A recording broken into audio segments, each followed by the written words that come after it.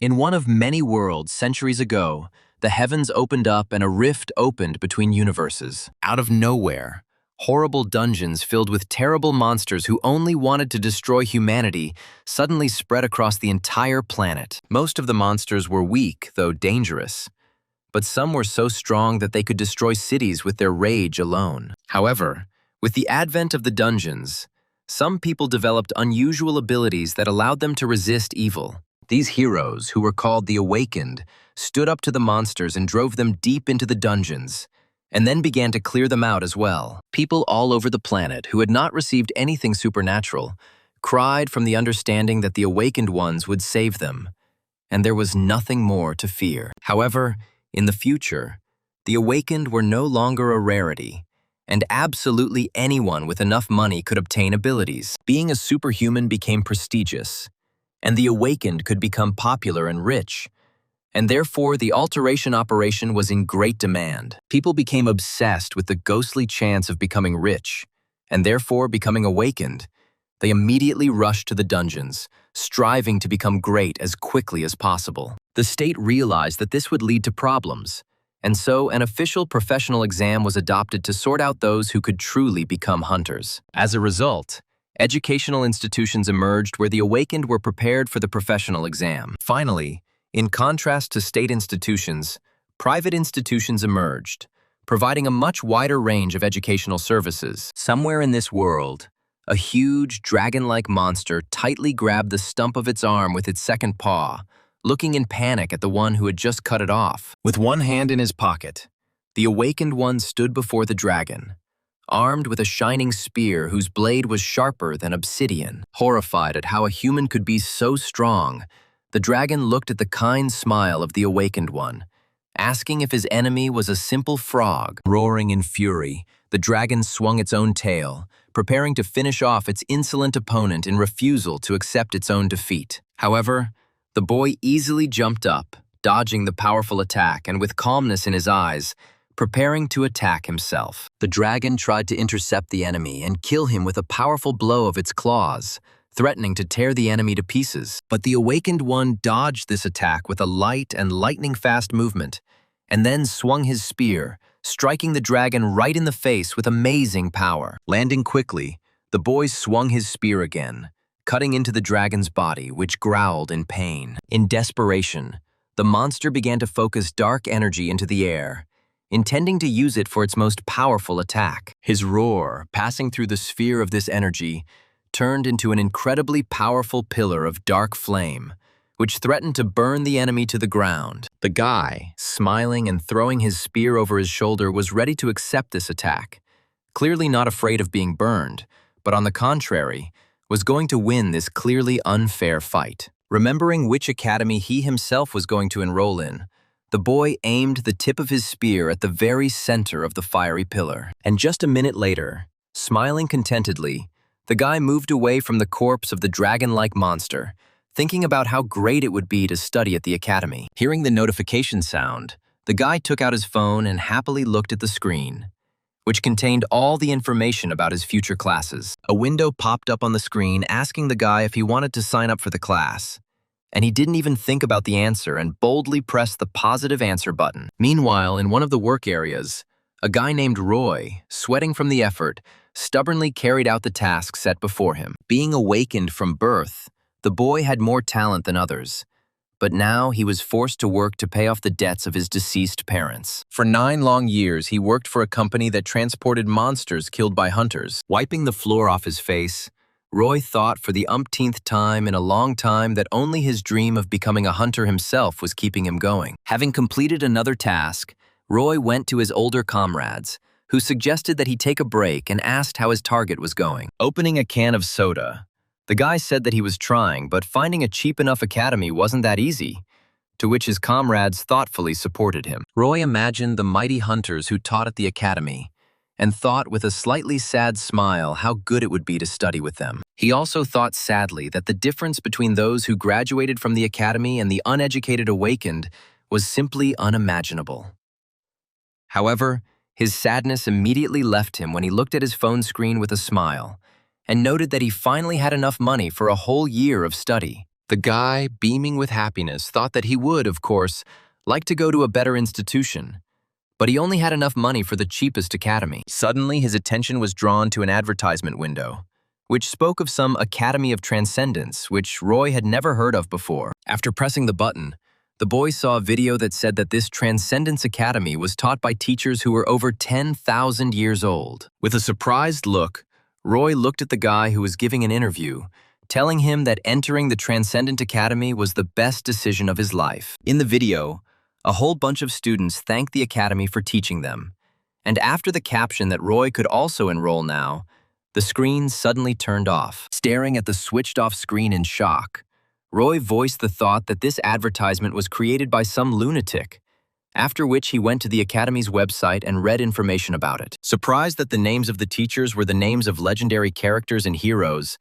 Roy pressed the button next to the name of the teacher of the basics of mastering the staff and spear, and the face of a small monkey appeared in front of him. Having hit himself in the face with his palm, the guy even laughed at the fact that some monkey started talking about the basics of wielding a spear, and introduced herself as the hero of Chinese legends Sun Wukong. However, looking up at the phone screen, the guy noticed that the activity the monkey was showing looked quite normal. Suddenly, the teacher's cartoonish appearance faded, and Roy saw the strong muscles rolling under the skin of the master's hand as he swung his staff. When Sun Wukong twirled the staff in his hands and then grabbed it with both hands, the boy saw that he now really did look like the legendary monkey god. Roy watched in amazement as the teacher slashed forward with a deft and powerful blow at the stone mountain, causing it to crumble into huge stone fragments. Looking at the screen in amazement, the guy noticed that even the fragments had crumbled into dust, and in his head there was only one question.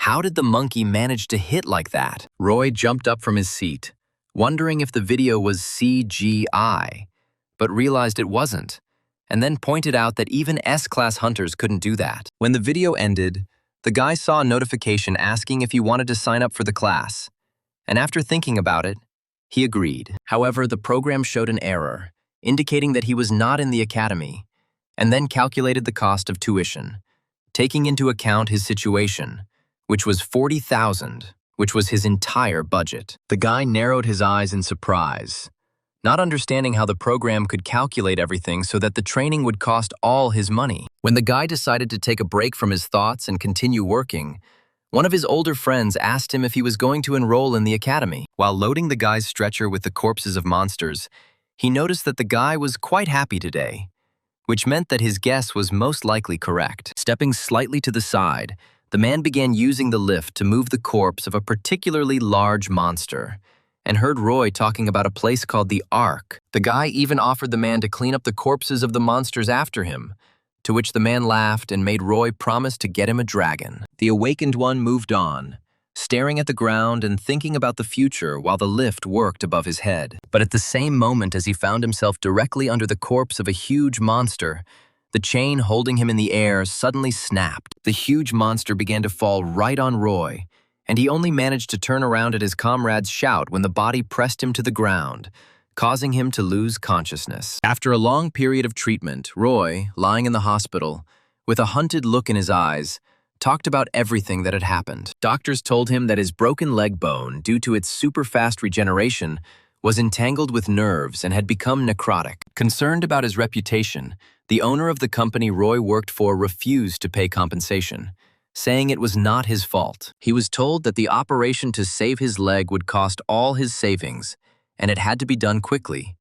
So the boy had no choice, and only his older friend from work, having come to visit Roy, gave him $3,000, which was all that he had left. After the operation, the guy sat in his room with his leg in a cast, thinking about how cruelly fate had treated him. Clutching the money his friend had given him in despair, Roy thought that he had nothing left at all, and that he had wasted 9 years of hellish labor. Looking into the void with a hopeless look, the guy was wondering if he had enough willpower to save up this money again, when his phone suddenly rang. Looking at the screen and picking up the phone, the boy saw notifications of advertisements from the Academy of Transcendence, telling him about a new offer for him. After clicking the notification button, Roy saw the program start calculating his membership fee, which this time was only $3,000, which surprised the guy quite a bit. Clutching the phone in his hand, the boy began to doubt, thinking that this academy was going to take all his savings. And although this was all the money he had,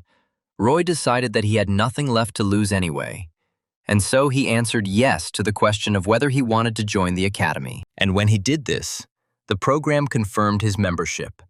And then the money from the envelope lying next to him suddenly began to fly into the air, which greatly surprised the guy himself. The program congratulated him on joining the academy, and then the screen turned off and glowed purple, and suddenly some strange little boy appeared from it. The guy looked in shock at the little man who greeted him and couldn't understand how someone could get out of his phone. When the kid said that he was Roy's mentor and would help him with his studies, the boy decided that he had hit his head. And although Roy did not answer him at all, wondering if everything that was happening was a dream, the kid said that mentor is not only a position, but also a name. Standing happily on the phone screen, the kid waited for questions with a smile, looking at the guy with big eyes. Roy at this time clearly looked stunned, and therefore did not understand what the kid told him and asked his name again, refusing to understand how a mentor could also be called mentor. Obviously enjoying the sound of this word, the baby repeated several times that he was Roy's mentor,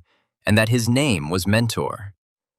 The boy suddenly thought about it and asked if the little boy was the same mentor who taught Odysseus, one of the greatest heroes of Greek mythology. The kid confirmed Roy's guess and said that Odysseus was his first student, and after becoming a transcendent, he still sometimes contacts his former teacher. After clearing his throat, Mentor began to speak seriously and explained that the Academy of Transcendence trains those who want to go beyond the limits of their race. Suddenly, raising his eyebrows in surprise, the guy asked directly if the academy wasn't a place for training hunters, which surprised Mentor. Smiling, the kid noted that hunters and transcendents cannot be compared at all, because they are on completely different levels. While the kid was pressing something on the screen, Roy tried to object and point out that S-class hunters were still very strong.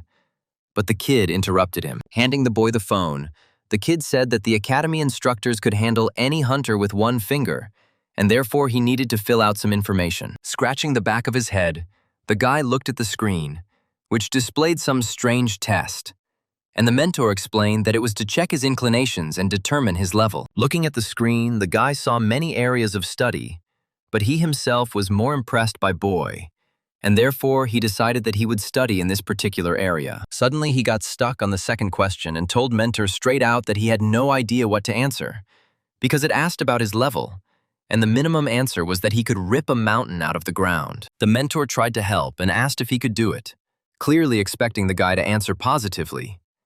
But Roy just shook his head. The kid looked shocked, because he clearly didn't expect his charge to be such a clumsy person. And while the clearly embarrassed guy was trying to figure out how to answer, Mentor was trying to understand how Roy was accepted into the academy in the first place. However, sighing and smiling, the kid noted that there was definitely no need to worry, because the academy that accepted the student would never expel him. After about an hour, Roy finally finished, and he was clearly exhausted because answering a whole 108 questions was very difficult, and Mentor boldly praised him. Having looked into the guy's phone, Mentor immediately suggested that he attend a few basic lectures later, but for now, he should look at his profile. Looking at the answers, the kid noted that if Roy preferred to use the spear, he should switch from mana cultivation to the Eastern technique of ki. Thinking that the guy, among other things, had mental problems, Mentor suggested that Roy take advantage of a lesson from a certain Siddhartha Gautama. Roy was speechless when he realized that this instructor was none other than Buddha himself, the founder of the Buddhism movement. The mentor noted with a grin that Buddha was very famous for his lectures on psychology, and therefore his subject was required for the Transcendence exam. Looking at the screen, the boy saw that the reward for studying the lesson was something called an unwavering heart, and the mentor noted that thanks to this, he would succeed in everything else. The mentor added that there was no way around it, and therefore Roy should watch the lecture to the very end, even if it seemed like he was going crazy. Having left the necessary instructions, Mentor began to disappear, saying at the end that he would return later, but for now he would study Roy's profile. Looking around and realizing that Mentor had completely disappeared, the guy scratched the back of his head and thought that he would still have to learn this lesson. Frowning in uncertainty, the boy opened the program and prepared to watch a video that could drive him crazy. At the same moment, the face of a man, similar to the statues of Buddha, appeared on the screen, asking whether our world exists. Watching the video, the guy thought that this Gautama even looked too much like how he is depicted in statues and pictures. Sitting under a tree, Buddha, with his eyes closed, reasoned that the word I did not exist, and therefore he himself could not exist. The man crossed his legs and looked like he was full of peace, while at the same time he was wondering how something that could not be defined could exist. Roy tried to focus on Buddha's words, but found his mind straining with the difficult information to process. After listening to information that was difficult for the mind to comprehend for a long time, Roy felt completely exhausted, although he had only listened to 0.06% of the lecture. A week later, Roy felt so good that he was able to stand on both legs, and his body became stronger, which greatly surprised the doctors. The guy felt great, and at the same time he understood that Buddha's lectures had had a strong influence on his well-being. Gautama's wisdom filled his heart with peace,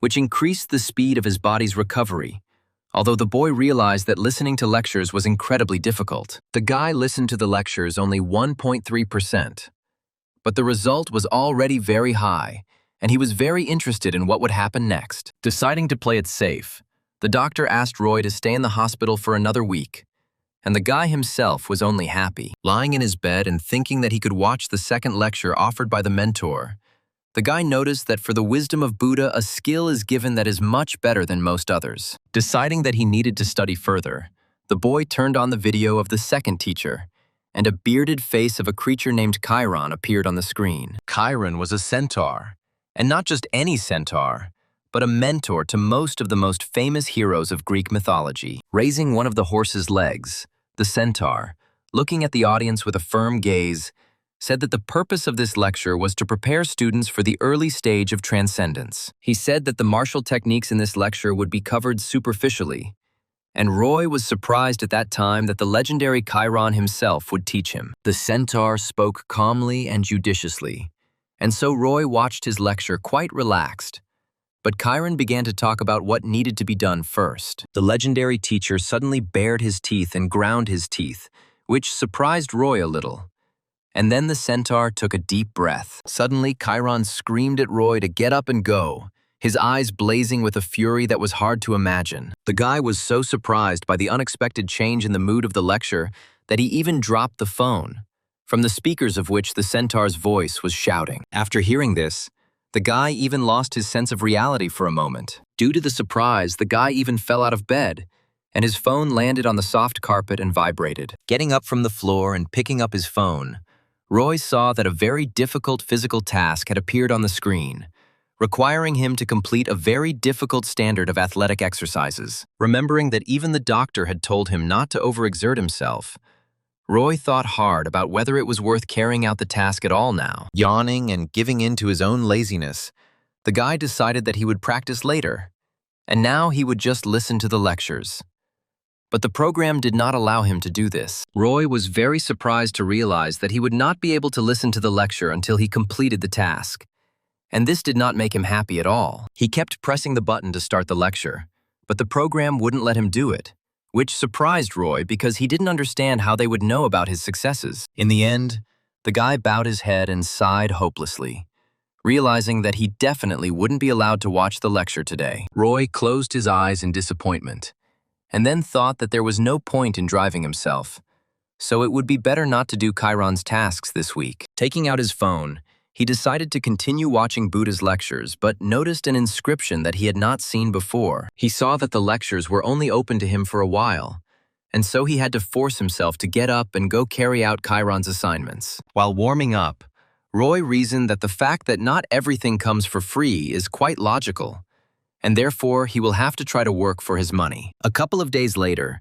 Roy noticed that progress was not always recorded after listening to Buddha's lectures, which meant he might not make it in time for the limited period. While stretching his shoulder, the guy thought that he hadn't trained for a long time, because until that moment, he didn't even see the point in training. Remembering that he had previously done physical labor, the guy decided that this was precisely why he had not trained. Roy remembered the strain of carrying the heavy corpses of the monsters, and decided that this load would be enough to keep him in shape. Doing push-ups over and over again, the guy confidently pushed off the ground, thinking that his awakening would definitely help him complete the task perfectly. Eventually, all 300 push-ups were over, and Roy stood up contentedly, looking at his phone screen to check if the task had been confirmed. However, at that very moment, the guy was very surprised, because the phone screen showed that out of 300, he had only done 81 push-ups. He did another push-up and looked at the screen, but the number of exercises he had completed had not changed at all. He tried to do it again,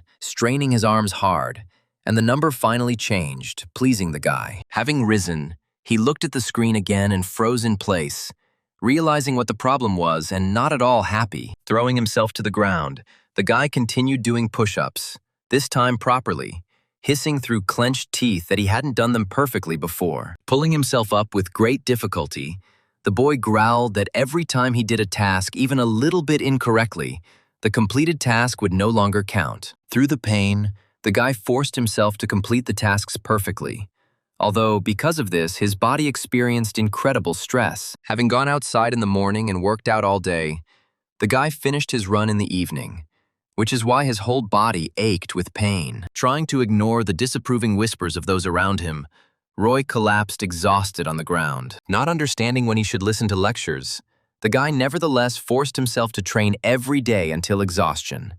And after 2 days, people began to notice his progress. Dressed in a tracksuit once again, Roy headed off to training, meeting a nice grandmother along the way and deciding to exchange a few words with her. While the grandmother was bragging that she herself worked tirelessly, the boy listened to her with a smile, noticing the TV with the news. After talking with his grandmother, Roy looked up, looked at the TV screen, and heard about the appearance of a 4th-level giant. The guy chuckled and learned that the giant was in hibernation and could now pose a danger. It turned out that he was considered a corpse and dragged to the center of the city, and by pure chance there was a strong awakened nearby who dealt with the monster. It turned out that the grandmother also paid attention to the news, and now noted that she was glad that the hunters could save them. Suddenly, the grandmother remembered that Roy himself was an awakened one, and asked the boy if she remembered everything correctly. Having confirmed his grandmother's thoughts, the guy suddenly saw her smile and heard that she would like to see him on TV one day,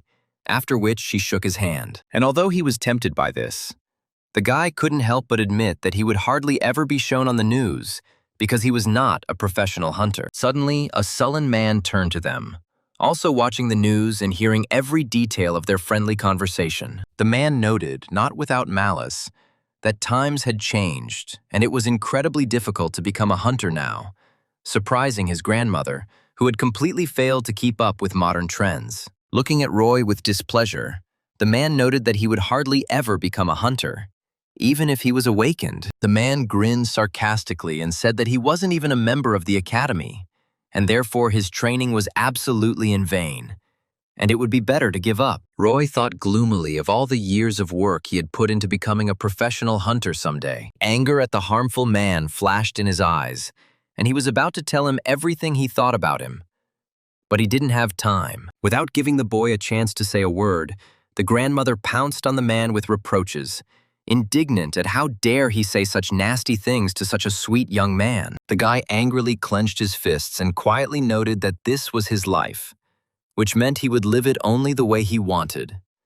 To which the man angrily jumped up from his seat. He tried to put Roy in his place, saying that he had lived a long life and knew what was right.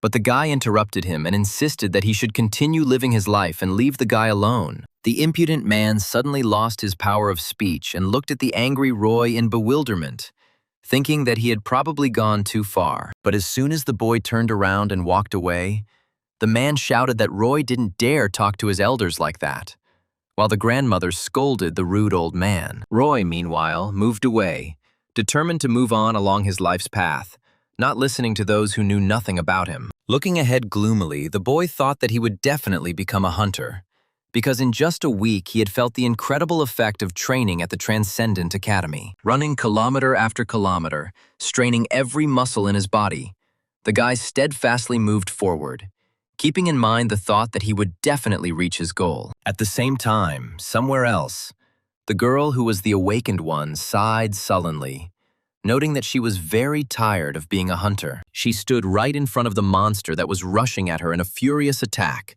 placing her hand on the hilt of her sword and wondering why the academy she was studying at even existed. With a slight movement of her hands, the girl snatched the blade from its sheath and attacked the monster, cutting it in half without much difficulty, and not stopping to calmly reason. Standing on top of the pile of bodies of lion-like monsters, the girl put her hand on her hip and whined discontentedly, noting that the life of a hunter was incredibly boring. Finally, after 2 long weeks, the guy returned to his house, and the first thing he did was collapse into his bed, happy that he was finally home. Pressing his face into the bed, the boy noted that he had been terribly homesick during all the time he had been in the hospital and devoting himself to studying. Suddenly, Roy felt sad and thought about how exactly he had spent his time these past 2 weeks, and also how soon he would finally reach his goal. Relaxing his muscles, the boy remembered that the hunter's exam would be in a year, which meant that he had limited time to prepare, although there was a lot of it. With a heavy sigh and an equally heavy look around the apartment, the guy realized that he had absolutely no means of subsistence for this time. Having decided to distract himself from sad thoughts, the guy took out his phone and looked at the screen,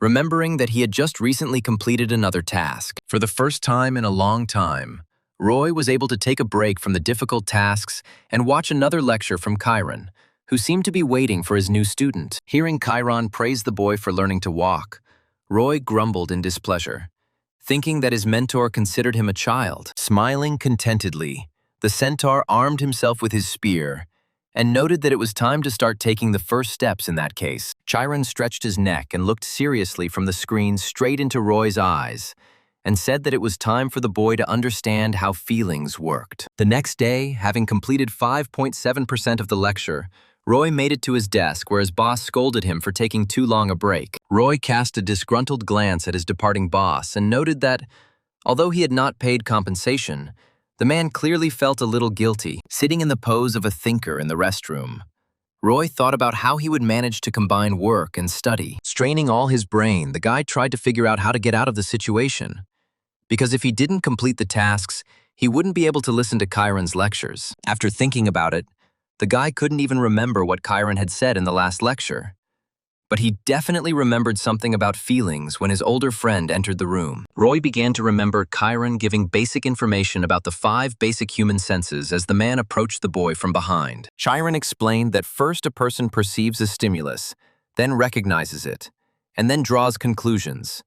But this takes too long, and therefore he will teach Roy new skills. Looking sternly into the guy's eyes, Chiron tells a story about something that is different from these 5 senses, although it is a continuation of them, and that is hidden inside every person. Roy remembered that the centaur had told him about the 6th sense, which turned out to be intuition, and which would help a person overcome his basic capabilities. The man who came up from behind tried to butt his friend in the shoulder with his hand in a friendly manner and back up the gesture with a good joke, but Roy, unexpectedly even for himself, dodged. Roy rose from his seat, and his older comrade asked in amazement if his young friend had grown eyes in the back of his head. With the situation forgotten in the friendly atmosphere, the friends returned to work, and the man frowned when Roy asked to load him with more. Roy, who had been training for a long time, asked his friend not to worry and to boldly give him even more weight, although the man was afraid that the recently sick guy would suddenly overexert himself. Surprised by his own new strength,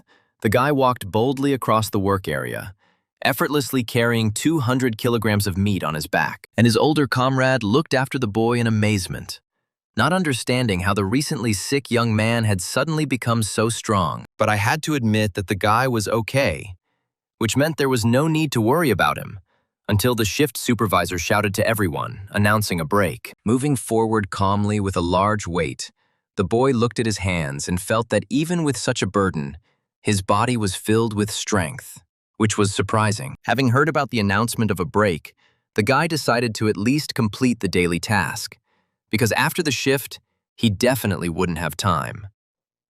After sitting down once, the guy took out his phone and looked at the screen, wanting to see if he was doing everything right. Having turned on the program, The guy even opened his eyes in surprise when he looked at the statistics of the task completion. The guy realized that one of his squats was counted as 3 because of the extra weight, and started doing the calculations while his older friend called Roy to take a rest. Suddenly, he exclaimed triumphantly, rejoicing that he would be able to fulfill the norm very quickly if he did it with additional weight, which greatly surprised his comrade. Having loaded himself to the maximum, Roy, despite the protests of his older comrade, began to fulfill the daily quota, giving his all. Impressing his friend, Roy began doing push-ups, loading himself up with a whole 200 extra kilograms, wanting to become stronger as quickly as possible and free up time for himself after his shift at the lecture. And yet, after such hard and diligent work, the guy was incredibly tired. And therefore, having reached home, he immediately rushed into bed to get a good rest. And while the weight training was very effective, Roy couldn't help but admit that it was also 3 times harder. Getting out of bed, the guy looked at the screen and was pleased to note that the task was completed in full, which meant he had successfully saved time. A couple of hours later, looking at the time, the guy noticed that he had managed to listen to both lectures by 10 o'clock. And, although he had tried very hard, Roy felt that he was wasting time. It suddenly occurred to him that he could enroll in one more class now that he had some free time. After scrolling through the page with various items and mentors, Roy saw a lecture on increasing strength under the supervision of a master named Xiang Yu. Roy was quite surprised, remembering that Xiang Yu was a Chinese general who crushed the Qin dynasty and was known as the hegemon king due to his mighty strength. Rubbing his chin, the guy thought, remembering that it was about him that it was said that he would go alone against 7. As soon as the guy confirmed his desire to get acquainted with the military leader's course, he saw him laughing at the weakness of the guy who decided to enroll in it. The boy frowned when he heard the legendary hero dragging him through the mud, calling him a worthless person who couldn't even lift a rock. However, apparently taking pity on the poor fellow, Xiang Yu waved his spear and, stopping laughing, promised with a smile to teach his protege how to truly wield his spear. Smiling ominously, the hegemon king noted that there was no point in listening to the pathetic Sun Wukong.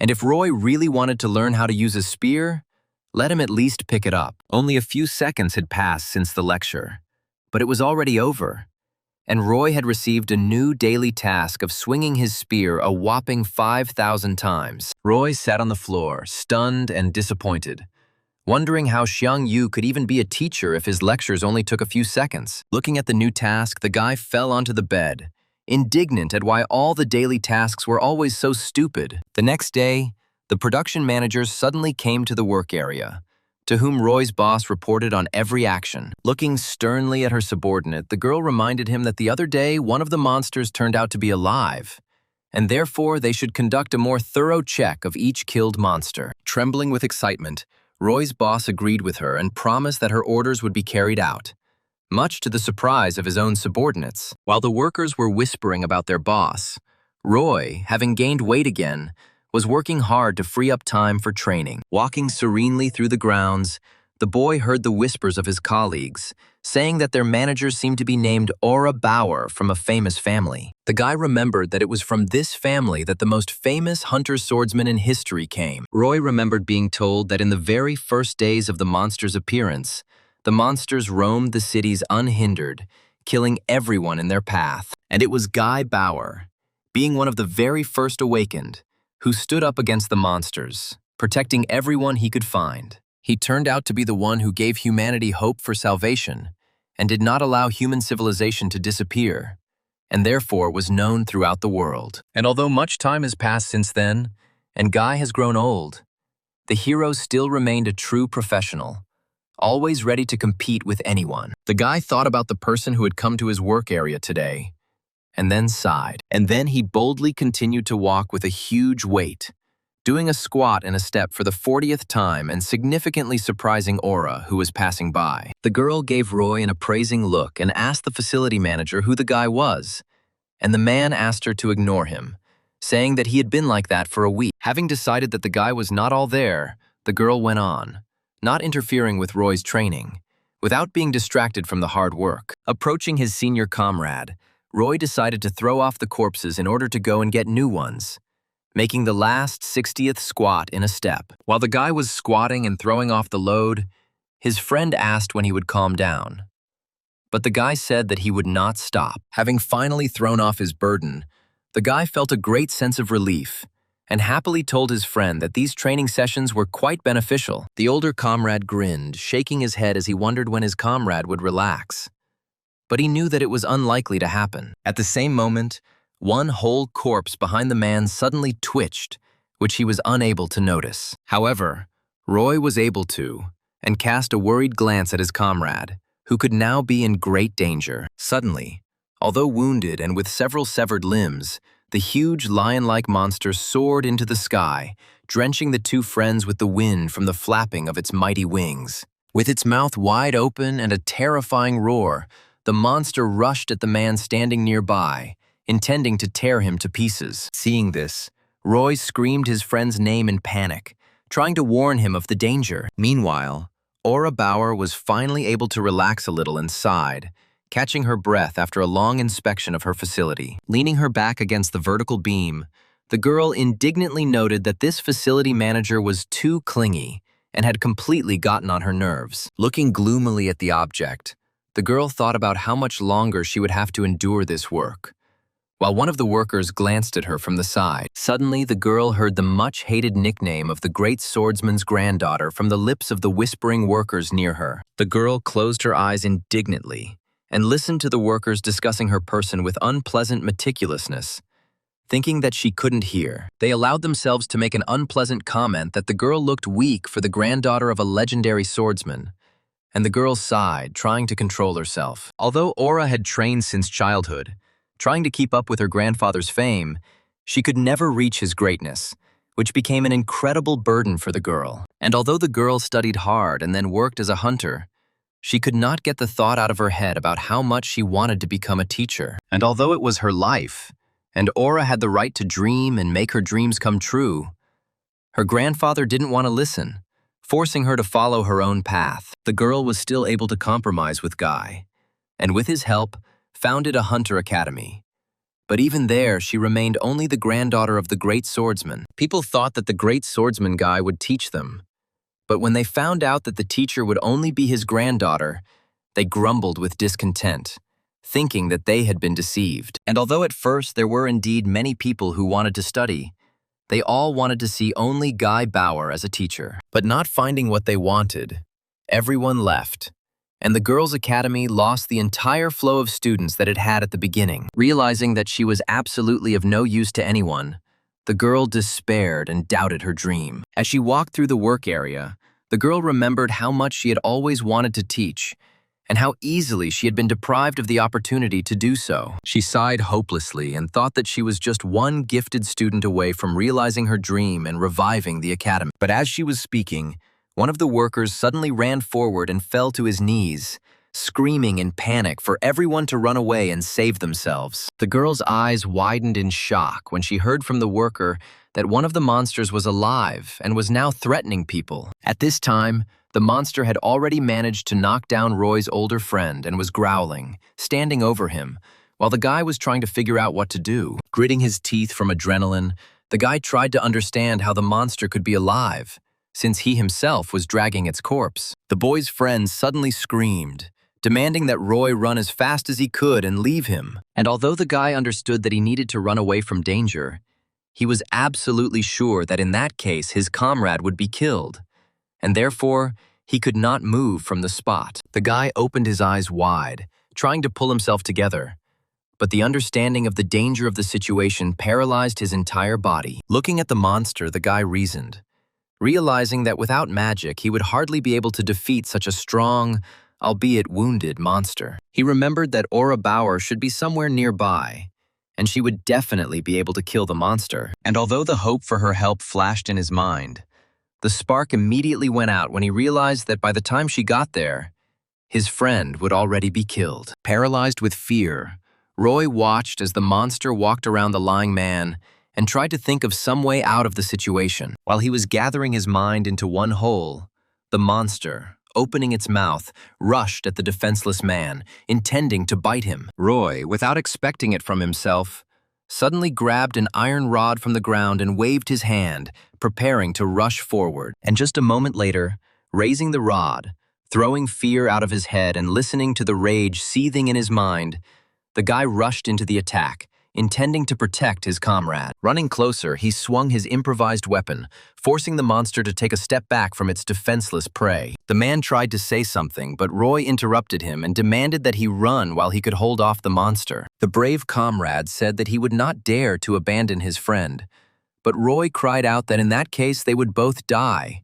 and therefore he had better run away before it was too late. Gripping the rod tighter, the guy clenched his teeth and cast a furious glance at the enemy, wondering how he could now save himself. Looking into the monster's eyes full of anger, the boy thought only about whether he would be able to hold out long enough until the hunters came. Feeling a real animal horror, the guy began to concentrate, forcing his mind to remain calm. Suddenly, the boy heard the velvety voice of Buddha, dispelling his fear and convincing Roy that he was the universe. Roy felt surprisingly calm and relaxed, and it was as if a flow of energy surrounded him, permeating everything around him. And while the guy was focusing, the monster growled gutturally, getting ready to have a good feast on its rival. The boy breathed deeply, imagining Buddha himself standing behind him, supporting Roy and helping him merge with the world around him. Buddha told him to put aside his emotions, and at that very moment the monster, pushing off with its powerful hind legs,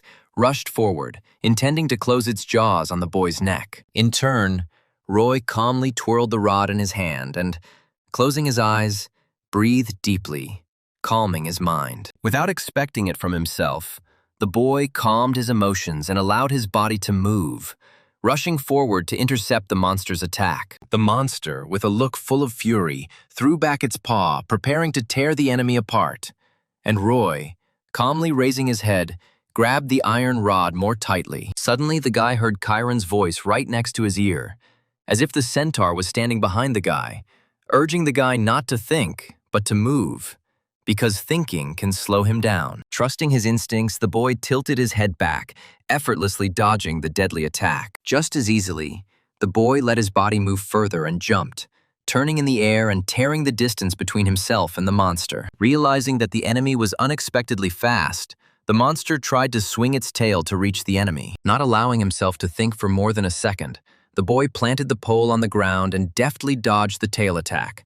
Suddenly, even for himself, finding himself in the air, the monster suddenly shook its head, trying to understand where its enemy, who was moving surprisingly quickly, had gone so unexpectedly. Being above the monster's head, Roy realized that this was his blind spot, meaning he had an advantage over his enemy. And although Roy knew perfectly well that now was the time to attack, he couldn't figure out how exactly he should do it. At that very moment, he felt the presence of the hegemon king nearby, claiming that strength was not enough, and sometimes courage and zeal were needed. Feeling the stern gaze of the great warrior on himself, Roy heard him tell him to trust himself, and not to dare doubt his strength and ability to even move a mountain. Listening to his mentor, the boy tightly gripped the improvised weapon and swung it properly, preparing to attack. Moving towards the monster, the guy, opening his eyes, firmly told himself that he would be able to cut it down. Looking from above, he corrected himself,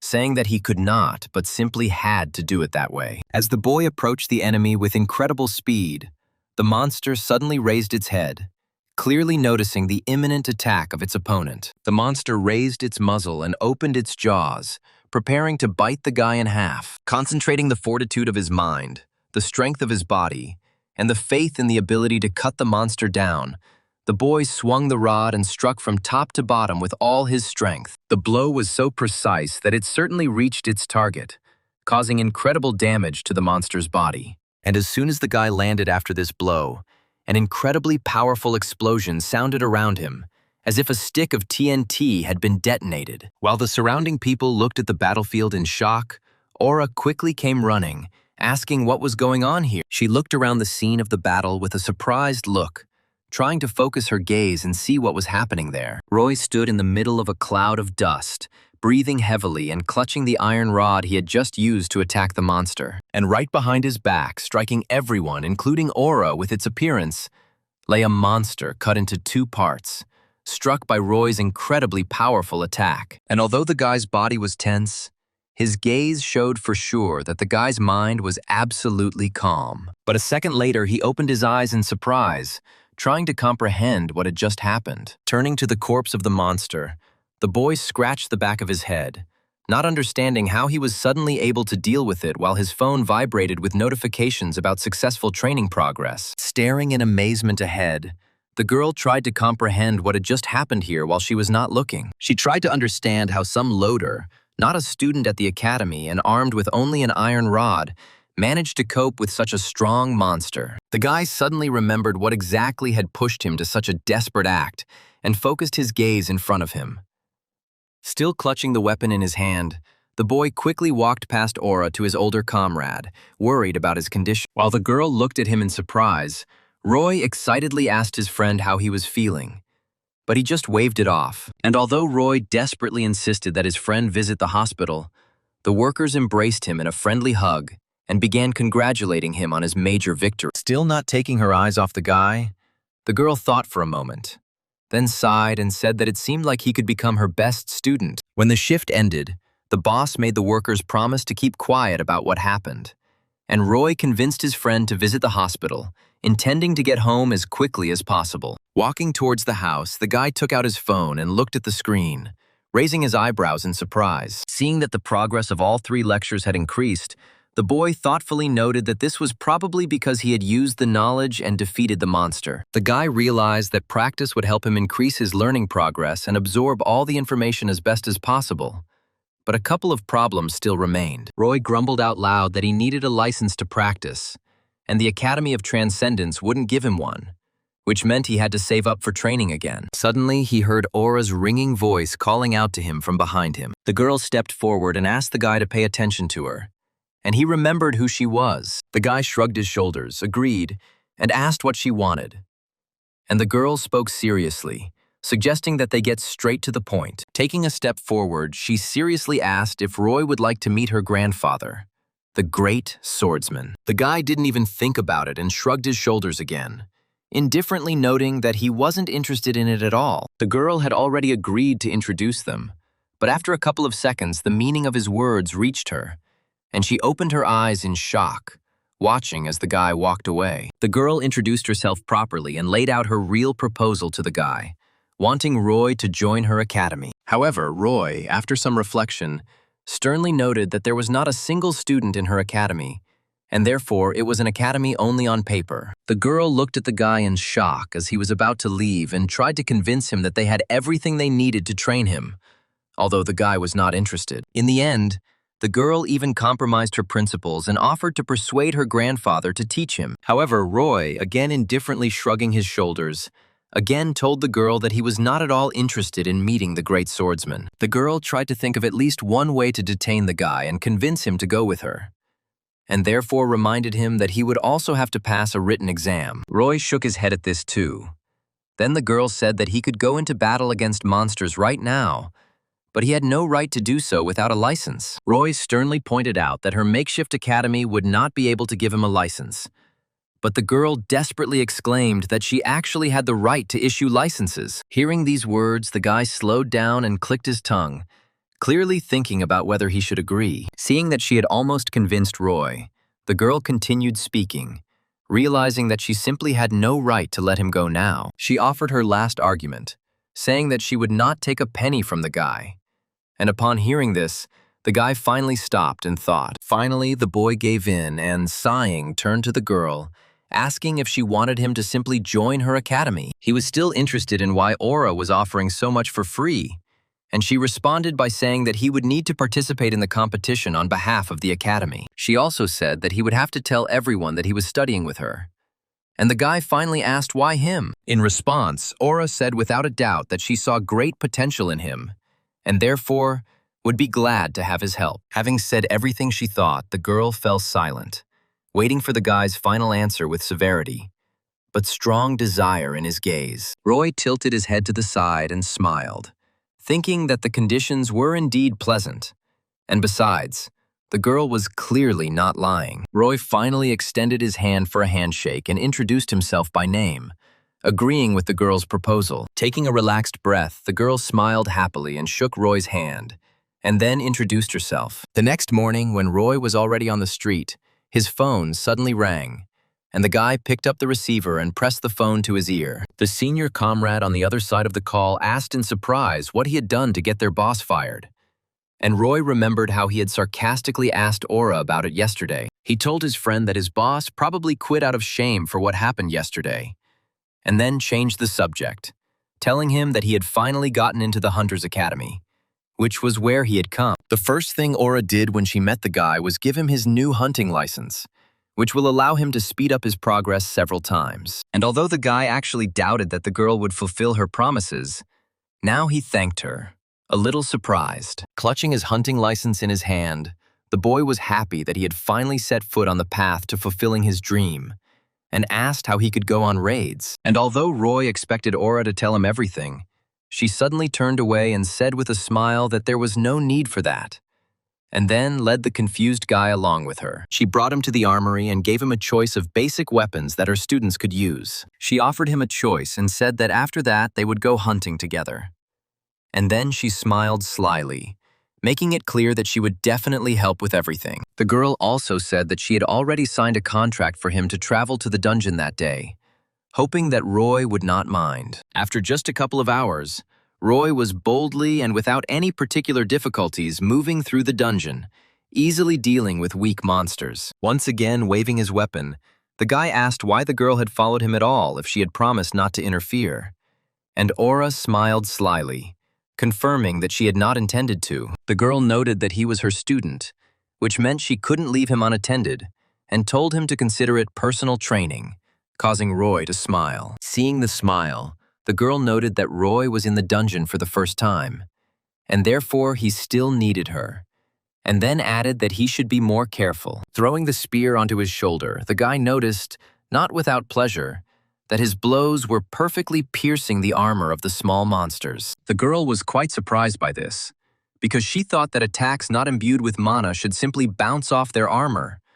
But for some reason, Roy was able to attack them. At one point, his intuition made the guy duck from the unexpected attack of the kobold, and the girl screamed in panic, asking the guy to be careful. The monster managed to throw a frightened glance at the guy when he swung his spear, preparing to make a powerful attack on the monster. With a light movement, he attacked the monster, knocking it off its feet with one blow, and even wondering how his attack still managed to penetrate the kobold's armor. After defeating another monster, the guy looked at the phone screen and, not without a smile, noted that the progress of studying the lectures was slowly growing.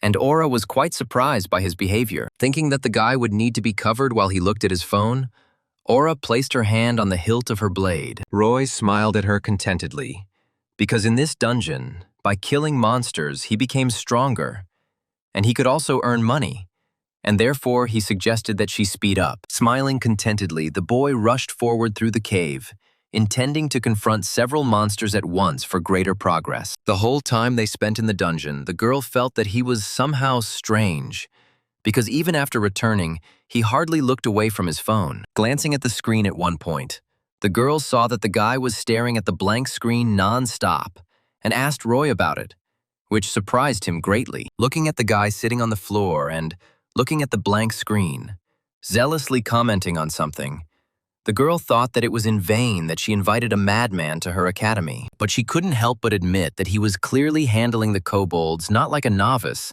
but like a real professional, although he had only just received his license. And in the end, he also asked her to help him drag the corpses of the killed monsters to the city so that he could sell them and get money, without stopping to do a squat in a step. And although Aura understood that she would soon need to introduce the student to her grandfather, she couldn't help but admit that his oddities were driving her crazy. Looking at his oddities, the girl sighed heavily and seriously wondered whether she had made the right choice. The next day after the trip to the dungeon, the guy smiled contentedly, looking at the account that had been replenished after selling the corpses of the kobolds. And although he had to drag and cut up the corpses himself, which greatly surprised Aura, the guy was pleased with the effort and the cost of such work. The only thing that upset him was the fact that he did not have time to listen to the lectures, because he spent so much time on these classes. The boy scratched his chin and wondered if he should call his older friend to help him with this matter. And although he could earn money from hunting and make progress in lectures,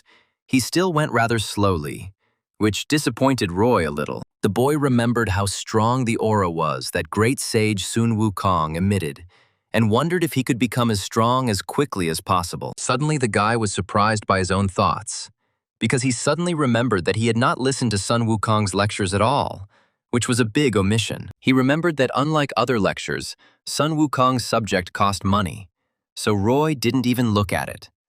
But now he has enough money for it. Roy was already thinking about paying, but with raised eyebrows in surprise, he realized that the lecture cost several dozen times more than he thought. Realizing how much it was, and that he wouldn't be able to earn that much even in a year, the guy sadly sank to the ground and sighed. Joylessly raising the phone to his face, Roy hopelessly noted that he wouldn't have time now anyway, which meant he would buy Sun Wukong's lectures some other time. Having closed the tab with dissatisfaction, the guy decided to study other items in the program to see if he could buy anything else there besides lectures. The guy was quite surprised when he realized that his guess was correct, because the program had a tab with equipment made by the Academy's students. The guy saw ads for the sale of items such as the Shield of Aegis or the Spear of Longinus from Myths, which were legendary items. Realizing that these items were clearly legendary, the guy was also surprised that for some reason they were called training items. Looking at this tab with curiosity, the boy realized that these items were also made by students, which meant those who had already become transcendents. Thinking that he would at least have enough money for a weapon, the guy began to scroll more actively, intending to buy something useful for himself. The next day, when Aura arrived at the academy, she found Roy already training. She noticed that for some reason he was moving even more actively than usual, and, noting this out loud, asked what had happened that he had become so energetic. It turned out that although Roy had expected the price for the replica Spear of Longinus to be incredibly high, he clearly didn't think it would cost a whole 100 million. And so he was furious. Roy realized that once again it all came down to money, and he sniffed sadly, wondering if he would ever be able to save up for Sun Wukong's lecture. Seeing that the guy looked very upset, the girl smiled encouragingly and asked him if he could spare her a minute. When he turned around, the girl told Roy that the academy tournament would be held very soon. And although the guy had heard about this before, he didn't know the details, and so he asked Aura to tell him more, which she did. Handing him a paper with the regulations and rules for the tournament, Aura also noted that the level of the academy was assessed at such a tournament. She said that their academy is currently at the lowest level, level 4, but if he shows success in the tournament, he will be able to raise their level and get more awards. Raising her index finger, she also mentioned that the state supports higher-level academies more readily, which means he will be able to earn more money. The guy was about to express a guess about why she was telling him this, but Aura interrupted him and, smiling slyly, confirmed his unspoken assumption. Smiling contentedly, she said that she wanted Roy to represent their academy in the upcoming tournament so that they could increase their level. The guy thought for a moment, wondering whether participating in the tournament would affect his progress in the lectures, and whether he would be able to become stronger in that case. Shrugging his shoulders, Roy decided that any fight would be excellent practice, so he should take part, and he smiled at the girl, agreeing. For some reason, his answer surprised Aura, but he noted that they had agreed on this from the beginning, and therefore asked to tell him how exactly the tournaments were held. Touching her chin and thinking, the girl noted that usually the details were kept secret until the very beginning of the exam. But usually you need to get a lot of points for raids and duels. Picking up his spear, Roy thought seriously about the fact that he had only fought monsters before, and only one of them was really strong, and therefore he had little experience. Crossing his arms over his chest and sighing a little sadly, the guy realized that he hadn't trained with people at all. And so he thought about who could help him with this. He suddenly turned to Aura, who was standing behind him with a curious look, and seriously considered her candidacy for a sparring partner. He chuckled slyly and asked if the girl would chicken out, but Aura, displeased with the ridicule, frowned and picked up the training sword from the stand. Smiling contentedly at her reaction, the boy happily noted that this would be a great opportunity to gain experience, since Aura was an experienced hunter. As the girl, armed with a wooden sword, stood in front of Roy, ready to fight, the boy noted that he could feel an aura of strength coming from her. But in response to her fighting stance, the guy became embarrassed and blushed, thinking that he had long wanted to evaluate her strength, and the girl was even taken aback by his reaction. She asked if he really wanted her to fight him, since she was much more experienced than him. But Roy nodded affirmatively, not even doubting his decision. Smiling slyly and getting into a fighting stance, the guy jokingly asked his opponent for a handicap since she felt so sorry for him. Not taking the student's antics too seriously, the girl casually raised her sword and, sighing, suggested that Roy attack when he was ready. Surprisingly, he moved towards her quite quickly, intending to attack with a spear and saying that such an offer could not be refused. And although he moved briskly, Aura sighed a little upset, because she saw his every move, and his determination even upset her a little. With one smooth but strong movement, the girl intercepted the guy's attack and lashed out at the shaft of his spear, deflecting the attack to the side. Allowing the boy to get back into a fighting stance, the girl gave him the opportunity to attack. But his movements, although fast, were careless, and she easily dodged. Remembering how he moved in the dungeon, the girl was surprised that the guy was so careless in the fight with her, and therefore again doubted his potential. Sighing sadly during the training fight, she thought to herself that the guy was still an uncouth newbie. She didn't understand where the guy suddenly got the confidence that he could handle her, and so she wanted to show him the difference between them by crushing him with one powerful blow. And although the girl used a fairly strong attack and put a lot of her speed into it, she couldn't help but be surprised by what happened next. She watched in shock as her sword slammed into the shaft of Roy's spear, who used all of his reflexes to defend himself from the powerful attack. She looked at the boy's face to see how he felt about this action, but saw that he was all tense, trying to hold back her powerful attack. Realizing that she had unknowingly put her magic into the attack, the girl was even more surprised,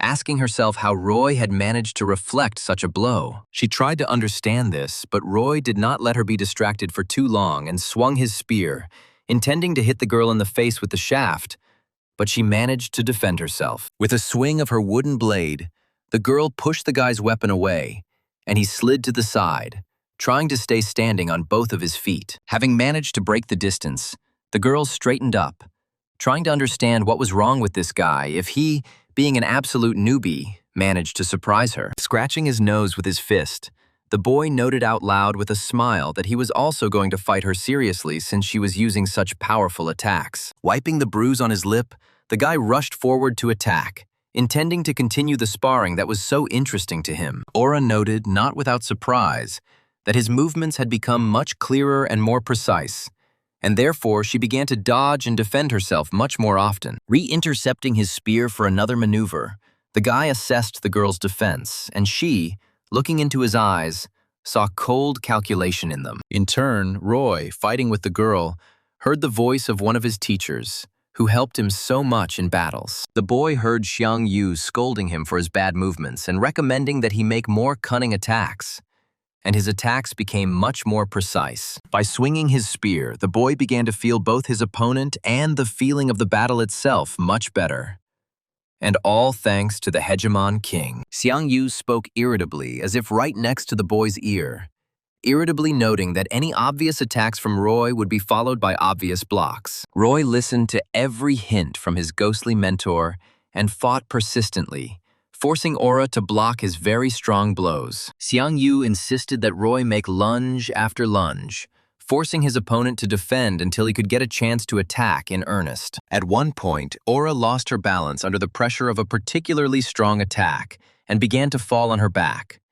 And Roy, in turn, seized this moment and rushed forward. Seizing the moment, he swung his spear and was about to follow the hegemon king's advice and attack with all his might. For the first time during the entire battle, watching Roy's weapon approaching her, the girl seriously felt the real danger of her own life. And Roy, in turn, without holding back, struck, putting so much force into this attack that the stone floor began to split from the explosion of force. Aura suddenly woke up with a surprised expression on her face, standing on both feet and raising her sword to the side, not understanding what just happened. Looking ahead, Aura saw the boy slammed into the wall and realized that she hadn't noticed how she had blocked the attack and sent Roy flying. Aura realized that she had miscalculated her strength and had accidentally hit as hard as she could, and therefore could well have killed her student, and she rushed to the wounded man in panic. To the girl's surprise, Roy was not wounded and boldly rose to his feet, scratching the back of his head and noting that he had lost this fight after all. The girl's eyes widened in shock, realizing that the guy was seriously going to defeat her, and didn't allow himself to think about losing even for a second. In turn, Roy frowned and confirmed his guess that it would not work to fight against a person in the same way as against a monster, which surprised Aura even more. However, the guy did not despair and thought that, unlike many hunters, he still had everything ahead of him, and he would definitely become stronger. And in response to his thoughts, the phone vibrated. Looking at the screen, the guy happily noted that the progress of studying the lectures had increased, which meant that the fight against a person also gave the necessary experience, and Roy asked Aura if she would help him. The guy asked her to help him with sparring when they were distracted from raids, and his satisfied smile literally made the girl give a positive answer. And although Aura continued to be surprised that the guy wanted to continue fighting with her, even though he had just lost, she couldn't help but agree, since she had promised to train him. In addition, the girl promised the guy that she would give him all the prize money if he won the tournament, which surprised him greatly, because he had no idea about the prize. Frowning, the girl tried to remember how much they paid for winning the Academy tournament. It turned out that the prize money for the tournament more than covered the cost of the Spear of Longinus, which Roy so badly wanted to acquire. The girl noticed a sharp change in the guy's mood, who suddenly asked in a serious voice how soon the tournament would be over. She told him that the tournament would take place in 2 weeks, to which the guy enthusiastically exclaimed that he had to train tirelessly all this time. To the girl's bewilderment, the boy began training energetically, asking if he could pick up sandbags, and then asking if he could break off something heavier. Taking a huge and heavy piece of stone that they had broken off during the fight, the guy, motivated 100%, began training, and the girl was speechless. Once again, thinking that her student was crazy, Aura indifferently pointed to the sandbags in the corner of the training hall and asked him to use them. 2 weeks later, a young man wearing glasses and carrying a training bag on his back arrived at the venue of the Academy tournament. Noticing that a really large crowd of spectators had come to the tournament, the guy looked around, trying to figure out where to go. Looking around the crowds of people, the guy was talking about how many people had become awakened recently, giving the impression of being a big, conceited person. Remembering that he needed to hurry, the guy moved towards the man who was a worker and, introducing himself as a participant, asked where he should go. He finally got to the waiting room, where he saw a bunch of awakened from different academies, and the guy's confidence began to slowly melt away. Seeing the very strong young men who were to become his rivals, the guy became so excited that he couldn't even move. Looking over the participants, he noticed that they had very good equipment, and, judging by everything, they were all clearly confident in themselves. And although the guy wasn't surprised that he saw a bunch of people who looked much stronger than him, his attention was suddenly drawn to a seemingly nondescript guy sitting on a bench and looking at his phone. Looking closely at his potential opponent, the boy was surprised to see that the young man was holding an old-looking spear, and his muscles were not visible at all. Adjusting his glasses, the guy concluded that this unknown person had clearly come from some backwater, trying to let everyone know about his village academy. In turn, Roy, who was the one in question, joylessly noting that he could hear everything, shook his head and muttered under his breath that it would be better to continue listening to the lectures. The people around were sneering, looking at the spearman and thinking that he would definitely be one of the first to lose. And the guy with glasses frowned, feeling that something was wrong. Thinking that Roy was as shy as the boy himself, he assumed that they would definitely become friends, which could not but please him. And although Roy didn't understand why the bespectacled boy was looking at him with such enthusiasm, the boy clearly thought that Roy was looking at his phone only so that he wouldn't be pestered. Eventually, the boy approached Roy and, slightly hesitantly, said hello, distracting the spearman from listening to the lectures. Scratching the top of his head, the bespectacled man introduced himself as Fred and tried to somehow start a conversation with his new acquaintance. Roy shrugged without much enthusiasm and introduced himself, although he didn't understand why anyone would talk to him at all. Fred asked to sit next to him, to which Roy also half-heartedly agreed, although he thought to himself that the boy looked younger than the usual participant. Noticing a conflict brewing on the other side of the break room, Fred pointed his finger there and introduced Roy to a certain Mike, who was a student at one of the most famous academies. Pointing to his weapon, Fred noted that Mike used an axe and almost always relied on strength alone, forgetting about tricks. Pointing towards the person Mike was arguing with, Fred introduced Roy to Harold, a student at a rival academy to Mike's. Fred said that Harold seemed like a very unusual opponent to everyone, as he fought with 2 daggers, which was a rare choice for hunters. Fred surprised Roy quite a bit, and Mike, in turn, was ready to grab the axe, but a voice from the side interrupted him. Everyone was quite surprised to see a rather stocky guy in an expensive suit and with bright red hair, confidently looking at everyone who was his potential opponent. Looking sternly at the disputants, the guy noted that they were not alone here, and therefore they should not argue so loudly, disturbing people from getting ready. Roy glanced with only a little interest at the guy who had so easily silenced the disputants, and then glanced at Fred. Surprisingly, Fred knew him too,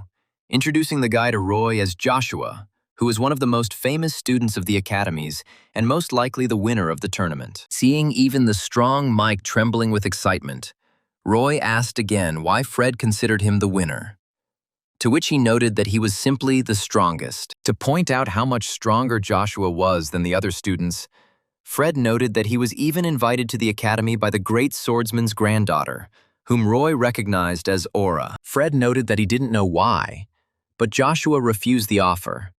But he clearly had some reason for it. Apparently not heeding his own request to be quiet, Joshua suddenly punched the trash can, slamming it against the wall and furiously asking why he had to fight such weaklings. He muttered under his breath that it was all his uncle's fault, and it was only because of him that they still hadn't advanced to the 3rd level of the academy. Roaring with rage, Joshua noted that he saw no point in fighting weaklings, since he would not become stronger at all, and therefore he already regretted turning down Aura Bauer's offer. Remembering that time when she offered him to enroll, the guy didn't want to, because her academy was completely unknown to anyone.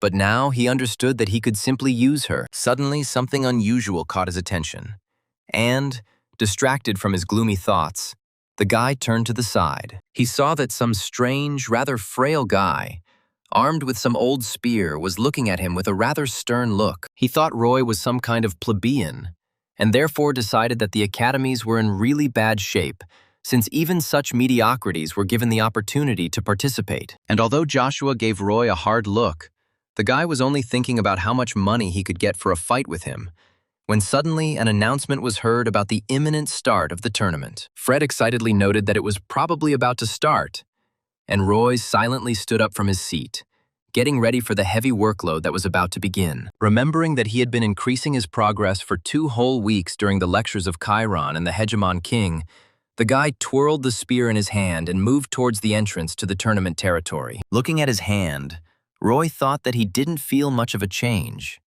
And besides, he lacked experience compared to the others. However, clenching his fist, he decided that he would not let his insecurities stop him and prevent him from winning, because he was going to win it at any cost. Smiling proudly, the guy decided that it didn't matter to him whether the person in front of him was a monster or a human.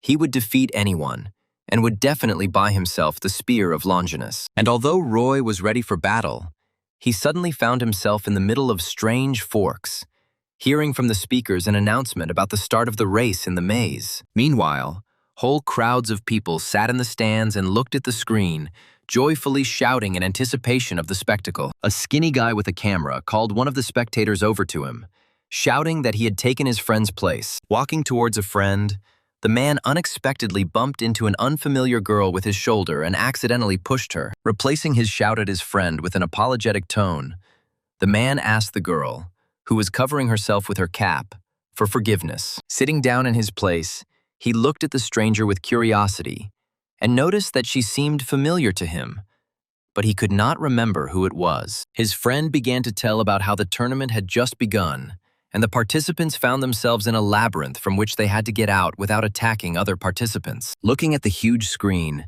they could see Mike raising his huge axe and rushing at a minotaur-like monster, and they concluded that the participants were getting hints for killing monsters. Harold, apparently, had already defeated his first monster and was now studying the clue he had received on how to move towards the exit. The audience concluded that this exam was testing how people could navigate a raid, and the man concluded that the students this year were quite gifted. And on the screen at this time, causing a storm of applause with his actions, Joshua swung his blade, killing several monsters at once. His gaze was full of confidence and cruelty directed at the monsters, and the guy exhaled, getting ready to continue moving through the labyrinth. His actions were so precise and polished that men watched his every move in amazement, already thinking that he was a real genius. In turn, the girl, who turned out to be Aura and covered herself with a cap so as not to be recognized, noted to herself that Joshua had become even stronger and would most likely win. Sighing desperately, the girl asked herself in frustration what Joshua was doing at the tournament, since he always considered them a waste of time. Realizing that she was attracting attention with her indignation, the girl turned away from the man, who looked at her doubtfully, trying to remember who she was. Meanwhile, Roy was hitting the wall with his spear, trying to see if he could break through it. But unfortunately, nothing came of it. Roy frowned and thought that he would have to go through the same thing as everyone else, and it would have been better if he had signed up for Theseus's lectures. Putting his hand to the wall, the guy decided that he would walk along it so as not to get lost, and thus try to find a way out of the trap. Suddenly, something ahead caught his attention, and the guy looked around the corner to see what was so interesting. There was a fork in the road in front of him, and it offered him 4 different directions to go. However, Roy decided not to guess, and therefore preferred to follow his rule and follow only one wall, and thus reach the end. Sighing from the realization that he might have to move for a very long time, the guy turned left and walked along the wall, not letting go of his hands. However, suddenly an unusual feeling filled his mind, and Roy thought that his decision was wrong. Turning, he looked at the other passage and felt that for some reason this was where he needed to go. Thinking that this was the sixth sense Chiron was talking about, Roy began to doubt himself, but decided that he had to trust himself and moved forward. He was afraid that following a proven method would be much more logical, but he could not force himself to go against his own feelings. Scratching the back of his head, he decided to move on, trying to listen to his own intuition. Walking further, Roy felt another strange sensation, which for some reason made him feel uncomfortable. He suddenly heard that one of the participants had dropped out of the competition, and this information seemed very curious to the guy. Frowning, the boy thought about how the other participants were constantly fighting monsters, but for some reason he himself had not yet met a single one. Suddenly it dawned on him that his intuition was not just telling him how to get to the exit, but was also helping him avoid monsters. He thought that if he could sense situations like this with a 30% chance, then with a 100% chance he could possibly see the future. However, the joy of anticipation of the power he could wield was marred when Roy heard Fred's voice behind him, asking him to be quiet. Looking around in confusion, Fred noticed that Roy was walking so confidently, as if he knew where to go and where the exit was. Roy said that he was just going at random, to which Fred indignantly exclaimed that this was not right, and he knew how to move correctly through the mazes, and therefore now he would lead. Fred smugly placed his hand on the wall and pointed out that they should always move along one wall, to which Roy noted with displeasure that it was too long. Fred gloomily and upsetly noted that, walking at random, it was easy to get lost, to which Roy indifferently suggested that they split up. He asked why Fred had even tagged along with the spearman, to which the bespectacled man enthusiastically exclaimed that he considered Roy his brother in misfortune. Roy asked again, not understanding, and Fred noted that he had not come from the academy, but on his own, and therefore decided that his new friend was the same. Roy finally understood why Fred had approached him in the first place, and then heard the boys say that weaklings were better off sticking together, which greatly surprised the spearman. The guy scratched his head in shock and thought about how it could have happened that he looked like a weakling in the eyes of others. Fred suddenly distracted Roy and said that since he was also alone, he would make an exception and show him something very cute. And taking out his phone, he showed a photo of his sister, which scared Roy a little. Having said that his little sister was really very sweet, the guy turned around abruptly and walked away, saying that he regretted this meeting.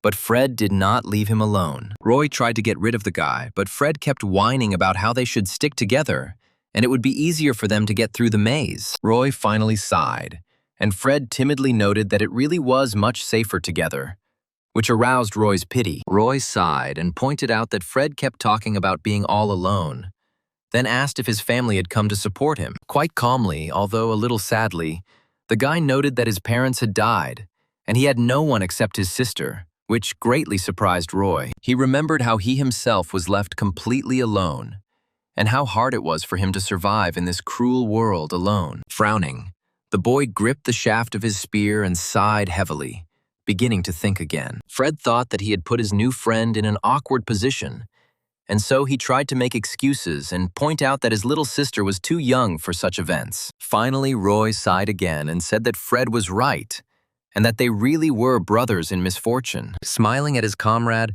the boy grabbed the spear more comfortably and, without saying anything now, moved away, leaving Fred the choice of whether to follow him or not. And although Roy offered the guy partnership, he did not forget to note that they were still rivals, which meant that he would single-handedly take the prize of 100,000. Not understanding why Roy had suddenly changed his mind so abruptly, Fred froze in place and then smiled, happy with his new friend's words. But, although he agreed to go along, he could not understand not only where the guy was going, but also why he was doing it at a run, causing Fred to become very short of breath. Roy pointed out the fact that Fred had chosen to follow him, so he shouldn't complain about having to try. Trying to understand how his comrade was thinking, Fred thought about the fact that Roy, apparently, did not think at all about where he was going.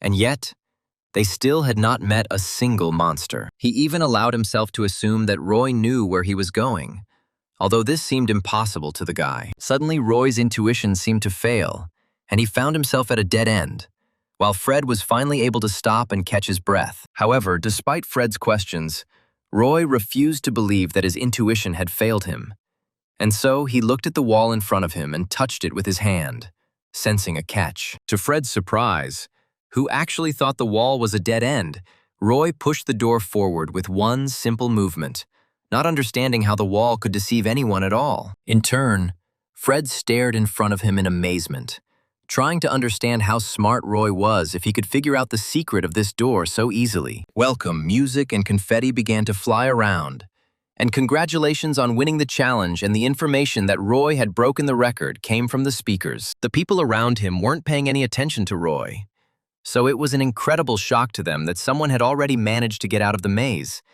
and the winner wasn't Joshua. Even Aura, who had been watching Joshua's battles the entire time, couldn't help but tremble in her voice in surprise at the fact that Roy turned out to be the winner. Even Fred, who came out of the maze second, was stunned by the realization that Roy had managed to win. Roy, in turn, cleaned his ear with his finger in displeasure, muttering under his breath that he was unhappy with the fact that he had made absolutely no progress in his training. The two friends had already returned to the restroom, but Fred still couldn't believe that he had gotten out of the maze second. The other participants, who had previously mocked Roy, now tried to find out more about him and understand how he had coped. While Roy took out his phone, wanting to at least listen to the lectures during the break, Joshua, who had been selected third, suddenly approached him. The guy put his hands in his pockets and looked with hatred at Roy, who suddenly noticed his rival's unpleasantly close attention. Roy tried to figure out why Joshua had even approached him while everyone in the waiting room fell silent, waiting to see what would happen next. Roy looked at the guy kindly and with obvious curiosity,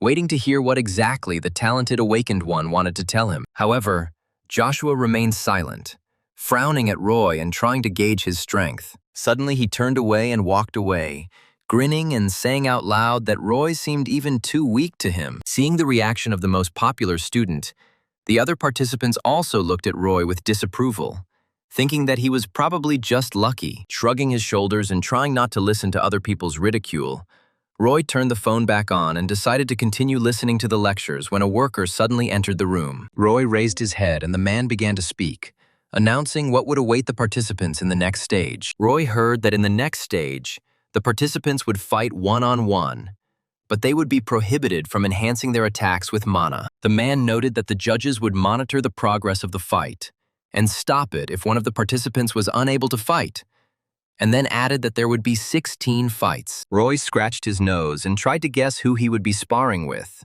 but suddenly his attention was drawn to one of the participants wanting to ask a question. Much to Roy's surprise, the guy said that he was going to withdraw from the tournament and did not want to participate in the next stage. At the same time, Aura, after Roy's victory, left the stands for spectators, escaping from unexpected attention. Taking a breath, she muttered under her breath that she had come very close to having her identity exposed. The very man she had just happened to bump into was about to make a guess about who she was when she shouted out Roy's name. Covering herself with a cap and deciding to take a little rest, the girl noted that she would never have thought that Roy could win at all. Suddenly, her attention was drawn to the events taking place near the information desk, where people were indignant that the number of participants was clearly less than originally announced. It turned out that some participants withdrew from the task, and now those who wanted to place bets will have no interest in doing what they had planned. The man behind the counter chuckled and said there was no point in betting in the first place because Joshua would definitely win. The worker was about to say that no one would dare bet against Joshua,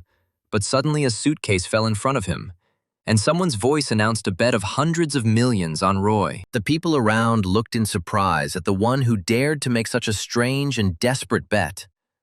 But the man was wrapped in a cloak. The men began to complain that the guy had just been lucky in the first test, and now he would definitely lose because he came from an unknown academy, and Aura was watching everything from around the corner. The stranger in the cloak radiated an aura of unconditional confidence, although his face was not even visible. At the same time, Roy, throwing his spear over his shoulder and sadly noting that many people had refused to participate, said with disappointment that now the tournament would be much more boring. He tried to analyze how it happened that so many participants were simply afraid to continue participating in the tournament. When he heard one of the participants want to leave, he couldn't understand the meaning.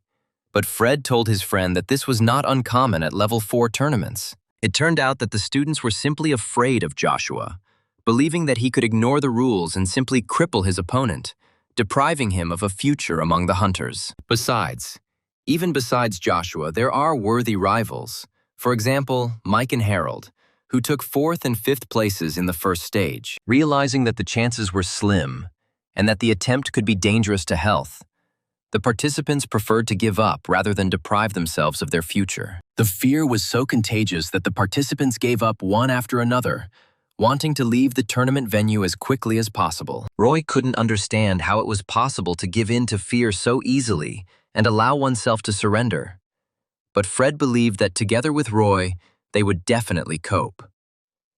Thus, after the elimination of the underpants, among the active participants there remained only 5 participants who took the highest places in the first stage. A couple of minutes later, the participants were informed of the order in which they would fight, and Roy was to fight Mike. Joshua was supposed to fight Fred, while Harold, unfortunately or fortunately, did not get an opponent.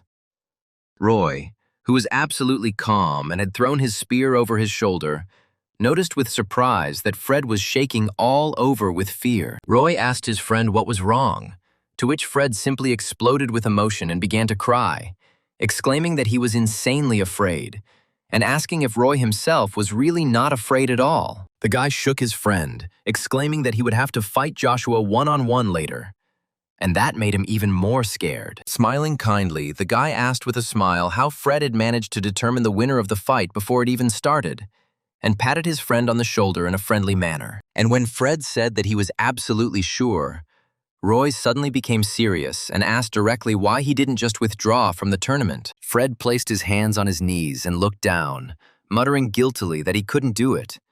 But he didn't have time to explain because Roy and Mike were called out. After squeezing the spear in his hand a couple of times, the guy stood up and said that Fred should fight with all his strength, since he was going to fight anyway, because he could win. As he moved towards the exit, Fred suddenly grabbed his friend's hand, causing him to look confused. Turning to his comrade, Roy looked at him in surprise, asking a silent question, and Fred, stumbling, tried to find what to say. Finally, he asked in a trembling voice if Roy was worried, because he really couldn't understand how this was possible. Roy grinned proudly and said that he wasn't afraid at all and was only concerned about how much he would get for winning this tournament, and how much experience he would get for the fight. Freeing his hand from the grip of a surprised Fred, Roy moved towards the exit, thinking only about how nice it would be to receive a whole 100,000. As he entered the arena, the boy heard the host introduce him, intriguing the audience and mentioning that Roy had broken the record for completing the maze. Smiling at the spectators who were shouting his name,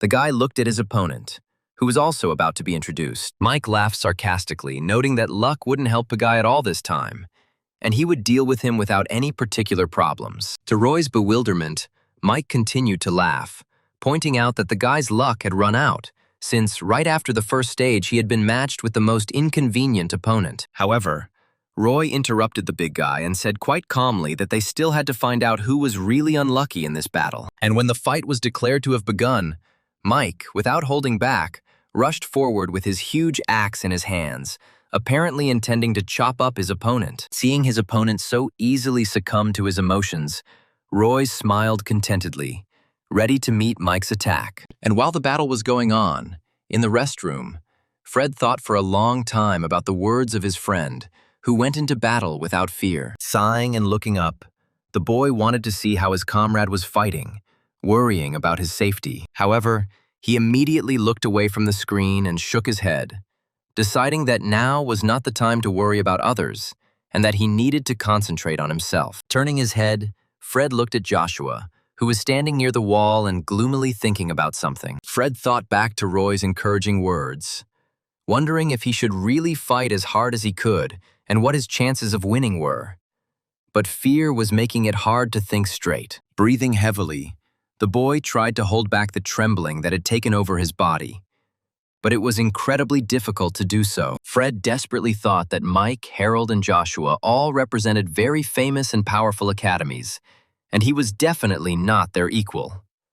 But then his attention was drawn to what was happening on the screen. Looking up to where Joshua and Harold were looking, Fred saw something that surprised not only him, but, according to the host, all the viewers. The fight was over almost instantly, and Roy was now standing over the defeated Mike, lying on the floor, looking down at him. Joshua responded to the situation by saying out loud that scum belonged with scum, clearly implying that Mike should not have lost. Suddenly, the red-haired man noticed Fred standing up and, without taking his eyes off the screen, coping with the trembling in his body. The guy's gaze was clear, and, although he was clearly afraid, Fred finally found the strength to deal with him. And so he spoke, promising that he too would not lose to his opponent. And his words were so offensive to Joshua that he was ready to growl in response.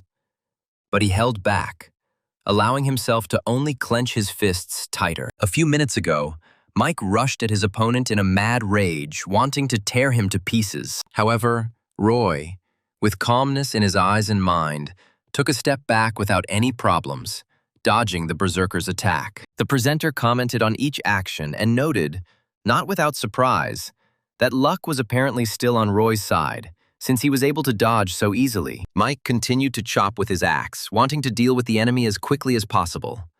But Roy, as if not taking the enemy seriously, easily defended himself. With each attack, Mike became more and more angry, because he did not understand how some weakling could so easily dodge his powerful blows. Entering into the battle spirit and completely forgetting about the rules, Mike decided to use his most powerful attack and put mana into it to sweep the enemy out of the arena. However, Roy, with one deft and swift movement, swung his spear, knocking the axe out of his opponent's hands and not allowing him to strike. Mike even lost touch with reality for a couple of seconds, and only then realized that his favorite weapon had flown out of his hands. Shocked by what had happened, Mike staggered back in shock, losing his understanding of how such a thing could have happened. The eyes of the one who had relied on his own strength all this time were now filled with fear from the realization that for the first time in his entire life, he had lost to someone. Roy twisted the spear in his hand and relaxed his muscles,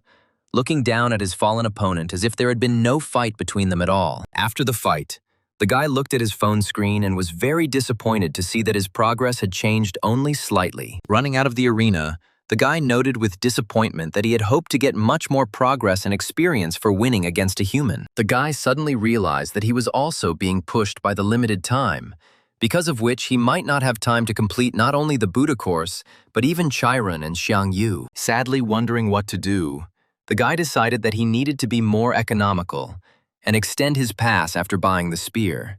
As soon as the guy entered the waiting room, he was immediately met by Fred, who energetically greeted his comrade with congratulations on his victory. Immediately after Roy, a worker entered the room, inviting the participants of the second fight to enter the arena. Fred became agitated again and Joshua stood up from his seat, frowning at the waste of his time. As he walked towards the exit, the boy nudged Fred with his shoulder, ordering a plebeian like him not to dare stand in his way. Roy watched Joshua leave with a disgruntled look, and Fred spoke up, asking his friend to remember that in the maze he had said that it was better for them to stick together. He said that he himself did not know why, but when they met, he saw a kindred spirit in Roy, and it was for this reason that he decided to stick together with him. And when Roy beat Mike, Fred, although he was happy for his friend, envied him, because the guy had absolutely no talent, and he was sure that he would be unlucky. But he raised his fist,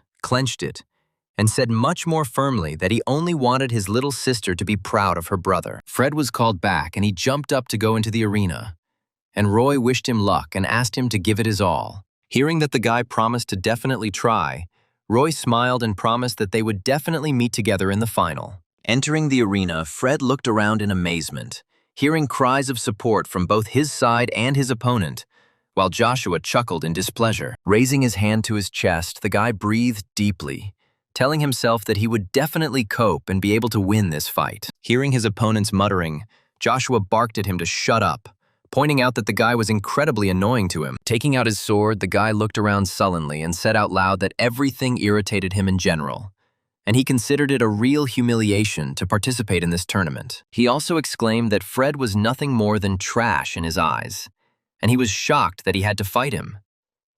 Silently looking up at his opponent, Fred saw the angry, furious look of someone who was not going to fight, but to kill.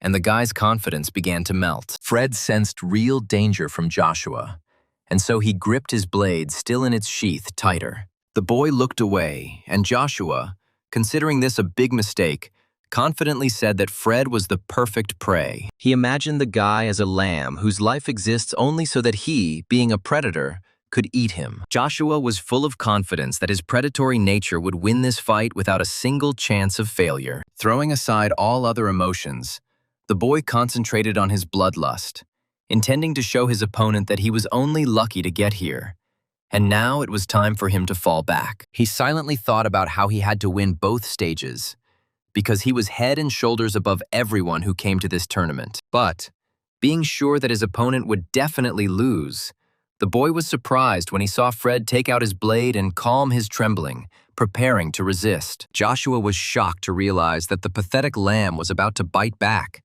not allowing himself to be killed so easily. This gesture offended the guy so much that Joshua allowed himself to rush the judge, asking when the fight would start, to which he received the answer that they would be announced very soon. And so, they began to announce them, and Fred, looking firmly at his opponent, thought that he would definitely try as hard as his friend Roy. In turn, Joshua looked at his opponent with disdain, wanting to deal with him as quickly as possible, and thinking that there was no point in the tournament at all. As soon as the host finally announced the start of the fight, Joshua tried to finish it with one single punch. But Fred managed to react and block the attack. In response, Joshua attacked his opponent again, forcing him to defend himself from blows of incredible force. He struck his blade again and again, trying to break through the enemy's pathetic and flimsy defense, while Fred desperately defended himself, blocking every powerful blow from his opponent. After another attack, Joshua called Fred a pathetic brat and grabbed the blade more comfortably, preparing to perform a dirty trick. With a light movement of his hand, the boy struck his opponent in the stomach with the hilt of his sword, knocking the wind out of the boy. The blow was so powerful that Fred's glasses flew off his eyes and blood gushed from his mouth. Having fallen to his knee, the guy tried to come to his senses, while the spectators watching the fight thought that this was the end of the fight. Holding his body with his hand, the guy thought that Joshua was even too strong, and it would be unlikely to defeat him. The boy pressed his blade into the ground and tried to stay on his feet, but fell to both knees, with despair in his eyes, realizing that he was no match for his opponent. Kneeling down and trying to catch his breath, the boy thought with panic in his mind about how much he wanted his sister to be proud of him. Tears came to his eyes as he realized how naive he had been to think he could be as strong as his friend Roy. As Joshua moved closer to see the despair in his opponent's eyes, Fred suddenly stood up on both feet and, trembling, grabbed the blade. Glaring at Joshua, Fred convinced himself to keep fighting, to hit his opponent at least once, no matter how strong he was. Rushing forward, the boy swung his blade, intending to hit his opponent with one desperate attack. The tip of the sword was already approaching Joshua's face, but there was no fear, no excitement, no sense of danger in his eyes. The entire arena suddenly heard the sound of a loud blow, causing all the spectators to hold their breath, trying to see who had won the fight. However, the result was predictable, and the winner was Joshua, who stood over Fred, who had fallen to the ground and dropped his sword. The audience chattered among themselves, claiming that they were not at all surprised by the fact that Joshua had won. And although everyone around him was saying that Joshua was too strong and that he clearly belonged in tournaments of a much higher level, he himself suddenly noticed that a drop of blood was running down his cheek. The boy was stunned to feel a scratch on his face and realized that his opponent had managed to get him, even if only once. The worst part for Joshua was Fred's stammering wheeze as he asked if he had managed to hit his opponent. The guy looked at the defeated man with a look full of arrogance, in which there was not even a drop of pity or respect. Joshua's mind, certain that no one had even the right to touch him, began to be clouded by a raging rage, encouraged by the exclamations surrounding him. He heard people calling him a bastard who didn't even bat an eyelid at his victory over a weak opponent, and he himself tried to understand how some scum could hurt him. To everyone's surprise, Joshua muttered to the judge checking on Fred that he was going to withdraw from the tournament, leaving him puzzled. As the referee attempted to lift Fred up, Joshua stepped towards them and swung his knee at the boy's face, causing him to fall to the ground again. Filled with rage, Joshua began to shout, calling everyone around him real, talentless plebeians, unworthy of even standing in his shadow. The referee tried to warn the guy that he should stop, but he, drunk with anger, took another step towards his defeated opponent. Once again calling everyone around him worthless, Joshua allowed himself the most disrespectful act by stepping on Fred's head as he lay on the ground. The guy lowered his voice and put a sword to the guy's neck, saying that no one had the right to wound him and stay alive. But before he could do what he wanted, Roy appeared in front of him, forcing the guy to defend himself with a powerful attack. The guy noted that he was really looking forward to them meeting in the final, but he was already tired of waiting, and Joshua's antics got on his nerves. Roy swung his spear, glaring at Joshua and promising to beat him up right now since he was so desperate to get it. But the first thing Roy did when their weapons clashed was demand that Joshua remove his foot first. And although Joshua didn't understand what exactly his opponent meant,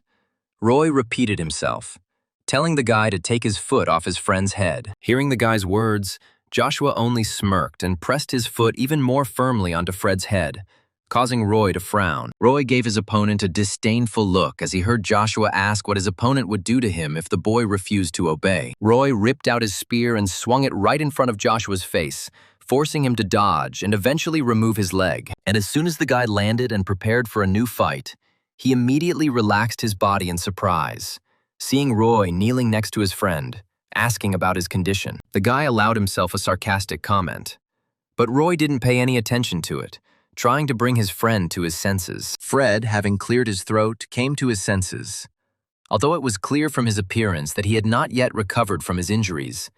And Roy, enraged by Joshua's actions, threw him an angry look. He began to curse the guy angrily, asking how he dared to act so disgustingly, stepping on the head of another, including his rival. However, Joshua, without even a grain of regret, haughtily noted that Roy really didn't understand him, and then explained that pathetic rednecks had no right to stand in his way. Hugging his friend and not letting him lie on the hard ground, the guy angrily asked if they really had no right to dream if they weren't that famous. Joshua even chuckled, asking how Roy could be so naive, and then asked if he was going to start talking about how they could make it if they tried. People around tried to understand why the judges were not stopping what was happening, but it turned out that they had received orders not to interfere. In turn, Aura, being on the stands and watching what was happening in the arena, was already completely worried about her student. Meanwhile, Joshua, completely out of his mind with rage and disdain, tried to explain to Roy that his paltry skills were nothing compared to his talent. He insisted that this cruel world would never accept anyone so naive, and in order to succeed in this life, one must step over heads. He screamed at his opponent, still holding his friend in his arms, not understanding how he could be so stupid and not understand the most simple truths. Roy thought sadly that he had previously thought exactly the same as his opponent, because his life had been incredibly difficult and full of adversity. He also remembered feeling disgusted and hating himself when he realized that he had no money, no talent, no future. Roy, with a heavy heart, thought during long days filled with work about how his life would have turned out if he had stopped clinging to his dream. Finally, he asked one of the judges to take care of his wounded comrade, and he himself stood up, gripping his spear tighter and glaring at his opponent. Straightening up, the guy sighed and noted that he still did not agree with his rival, because this kind of thinking leads people to despair. To the surprise of all the spectators, Roy suddenly calmed his nerves and cast a glance at Joshua, full not of hatred, but of determination to prove his opponent wrong. And, to the surprise of everyone, including the judges, Roy rushed at Joshua, twirling the spear in his hands and intending to prove his point with action. Using his spear skillfully, the boy spun it with one hand so fast that the shaft vibrated in the air, preparing to attack his opponent, although the judges tried to stop him. In turn, Joshua only sighed in disappointment, not at all worried that he was about to be attacked with a deadly weapon right now. And then he grinned in a way that resembled a devil whose evil plan had been accomplished. And with his evil gaze, he expressed the thought that this scum still had not understood him. And although Roy put a lot of strength into his attack, it didn't take much effort for Joshua to raise his sword and easily block the blow. For a second, their gazes clashed, as did their weapons, expressing the clash between Joshua's contemptuous vision and Roy's steadfast thinking. The villain swung his blade and pushed his opponent back with such force that Roy had to make an effort to maintain his balance. Not wanting to let his opponent be convinced of his rightness, Joshua rushed forward with great speed, planning to destroy the enemy with a powerful blow of his sword. He moved incredibly fast and showered the guy with a whole hail of powerful attacks, but Roy blocked them all, although it was difficult for him. Several attacks even passed through the guy's defense, although they left only small scratches. But Roy understood that his opponent was terribly strong. He thought that fighting against Mike was easy, and the guy had no doubts about his victory.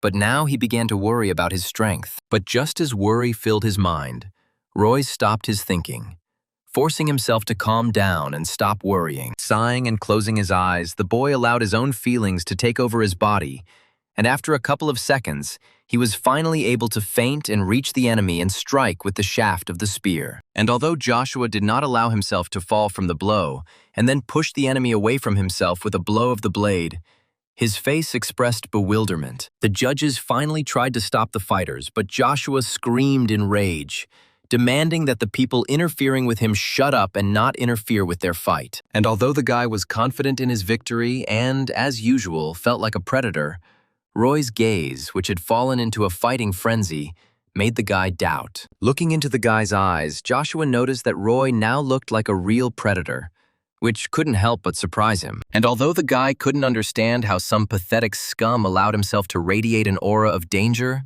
he grinned maliciously, claiming that there was no harm in dreaming. With one sharp movement, Joshua found himself an elbow away from his opponent, and sarcastically noted that his dreams would all be destroyed when the guy faced reality. And at the same moment, trying not to give the enemy time to react, Joshua swung his blade and struck. Although Roy blocked this blow as well, Joshua couldn't understand how some pathetic piece of trash managed to block his attacks time after time, and Roy, tensing his whole body, tried to keep up with his opponent's pace. The villain attacked again, but this blow was also blocked, and Roy suddenly twisted his spear so that Joshua did not have time to react. Suddenly, he interrupted the guy's series of attacks that had just begun and attacked with a spear, forcing the enemy to hesitate and take a step back, thinking about the course of the battle. To his own surprise, looking into his opponent's eyes, Joshua began to realize that with each block, Roy seemed to be getting stronger. He attacked again and again, but before he could concentrate his pressure, he found himself forced to defend himself again. Suddenly, both of the boys' blows were so powerful that, unwilling to cancel their attacks, they both fell under each other's attacks. They both hit the opponent's torso so well that each had to lunge back to gain some distance and assess the progress of the fight. Joshua's mind was in confusion, as he sincerely could not understand how some redneck could not only defend himself, but also attack successfully. Refusing to accept the fact that someone could be as strong as him, Joshua raised his sword again in anger. His blade flared with a magical aura, indicating that the guy decided to put mana into his attacks, and Roy was seriously worried because he still didn't know how to fight with this style. His gaze became truly insane, and the people around him woke up, and the guards rushed to the arena, intending to stop the guy, because it became obvious that he was going to kill his enemy. Knowing that he had no chance against the magical attack, Roy knew he had to run, but he couldn't bring himself to do it, and suddenly heard Xiang Yu's voice. As if standing right behind the boy, the hegemon king told him how he had once been surrounded by an entire army of the Chu kingdom, and that time, he had almost without thinking, rushed into an unequal battle. He said that much later one of the students asked the master why he did this, since only defeat awaited him, and the warrior did not argue with this. As Joshua rushed towards his opponent in a reckless attack, Xiang Yu revealed the secret that on that day, for the first time, he felt despair and fear of his own defeat. And although he experienced emotions that make people give up, he still rushed into battle, and all for one simple reason. He revealed his biggest secret to the guy, saying that true strength lies not in physical abilities, but in the unconditional will to move towards victory, even knowing that defeat is inevitable. He said that this was what made him the hegemon king, and now Roy must make faith in victory his strength, and the boy, hearing this, desperately rushed forward, knowing that he could die. And although Joshua was still about to kill his enemy, his opponent's confidence offended him so much that he again cried out about his superiority. He swung his blade and only now noticed that Roy's spear also glowed with a magical aura. But this did not frighten the self-confident swordsman at all. Screaming in rage about wanting to see the boy die as soon as possible, Joshua swung his blade, expecting it to cut through the pliable flesh without much difficulty. In turn, Roy, without wasting time on speeches, cried out from the emotions that overwhelmed him and faith in his own strength. And at the same moment, their weapons clashed, and the collapse from their contact was so great that the hard stone surface of the arena began to tear apart, and the magic contained in each of the boys' weapons merged into one, causing a flash of light that briefly blinded everyone who was watching the battle. Even the guards who ran towards the two fighting to stop them fell on their backs, and then tried to see through the dust who was still standing. And when she lay down, everyone saw Roy, resting his spear on the stone, leaning on it with trembling legs, while Joshua began to fall face down on the ground. Staring hard at the ground, Roy breathed heavily, his body shaking as he tried to keep the boy conscious. And Joshua, falling to the ground, spat out several clots of blood and lost consciousness,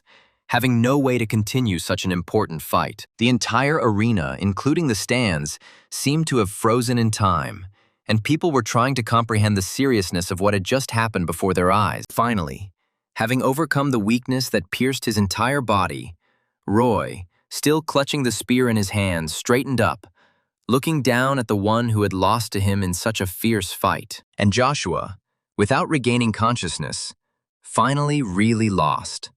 And not only in the fight, but also in the comparison of two completely different views on life and the structure of the world. Suddenly, realizing that they had just witnessed the culmination of the most amazing fight in recent years, the spectators cried out, congratulating the winner. Each of them began chanting the name of the one who had defeated the undisputed favorite. And even Aura, who was standing among the spectators, could not believe her eyes. Looking at her only student in amazement, Aura couldn't believe that Roy, who had failed to block her magical attack 2 weeks ago, had now imbued the spear with mana himself. And although a smile appeared on her face from the understanding that she had definitely not made a mistake in choosing a student, the belief in what had happened could not fit into her mind. Suddenly she remembered the strange man who had bet on Roy's victory in this tournament, and she looked around, unmistakably spotting him among the crowd. She tried to make out his face, at the same time trying to understand how this man had guessed that Roy would be the winner. Throwing back his hood, the young man that Aura saw for the first time in her life exclaimed in surprise, shouting about the impossibility of Roy's victory. And although she was also very surprised by what happened, his violent reaction confused the girl a little, confusing her because he himself had bet on the spearman's victory. Suddenly, she thought again that this huge bet on the victory of someone who had shown himself to the awakened community for the first time was even stranger than she had first thought. She turned towards the guy again, wanting to approach him and ask him questions. But he, unexpectedly for the girl, disappeared, leaving no trace behind. Raising her eyebrows in surprise, she thought that the guy was behaving even too strangely. But now, alas, she would not be able to find out the reasons for such behavior. Evening came, and Roy, with his head down, walked away from the tournament site with heavy thoughts. For the first time since he started his heavy physical training, the boy was so tired that it was incredibly difficult to keep his eyes open and his legs steady. Moreover, the joy of victory was marred by very unpleasant news from the tournament organizers, who announced that Roy was disqualified from the tournament. Just before his fight with Joshua, the latter withdrew from the tournament.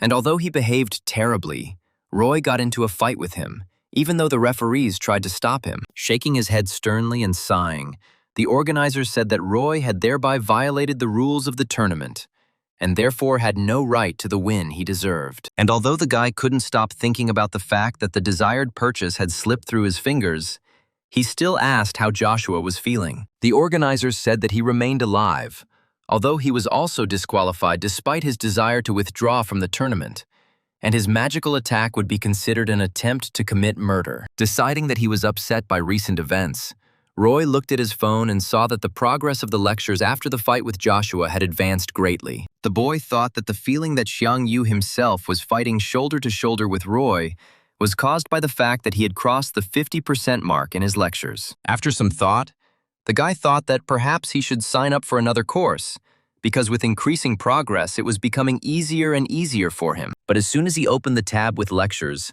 a girl pulled him by the shoulder, and Roy, turning around, recognized Aura. After a difficult and dangerous fight, the girl was very worried about her student, and therefore asked how he felt, to which the guy grinned and asked not to worry. Realizing that Roy wasn't particularly hurt, although he was very tired, Aura sighed in relief, no longer worrying in vain. In turn, Roy, seeing how much the girl was worried, guiltily scratched the back of his head and asked her for forgiveness out loud, which greatly surprised Aura. Looking down in disappointment, he added that he would have definitely won if he had just not interfered where he shouldn't have.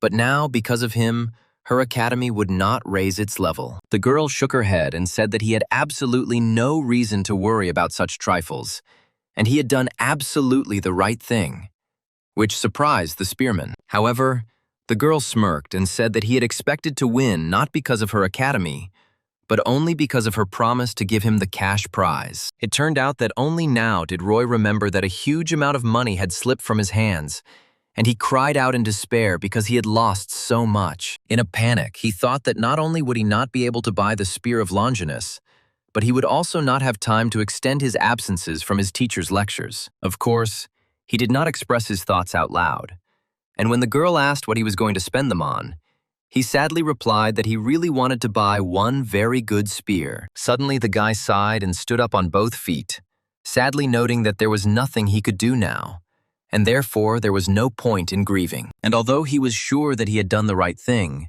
he couldn't help but notice that he would be lying if he said that he didn't regret anything at all. And then, to Aura's curiosity, he added that if he hadn't come out to defend his friend then, he would have regretted it much more. Roy scratched his head and said that the money issue would be resolved somehow, and Aura supported him when they suddenly heard a greeting from Fred. Turning around, they saw a guy with broken glasses and a bandage on his head shouting Roy's name, attracting the attention of his comrade. Trying to catch his breath after a short run in search of his friend, Fred asked if Roy was going to leave now, and he answered, yes, and Aura covered herself with her cap. Roy asked what had happened that made him run after him without even coming to his senses, and Fred, scratching the back of his head and stumbling, tried to find what to answer. He even swallowed from excitement, and all the thoughts that he had been forming for so long before the meeting suddenly left his mind. Finally, the guy gathered his strength, sighed, straightened up and firmly asked his friend if he could become just as strong if he trained long and hard. And Roy, hearing this question, froze in place,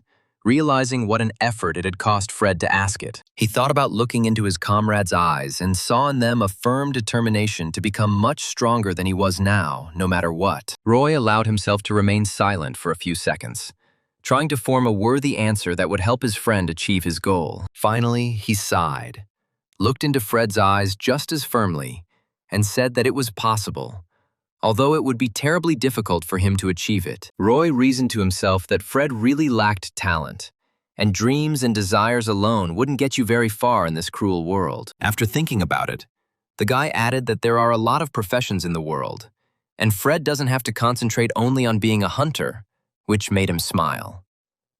Finally, after apologizing for embarrassing his friend, Fred said goodbye to Roy and, hiding his smile, walked away. Suddenly, Roy screamed, calling on his friend to never let anyone tell him what to do with his life, not even a comrade. Fred, who was about to leave, froze in place, and without turning around, listened to what Roy was telling him. Noticing that his friend was listening, the boy continued, exclaiming that everyone would tell him that he had no talent or future, and that he had to give up. Fred turned around and looked into the eyes of his screaming friend, who finished the thought by claiming that it was his life, and no one had the right to tell him what he could and couldn't do. The guy lowered his voice and added that if Fred wanted something, he should just do it, and the rest didn't matter. And these words brought tears to the guy's eyes. A few minutes later, they finally said goodbye, and Fred promised to definitely visit his friend, and together with his little sister.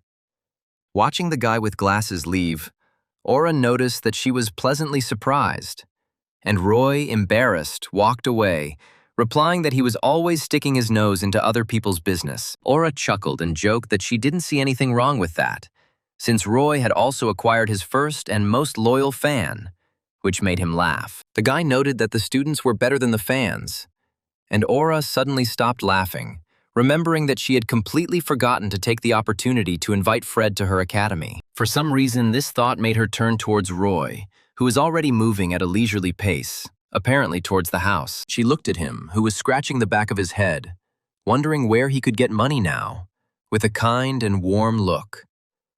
And then she corrected herself with a smile, saying that now this academy is not only hers. Having run up to the student, the girl, crossing her arms behind her back, praised him in a friendly manner for his efforts today, and offered to buy him a new spear, which greatly surprised the guy. At the same time, in another part of the city, on the territory of one estate, no less intriguing events were taking place. A certain man walked briskly along the corridor of the estate, built in the old Japanese style, intending to solve the task at hand as quickly as possible. Having lost one arm, but not letting this fact get in the way, the man approached the guard and asked if the master was in. Having received an affirmative answer and not wanting to listen to any additions, he demanded that he be let through immediately, since his business could not tolerate delay. The guard tried to argue, but could not find an answer and opened the door leading to the private quarters of the owner of the estate. Upon entering and seeing the master meditating, the man fell to his knees before him and introduced himself to him as Robert. In a deep,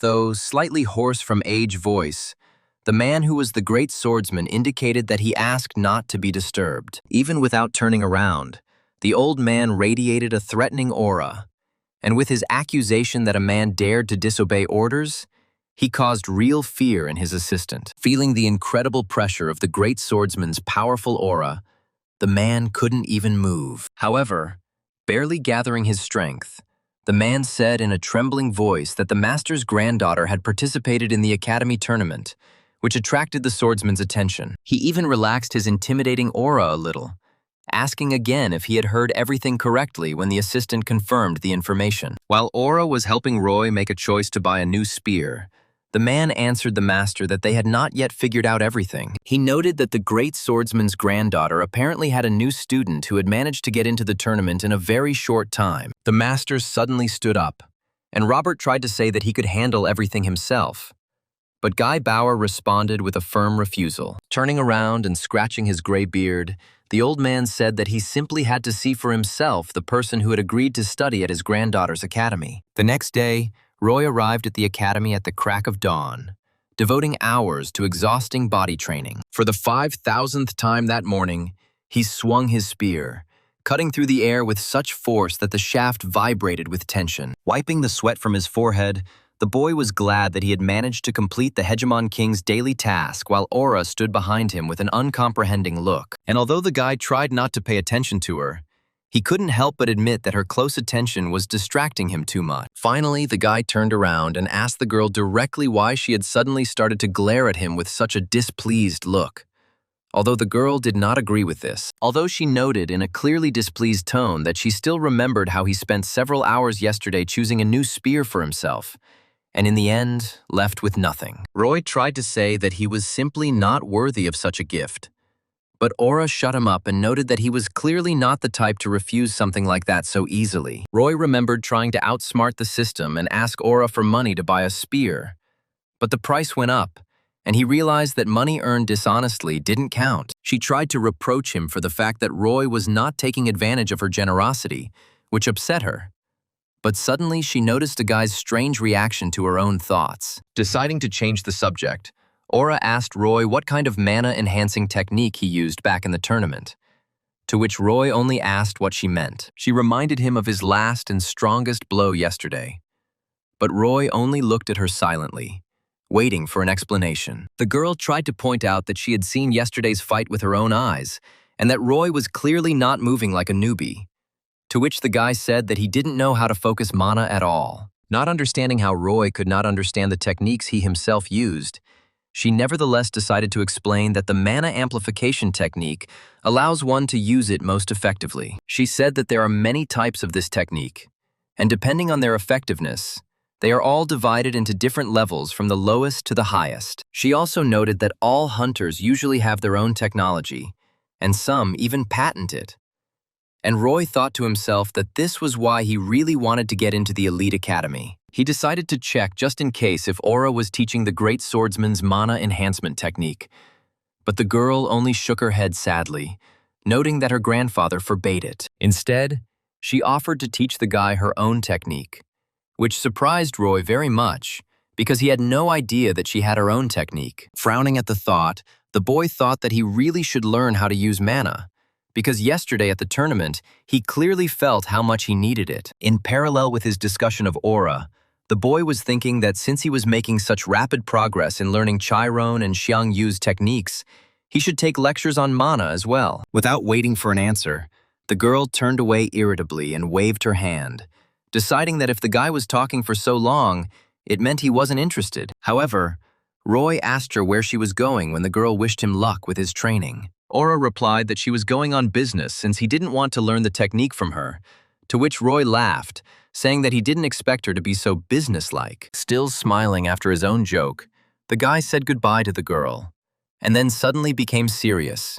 wondering which course he should choose. After leaving the grounds of her academy, Aura blushed in indignation, trying to figure out if she really looked like she had nothing better to do. Having opened the next lecture, Roy listened with interest to the gray-haired old man in a huge hat and with a strong staff in front of whom books were levitating. Roy still couldn't get used to the fact that the teachers of the Transcendent Academy were legendary heroes of reality or myth, and was quite surprised to recognize Merlin in the Elder. Watching his lectures, Roy even felt sad, realizing that, although a genius, the terribly old wizard still expressed himself so incomprehensibly that he could compete with Buddha. At one point, the teacher finished with the explanations, and Roy, realizing that he had not understood anything at all, prepared himself to be forced to do his homework. And so it happened, because Merlin, without getting the message across to his student at all, gave him the task of creating a whole 1,000 spheres of mana by the end of the day. Realizing that there was nothing to do and that he would have to complete the task,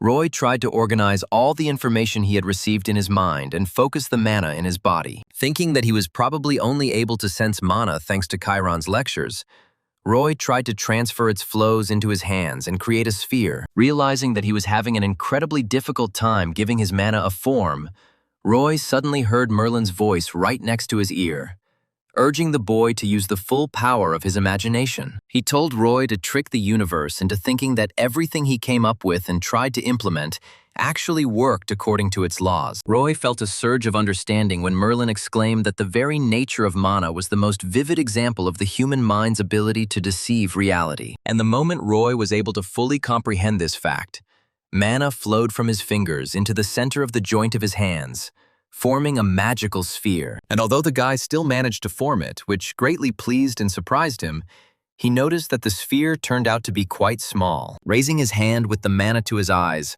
Roy was amazed at how tiny it was, and also how obviously weak it was, which is why it did not maintain the shape of a sphere. Though he thought that such a weak sphere would hardly be accepted, Roy nevertheless smiled at the successful result, although he felt that Merlin would be displeased. Looking at the result, albeit pathetic, Roy thought that in the future he would certainly do much better. Suddenly, a commanding but slightly hoarse voice called out to the guy, and he had to be distracted from his undoubtedly important task. Turning to the man who had called Roy, the boy peered into his face, trying to figure out who it was and what he was doing at Aura Academy. Looking closely at the old man's face, Roy suddenly realized that he knew very well who he was. Standing before him was none other than the great swordsman himself, who was not only one of the most legendary heroes but also Aura's grandfather, and his gaze was quite serious. And although Guy Bauer looked quite menacing, he thought to himself that Roy clearly had talent,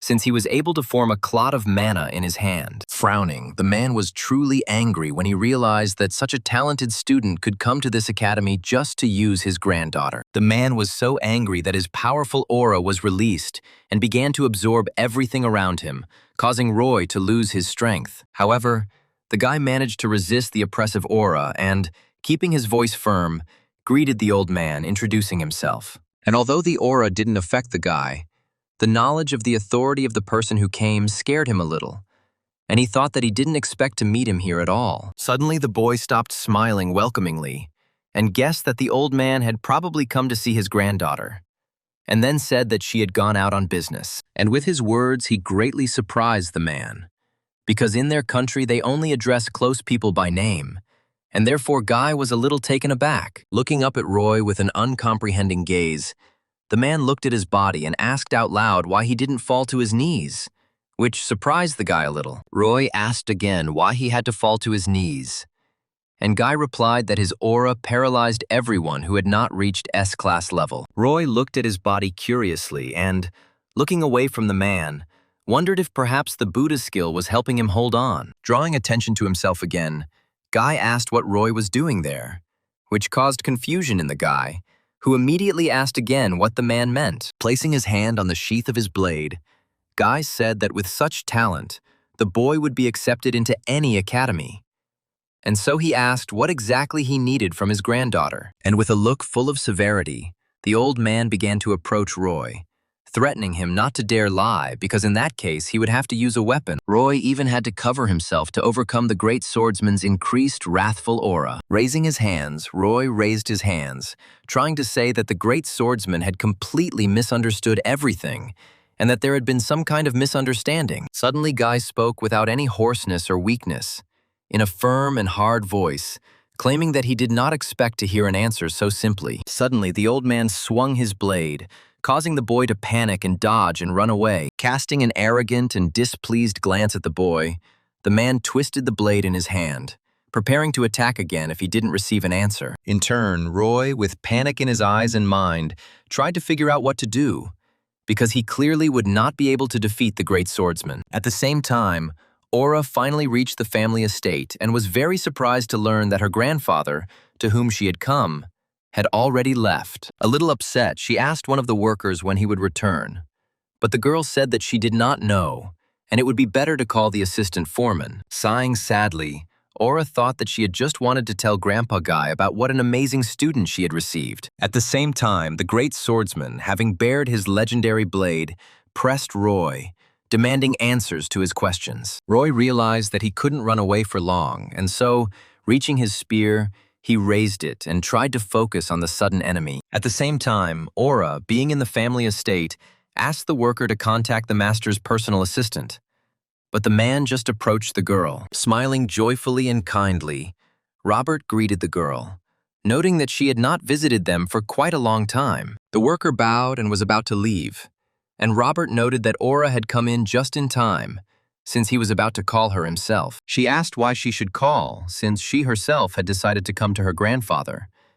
And Robert swallowed, learning the purpose of the girl's arrival. Lowering his voice a little, the man said that her grandfather had just gone to her academy, and Aura was speechless upon realizing what had happened. At that very moment, she took off without even saying goodbye, intending to return to the academy as quickly as possible. The worker, who had not yet left, excitedly asked the man where the girl had run, but he only watched Aura with a frowning look, without answering. Aura hurried back with all her might, scolding herself for letting her guard down, and, even knowing that her grandfather would definitely come, missing this moment. With great excitement in her mind, the girl ran, hoping that she would make it to the academy before something terrible happened. At the same time, Roy, tensing his whole body, did not take his eyes off his opponent, realizing that otherwise he could die. And Guy Bauer continued to look at the guy with arrogance and toughness, still striving to get answers to his questions. There was tension in the air between the two men, ready to fight, as Guy was not going to back down without getting answers, and Roy was trying to protect himself from danger. He tried to understand how it was possible that one of his idols was trying to kill him right now, without listening to any arguments. Before this, the guy hadn't noticed, but now, looking at the old man's weapon, Roy noticed that the man hadn't even pulled the blade out of its sheath. Clutching his spear tightly and tensing his legs to be able to dodge if necessary, Roy noticed that Guy was not trying to kill him, but simply subdue him. Having calmed down a little, the great swordsman noticed that the guy was really ready to fight, and so he asked again who he was, and Roy began to make excuses again. While Roy tried to explain to the man that he had misunderstood everything, the swordsman noted that the guy knew how to control mana, moved well, and continued to try to talk. The man sighed and fell silent for a few seconds, and the boy began to hope that their fight would end now and they would be able to talk. However, the moment Roy allowed himself to relax even a little, the old man attacked him, forcing him to defend himself and shouting that the guy was lying to him without any shame. Moving away from the man, Roy twisted his spear and, gritting his teeth, said that he didn't know what Aura had said to the man, but he clearly had misunderstood everything. And although the boy thought that his words sounded quite logical, Guy screamed, calling him a scoundrel and making it clear that he did not believe his words at all. The man's eyes flashed with anger as he said he just wanted to talk and find out what brought the boy to the academy. But his lie left the old man with no choice. The boy cried out that the man was lying, since he clearly had no intention of discussing anything. And then, straightening up, he grabbed the spear more comfortably, preparing to accept the fight. Realizing that the man would not talk, Roy decided that it would be better to fight, even if the old man did not intend to kill the guy. He knew that the man was not thinking about murder only because he clearly understood that if he had the opposite desire in his mind, Roy would be dead that very moment. The boy tried to understand how he could fight against such a strong opponent, because the great swordsman was so strong that it was unlikely that there would be even one opponent equal to him. But at that very moment, the guy became excited, realizing that he had received an incredible chance to fight with the legendary hero. Looking at the guy, Guy noticed that his aura had changed, which meant that he was going to fight seriously, which simultaneously insulted the man and made him respect him. The old man thought that during his long life he had seen many hunters, but in all that time, only one of them had found the strength to look him in the eyes without fear. And based on this, the swordsman decided that Roy must really be very strong, since he could afford not to show fear in such a situation. But the old man did not allow respect to interfere with his thinking and, rushing forward, struck the shaft of the spear with lightning speed, asking himself what the boy wanted from his granddaughter. Gritting his teeth in tension, Roy noted that his opponent was so strong that he couldn't even feel his attacks. Looking up from where the swordsman had struck and back at his opponent, Roy's eyes widened in shock. He hadn't yet noticed how the enemy had pulled the weapon back, and the swordsman had already swung for a second attack, which the guy didn't even have time to prepare for. Trying hard to keep up with the speed of the true master, Roy gritted his teeth, moving the spear from one side to the other, realizing that he didn't even have a chance to attack. The guy used all his speed to defend himself and try to keep his eyes on his opponent. But even so, he sometimes missed attacks. And even so, seeing at one moment that the old man had allowed himself to be exposed, Roy suddenly rushed forward, preparing to deliver a desperate blow. However, Guy reacted instantly and easily blocked the guy's attack without even moving, thus showing how much stronger he was. Having intercepted the blow and moved the boy's spear to the side, the old man continued to move his sword, aiming the handle of the blade at the enemy's side. Chuckling and not even moving his torso, Guy with the same light movement hit the guy so hard that he flew to the side, which slightly disappointed the swordsman. Falling to the ground and trying to control his ragged breathing, Roy desperately tried to figure out how to fight on. As he fell and dropped the spear, he felt that the blow was incredibly powerful, and it was truly impossible to resist the man at this level. Clearing his throat and rising to one knee, Roy grabbed his spear and looked up at his opponent, thinking that although the enemy was strong, as long as he was not fighting seriously, there was a chance. As he thought that he simply had to strike at least once, Roy saw that the swordsman had already gotten within striking distance of him and was swinging his blade. And at the same moment the boy noticed the sword approaching his face, he suddenly felt something strange inside himself. Leaning his torso back, Roy managed to dodge the attack, waiting for the window to open that he could use to successfully attack. Shifting his feet to maintain his balance, Roy swung his spear and aimed it at the enemy, attempting to counterattack. And at that very moment, the boy suddenly heard Merlin's voice, convincing him that he had to make the fruit of his imagination become reality, deceiving the laws of the universe. Listening to his teacher's voice, Roy concentrated on the feeling of mana in his body, focusing it into his weapon and strike. To the surprise of the great swordsman, the boy swung this spear, imbued with magical energy. Having swung properly, Roy followed through with his blow, not letting go of the hope that this blow would definitely reach its target. And the guy really succeeded. And the attack was so powerful that the magical power spread like a wave throughout the room. But unfortunately for Roy, although the attack was powerful, Guy defended himself without much difficulty. And the guy, having spent all his strength on the blow, fell to his knees. The man glared at the boy who had been knocked down after an unsuccessful, albeit quite impressive, attack. Roy looked up, breathing heavily, waiting to see what would happen next.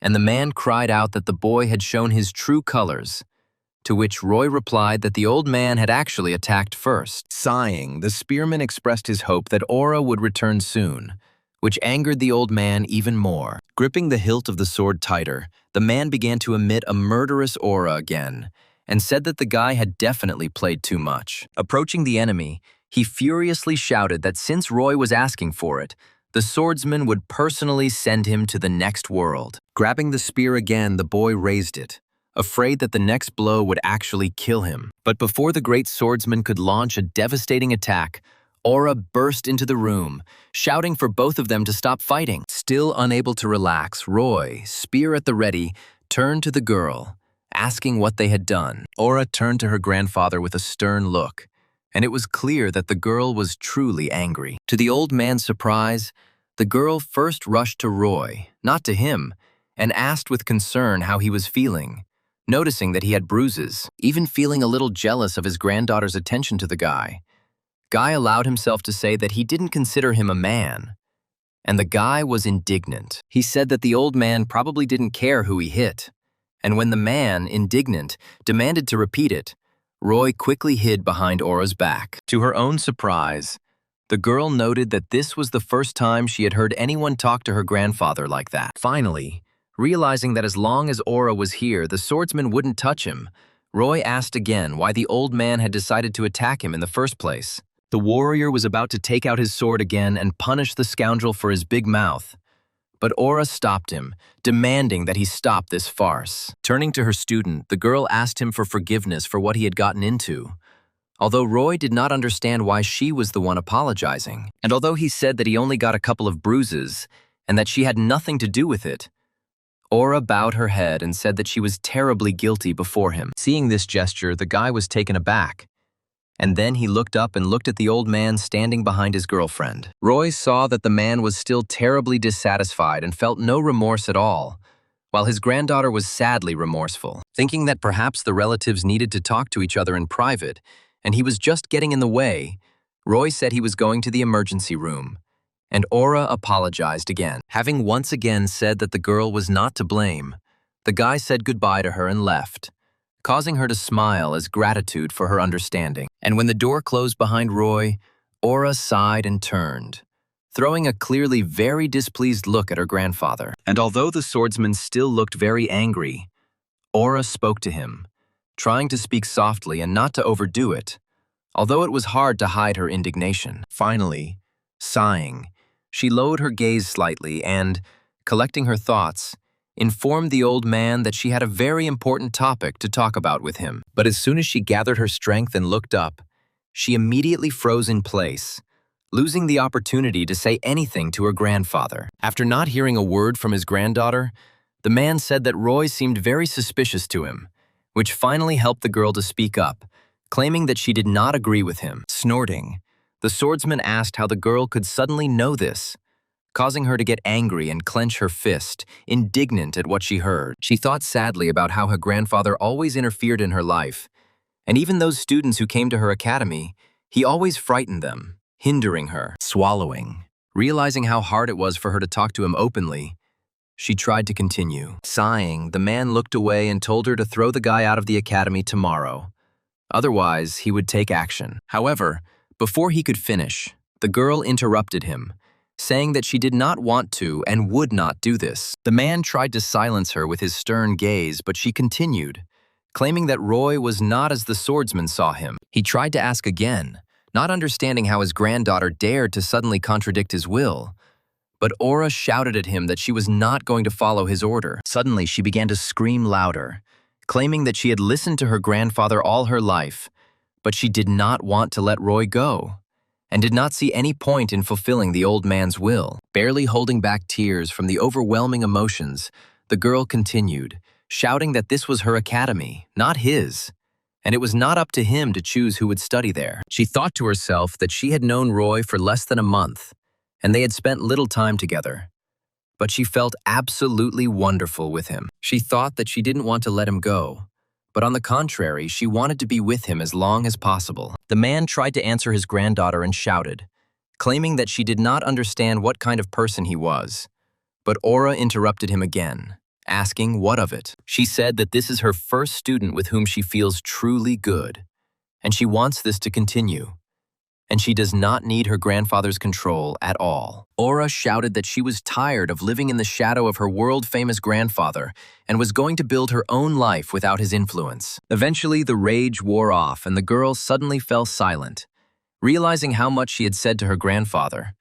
And so she looked up at him. To her surprise, the old man stopped interrupting her for the first time in her life and was now looking at his granddaughter, surprised that she was able to tell him everything to his face. Sighing and looking away with a guilty look, Aura apologized to her grandfather for raising her voice at him, even though he didn't ask for it. Without waiting for an answer, the girl headed out of the training room, adding that this time she would do things her own way. Guy Bauer stood motionless as he watched the girl leave, still amazed at the fact that his granddaughter had shown such a strong character in his presence. Looking at the already closed door in amazement, the man noticed that she had never screamed in his presence. The swordsman remembered how several years ago, a portal to the dungeon suddenly opened in the center of the city and monsters came out, causing a catastrophe. On that very horrific day, Guy learned that his beloved son had died in a tragedy that had occurred. On that very day, the great swordsman experienced true despair, having lost the one for whom he was ready to give his own life. And a few days later, he also learned that his granddaughter was alive, although she was left completely alone. The girl was still little, and without parents she was threatened with a future in an orphanage, which the man could not allow under any circumstances. Looking at the girl on the day his son was buried, Guy realized that he was seeing before him the last person in whose veins his own blood flowed, and he was so afraid that the girl might for some reason end up in danger that he promised himself that he would definitely teach her his techniques. He knew very well that the girl did not like fencing, but he could not allow himself to be more gentle with her because it was precisely with this strictness that he wanted to strengthen his granddaughter's character. Even when Aura, who had already grown up, told her grandfather that she wanted to be a teacher, he continued to be strict with her, no longer imagining that it was possible to act differently. Fearing for her life and future, Guy shouted at the girl to do only as he wanted, and thus distanced himself from her. The man suddenly realized that he had turned the girl against himself, and although he had suspected that this would happen, he did not want to allow himself to think about it. In the end, wanting to protect his beloved granddaughter, he made it so that now she would under no circumstances ask for his help. Sighing, the man realized that he had brought both himself and the girl into this truly sad situation, and it would be very difficult to fix it. He realized that on that very day, Aura had found the strength to refuse her grandfather's will, and now he was left all alone. The next day, Roy stretched his shoulders as he headed to training, noting that in just one night, the aches in his entire body had disappeared. After the fight with the great swordsman, Roy, surprisingly, remained without a single injury, and the only evidence of this fight were small bruises that healed overnight. He smiled as he remembered how difficult it was to fight such a strong opponent, and he was incredibly lucky that Aura had come running to protect him. Suddenly stopping smiling, the guy thought that he had no idea until yesterday how hard his girlfriend's life was. He remembered how, when he got home, Aura called him and, asking for forgiveness once again, explained what had happened. She told him in great detail what kind of relationship she had with her grandfather, and the guy didn't like what he heard at all. And while Roy wasn't afraid of the great swordsman at all, Aura revealed that her other students weren't like that, and left the academy out of fear of her grandfather. And although Roy felt that the girl had clearly omitted a lot, he had enough information to understand what kind of relationship she had with her grandfather, and why he suddenly attacked the guy. However, at the same time, although the spearman understood why Guy treated him so aggressively, he did not agree with this approach at all, and therefore did not forgive him at all. And although Roy managed to gain a lot of experience during this incredibly difficult and unsuccessful fight, he thought with a grin that he would not try to fight him anymore. And then he suddenly changed his mind, deciding that getting so much experience for beating sounded like a pretty interesting idea. Finally, the guy reached the academy and, entering the training hall, immediately said hello, expecting that Aura would meet him. However, for some reason, the guy, sitting on the floor with his legs crossed, was met by the great swordsman himself, who greeted the guy sullenly and noted with displeasure that he was in no hurry. Roy looked at the old man in amazement, thinking only that the desire to be beaten for progressing in lectures was just a joke. A couple of minutes later, Roy was already sitting in front of the great swordsman, telling him all the conditions of their acquaintance and friendship with Aura. The man irritably asked again whether Roy had hidden any details from him, to which the guy angrily asked him to finally stop suspecting him. And although Guy finally realized that the guy wasn't lying, he still couldn't understand where this guy got so much strength and talent from. The old man stroked his beard sullenly and noted that he actually respected the fact that the guy had not been scared in their last fight, but had stepped forward. Roy asked if he could finally go since he needed to get back to training, and Guy was just waiting for that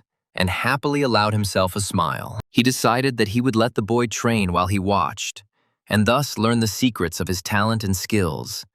But what he saw left the old man dumbfounded. At first, he thought he didn't understand something, but then he realized that something was really wrong with the guy, because he had been looking at the switched-off phone for several minutes. Guy frowned at Roy, crossed his arms in front of him, and asked if the guy really meditated like that, although the guy didn't understand the question at all. When the man asked again, Roy said that he really did meditate, and the old man indignantly said that meditation was a good practice, but it did not develop the body at all. And although Guy wanted to motivate the guy to get down to business, Roy only echoed his words and continued to look at the turned-off screen, surprising the man. The man was quite interested in the fact that Roy was not at all interested in the great swordsman's desire to teach him something, and so he seriously thought about teaching the guy. Hearing a clear offer to train, Roy was even surprised, asking again if the great swordsman himself really wanted to teach him, which finally pleased the man,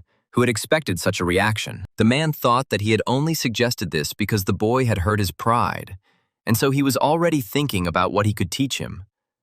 But Roy suddenly said that he would probably refuse. Suddenly, Aura entered the training room, quickly greeting the guy and starting to talk to him about yesterday, but quickly interrupted. She saw Roy sitting on his phone as usual, and her grandfather standing over him, frowning and trying to figure out the secret. Turning to the girl, the man greeted her, noting that she, like Roy, was in no particular hurry, although he was actually waiting. The girl already wanted to aggressively kick the old man out, threatening him not to touch Roy under any circumstances. But the old man interrupted her, whispering that the guy was clearly not all there. Having stopped mid-sentence, Aura's eyes widened in shock as she listened to the old man's outrage at the boy's refusal to be trained by the great swordsman himself. Then the man pointed at the guy, who was staring at his switched-off phone, and gloomily noted that he was clearly crazy. However, Aura shrugged in response and noted with a grin that she didn't see anything strange in this situation, since the guy always behaved like this. Guy looked at the girl with confusion, but she continued to smile, saying that at first she also thought the guy was crazy. And although the man clearly didn't understand anything, Aura shrugged and walked towards the guy with a smile, greeting him again. Taking his eyes off his phone, the guy greeted the girl, asking how long ago she had arrived, and hearing in response that she had literally just come in. Guy thought again the already boring thought that he didn't like the guy. But then he admitted that in his company his granddaughter smiled, which was a rare occurrence. The old man could not help but admit that he himself liked it when his granddaughter was happy, and it brought him peace of mind. Pursing his lips and looking curiously at his friends as they chatted, the man asked himself seriously if she really liked talking to him. And while his friends were laughing merrily, the man thought sadly that Aura never laughed in his company.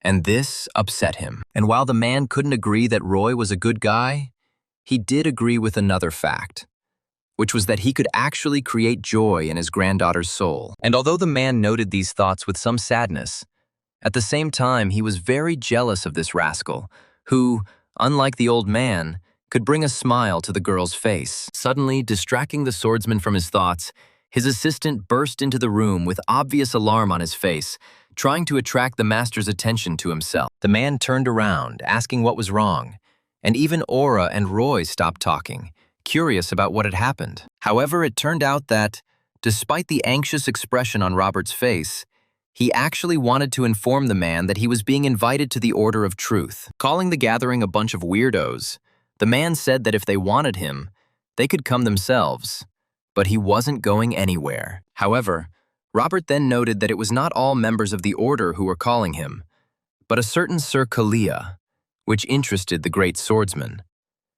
The assistant said that he was informed that Sir Kalia had some personal questions for the master, as well as one request. And to the surprise of everyone present, it turned out that Kalia asked Guy to bring Roy with him, which made the guy go dumbfounded, his eyes wide open. Just in case, he pointed to his face, and with a voice full of surprise, he asked again if it was really him who was being summoned along with the great swordsman. As he stood up, shrugging his shoulders and thinking that he apparently had no choice, he realized that the same question was on the minds of everyone present. Everyone was wondering why Roy was being called in, but Guy suddenly shouted that Roy was actually Kalia's henchman, causing confusion and slight indignation from the guy, who denied the accusations. Aura suddenly slapped her fist against her palm and remembered that during the tournament, she had seen a strange man in a black cloak. Lost in thought and pressing her fingers to her mouth, the girl began to think, suggesting that this man could be connected to Sir Kalia's circle. Roy listened silently as everyone speculated about why he had suddenly been called into such company, and then asked if he really had to go, since he didn't feel like it. Aura, amazed, even opened her mouth in surprise, telling the guy that the Order of Truth is actually one of the most famous societies in the world. She noted that it included 7 apostles whose power was equal to that of the rulers of states, and that Sir Kalia was the successor of the Apostle of Chastity and did not usually make appointments. To the surprise of everyone present, Roy suddenly shrugged his shoulders in response to this information and said that he didn't care about it, and it would be better for him to continue training. Robert suddenly chuckled and said that this was the reason why everyone around him thought so highly of Sir Kalia, which caused misunderstanding among Aura, Guy, and Roy. The great swordsman crossed his arms over his chest and then asked what he meant, and Robert said that Sir Kalia had predicted Roy's refusal in advance. Chuckling and smiling as he realized that Sir Kalia was truly amazing, Robert said that the apostle had conveyed a different message for this occasion. He conveyed that Sir Kalia promised Roy a whole $100,000 if he agreed to show up for this personal meeting. It turned out that the Order of Truth is a kind of religious organization, only their faith is based not on any of the gods, but on truth itself. The man in the robe who came to the tournament and bet on Roy's victory had the title of Great Voice, and at the head of the order there are 7 people, namely the apostles of humility, diligence, chastity, abstinence, gratitude, mercy, and patience. It is now believed that the apostles interpret the will and opinion of God, and therefore the truth itself, although previously they were seen as nothing more than a strange cult. But when the cataclysm occurred, summoning dungeons, monsters, and the power of the awakened, the servants of the Order united with the heroes to confront the monsters. And the Order received real power when it destroyed the most powerful berserker giant, who had been terrorizing the world for a long time, and whom the heroes could not defeat. And in modern times, the great swordsman Guy Bauer, accompanied by Roy, finally reached the hotel where the representatives of the Order were staying. When they saw one of the servants, Guy wanted to introduce Roy, but the man in the robe said that he knew everything about the spearman who had appeared. Taking a step to the side,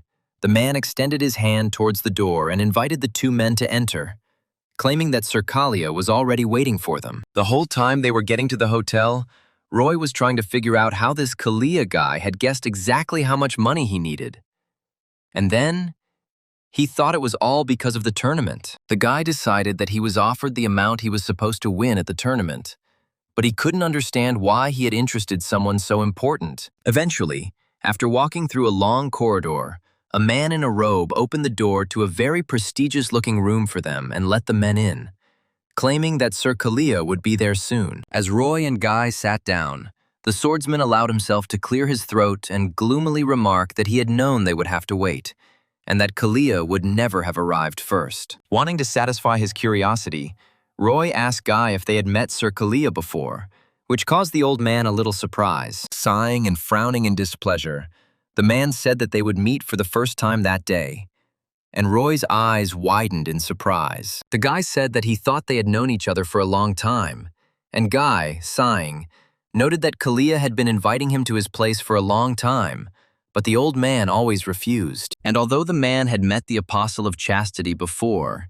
he had not yet met his successor, and Roy nodded his head understandingly. The guy thought that he saw his girlfriend's grandfather in him, but he shouldn't forget that he was still the great swordsman. And so the guy asked if the man knew the Great Voice. Roy said that he had heard that the Great Voice only appeared in public when the Order was fighting against a great monster. And Guy frowned, slightly embarrassed. Propping his head on his fist, the man said that he had never communicated or interacted with the Great Voice in person, but had only seen it from afar. Suddenly, they had to interrupt their conversation when they heard footsteps outside one of the doors of the room. A rather young guy with blonde hair entered the room, smoothly opening the door and greeting his guests. Guy noted with displeasure that Kalia himself had invited them, but had not even bothered to wait for the guests, forcing them to wait themselves. However, Kalia, dressed in bright armor decorated with the Order's crest, did not respond to this comment. Closing the door behind him and smiling good-naturedly, Kalia noted that he needed time to clear his body and mind before the meeting. Guy grumbled, saying that it was the first time he had heard such nonsense. But Kalia, ignoring the rudeness, walked up to Roy and introduced himself. Roy tried to give his name in response out of politeness, but Kalia interrupted the guy, saying that he knew perfectly well who he was, and adding that he was very glad to meet them. Frowning, the guy decided to ask the question that was troubling him so much and find out how Kalia knew him. To which the guy smiled and boldly answered. He said that one of his disciples was present at the academy tournament, and that was where they heard about Roy. Although the boy narrowed his eyes suspiciously, not believing these words at all. He asked why then such an important person suddenly wanted to meet him, since he was a simple newcomer. Having said that he had just wanted to talk about this, Kalia sat down on the sofa between the men and said that he wanted to offer them cooperation in exploring the dungeons. Raising his cup of tea and taking a modest sip, the boy continued that he really hoped to cooperate with the great swordsman. The man was already indignant, wanting to ask why the guy suddenly decided that he would agree. But Kalia interrupted him, claiming that the man himself knew that the end had not yet come. And these words made Guy fall into stunned silence, trying to make sure that he correctly understood what the guy meant. Taking another sip, Kalia said that they had recently received information that a distortion had appeared and was growing in one of the dungeons. Guy tried to protest again and say that it was nonsense, but Kalia interrupted the man again and said that the information was confirmed and they were obliged to find out more about the distortion. Sighing and turning his gaze to his interlocutor, the old man asked if this was the reason why the most famous religious figure had decided to come to their country. He suggested out loud that by using this distortion as a cover, Kalia was only trying to strengthen his position in this country. Smiling and taking another sip, the guy chuckled and said that he didn't even hope to fool the great swordsman, but he had to try. The old man noted that it was impudent to call this task a mission of the order, and then asked what Kalia could offer for help, to which Kalia himself smiled again. For some reason, he suddenly started talking about Guy's granddaughter and mentioned her academy, which threw the old man off track. The guy wanted to continue the topic and say that from the order's side they could help her, but Guy was already radiating his murderous, cruel aura. Feeling it, Roy realized that his body was numb, and earlier, apparently, the great swordsman did not use its full potential. Anger flared in Guy's eyes, and he said in a commanding, firm voice that Kalia had better never try to involve aura in her affairs again. Otherwise, the man would draw his blade. Smiling and seemingly not feeling the influence of the murderous aura, the boy calmly noted that he had made a mistake when he mentioned the swordsman's granddaughter. Humbly but calmly, the young man asked the old man for forgiveness, and Guy allowed his aura to fade. Realizing that in that case he had nothing more to give to the great swordsman, Kalia offered to fulfill any request Guy made as needed, just as he himself had asked. The old man chuckled, claiming that he could not and would not trust an empty word, to which Kalia said that he would swear by the name of the Order of Truth. At first, the swordsman hesitated for a few more minutes, but then he extended his hand and agreed to help Kalia if he gave an oath, and the deal between them was made. Having dealt with the great swordsman, Kalia finally turned to Roy and announced that they would now talk about him. Smiling and moving his hand out of the way for easy gesturing, Kalia told Roy bluntly that his order had a strong desire to sponsor the boy. Roy didn't understand at first and said that he was already sponsored by the academy, but Kalia noted that he was talking about compensation for those expenses that the academy did not take care of. Not trusting anything that is given for free, Roy asked directly what Kalia himself wanted in this case. But the guy laughed and kindly noted that it was absolutely selfless. Roy sincerely did not believe Kalia's words, not trusting his smile, and therefore suggested that he answer just one question, and then he would definitely think about his decision. Kalia agreed to answer the question without much hesitation, and Roy began. But at the same moment, he fell silent, doubting. Looking at the young man's suspicious smile, Roy thought that Kalia might try to avoid answering, and therefore he had to think of something else. Deciding to ask his question a little differently, the guy stood up from his seat and pulled his phone out of his back pocket. Roy quickly approached Kalia and held the phone out to him with the screen facing his face, which slightly confused the guy. With a confident smile, Roy asked if Kalia could see anything on his phone screen, intending to find out if the Order knew about the Transcendent Academy. To Roy's surprise, for the first time during their conversation, Sir Kalia stopped smiling and frowned at the screen of his phone, which was always turned off for everyone else. At this time, the guy's phone speakers were playing Buddha's difficult-to-understand thoughts, and the great god himself was displayed on the screen. Kalia noted incomprehensibly that Roy was asking very strange and incomprehensible questions, but the guy firmly continued to ask what exactly the young man saw. Roy said with a smile that he didn't think it was that difficult to answer the question,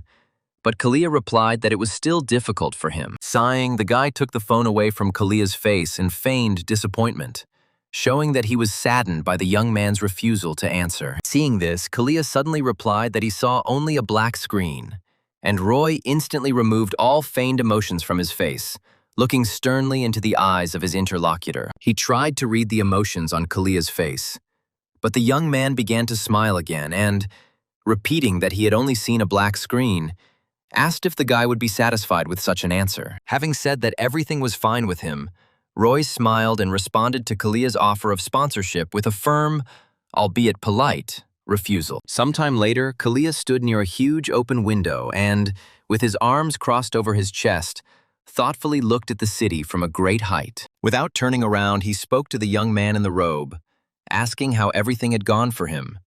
And the man replied that he had not found any distortions. Turning to the novice, Kalia sternly asked the man if he was sure of his words, which caused a stir in his mind, but he replied that he swears by the name of the order. Turning away and looking at the city again, Kalia noted to himself that there was nothing special about Roy, really, although his question caught the boy off guard. Biting his finger, Kalia wondered what that nagging feeling was that he felt in his own chest. The novice tried to say that he needed to go to another apostle, but Kalia forbade him, ordering him to simply observe for now and report back on what the other heroes had answered. Frowning with displeasure, the boy heard from the servant that he had called all the most legendary heroes, except for the Blade of Souls and the Sword of Darkness, who had not been seen for a long time. At the same time, when swordsmen and spearmen came out into the street, Guy asked Roy why he suddenly decided to refuse Kalia's sponsorship. The guy shrugged, thought for a moment, and then replied that the offer seemed suspicious to him, although Guy didn't understand what he was talking about. Guy indignantly asked why Roy had agreed to the offer to enroll in the Aura Academy, to which the guy replied that it inspired confidence. Deciding to change the subject, the guy reminded about what Guy and Kalia had discussed at the very beginning of the conversation and clarified what dungeon distortions were. The old man sighed and said that this was the name given to the distortion of magic within a dungeon, causing it to suddenly increase in difficulty or cause an unexpected breakthrough. The guy said he thought that such a thing was impossible, but Guy scratched his beard and replied that this used to happen all the time, although now it is rare. Roy, suddenly becoming agitated, clarified that Kalia meant that the times of the cataclysm had not yet ended, but Guy reassured him, claiming that the apostle was simply mistaken. The man turned and walked away, and Roy asked where he was going, since Aura Academy was in the other direction, and the old man said that he had things to do. The man walked away, but suddenly stopped and turned around with a menacing expression on his face, warning the boy not to do anything indecent with his granddaughter. Roy laughed, noting that the man had acknowledged the boy after all, and then sneered that it was because of this mistrust that Aura was angry at her grandfather, which angered the old man. Guy clenched his fists in rage, and Roy, seeing this and afraid that he was about to be beaten, turned around and ran to the academy. Grumbling about how he needed to get stronger quickly so he wouldn't have to fear the old man's threats, Roy returned to the academy and greeted Aura, who was surprised that the boy had returned so early. The girl was surprised when she noticed that her grandfather did not come with the guy, because they went together, and Roy replied that Guy suddenly had some business. Knowing her grandfather's character, Aura asked if he had said anything strange to the boy, to which he reassured her, assuring her that everything was fine. Still worried that Roy might have been intimidated, Aura once again sheepishly apologized for his character and for not warning the boy in advance. Shrugging his shoulders to the girl's surprise, Roy said that the great swordsman expressed himself very strictly and, in his opinion, incorrectly, but he could not say that he considered him bad. Scratching the back of his head, the spearman finished his sentence with a joke that if he somehow upset Guy, he would only get a few blows. He suddenly interrupted himself, indignant that he was talking nonsense. But the girl was already smiling sarcastically, hearing his words. Aura suddenly remembered that Roy needed money and emphasized it, although he did not understand how she found out, to which Aura replied that he shouted about it every day. Roy thought about how money really was his biggest problem, since all 100,000 had gone to pay for Joshua's treatment, and Aura picked up the phone. She said she had found a great task for Roy and handed him her phone, where he saw an ad for a dungeon clearing competition. Seeing that the competition organizers were offering the winner a whopping 300,000, Roy raised his eyebrows in shock, realizing how big of a sum that was. He asked the girl again what the competition was about, and Aura replied that apparently it would involve clearing dungeons that no one could handle. Roy had already thought that it would be very difficult, but the girl noted that, most likely, these were not profitable dungeons that were simply not paid attention to. Looking at the details of the ad with interest, the guy thought that she was right, because now hunters are only chasing profit and do not clean cheap dungeons. Aura also said that they contained weak monsters and sending professional hunters there was simply not practical. And Roy imagined a strong hunter and a weak goblin. The girl also noted that if the dungeons are not cleared quickly, they open up, releasing monsters into the cities, which is why the state came up with these competitions. Realizing how well thought out this system was, the guy thought about it and then said that he didn't know who came up with it, but he was a real genius. Aura, who sincerely wanted to help, asked if he agreed, and Roy, smiling, found no reason to refuse such a pleasant offer. And although the guy understood, among other things, that this competition would improve the Academy's rating, and that was precisely the reason Aura found out about it, he didn't want to upset her. When he turned away, the gears in his head started turning, giving the guy the understanding that since this was a competition, the opponents would be far from the weakest. He remembered how strong Joshua, whom the guy fought at the last tournament, was, and thought that he needed to be prepared for the fact that here he would meet someone clearly stronger. Frowning with displeasure and sitting down on the floor, the guy thought about how he could prepare so that his opponents wouldn't become a problem. The guy was grumbling to himself only because he really wanted to get the money, and he was still upset about being disqualified at the last competition. Roy asked Aura how the competition works, and she told him that at the beginning, all participants are sent the addresses of the dungeons, and then they are given a week to complete them. She also noted that a participant can reserve a dungeon, but unfortunately only one.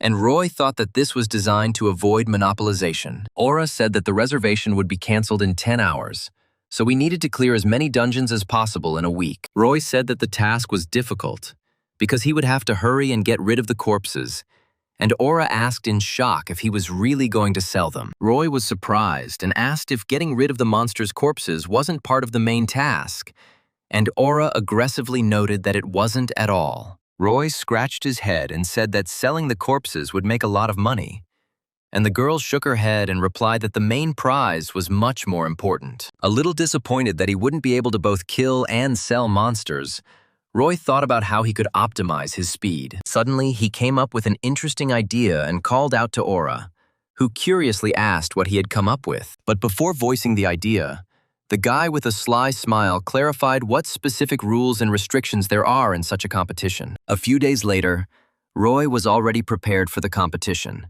and, getting ready for it, thoughtfully reviewed the progress of studying the lectures. At Aura's suggestion, the boy also downloaded a dungeon tracking app, and now they were waiting for the boy's assistant to show up. Aura asked if he might not be able to find his way, but Roy grinned and noted that this man would never allow himself to get lost. Finally seeing the one he had been waiting for quite some time, Roy waved to the man, happy to see him. The skinny man in the tank top grumbled that Roy was too loud, and the guy said he didn't expect to meet his friend so early. The man responded by saying that Roy had a short memory, since the guy forgot the fact that he was never late for work, unlike Roy himself. Finally, Roy's older friend Frank, who had come at the first friendly call, stretched and asked what was so important he would have to do. A couple of days ago, Roy called Frank, surprising the man with his call because the guy had not shown up for work for a very long time, and the man had to work without talking to his friend. The guy offered the man to cooperate in the competition and help the guy with cutting up monsters, saving time, and also give him a ride to the dungeons. Roy then suggested splitting the money, and Frank wondered if he could be useful if speed was so important, to which Roy said without a doubt that the guy needed him. Finally, on the day of the competition, when he, Aura, and Frank gathered together, the guy received a notification on his phone about the start of the competition. Having said goodbye to Aura, Roy and Frank moved towards the man's transport, and at the same time the guy asked if the man had remembered all the rules, receiving an affirmative answer. When they got inside, the spearman said that they needed to be as fast as possible, because the one who cleared more dungeons than the others would win. Looking at the gloomy face of his older comrade, who already knew all the rules, the guy still explained that they needed to be fast, both in the dungeons themselves and on the way between them. Having said that Roy could rely on his driving speed, Frank asked if the guy could handle the dungeons themselves, and the spearman nodded contentedly. Opening the phone, which displayed the addresses of the dungeons, Roy handed it to the man so that he could find out where to go. Frank, of course, understood where to go, but asked why Roy had given him the phone forever. And the guy replied that all the addresses were there, and Frank would be able to optimize the route. Frank's eyes widened in surprise, and he asked again how the boy could rely on his friend in such an important matter. Roy chuckled and said that he hadn't allowed himself to doubt the man's skills for a second, which embarrassed him a little. Having secured the phone to the dashboard, Frank, smiling contentedly, moved from the spot, ordering the guy to hold on tighter since he wanted speed. When they reached the first dungeon, they were met by an inspector, and Roy quickly went inside, leaving Frank, who immediately opened a can of soda, outside. Having decided that Roy was from an unknown academy, the girl decided that he would spend about an hour in the dungeon.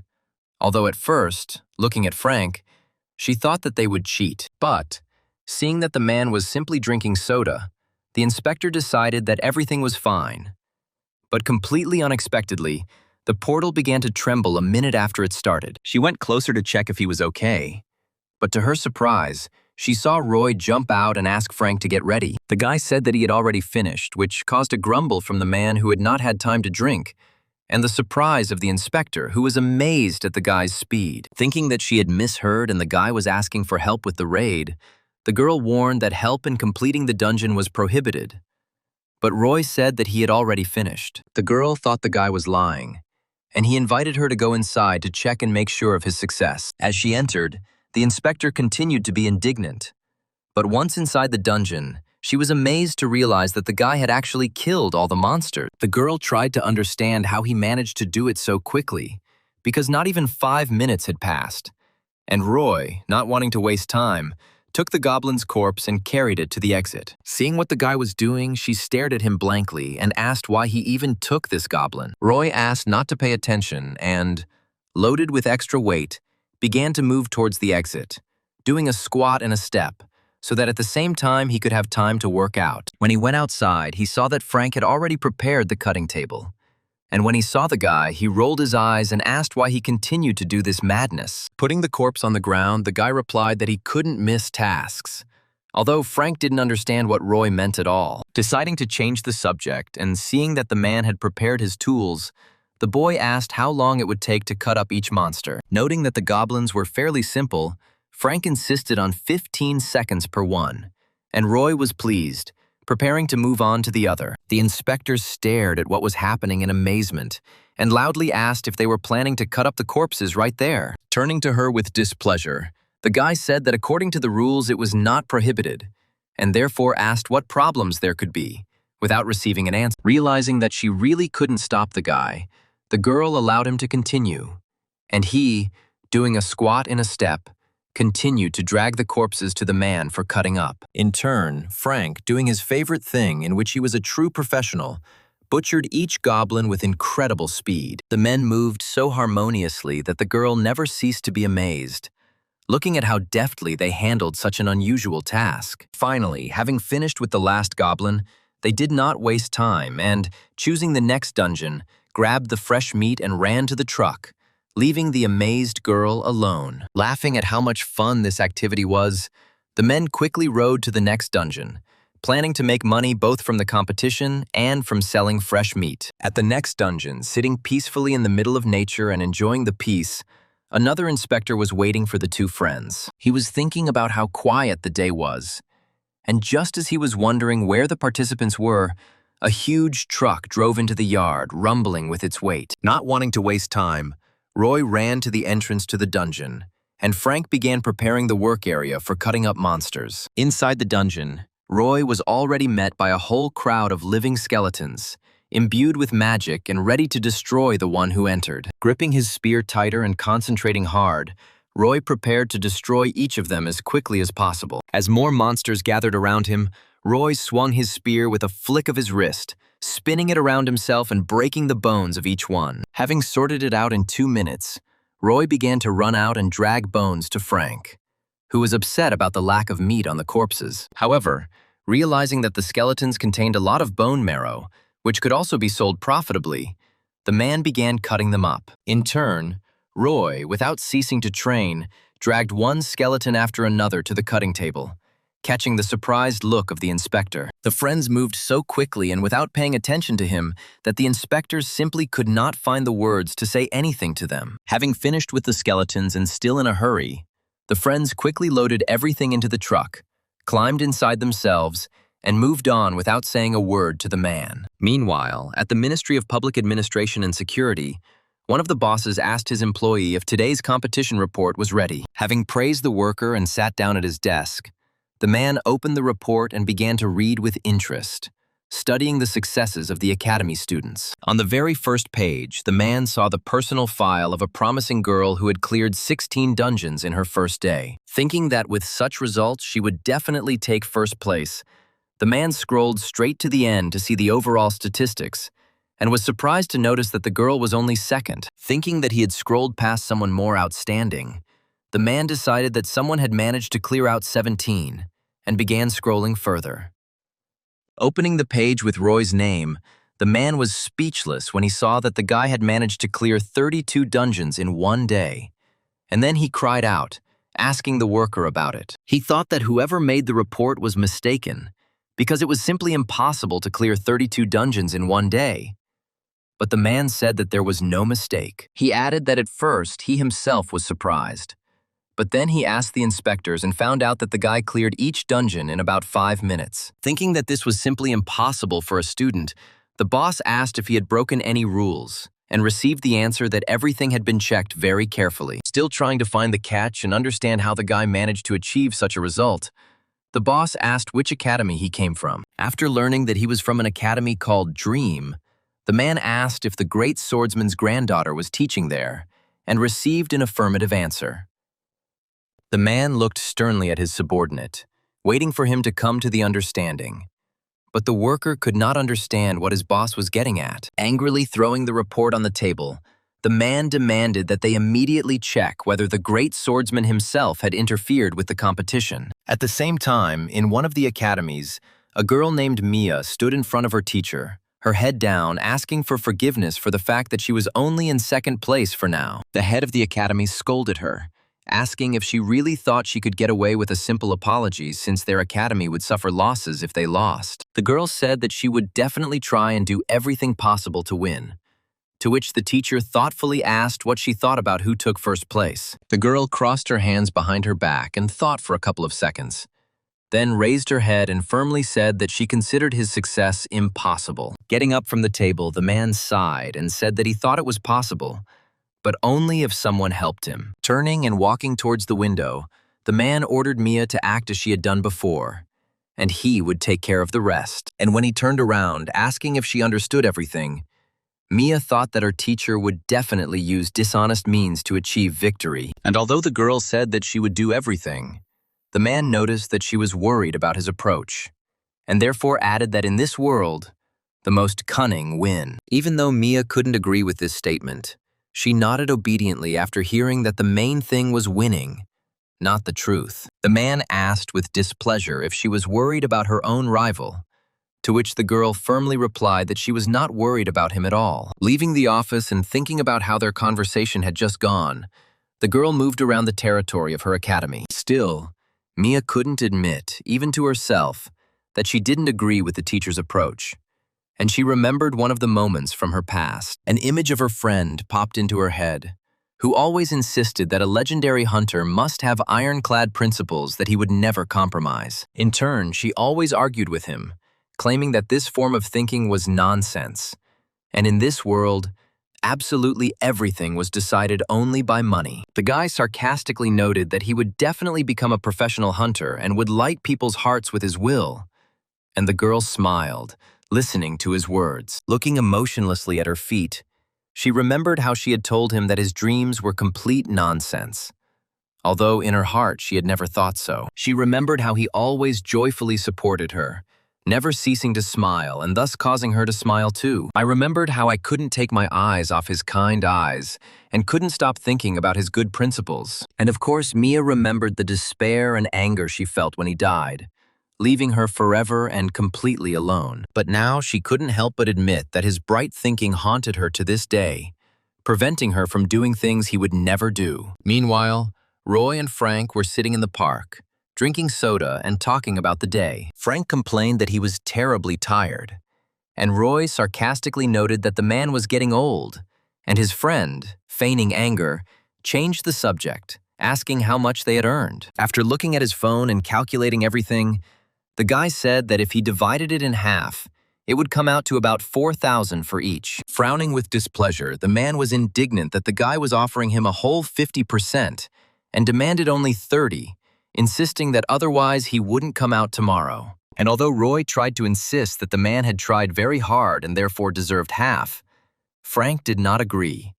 And the guy in this case offered him at least 2.5 thousand. And although the man continued to be indignant, demanding less, in the end, realizing that the guy could not be moved, he agreed to 2.5 thousand and continued drinking soda. Smiling at the friendly atmosphere, Roy took a sip of his drink and asked why Frank wasn't surprised. At first, the man didn't understand what exactly his friend was talking about, and Roy explained that he was referring to the incredible speed with which the guy cleared the dungeons. Frank chuckled and said that he didn't understand what was surprising about that, since he had already seen Roy at the academic tournament, which had amazed the guy. Roy asked, offended, why his friend hadn't even mentioned or given any indication that he had been at the tournament. To which the man, causing a smile to appear on Roy's face, said that he hadn't wanted to bother him. Turning away from the guy, Frank burped, then covered his mouth and asked for forgiveness, causing the guy to laugh kindly. Roy remembered how Frank supported the boy when he was left without parents, and therefore he saw him as the closest person to him. On the second day of the competition, Roy and Frank were ready to work and set to work early in the morning, noting with surprise that they had been given the nickname of Dungeon Breakers. The friends looked at each other in bewilderment when the inspector near the first dungeon said that they were nicknamed that way because their comrades managed to butcher monsters in addition to raids. A rather young guy also said that a lot of people are talking about them now, and even he himself was curious about them, which greatly surprised both Roy and Frank. On the second day, the comrades pulled ahead even more, clearing a total of 41 dungeons, and Roy allowed himself to happily note that victory was within their grasp. Frank said that if they lost, it would be at least strange, and Roy encouraged his friend, glad that it was him he had called to help in this difficult matter. Seeing the man grumble that the guy would make him work even after death, Roy promised to buy him and his daughter some food, which instantly cheered up his friend. The man sarcastically noted that in that case, the guy would have to buy a whole cow, while Roy looked at the phone screen, glad that everything was going smoothly. When they were about to start work on the third day, Frank suddenly looked at the screen very thoughtfully, which caused the guy's bewilderment. He asked what had suddenly happened, and Frank held the phone up to him, asking him to look at the screen and assess the situation. And as soon as the guy looked at the screen, he immediately snatched the phone from his friend's hands, dumbfoundedly trying to understand what had suddenly happened. Much to the boy's surprise, the entire dungeon map was filled with red armor icons, meaning there was not a single free dungeon left for them. After looking at the map for a long time, Roy noticed that there were still free dungeons an hour away from them, but all the ones nearby were booked. Frank noted that the whole situation seemed too strange and suspicious to him, with which Roy could not help but agree. Roy decided they needed to head for the nearest dungeon, since there was one, although Frank said the armor was not installed correctly and would probably be removed soon. However, after completing the next dungeon, the friends noticed that everything around them was booked again, and because of this, they only completed 10 dungeons that day. After meeting with Aura, they decided to discuss the situation and try to understand what was going on. Although Frank was 100% sure that Mia from the second place was to blame for everything. Aura noted that you can usually see who exactly booked the dungeon, but these particular bookings can't be seen, causing Roy to frown. Aura promised to talk to the organizers, and Roy, to his own regret, admitted that the cutting would have to be postponed for the sake of winning.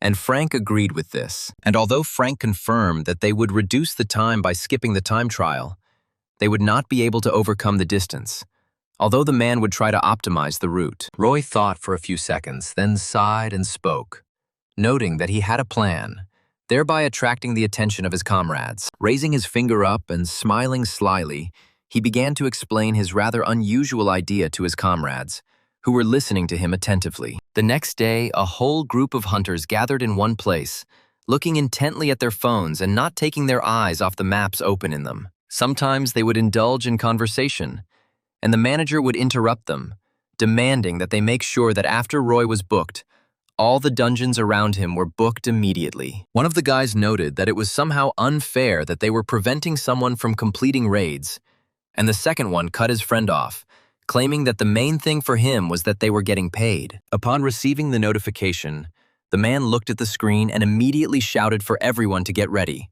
because Roy had booked the dungeon. The man noted that people should not book everything at once, but should do it within 10 minutes so as not to arouse suspicion. Looking at the screens, each of the participants in the scam suddenly frowned and exchanged glances with the others, trying to figure out what to do. Noticing that people were hesitating, the manager demanded to know what had happened, and one of his subordinates approached him with a phone. He said that Roy had booked a dungeon very close to the one Mia had booked, and so they could interfere with her as well. Having taken the phone from the guy, the man assessed the situation and tried to figure out what to do in this case. However, ideas for solving the problem that had arisen did not come to the man's head, and rage began to boil in his mind. At the same time, Mia was successfully, albeit not as quickly as Roy, clearing out the dungeon she had reserved. Without even looking particularly at the slime-like monster she had killed, the girl swung her blade, cutting its body into pieces, and moved on. Having finished with this dungeon, the girl left it and got into the car,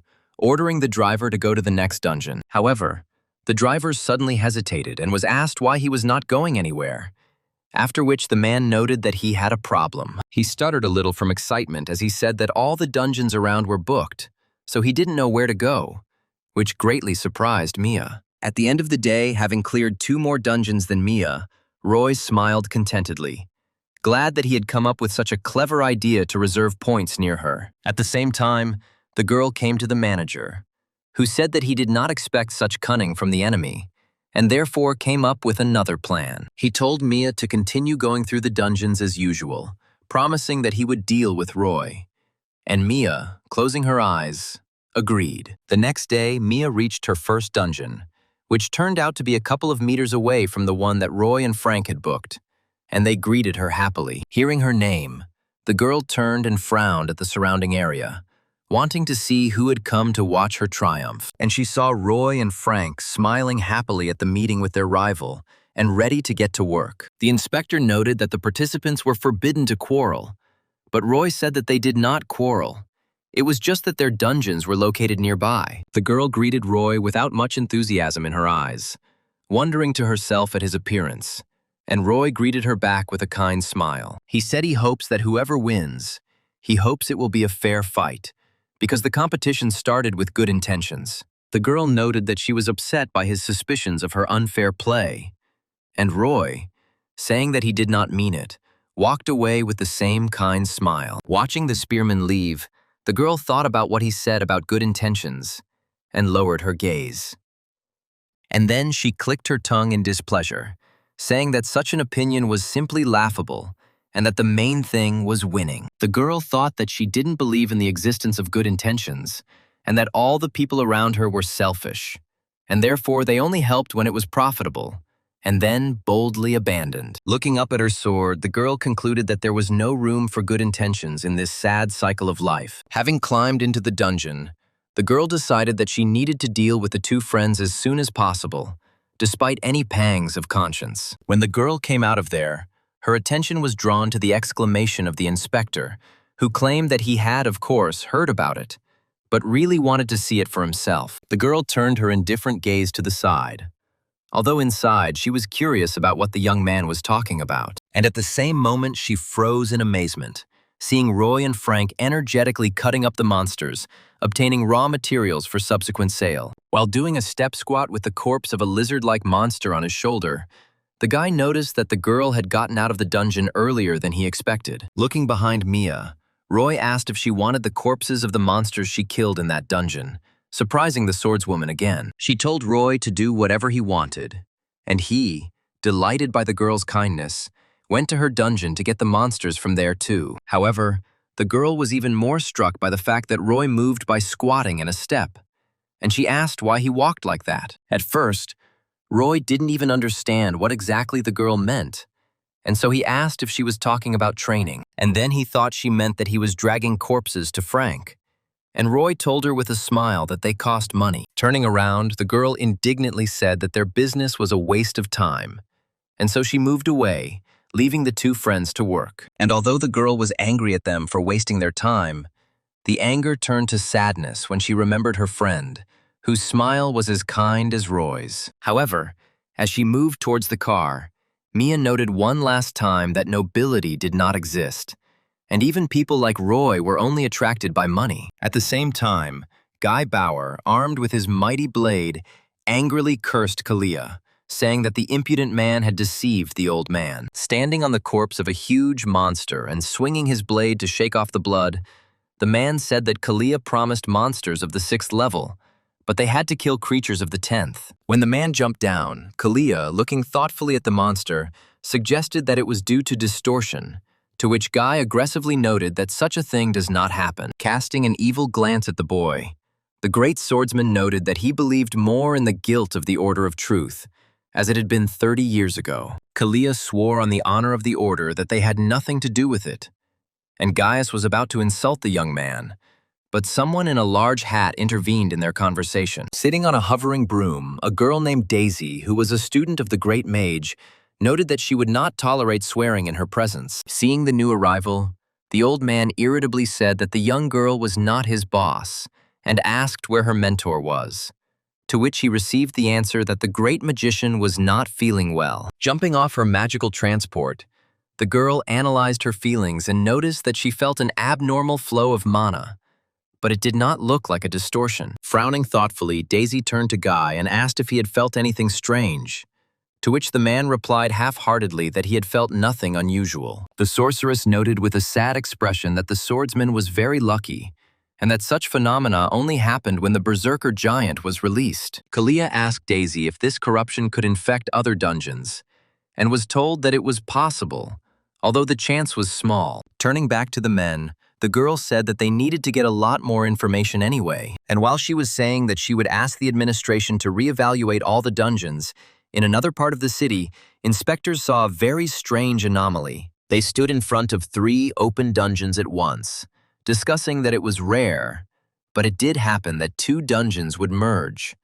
But the merging of 3 seemed impossible, and if the 2 dungeons seemed quite ordinary, then the portal to the 3rd emitted a frightening and cruel aura, directly screaming about its danger. Meanwhile, the competition continued, and Roy and Frank, having reached the next booked dungeon, learned that some guy had already completed it. Not understanding how the inspectors had made such a mistake, the friends moved on to another armor. But there, too, some hunter had already cleared everything out, asking for forgiveness for the confusion that had arisen. Roy and Frank were left out of work time and time again, because due to the tricks of their rivals, their comrades' armor was constantly cleared out before their arrival. At the end of the day, they came to Aura to discuss what had happened. And while Frank shook his fists furiously, Roy thoughtfully noted that their opponents were quite smart. Angered at the realization that they had been tricked again, Aura said that she would definitely deal with this and change the rules, even if she had to use her reputation as the great swordsman's granddaughter. And after Aura's appeal, Roy received a letter with an update to the competition rules, stating that for clearing someone else's armor, the result would be counted to the one who made the reservation. The next day, heading to the first dungeon, the friends already thought that everything would go smoothly. But even that day, they were faced with difficulties. On the road, they began to encounter clearly fake people who caused them problems in moving, standing right in front of the truck or causing accidents. Towards the end of the day, Roy looked at the competition statistics and noticed that the difference between him and Mia was minimal, and therefore, they needed to decide something as soon as possible. Aura said that she called the organizers again and they would try to solve the problem, but Frank shouted that it would be too late by then, and something needed to be done right now. Aura also said that the headmaster of Mia's academy is her father, named Hector, an A-rank hunter who was even acknowledged by Guy Bauer himself. Upon hearing this, Roy chuckled, and Frank asked with displeasure if this Hector was really that strong that he was recognized by the great swordsman himself. Aura shook her head and said that he was nowhere near as strong as her grandfather, but he was very quick-witted and therefore had a lot of connections. She sighed sadly and said that for this reason, it would be unlikely to prove his involvement before the end of the competition. And so each of the 3 realized the sad prospects. Suddenly, Aura, to Roy's surprise, asked him for forgiveness, although he himself did not understand what she had done wrong to him. She sighed and, closing her eyes in shame, said that she could not help him in any way, to which Roy reasonably noted that it was she who had been standing up for them all this time. Frank hit his chest and supported his friend's opinion, saying that she had done everything in her power, which meant that now everything was in their hands. Frank suddenly turned to Roy and corrected himself, noting that everything was in his hands, and then, pointing out that Aura was already getting worried, asked if the guy had come up with anything. And to Frank and Aura's surprise, Roy grinned his most devilish smile, making it clear that he had an idea. Sometime later, in his office, Hector slammed his desk in rage, demanding an explanation from his subordinate as to how Roy had managed to get around them again. The worker, with a trembling voice, suggested that the spearman only reserved dungeons when he was already near them, and therefore it was difficult to predict his route. While Roy and Frank were successfully and very quickly dealing with the dungeons, Hector demanded to try to bribe the inspectors, but his subordinate objected incoherently. He muttered that they had been complained about, and that was why they had now appointed people from the dungeon management as inspectors who could not be bribed. Jumping up from his chair in anger, Hector asked why the dungeon management had become alarmed by one complaint, to which the worker replied that the complaint had been filed by the great swordsman's granddaughter. Having learned that Guy Bauer himself was involved in the matter, Hector froze in place while his subordinate made excuses that they were now completely powerless. Hector demanded that a way be found, and his workers tried their best while Mia did her best to clear the dungeons as fast as she could. In turn, Roy tried to bypass all the obstacles that Hector's people put in his way and maintain his position as a leader until the end. In the end, at the very end of the competition,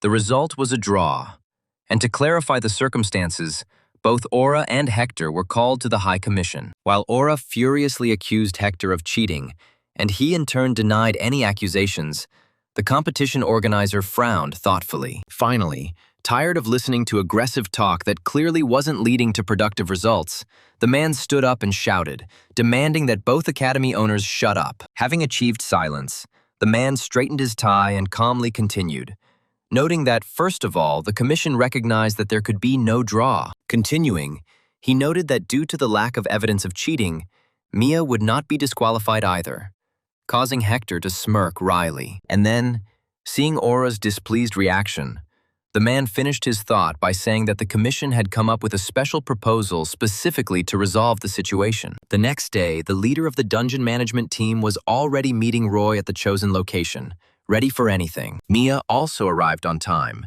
and her eyes clearly showed her desire to achieve victory, no matter what the cost. Smiling and greeting each of the participants, the man introduced himself and said that he would be the one judging today's results. Standing in front of 3 strange-looking portals, the man continued, saying that he was going to explain to the 2 competitors how their final test would be conducted. Roy adjusted his grip on the spear, and Mia placed her hand on the hilt of the blade as the man turned to the 3 portals and continued pointing at them. He said that they needed to pick one dungeon and clear it as quickly as possible, and whoever moved on to the second one and cleared it would be the winner. Seeing the confusion in the participants' eyes, the man added that the winner should be the one who clears more dungeons, and that is why they chose this particular place. The examiner also noted that all 3 dungeons have the same difficulty level, and therefore they can discuss among themselves who chooses which one. Deciding that this time Mia was unlikely to have set something up, Roy asked if he could choose first, to which the girl indifferently gave her permission. Pointing his spear at the blue portal,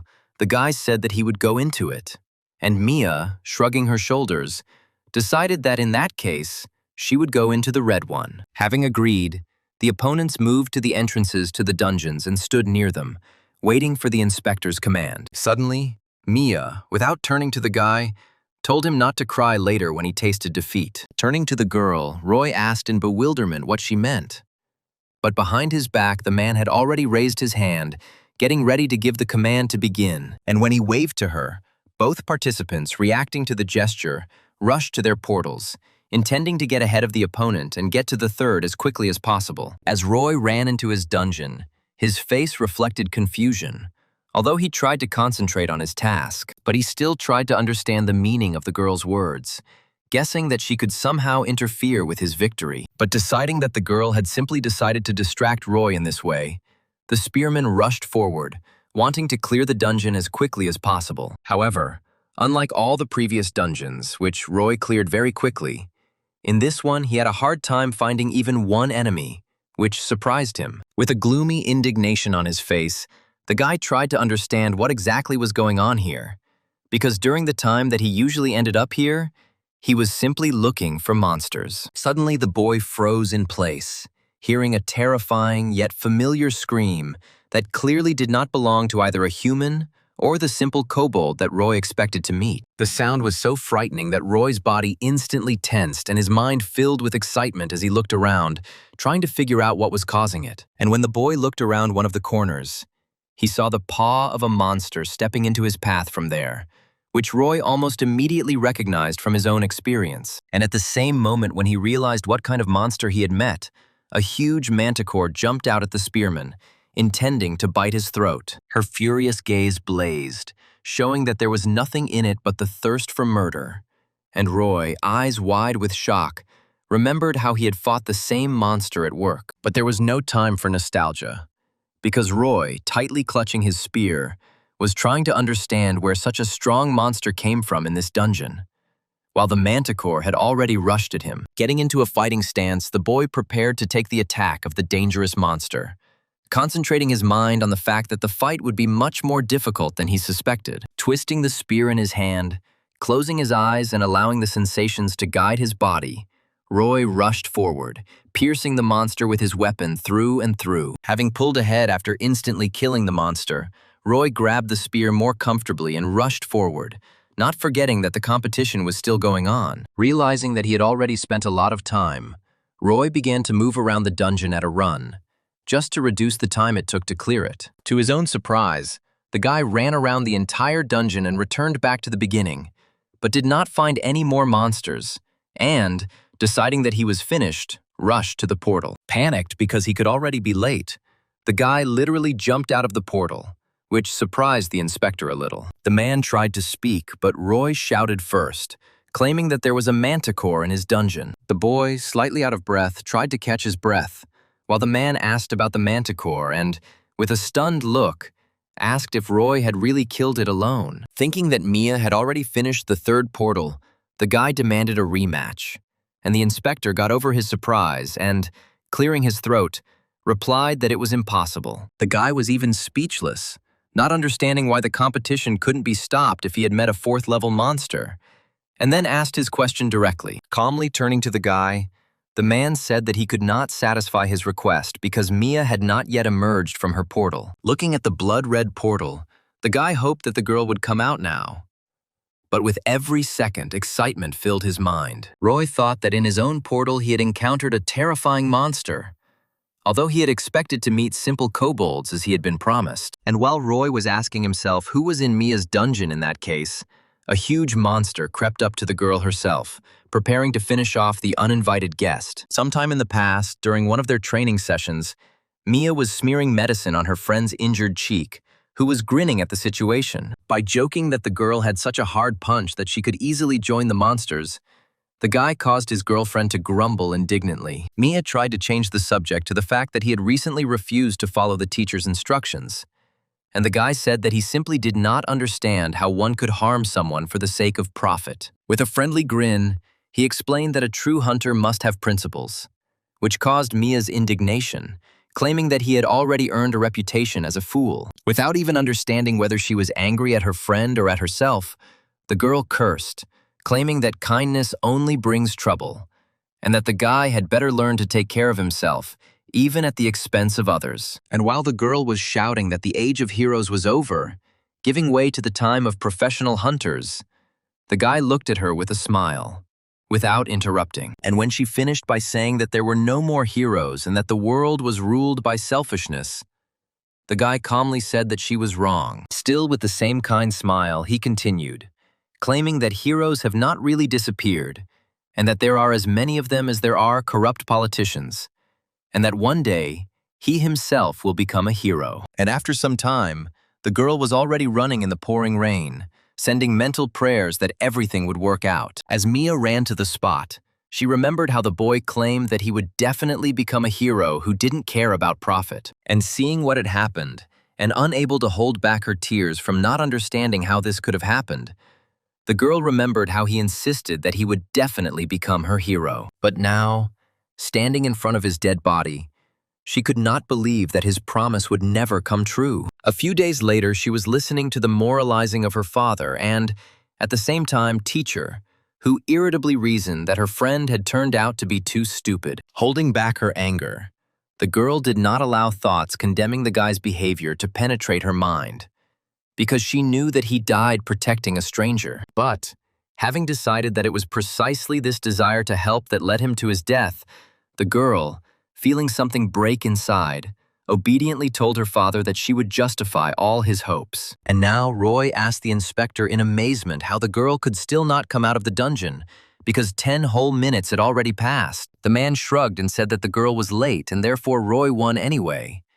But if he wanted a rematch, they could try to arrange it. But the man also noted that he did not understand why Roy needed this, since he only had one dungeon left to clear in order to win. The guy thought about it because he thought that the error in measuring the dungeon level was another of Mia's clever traps. But if she hadn't finished yet, then that wasn't true. Roy was about to express his doubts about this test when the second examiner suddenly cried out in surprise, looking at one of his devices. Turning to the man, the first inspector asked what had happened, and received the answer that the manometer had suddenly started showing not the second level, but the fourth. And only now, hearing the surprise in the voices of the examiners, Roy remembered how the great swordsman told him about the distortions that affect the difficulty of dungeons. And only now, to his own horror, Roy realized that his rival was in great danger, which no one had foreseen before. Meanwhile, the inspectors were trying to figure out why their device had suddenly started changing its readings, not daring to trust the idea that it might simply be a glitch. Having decided that everything needed to be double-checked, the inspectors thought that they needed to call in professional hunters, and so they turned to Roy, starting to say that he would continue later. However, the guy was no longer in their field of vision, which slightly surprised one inspector and greatly frightened the second. At the same time, in a deadly trap in a dungeon whose difficulty had increased greatly, the girl was spitting out blood during the most dangerous battle. Struggling to remain conscious from the massive blood loss from her severed arm, Mia stared straight ahead in horror and despair. Her sword was broken in half and now lay on the ground, and the girl, with horror frozen in her mind, thought that this was the poetic justice that her late friend had spoken of. After all, right in front of the girl, a demonic centaur towered in all his mighty height, who had just recently bitten off her hand without much effort. Standing over the already defeated but not yet killed enemy, the monster roared, signifying with this battle cry its readiness to finally finish off the girl. In turn, Mia cast aside her fear and, realizing that she could die very soon, gave her thoughts to the memories of her friend, whom she loved with all her heart. And while the monster was rushing towards her, intending to tear her to pieces, the girl thought that there was justice in this world after all, since she had gotten what she deserved. And realizing that this could be her last thought, the girl was glad that at least she would not die for someone else's life, but in pursuit of her own dreams and ambitions. However, the fatal blow did not follow, and the girl, keeping her eyes closed, cautiously looked ahead and immediately opened her eyelids, seeing that the monster had been restrained. But the most surprising thing for her was not even that someone was able to hold back such a monster, but that this person turned out to be her rival. Meeting the monster's claws with the strong shaft of his spear, the guy tensed his whole body, trying to hold the monster back and not let it get to the girl. Gritting his teeth from the weight, the guy asked, straining his words through his teeth, if she could go. But the girl looked at what was happening in amazement, not taking her eyes off. Looking in amazement at the spearman risking his life for her, the girl asked herself what difference it made to him, since he had to run away as quickly as possible. And seeing that the guy was not rushing off to save his life, but was staying, risking it and trying to save Mia, the girl tried to understand why he was doing this. The girl screamed and asked what he was doing there, but Roy ignored the scream and, putting all his strength into his hands, pushed the monster away, instantly attacking him in the face. To Mia's surprise, the guy not only did not save himself, but, seeing that she could not leave on her own, he decided to fight the monster to save her. Jumping up, the boy shouted at the monster, drawing its attention to himself and intending to take it away from the wounded girl. The angry monster roared and rushed at the spearman, who instantly changed his route in order to lead the monster further away. Wanting to kill the annoying enemy, the monster swung again and attacked with its claws at the fleeing target. Roy had to jump while running and turn around in the air, putting his spear under the powerful blow to block it. Barely managing to parry the blow, the boy tensely clenched his teeth, realizing that if he missed one blow, there would be nothing left of him except a corpse. Repelling attack after attack, Roy struck back, arguing that the monster's attacks were somewhat familiar to him, and so he simply needed to continue to strike back. However, this monster was clearly much smarter than the manticore, and even more so than the insignificant kobolds, and therefore was not going to lose to simple tricks. Having ducked under another spearman, the monster did not intend to strike with its claws, but swung its head, piercing the guy's shoulder with its sharp horn. Feeling the blood soaking his clothes, Roy let out a shocked breath, the air in his lungs running out. Shaking his head and roaring, the Minotaur threw the guy off his horn, sending him flying free. And Roy, although seriously wounded, still did not let go of the spear. With a huge wound in his shoulder, blood gushing out, the boy fell to the ground right next to Mia, who watched him fall in shock. The spearman's strength began to leave him, but, gritting his teeth in rage and pain, he tensed his whole body, not allowing himself to lose consciousness in the heat of battle. At the same time, the monster roared again, emitting a terrifying aura of killing intent. Roy planted his spear on the ground and forced himself to stand up, leaning on it and keeping a desperate gaze on his enemy. Trying to stay on his feet, the boy chuckled and said that the monster was quicker than he thought, and then asked Mia if she could move now. With a trembling voice full of incomprehension, Mia asked why the boy would knowingly put himself in danger for the sake of someone else's life. Breathing heavily from the pain and trying to push it away, the guy tried to concentrate on the fight while the girl started screaming at him. Holding tightly to his severed arm, the girl screamed, asking why he didn't just leave since he could clear the last dungeon and win the competition. Seeing how the guy's gaze grew heavy, but he continued to stand firmly on his feet, the girl clarified that the guy had only come for the money. With a smile on his face, Roy calmly and even a little tiredly confirmed that he came for the money, and the girl continued to scream, urging him to leave her and go for the win. She said that if the guy hopes that she will thank him, then this will not happen. But he calmly replied that he does not need this, and he thinks that the girl is wrong. Throwing aside the pain, the guy finally straightened up and added with a smile that he considered her actions wrong, but did not think that she should die because of them.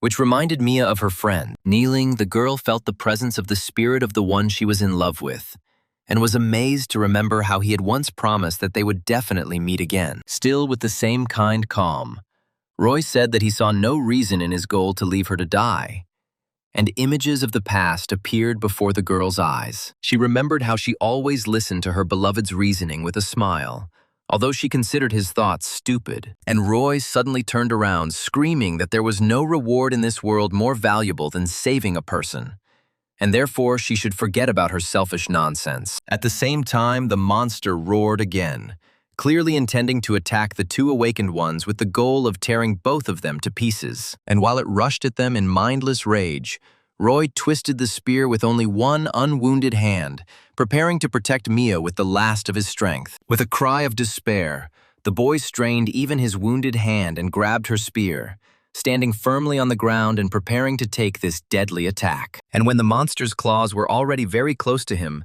the guy's mind, filled with rage, suddenly concentrated better, and the guy heard a voice behind him. Chiron spoke, calmly telling the guy that intuition is not a separate phenomenon, but a part of the human mind.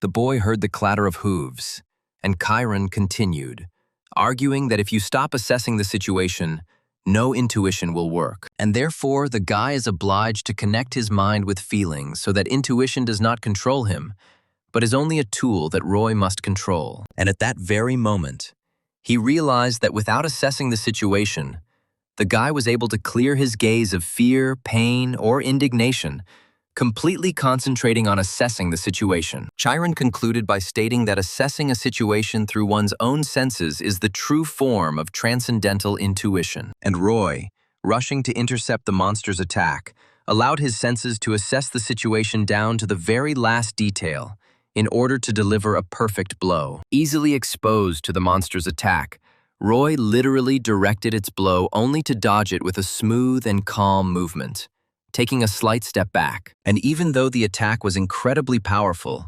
Roy's dodge turned all of the monster's power into an unsuccessful strike. However, the monster was so strong that the airflow caused by the blow cut Roy's cheek.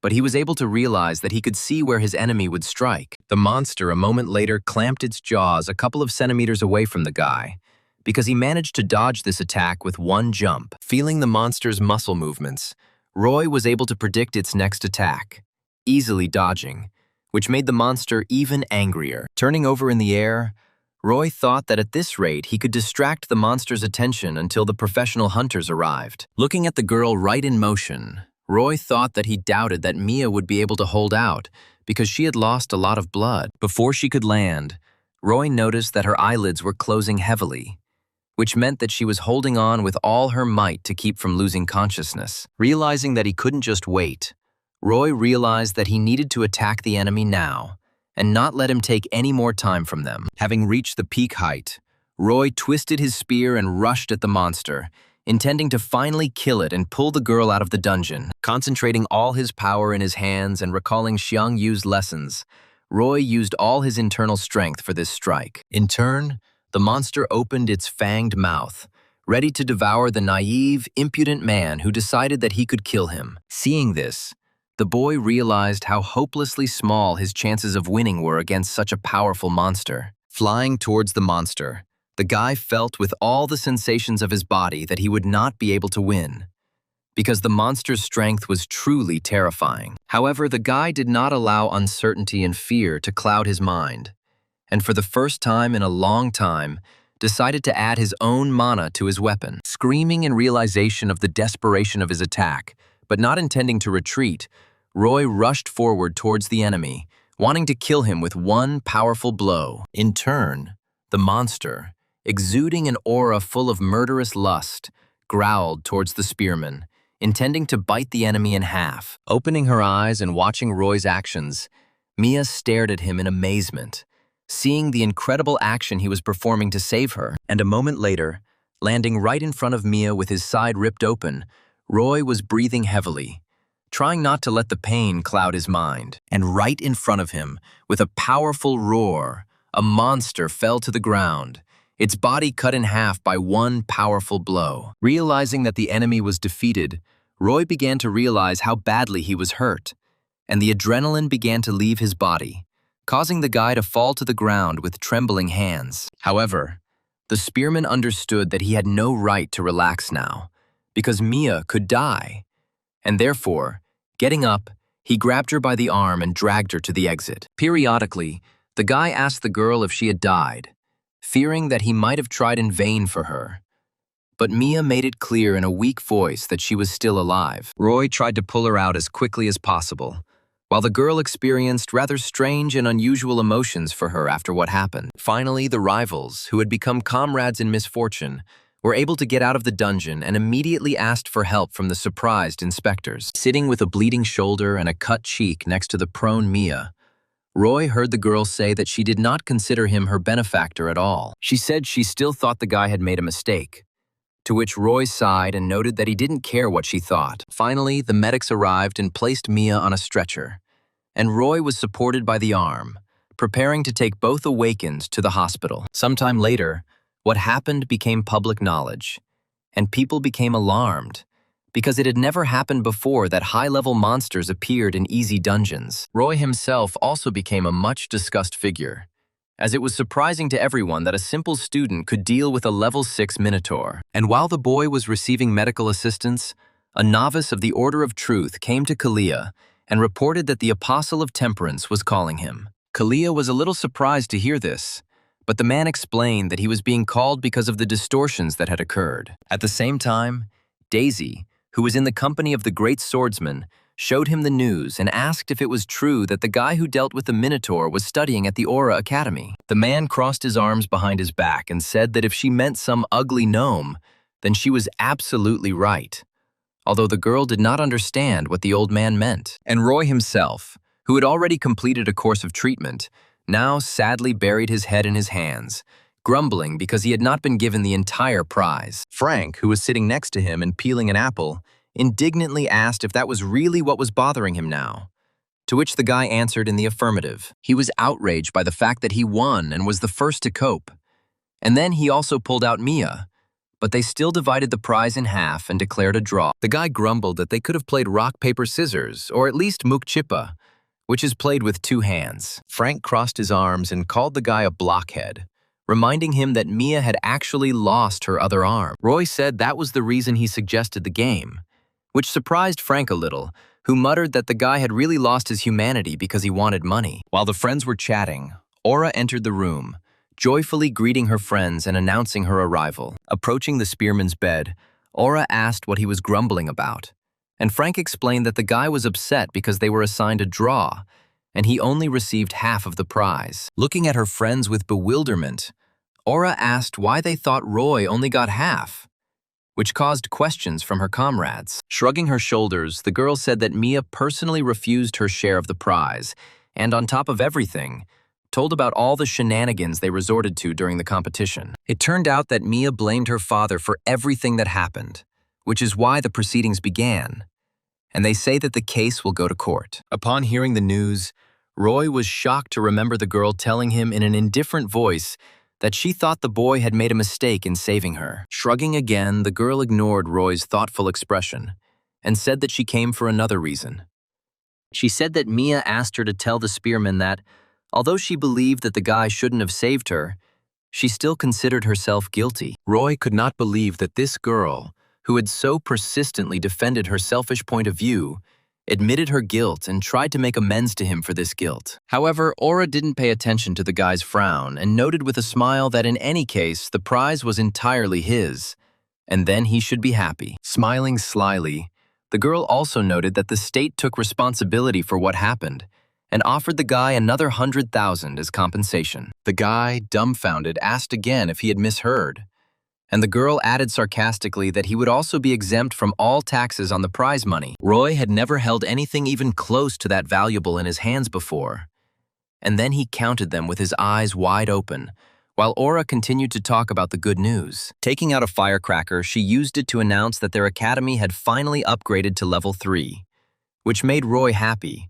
although Frank didn't care. Smiling contentedly, the girl noted that after what happened, they were considered suitable for the criteria, and Roy now had the opportunity to clear more difficult dungeons. And while Roy was rejoicing at the very good news, Aura happily said that it was only Roy's fault and thanked him, although he said that he was just lucky. Smiling at Aura's happy reaction, Roy noted with satisfaction that now more students would definitely come to her, and she would be able to realize her dream to the fullest. Frank noted that Roy was very pleased after hearing the news, and the boy confirmed this by saying that he wouldn't even have to play rock, paper, scissors with Mia. As a gift, Roy organized a delicious dinner for his friends, and after they left, he happily took out his phone, intending to buy something interesting. As excited as a child on Christmas morning, Roy opened the weapons tab, intending to buy something for himself that he had wanted to buy for so long. However, almost all the joy from the prize he received immediately evaporated when he opened the page with the Spear of Longinus,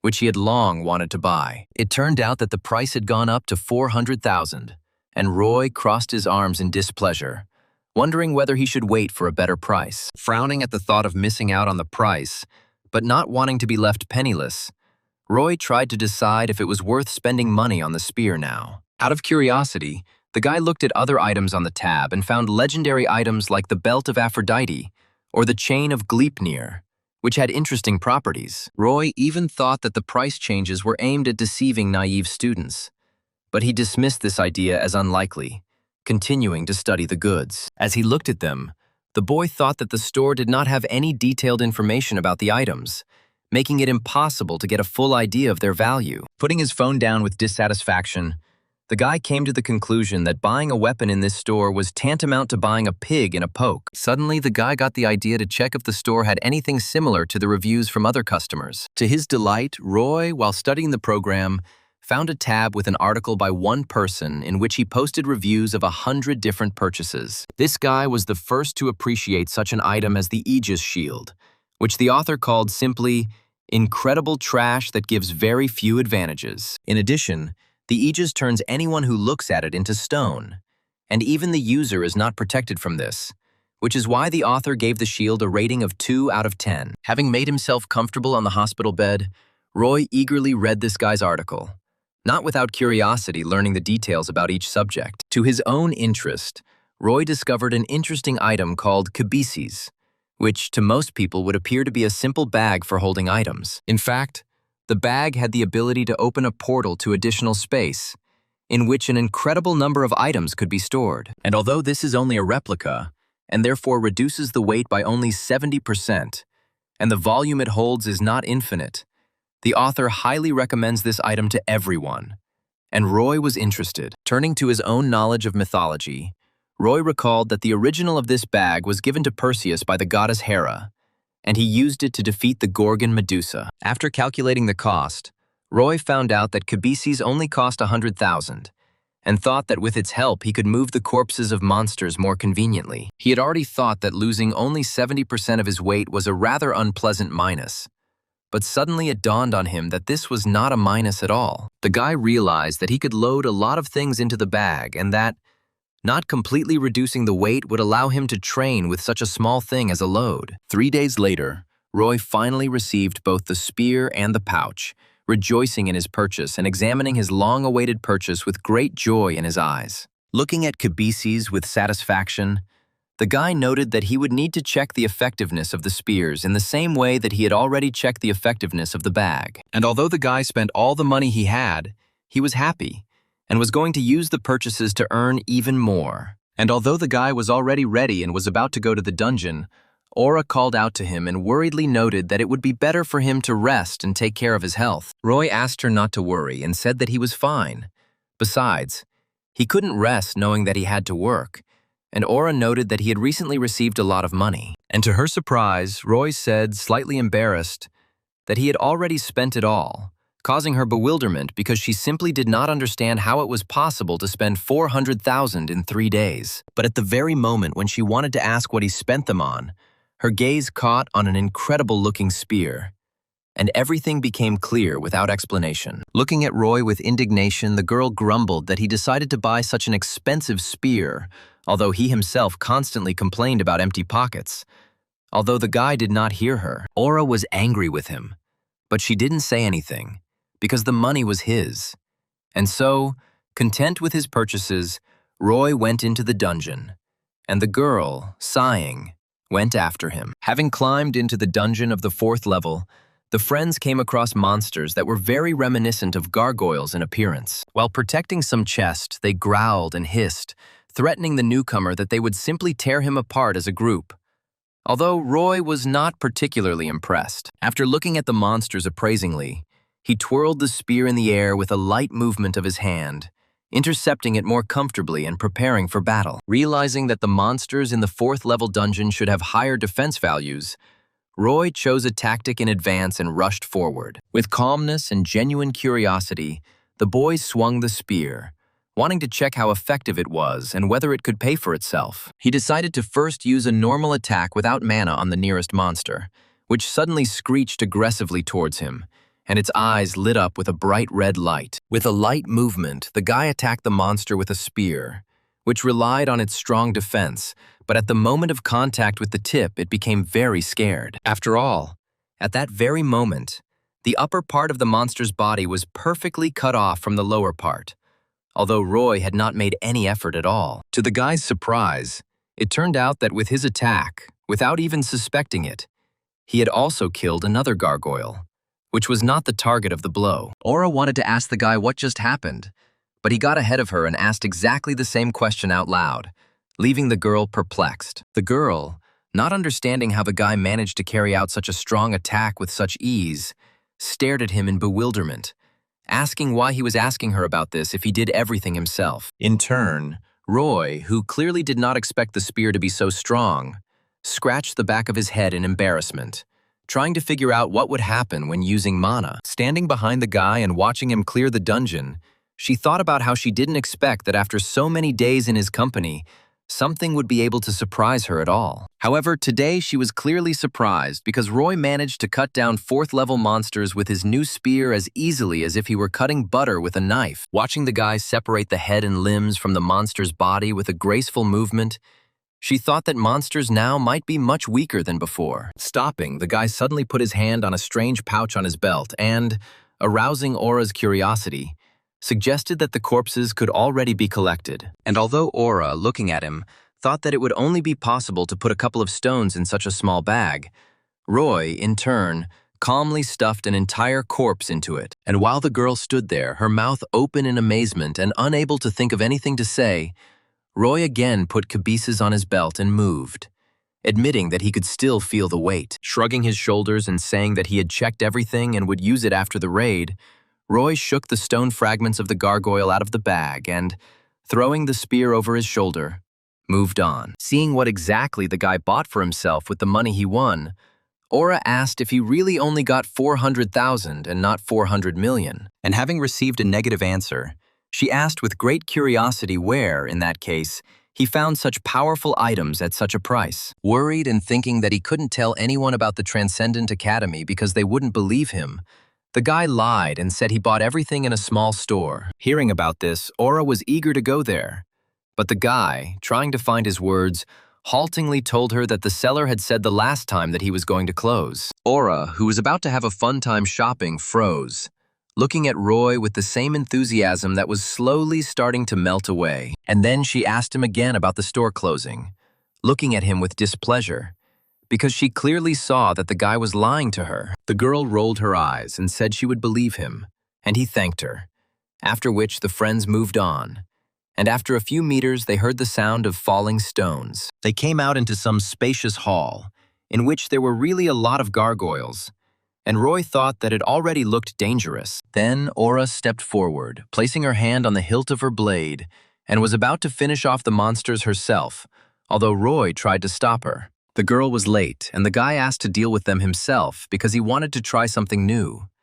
And the girl thought about it. Looking at the monsters and then at the boy, Aura shrugged and stepped back, while Roy looked thoughtfully at the Spear of Longinus, which turned out to be much more powerful than he expected. Taking a stance, the guy prepared himself for a special move, because he was going to check how the spear would behave if he put mana into it. The monsters had already rushed at him, wanting to tear the intruder into pieces, and Roy tensed his whole body and began to pour his own mana into his spear. He closed his eyes, concentrating all his strength into one powerful blow, the purpose of which was the complete destruction of all the monsters around. And when he opened them, his feelings and sensations merged with his mind into one whole, opening up the opportunity for him to carry out the perfect attack. And at that very moment, the spear began to shine with a bright blue light, and a magical aura spread around the guy, radiating incredible power. Aura took a couple more steps back, feeling that standing in the way of such a powerful weapon could simply be dangerous. Angry monsters rushed towards the guy in a huge crowd, wanting to stop the spread of positive energy that he was radiating. Their sharp stone claws were already approaching his body, threatening to tear his flesh. But Roy continued to concentrate on the coming terrible blow. And only when the monsters were already a meter away from him, Roy raised his head and began to move. His muscles rippled under his skin, and the boy jerked his hands holding the spear forward, releasing all of his accumulated magic at once, right in front of him. And this blow was so strong that each of the monsters in front of the swarm suddenly began to crumble, first into large pieces, but with each moment more and more fragmented. And after a couple of seconds, there were only ruins in front of Aura and Roy, because the guy's powerful attack even managed to split the stone floor. But only a second later, looking ahead in amazement, the girl was able to assess the full extent of the damage inflicted by the guy. Somehow, Roy managed to not only split the stone floor, but leave a huge crater in it, growing further and further across the huge hall. Roy knew the history of the Spear of Longinus very well, because it was the legendary spear that pierced the body of Jesus when he was crucified. And although he expected the spear to be weaker, after using it, The guy himself could not believe how well he had chosen his weapon. The guy developed a strategy on how to use the weapon to the maximum and, remembering that there were only 25 days left of his pass, decided to squeeze everything out of them. And while Roy was actively training, not wanting to miss out on opportunities, Aura approached him and informed him that a certain Sister Daisy wanted to meet with him, which confused the guy. Shrugging, Roy asked directly who the girl was talking about, and Aura noted that she was the student of the Great Mage, who was given the nickname Devil. Hearing this, the guy instantly understood who they were talking about, remembering the girl who was the only one in the whole world who could compare in magical potential with the devil himself. Reasoning that this girl must be a very outstanding person, and Aura allowed herself to call her simply Daisy's sister, Roy asked why she suddenly wanted to meet. It turned out that the sorceress wanted to know as much as possible about how Roy dealt with the Minotaur, being only an apprentice. Aura said that he had the right to refuse, and she wouldn't let Daisy push too hard.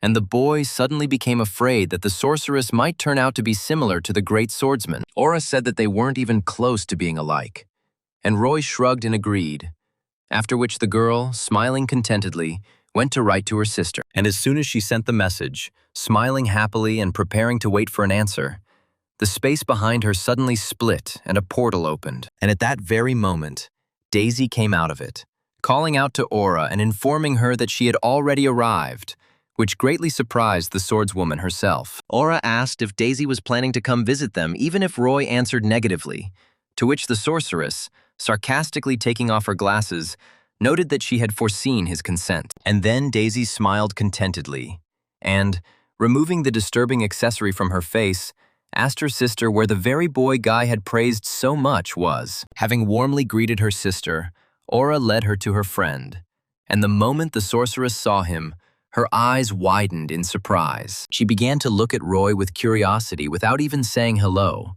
which made him embarrassed because he did not expect such zeal. Roy tried to say hello and introduce himself, but Daisy suddenly became even more surprised and screamed, demanding that Roy give an answer as to where he got this thing. The guy tried to calmly clarify what she was talking about, but the girl interrupted him and again demanded an answer, accusing the guy of being completely deaf. Unable to understand what the girl was even talking about, Roy became indignant, asking her to explain what she was talking about.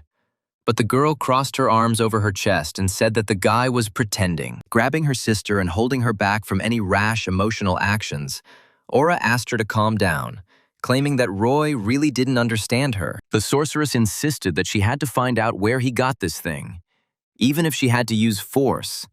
But Aura held her tightly, asking her to finally cool down. After some time of persuasion, Aura was finally able to calm her sister down, who stepped aside and sat down on a chair, discontentedly propping up her cheek, because she still hadn't received any answers. In turn, Roy only now realized that this was the same Sister Daisy that Aura had spoken about, surprised that she had ended up in their academy so quickly. And turning to the girl, he suddenly wondered why she looked so young, because judging by the information on the internet, she was already 40 years old. Aura noted that Daisy maintained her eternally youthful appearance with her magic, and the girl, standing up from her seat, confirmed this, saying that she used her own magic. Smiling proudly, the girl said that she uses her memories to rejuvenate her body, although this is very difficult for her. Suddenly, the smile disappeared from her face again, and the girl, pointing to Kabisis, said that she had answered his question,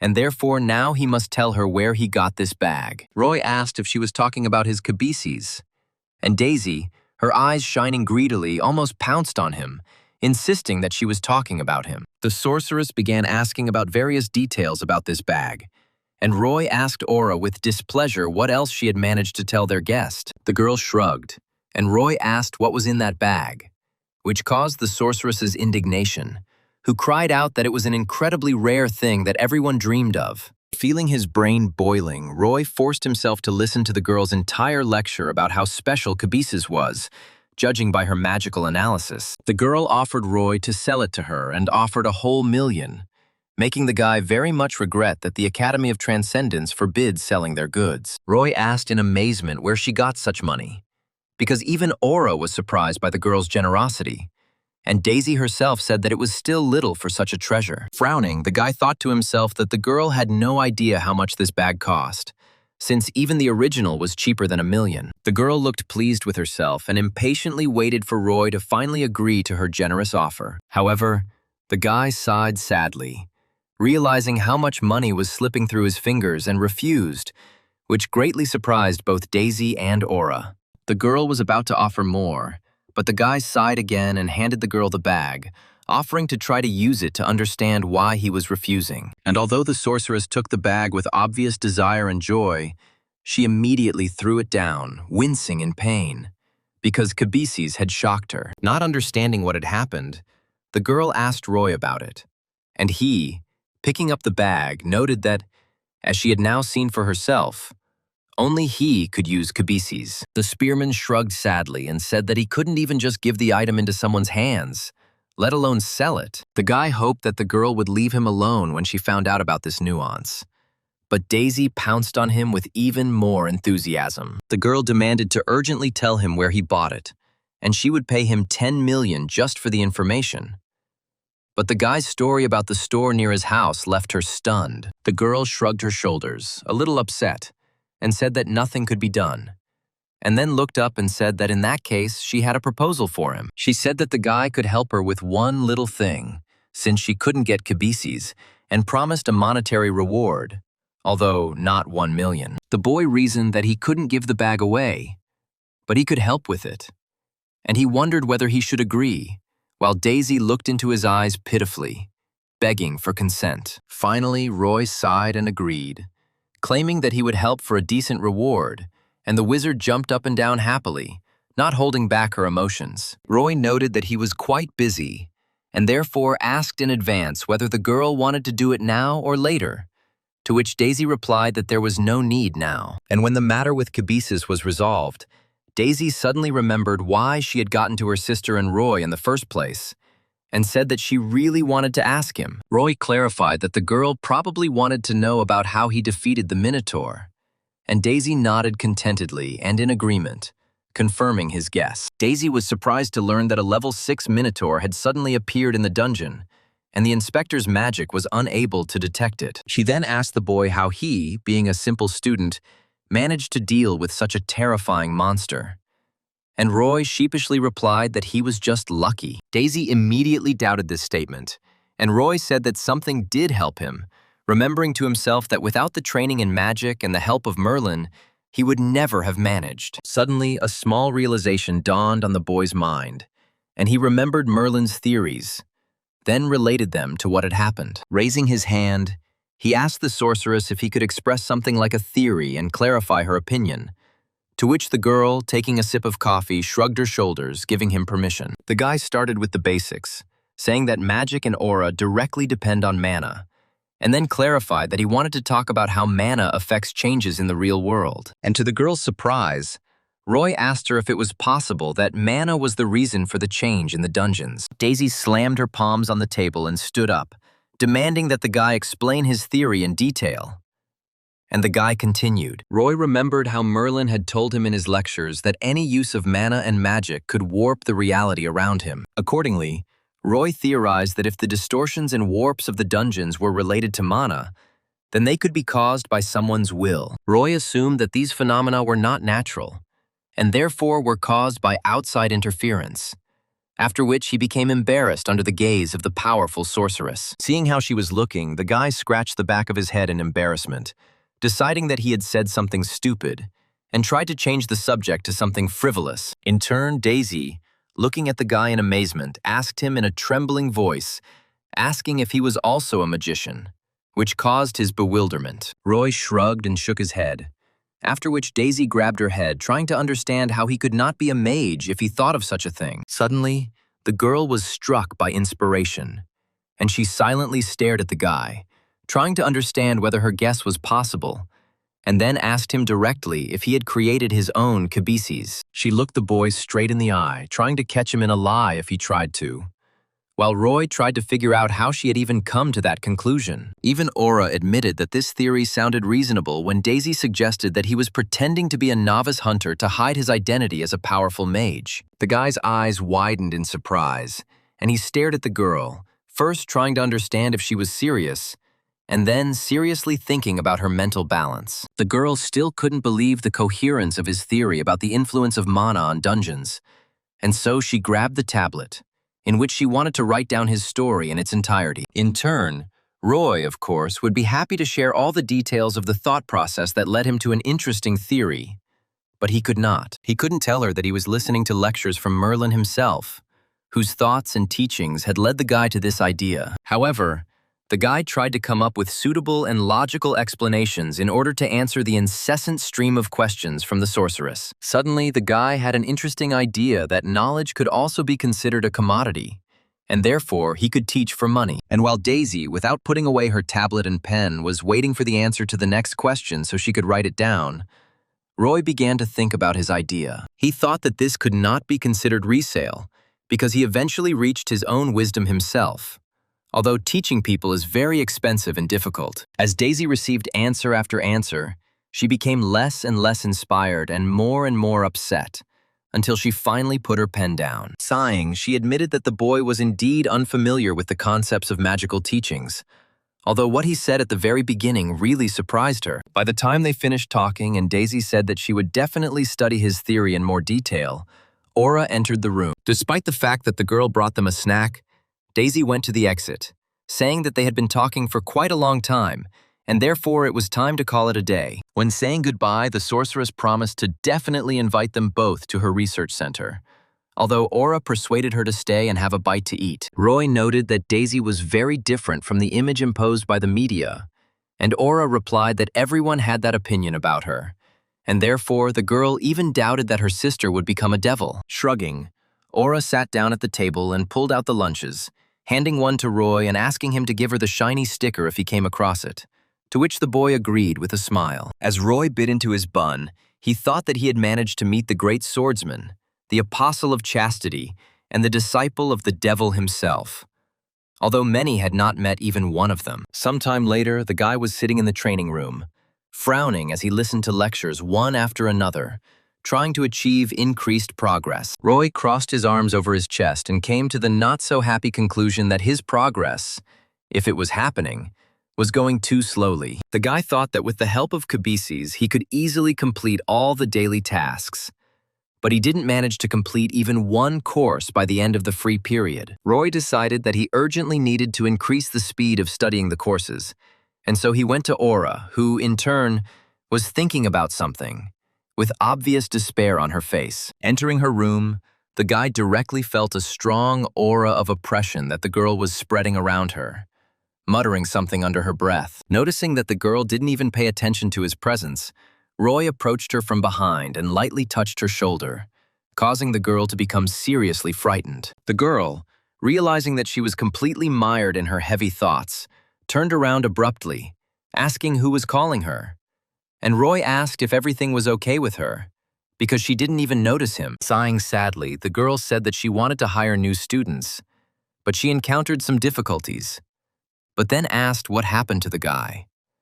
Remembering why he had come, Roy asked Aura if she by any chance knew if they were planning to hold any competitions in the next 20 days. After looking at her phone and scrolling through the schedule for a couple of minutes, the girl finally blurted out that nothing at all was planned, to Roy's great disappointment. Then she added that they were planning to hold a mock exam next month, and Roy sadly asked what that was. Aura said that because the professional hunter exam is only held once a year, practice exams were created so that participants could prepare. Roy imagined how such exams would go and thought that there would definitely be students from different academies who were even stronger than Joshua. To his dismay, the guy noticed that this exam starts just when his trial period ends, although it is still worth trying to pass. That same evening, Roy, while discussing magic, listened to a lecture by Chiron, who talked about how witchcraft is not reliable, unlike intuition, which can be considered a kind of magic. The centaur continued to talk about unusual ways to use intuition,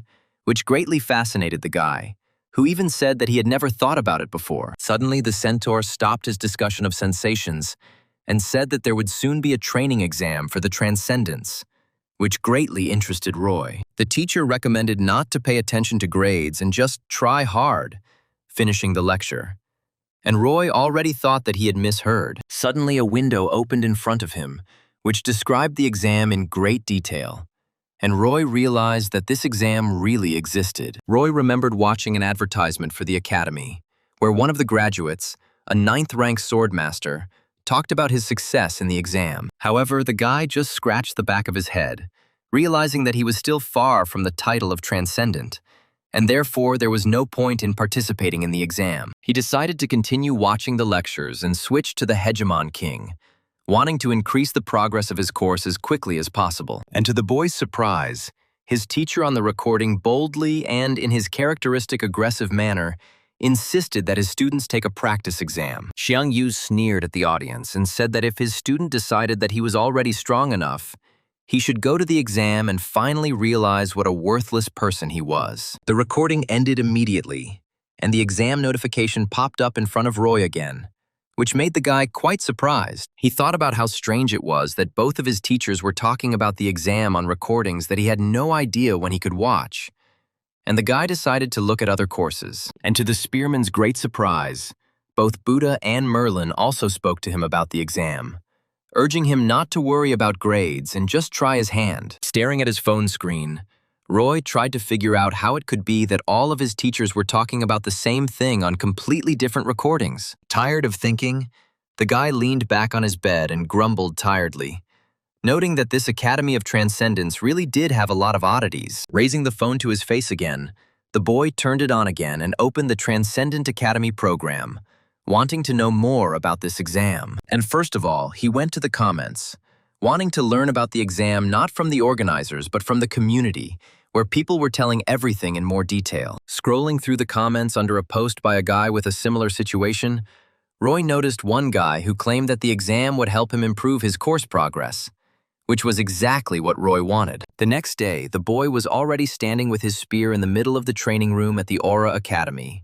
checking his phone. And to his own delight, when Roy tried to check how much it would cost him to participate, he found out that the first time was absolutely free for him. Deciding that he would hardly get another chance to improve his skills for free, Roy decided to agree and, fearing that the program would change its mind, quickly clicked on the confirmation button. Roy was given the details of the exam and was informed that the first of the 7 combat test tasks would have 15 stages that he would have to complete. Having grabbed the spear more comfortably, Roy thought that the exam would be at the level of a real transcendent, which meant that it would be incredibly difficult for the guy already at the first stage. Worried that he would be forced to fight monsters right here, Roy muttered incoherently, wondering how the exam would proceed. The guy was already starting to think about the fact that a lot of monsters could appear in front of him when his phone suddenly started to glow. And just a moment later, something flew out of the screen and moved away with incredible speed, which is why the guy didn't even see the object that appeared. Deciding that a monster had emerged from the phone that the boy had to defeat,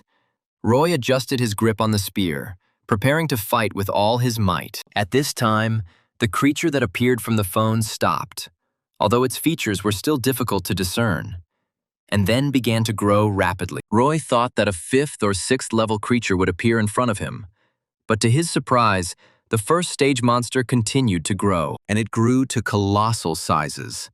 Although the guy was interested in how the creature even fit into such a small room.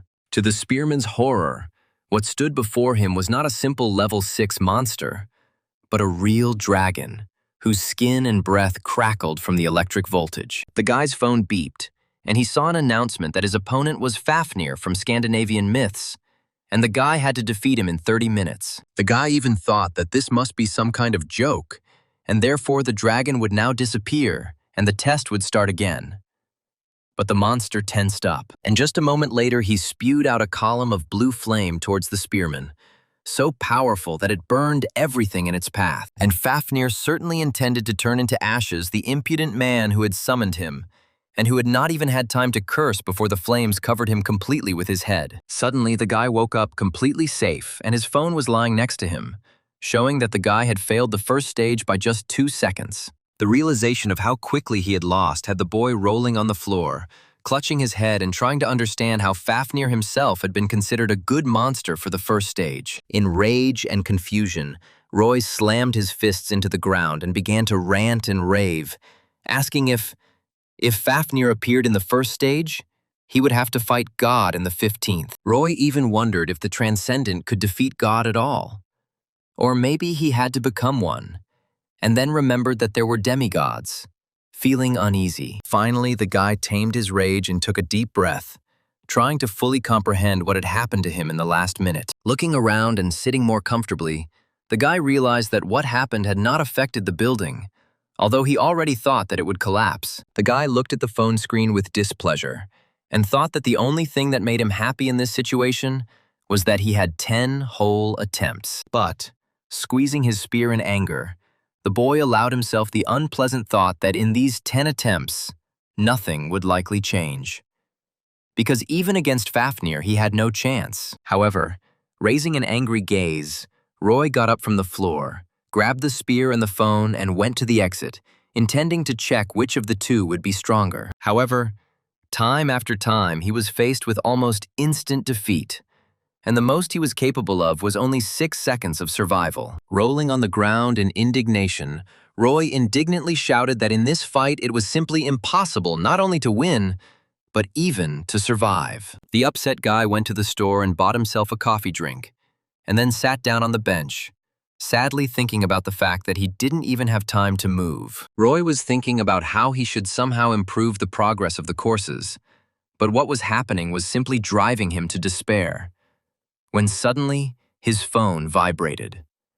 Picking it up, Roy saw a notification that the guy was offered to listen to an explanatory lecture in which his mistakes would be explained to him, which greatly interested the guy. To his own delight, when he opened the list of explanatory lectures, Roy even saw Sun Wukong there, who was a great sage and clearly knew a thing or two about such battles. Relaxingly lifting the pole onto his shoulders, the great Monkey King calmly spoke about how the fight with Fafnir was actually a test of attentiveness, not strength. The mighty warrior, whose staff was of incredible size, explained with a warm smile that in this fight, one had to dig a little deeper to understand his cunning. Roy noted to himself that he was very glad to see the great sage.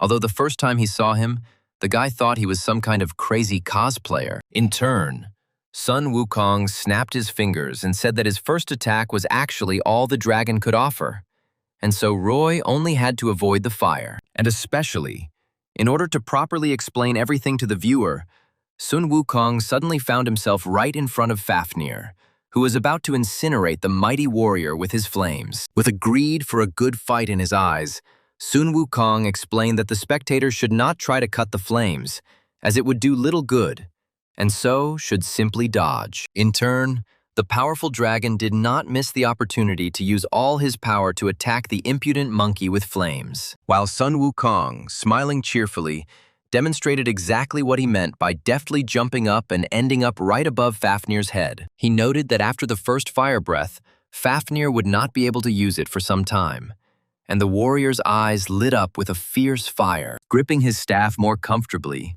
he explained that now it was possible to easily beat the monster, after which he himself rushed into the attack, engulfed in the fire of his own spirit. Roy watched, his gaze fixed on his mentor as he prepared to attack the one person Roy had never been able to defeat in his trials. Sun Wukong turned over in midair to get a better position, using only a fraction of his strength.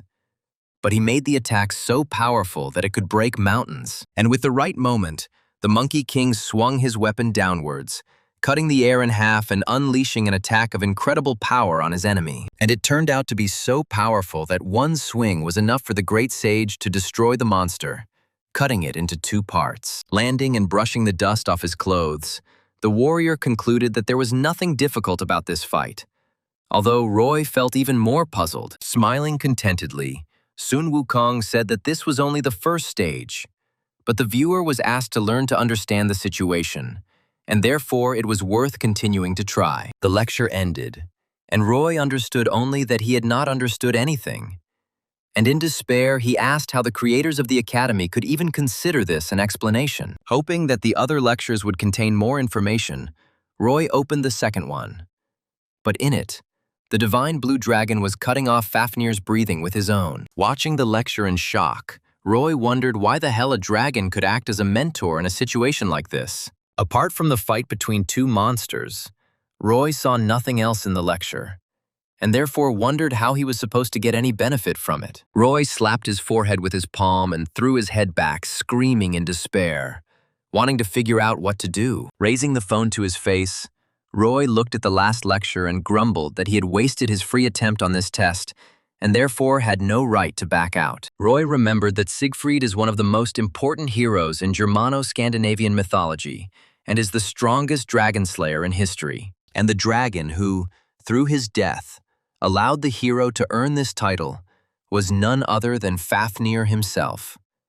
And Roy decided that he knew more than anyone about this task. Having turned on his lecture, the guy saw that the man was standing, resting his blade on the ground, and in a calm, low bass voice, he was saying that the viewer already knew about the secret of Fafnir's breathing. When the man said that the whole secret was to avoid breathing and marked the end of the lecture, Roy became completely desperate and was about to turn it off. However, before his finger could touch the screen, Siegfried continued, noting that it was not too easy to dodge such an attack, and therefore he would figure out another way. Raising his hand with his index finger, Siegfried told of the first secret, the essence of which is that Fafnir attacks with flames where he appears. He added that if you immediately jump to the side after the call, the fiery breath will hit you in a completely different direction. Realizing that it was Siegfried who was able to tell him all the details, Roy listened attentively to the teacher, who explained that this was just a trick. But with it, the participant would have a much easier time. Raising a second finger, the Dragon Slayer noted that even with this trick, some students would have a hard time dodging it. And then he prepared a second method. And it was after this method was publicized that Roy left the park where he was training and went to a jewelry store, emerging with a gold bar in his hand. Having acquired such a treasure, the boy again listened to the man, who told him that Fafnir was turned into a dragon by his own greed, and therefore he was terribly greedy. That's why the man recommended simply throwing a gold bar under Fafnir's nose to distract his attention, because the dragon would definitely choose gold. And even if he wants to attack with flame, he will not do it, because in that case the gold will melt, and the enemy will lose such a precious thing. Roy thought that this would be too unfair, but Siegfried anticipated this thought, and explained that the main thing is to achieve the goal, and the method is secondary. Shrugging his shoulders, Siegfried said that this was all he could tell the viewer, and invited them to attend his lectures one last time. And Roy watched to the end with interest. Finally, standing in the middle of his favorite spot for street training, the guy bowed his head and encouraged himself with the thought that any endeavor requires investment. Touching the screen, the guy pressed the button to start the next attempt. And at that very moment, Fafnir appeared in front of the guy out of thin air. And as soon as he appeared, he immediately threw his head back, intending to incinerate the enemy. But this time, Roy was ready for it. Taking a good swing, Roy used all his reflexes to throw the gold bar as quickly as possible right under the monster's nose. The ingot flew straight into Fafnir's face, already ready to release the full power of his deadly blue flames into Roy. However, the moment the ingot appeared in front of its muzzle, the monster's eyes opened wide and glittered greedily, and its neck stopped swelling. The ingot flew past because Roy threw it too hard, and the dragon, turning his muzzle towards him, completely lost interest in the guy. Like an obedient dog who had been given his favorite toy, the formidable Fafnir rushed after the ingot, not intending to let it out of his sight. Roy happily pulled out the spear of Longinus from Cabesus, wanting to attack the enemy while he was distracted by the sparkling toy. However, having caught the ingot, the dragon looked at the treasure with joy and immediately recognized that it was not gold, but only gilded. Recognizing the trick, Fafnir roared, turning towards the one who had tricked him with such a cheap trick, and became even more angry than before. Realizing that he couldn't use his fire breath fast enough now, the dragon swung his tail, and Roy had to react as quickly as possible. However, the attack was so powerful that it split the stone under the guy's feet and knocked the spearman out in a single instant. To his own regret, the boy lost again, and now lay on the dusty ground, looking at the sky with the thought that this was not even close to the lizard that Sun Wukong described it as. The guy stared at the sky in amazement, not moving and wondering how he could possibly defeat him, when his phone vibrated. Quickly raising the phone to his eyes in the hope of seeing a new explanatory lecture, the guy saw how the progress of Chiron's course rose by a whole 3%. A little later, Roy began another attempt and, once again avoiding the fiery breath, tried to stay alive, dodging Fafnir's furious attacks. To avoid the claw's blow, the boy jumped up, trying to keep his balance and not fall, although it was incredibly difficult to do so. Roy was already close to the ground and was about to regroup, but the airflow from the flapping of his powerful wings prevented him from doing so, and the guy lost his balance. As soon as he touched the ground, his legs became entangled, and Roy, barely holding the spear in his hands, fell to the ground face forward, thinking only about how to get up as quickly as possible. And having risen, the guy rushed to run, so as not to allow the bloodthirsty dragon to hit the immobilized target, thinking that even dodging was incredibly difficult. The guy tried to find an opportunity to attack, but given everything that was happening, it seemed impossible to him even when he got close to the monster's back. Noticing this movement, Fafnir, without even turning his head towards the enemy, swung his tail, intending to pin the guy to the ground. To his shame, the boy realized that he had gotten himself into a situation where it was too late to dodge, and so he put his hand in the bag, intending to use the secret weapon. Wanting to distract the monster from its apparently successful tail attack, the boy swung and threw the gilded ingot into the sky, successfully drawing the monster's attention to it. The trick was successful, and Fafnir hesitated for a second, causing his tail to slow down for a moment, allowing Roy to dodge at the last moment. His movement was so desperate that the boy immediately fell to the ground, looking in amazement at the powerful tail that left a huge furrow after its blow. Once again recognizing the gilding, the dragon again screamed furiously, wanting to finish off the impudent fellow for the audacious deception that he had pulled off for the second time. Gritting his teeth, the boy recognized the danger from the enraged monster and prepared himself for what was about to be a truly deadly attack. And although that was indeed the case, as Fafnir prepared to tear the boy apart with his claws, Roy reached into his pouch again, not wanting to give up so easily. To the surprise of the greedy dragon, who simply could not control his desire to possess as much treasure as possible, several ingots flew into the sky at once. The dragon couldn't take his eyes off them, and even muttered something in his dragon language, clearly intending to grab each of the ingots. And while Fafnir rushed towards the sparkling trinkets, wanting to grab each of them, Roy tensed his legs and jumped into the sky as high as he could. Finding himself directly above the monster, the boy used all the strength he had in his body to prepare for his next attack. And at the same time, he used all his mana to charge his weapon with it and make the blow truly devastating. Looking down at the monster that didn't even raise its head to face the pathetic enemy, Roy sighed, concentrating even his mind on one single yet powerful attack. And then he lunged downwards, pushing off straight from the air and aiming his spear at the back of the monster that had been causing the boy problems for so long. And at the same moment, with a furious cry that he would definitely pierce the monster through and through, Roy struck his weapon into its back, causing a cry of pain. Holding tightly onto the spear shaft, the boy managed to rejoice that his trick and most powerful attack had finally worked. However, it turned out that although the mighty dragon felt pain and had a wound on his back, Roy was not even close to killing him. Distracted from the golden toys, the monster turned its head to the boy still sitting on its back and gave him a furious look, causing Roy to tremble. Tired of the annoying enemy, the dragon simply moved his head and clamped his jaws across Roy's body, biting the enemy into several pieces. Completely exhausted after such a difficult attempt, Roy fell face down on the ground, realizing that he had lost again, even though he had not even come close. His body trembling with pain, Roy tried to raise his hand and reach for the spear, thinking that he already thought he had the monster in his hands. Hearing the vibrations of the phone, the guy slowly turned it on and, without even getting up,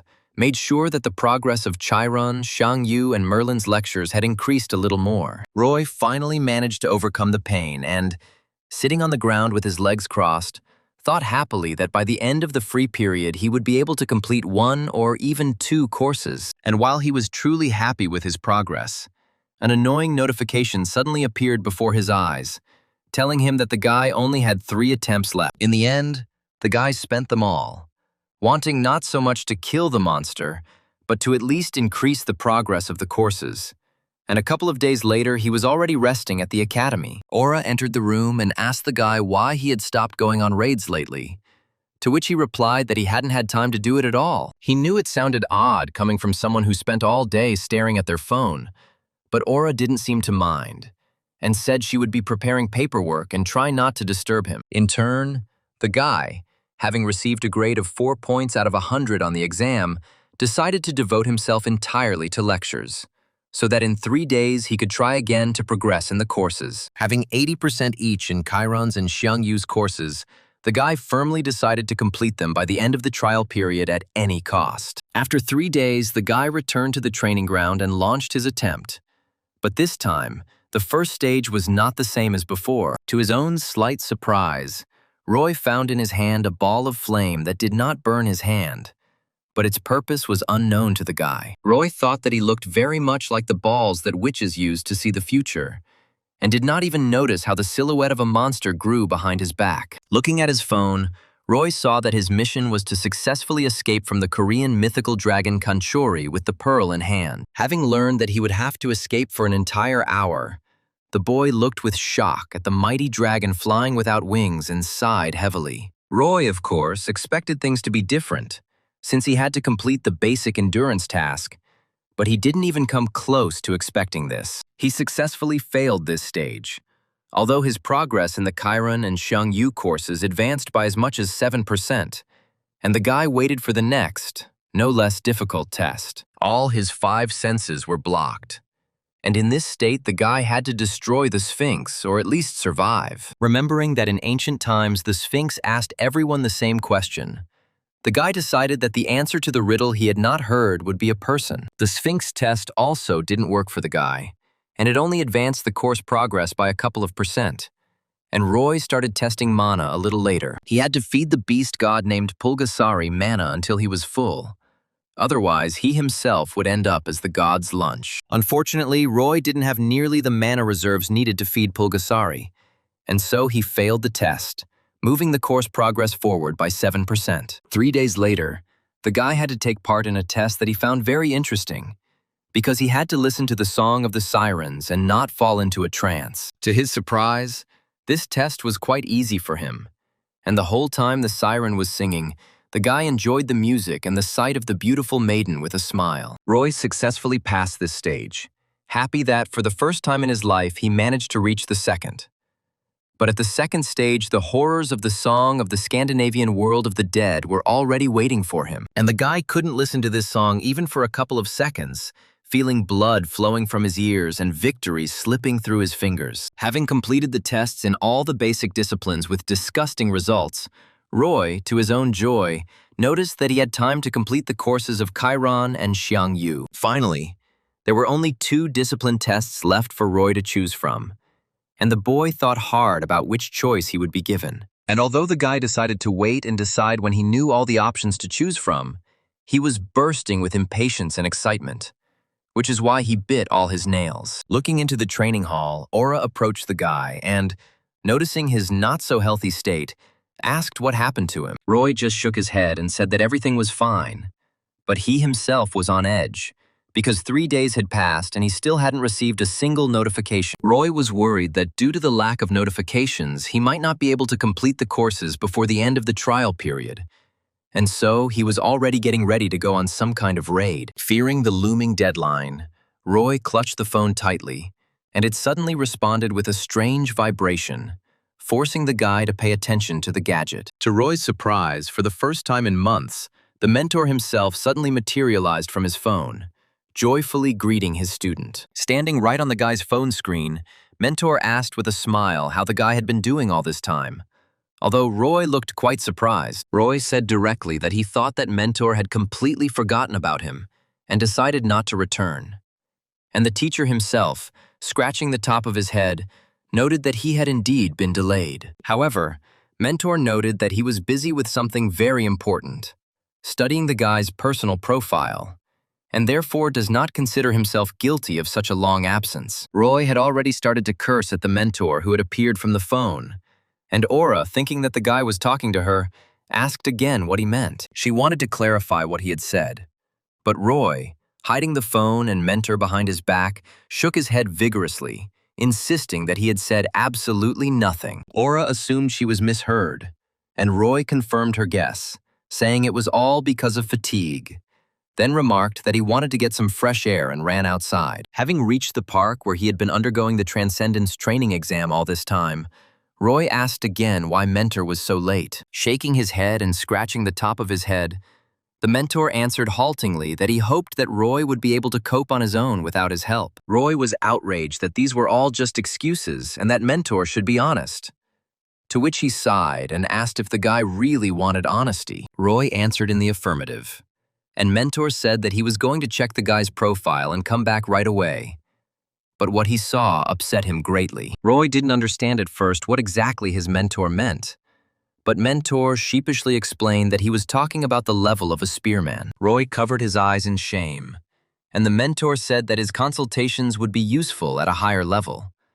But Roy could only count on the courses that were recommended to him. Upset by the realization that he was so weak that even Mentor almost abandoned him, the boy noted that the mentor could have at least warned him. The mentor apologized for this, and then took the guy's phone number and, having learned that he had been studying hard all this time, decided to check his progress in the courses. The mentor turned away from the guy and was about to sigh sadly at the results he would see in the lecture progress tab. However, instead of being sad, Mentor was surprised and looked more closely at the screen, thinking that some kind of mistake had occurred that he had not immediately noticed. He even voiced his suspicion that what he was seeing was probably caused by a mistake, and Roy asked again what the mentor was talking about. The mentor asked why he was seeing 4 courses, and their progress seemed strange to him, and Roy calmly said that he was listening to 4 at once, which shocked the mentor. The mentor even launched a diagnostic program, which almost immediately informed him that no errors were found, and the information on the screen was correct. The mentor immediately began asking the guy how he managed to achieve such results, since such courses usually take 3 or 4 times longer. Roy said that the training exam helped him enough that Mentor finally stopped understanding what was going on. To his shame, the legendary mentor realized that his presence was truly unnecessary, and the boy had achieved great heights on his own. However, Roy interrupted Mentor's thoughts and said that he had a question about the exam in progress, and the mentor said that he would answer everything. The guy asked how he should choose a discipline, and Mentor began to look at the screen with curiosity, thinking that the necessary window should have appeared long ago. And while the mentor was reasoning, Roy also said that, unfortunately, he does not have his own ID for the academy, and he would like to know how to make one, which caused even more surprise. Snatching the phone from the guy's hands, Mentor began to examine the screen and vigorously press something, saying that this had never happened before. After thinking hard, the mentor suggested that he would have to talk to the director of the academy himself about this difficult issue. Turning to Roy, Mentor said that he had to take his leave but would return soon, to which Roy asked if he was really going to abandon his ward again. After clicking on the screen a couple more times, the mentor turned on the ability for the guy to choose a discipline, and he himself said that he would just leave a request and immediately return. And with these words, promising to return before the free pass expired, the mentor melted into thin air, leaving his protege to deal with the exam alone. Scratching the top of his head and frowning, Roy noted with displeasure that he wanted to ask his mentor a couple more questions, but he simply disappeared. Roy finally finished his lesson and, to his own happiness, saw on the phone screen that Xiang Yu's course progress had reached 100%. And with the completion of the course, he finally mastered the skill that allowed him to master the mountain-destroying power that the Hegemon King himself possessed. At first, the guy didn't feel any changes and decided to test the new skill by taking the spear in his hand and planning to conduct a couple of experiments. Deciding that if he was truly filled with such power, he would surely feel it when he swung the spear, the boy swung, holding the weapon tightly in his hand. And one swing without any purpose was enough for the guy to fully feel the power that filled his weapon and body. The slight movement of his hand with the weapon in it was so strong that Roy, without expecting it, raised the wind, which whistled furiously in his ears. Smiling happily, the guy took the spear in both hands and examined it, not even believing that he now possessed such a powerful force. But his phone suddenly vibrated. The guy was offered to listen to the lecture epilogue, and he agreed without hesitation, happy that he could again see the face of his mentor, laughing proudly. Looking at the audience with satisfaction, the hegemon king said that after completing this course, the students must have undergone incredible changes. However, he hopes that they are not proud, because this power is only the first step on the path of the true transcendent. Xiang Yu even noted that the viewer had simply gone from being trash to being recyclable, and wished all his students to become stronger and never give up. Finally, the great hegemon king said that he believed in each of them, and no matter how difficult it was, they must move forward, never looking back and firmly following their path. Smiling at the teacher's kind, albeit slightly sarcastic farewell, Roy headed to the academy, where he was already met by Aura, who claimed that he had arrived just in time. She handed him her phone and said that applications for the practice exam were open from today. Even though Roy had completely failed the Transcendent Academy's training exam, he still intended to become a hunter. And so he wasn't going to stop on his way to achieving his goal. The boy was talking about how, thanks to Xiang Yu's course, he now had incredible strength, which was even better revealed with the Longinus spear, while Aura was filling out the questionnaire. And when the girl looked up from her phone, noting that she had done everything, Roy stood right in front of her and was discussing with interest which of the two of them would win in a fight. Deciding that there was no point in this since it wouldn't affect progress, Roy backed off and apologized for the awkwardness, then asked how the girl was doing with the new students. And, causing the guy to look curiously perplexed, Aura said that this question really bothered her a lot. She said she was worried that her grandfather might overreact to new students, although she was actually lucky in that regard with Roy. Noting that if she somehow came to an agreement with Guy, then the question of who to appoint as the new teacher worries her even more. Aura noted that she couldn't teach everything herself, and therefore one teacher was needed for each discipline, and she didn't have the money for professional ones. Hearing that the question was about money, the guy asked the girl how much the services of a professional professor cost, and received a very interesting answer. The girl said that the best ones could earn up to several million a month, after which Roy no longer heard her, completely consumed by greed. 3 days later, the boy looked at his phone to check his progress and was again glad that he had finished studying Xiang Yu's lectures. And just as Roy was thinking about how he should try to finish Chiron's course in the same way, the screen went dark and a joyful mentor materialized right on top of it. The guy greeted his mentor dryly, and he noted that Roy was not at all surprised by his appearance this time, and even looked displeased. Roy said that after Mentor promised to return before the end of the trial period, the boy expected him to return when he finished the course, and the mentor's mouth dropped open in shock. He sincerely did not believe that someone with such a low level was able to achieve such high progress without his help, which caused shame to the mentor. Interrupting Mentor's thoughts, Roy asked if he had managed to find out anything about his profile, and the mentor immediately remembered why he had come here in the first place. Taking a deep breath and then raising his fists, Mentor suddenly shouted, claiming that they were in huge trouble, causing Roy to become worried. Clearing his throat after raising his voice, Mentor said he wanted to check the boy's personal information before reporting it to the director and found nothing there. At first, Roy didn't understand what Mentor meant at all, and so he asked again about it, to which he received a displeased look from his mentor. Looking at Roy as if he was an idiot, Mentor raised his voice again, exclaiming that the Transcendent Academy had no information whatsoever about a student named Roy. Clutching his head in confusion over what was happening, the guy shook his head and said that it was simply impossible, because he had been calmly listening to the lectures all this time. The boy insisted that there was no way he wasn't a student at the academy, and Mentor exclaimed that that was exactly what he was talking about. He also noted that the academy strictly monitors membership, which means the guy would not only not be able to listen to lectures, but also to see the mentor himself. Roy asked what the director thought in that case, to which the mentor replied that he had personally reported everything, and the director of the academy also did not understand how something like this could happen. Roy asked if it was possible that there was a system error, to which Mentor shook his head, ruling out such possibilities. The mentor noted that the director felt someone else's interference, although they had not yet found out the identity of the villain. And Roy became worried, asking what would happen to him now. He asked if they were really going to kick him out of the Academy of Transcendence, and Mentor didn't immediately understand the question, looking at the guy with confusion. However, then he shook his head with a joyful smile, raised his palms to calm the guy down, and said that this would not happen, because there was a misunderstanding. Luckily for the guy, Mentor said that it was the Academy's fault that this happened, and he always said that a person who became a member of the Academy remains one forever. The guy thought about how he thought that his lack of an ID was a simple system error, but apparently, the guy became a member of the Transcendent Academy by someone's will. Roy asked just in case whether the problem that had arisen would affect his progress, and the mentor hastened to assure his protege that he should not worry about anything. With a relaxed sigh, the guy asked Mentor to help with another question, because his trial period would end in 2 days, and he didn't know what was the best thing to do. The mentor explained that the curriculum has 4 levels,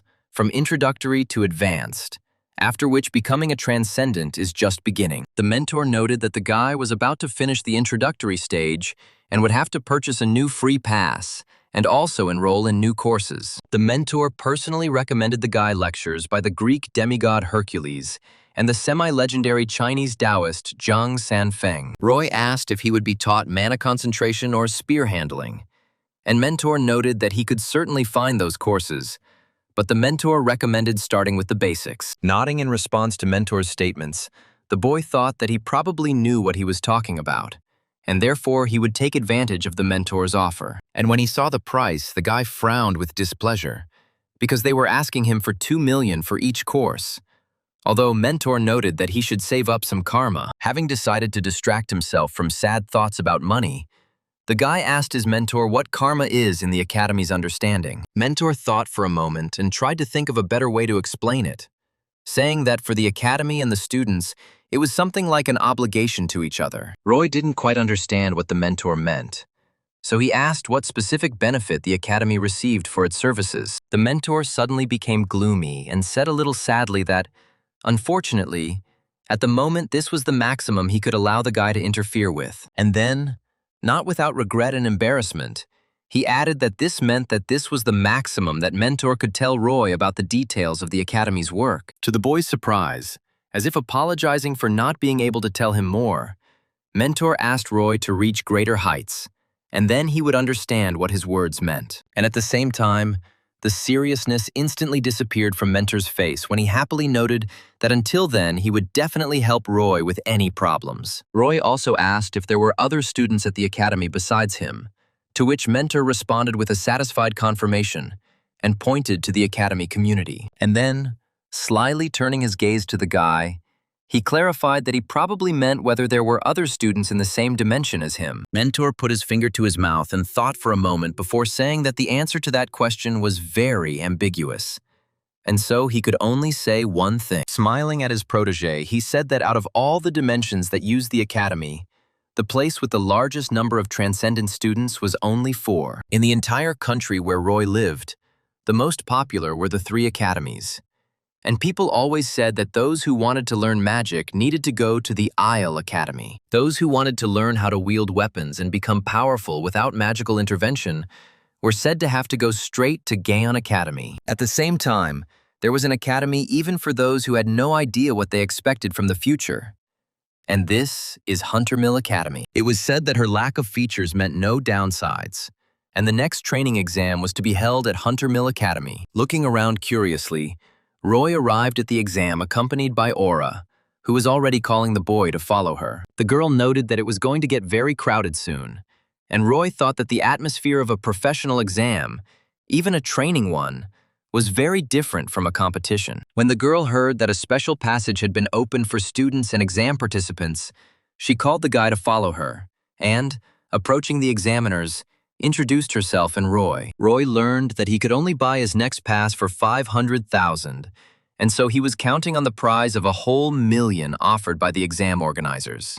And he didn't just count on it, but was ready to fight for it until the very end, just to return to learning transcendence. When they were let through and the friends walked a little further down the corridor, Roy saw that a large crowd of participants had already gathered, which made him very happy. He was truly delighted by this grand atmosphere, which evoked much more celebratory emotions than a competition where there were a maximum of 5 good students. Leaving the guy with the other participants, Aura left, wishing him good luck and asking him to take care of his health and not overwork himself. Suddenly the guy heard strange shouts in the crowd of participants, as if someone was pushing through everyone without waiting in line. Looking around the corner, the guy tried to discern the essence of what was happening and understand whether he would need to intervene at any moment. As Roy approached, he saw some self-confident guy in blue jeans calmly looking at an aggressively minded man who was indignantly explaining something to him. Casting a smug glance at the speaker with a bit of contempt, the guy said that the man couldn't do anything to him anyway,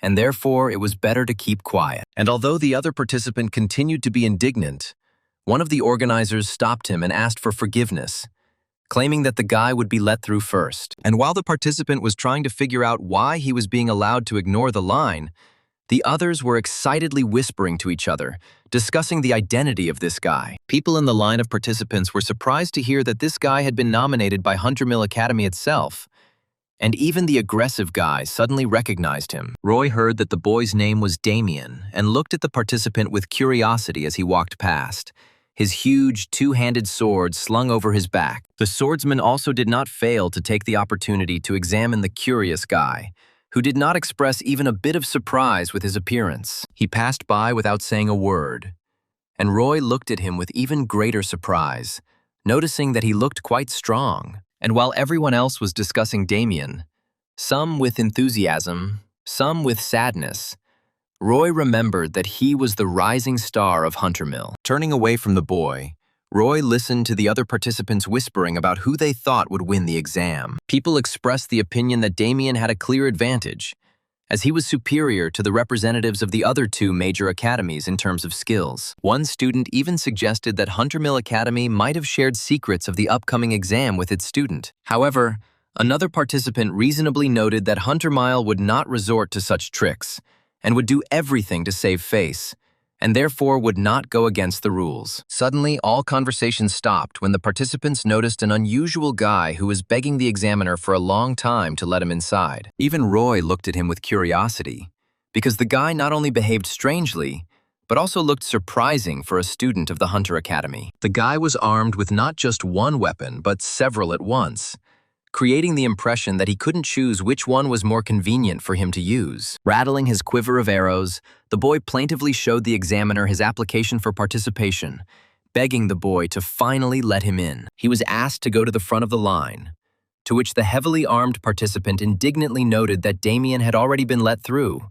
So why should he wait? He was told that Damien was a student at the academy, to which the guy remarked that he didn't care about it and that they were all equal here, which caused the indignation of the guy behind him. He also demanded that all the impudent ones go to the end of the line, respecting those who came earlier, and the examiners, taking the guy by the arms, led him to the end of the crowd. Even Roy was surprised to see what was happening when the guy exclaimed that it was simply unheard of for someone to treat him like that. Roy thought he respected the employees for not being scared of such an armed guy and bravely taking him by the arms when one of the workers called out to him, asking him to go further. The training test began, and one of its participants, named Jeremy, being not a weak young man at all, almost immediately came out ahead in the running test. It took an effort for him to keep breathing evenly during this run, but the guy was confident in his abilities, and so, looking confidently ahead, he moved along the track. He knew for sure that he could be put on the same level with the talents of such giants as Hunter Mill, Gaon, and Isle, even though he was only in the second division. It turns out that, to his own regret, Jeremy does not have enough money to pay for his studies at a prestigious academy, and therefore he is of a lower level. Once he was told that it is better to be the head of a snake than the tail of a dragon, and the boy thought that he did not agree, because being the tail of a dragon he could resist dragons, and being the head of a snake he could only compete with other snakes, thereby proving to himself that he could not stand up to anyone from the prestigious academies. And it was for this reason that the guy decided to take part in the training exam, because only here could he test his strength against real professionals. And in Roy, running along the next track and looking straight ahead without being distracted, Jeremy saw the very professional he wanted to compete with. They had to run 3 kilometers in 5 minutes, and then another 3 kilometers, and thus prove that they were resilient enough. And Jeremy tried his best. However, Roy, who at first seemed like a frail guy who wouldn't even run the first 3 kilometers, to the guy's surprise, didn't even slow down, and Jeremy tried to keep up. He tried to maintain his speed, but his strength began to leave him, and his insufficient physical level made itself felt. Jeremy even slapped himself in the face to keep his body from relaxing, and for a moment it helped, but only for a short time. In desperation, stretching his hand forward, the guy reasoned that he had to at least once overtake his opponent, who had already begun to break the distance. Feeling his breath hitch and pleasure filling every cell of his body in contrast, Jeremy slapped himself in the face again, forcing him to run. However, unfortunately for himself, he ran the second 3 kilometers a full 12 minutes later than necessary and stopped, looking at the back of his opponent. In the end, the boy, dripping with sweat, looked up at the sky and was glad at least that he had finally entered into battle against dragons and not snakes. He waited until his opponent had completed another full circle and turned to him, intending to thank him for the great competition. With a kind, loser's smile on his face, Jeremy extended his hand, hoping that Roy, recognizing the guy, would shake it. In his mind, the guy clearly imagined that now they were nothing less than true comrades in arms for each other. And Roy moved straight towards him, not slowing down and giving the guy hope that their fight would happen again someday, giving him a chance to get even. Jeremy had already started talking about how lucky he was that his opponent was Roy, but the guy, surprising the loser, ran past without even looking at him. Without even noticing the drama unfolding on the adjacent track, Roy ran forward, noting that this test was surprisingly easy for him after the transcendence. Roy also distinguished himself in the second test, surprising with his physical fitness and strength even those who looked like a real mountain of muscle. Without much effort or tension in the body, the guy calmly lifted heavy barbells,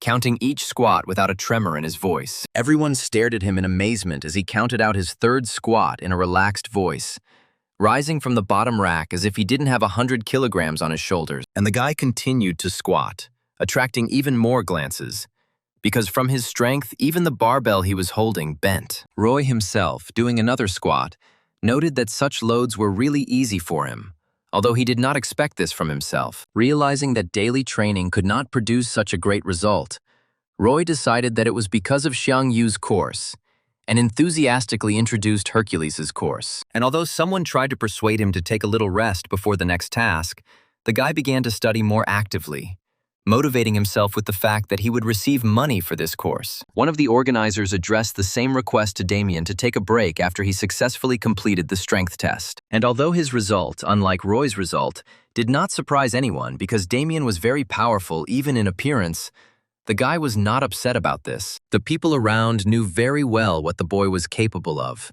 and therefore believed that he, as well as Arya and Broodver from the Ale and Gaon academies, were putting on nothing more than a show performance. And everyone understood perfectly well that if for ordinary participants this was a real test, then for the 3 unique individuals this was a battle to defend the honor of their own educational institution. Suddenly, while Damien was resting, a man dressed in what looked like a robe approached him and urged the boy to pay attention to a participant named Roy. And despite the fact that the guy looked at him without enthusiasm, the man said that he did not need to do anything.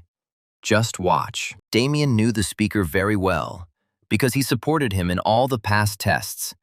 But this condition expressed by the patron seemed very strange to the guy. The guy thought that he had seen his name on the news before, and when they met in the passageway, he assessed the guy and did not notice anything outstanding. Damien walked into the second testing room to find Roy, only to find a crowd of surprised contestants and examiners. Raising his head and looking over the heads of the people, he saw that the organizers had already posted the scores for the first tests, and he looked at the results with interest. And at that very moment, his eyes widened in surprise and his words froze in his throat, because he was only in 3rd place, and Roy's name was written on the first line. Looking at the results board in amazement, the guy could not believe not only that Roy had taken 1st place, but also that the difference between them was as much as 11 points. The most surprising thing was that the 2nd place in the endurance competition was taken by someone whom the guy also did not know. Leaving the crowd gaping at the scores, Damien headed for the exit,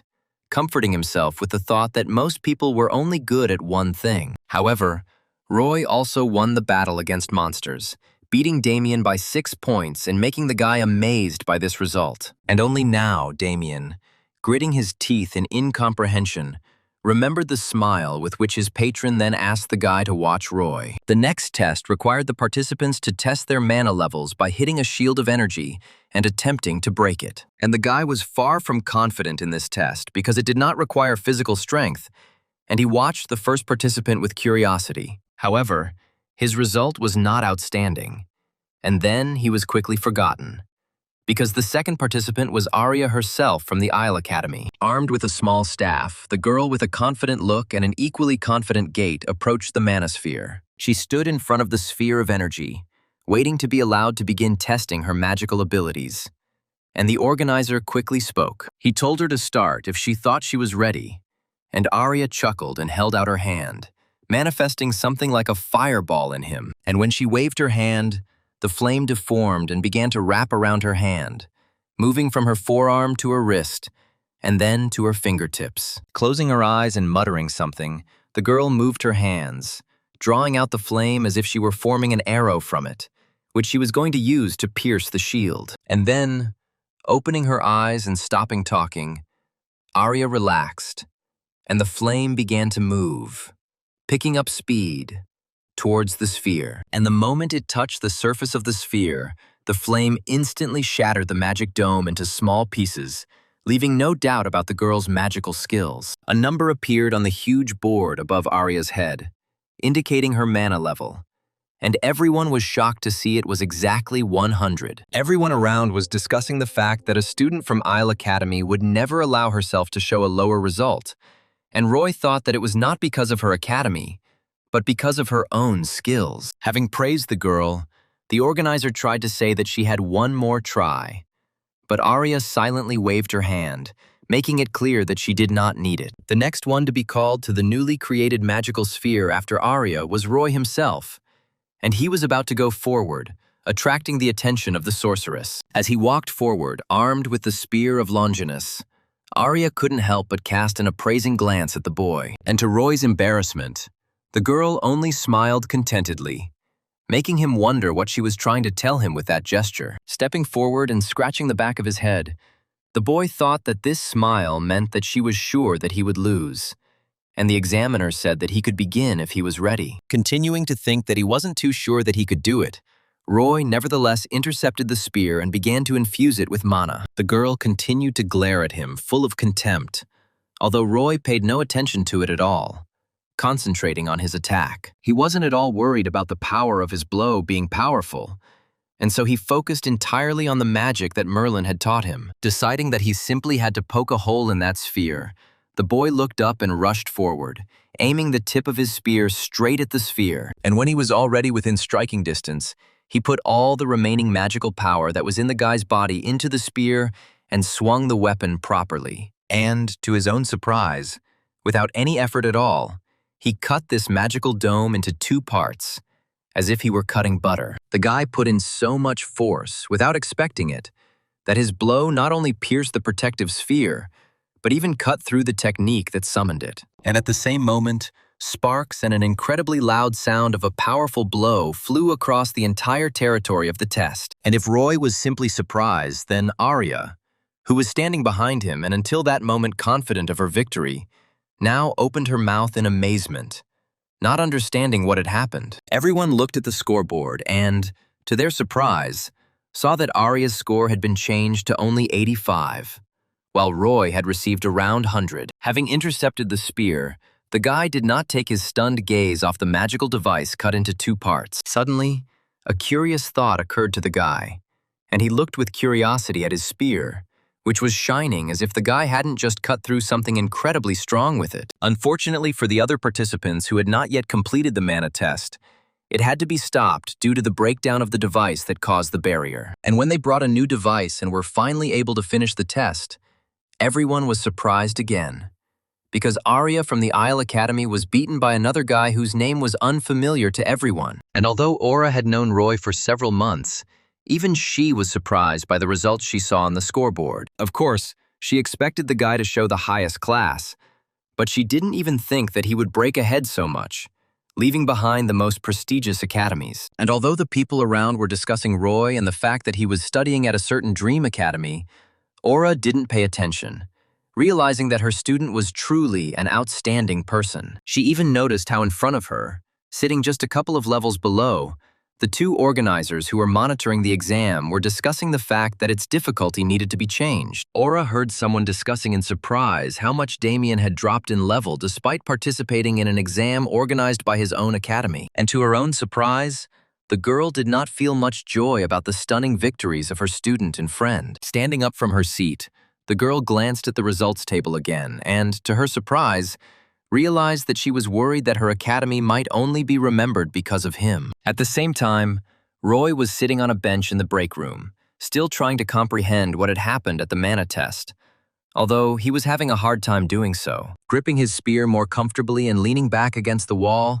the guy chuckled, thinking that he had no idea that everything would turn out this way. He looked down at the spear of Longinus, still shining like new, and looked at it more closely with curiosity. He recalled its history and thought once again that because it had been used to wound Jesus' flesh, it must have possessed extraordinary potential. Although, to his sorrow, Roy was unable to read any information about the spear at all in the Academy store.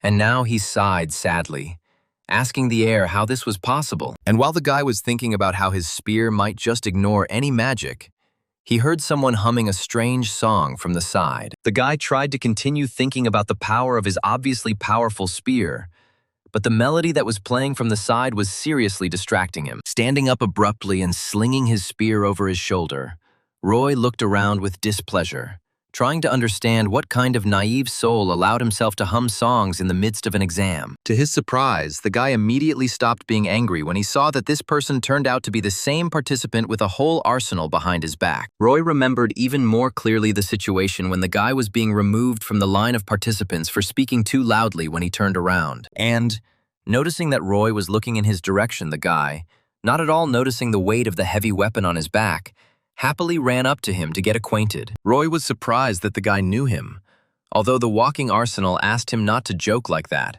and then introduced himself, calling himself Harry. Roy found the name familiar, and almost immediately he remembered where he had met it, because it was the name of a certain Harry that came in second place in all the test results. The guy confirmed Roy's guess, happily pointing to himself, and then, smiling, added that it was super strange for him to hear from the first place about the second. Roy looked at the boy as if he was trying to figure out what was wrong with him, and Harry became worried, asking the boy not to react like that to his antics. And although Roy thought Harry was a little strange, he noticed that the guy had only come up to get acquainted, and therefore did not cause any negative emotions in the spearman. And just a moment later they were called to the next test, which turned out to be a raid created by augmented reality, which surprised Roy a little. The main criterion for the test was to spend as much time on the raid as possible, and Roy just shrugged when he heard about it. However, he was incredibly surprised when he learned that the goal itself was to kill as many as 10 minotaurs,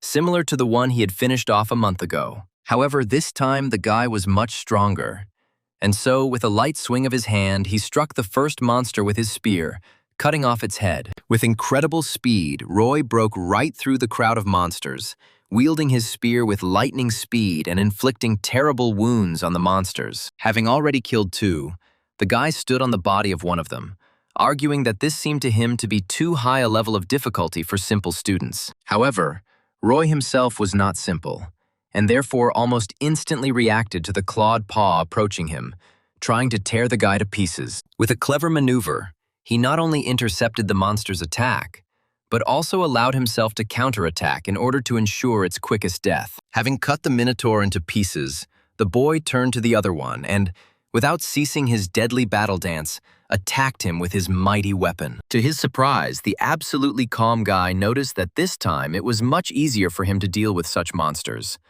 although they were different from the original. But even so, Roy could clearly feel the changes his body had undergone in the 3 months he had been training with the Transcendent Academy. And if earlier he had to work hard just to survive, today he felt like a truly powerful warrior. Dancing above the heads of the monsters, Roy, calming his mind and concentrating on his feelings and movement, thought about how lucky he was to meet Aura and become a student of the Transcendent Academy. Having thrust his spear into one of the defeated monsters, Roy smiled contentedly, noting that, of course, he did not want to brag, but he clearly had something to say about his strength. Sweating a little, the boy took a deep breath of the air of that difficult but full of energy life that he was now living, remembering his past like a nightmare. And now, having defeated all the monsters, he reasoned only that the path to the transcendent was, of course, incredibly long and difficult, but perhaps very soon he would become the best hunter. But as soon as the guy left the simulation,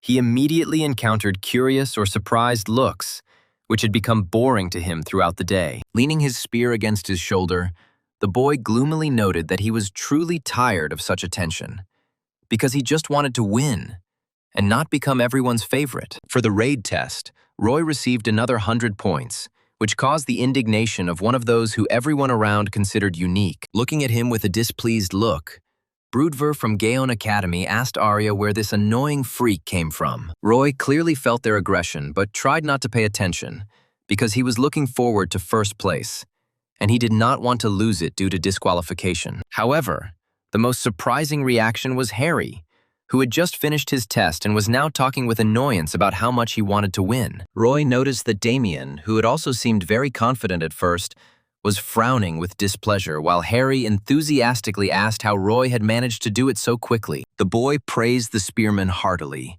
and Roy smiled, saying that it was not easy at all, and Harry patted him on the shoulder in a friendly way for his modesty. He addressed Harry as you, although the guy himself preferred a more informal address and asked Roy about it, to which the guy happily agreed, causing his rival to smile. Finally, Roy decided to ask the question that had been bothering him for a long time, and pointed to the guy's entire arsenal, after which he asked if Harry really used it all. The guy didn't understand at first, but then he shrugged his shoulders and replied that no one taught him, and so he learned everything at once, learning to use each of his tools.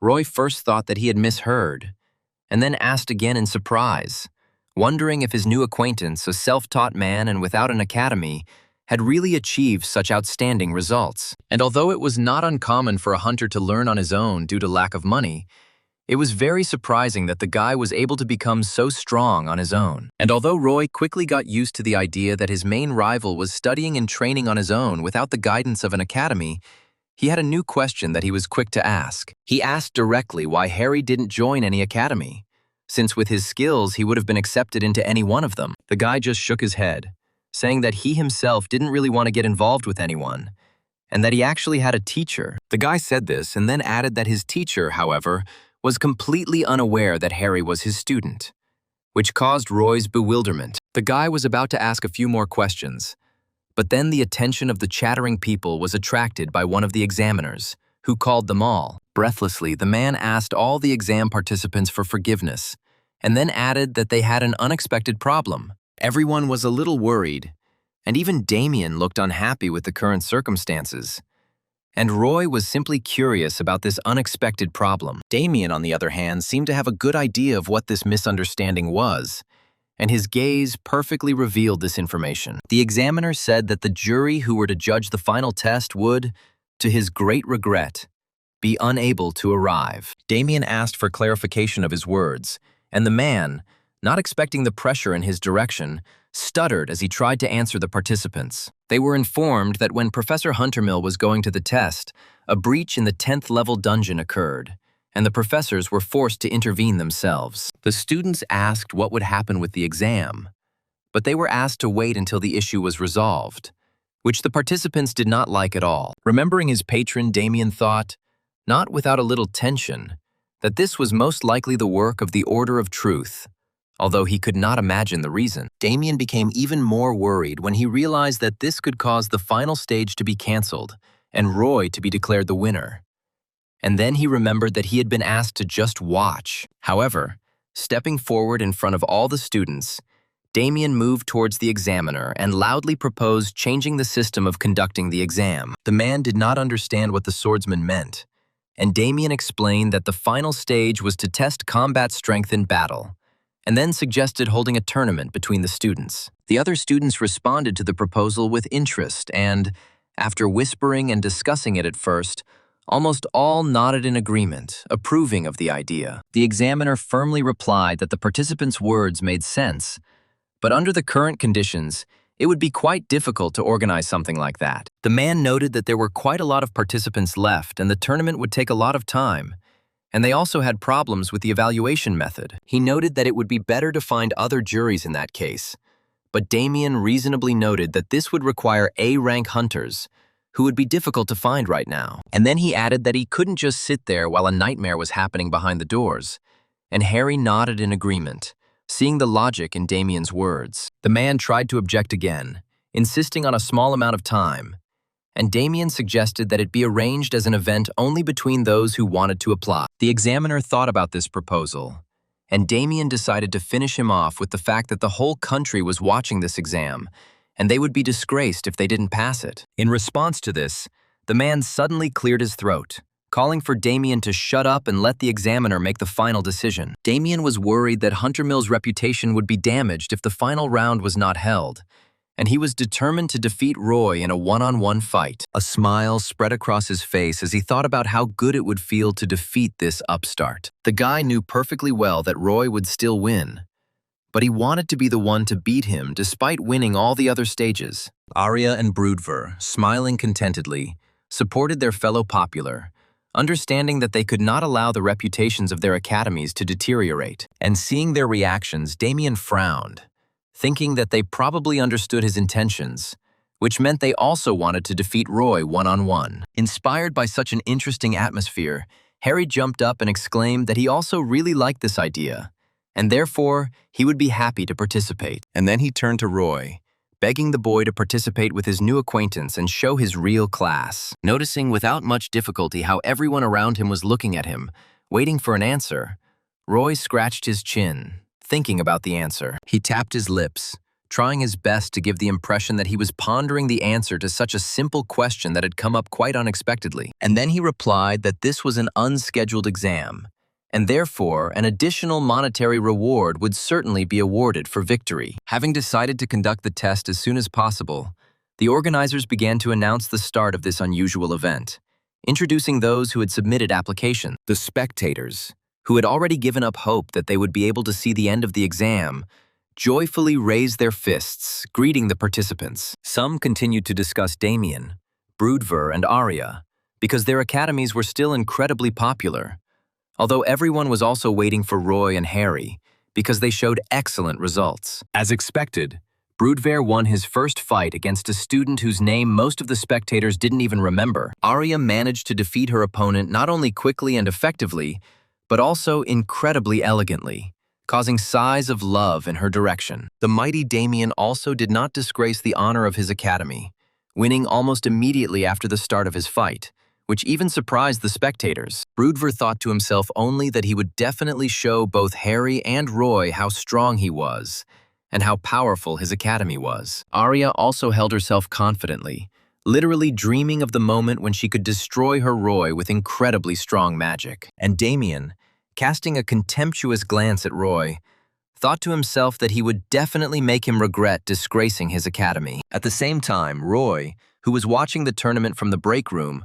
heard his name being announced and asked to get ready to go on stage. And although the guy was sure that he would receive an additional reward, he never expected that this reward would be a whole million. Roy would definitely get $1 million for first place on the exam, and so he was already calculating how he would spend all the money on a pass and new courses. Placing his spear on his knees, Roy wondered if he could win, and came to the conclusion that the trio of bad guys from the top of the best did not seem dangerous to him. But at the same time, a completely different participant caused Roy to have real doubts about his own victory in this competition. At the same time, Harry had already entered the arena, looking at his opponent with a sly smile and preparing to fight with all his might if necessary. And while Harry threw away his sword and took out his bow during the battle, Roy reasoned that it was incredibly difficult to master even one weapon perfectly, let alone an entire arsenal. At the same time, the guy, clearly not doubting his victory but rather enjoying the battle,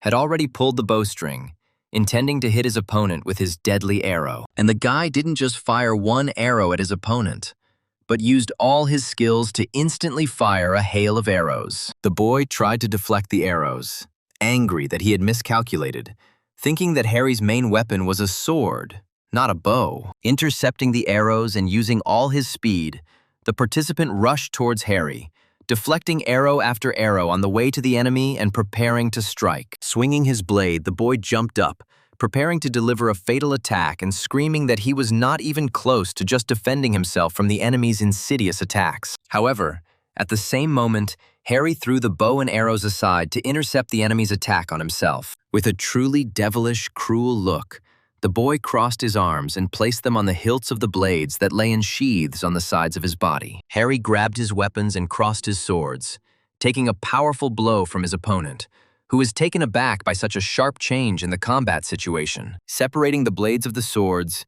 Harry gave his opponent a good push, causing him to lose his balance and fall backwards onto the ground. Roy watched what was happening in the arena with undisguised curiosity, not missing a single movement of the master weaponsmith. In the mind of the spearman, Harry was the biggest danger, because the others knew what to expect, while he had a free hand in choosing his style. The spearman noted that this was the kind of chaotic and unsystematic style that was formed by those who had not trained in academies, and therefore it was very similar to Roy's style. Roy lowered his head and thought hard, putting all the pieces together to make the picture into one whole, and thought about the fact that Harry could also study at the Transcendent Academy. The guy remembered how Mentor told him about 4 people in the place with the largest number of participants, and this place could well be the world of Roy. And then Roy remembered how Harry told him that he had a teacher, although he didn't know that the boy was studying with him, which gave him the idea of lectures from his masters. At the same time, Harry, still smiling rather cruelly,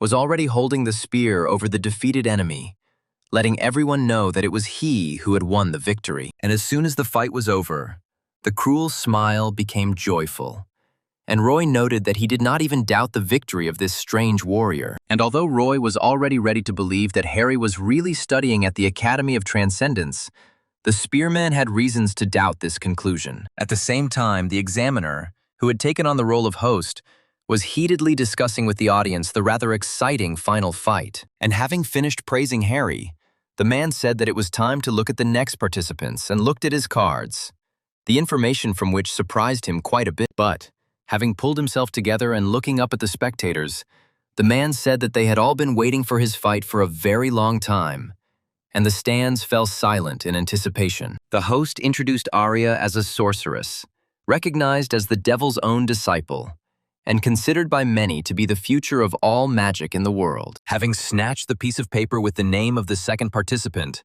the host, clearly happy that he could lead such an event, maintained some intrigue. He said that the next participant shone like a supernova for all the spectators, and Aura prepared to greet her friend with a smile. Roy, in turn, sighed heavily, rose from his seat in the break room and stretched, preparing for what was about to happen any minute. Having named him the first ever 100-point competitor, the host shouted out Roy's name and demanded that the audience greet the fighter with loud applause. Arya, being the top student at Isle Academy, which focused on magical talent, was considered a true genius by everyone around her. And according to those who called her that, it was not an exaggeration at all, because the sorceress was recognized even by the devil's disciple herself. For her and her spiritual flame that burst out of her during witchcraft, nothing was impossible.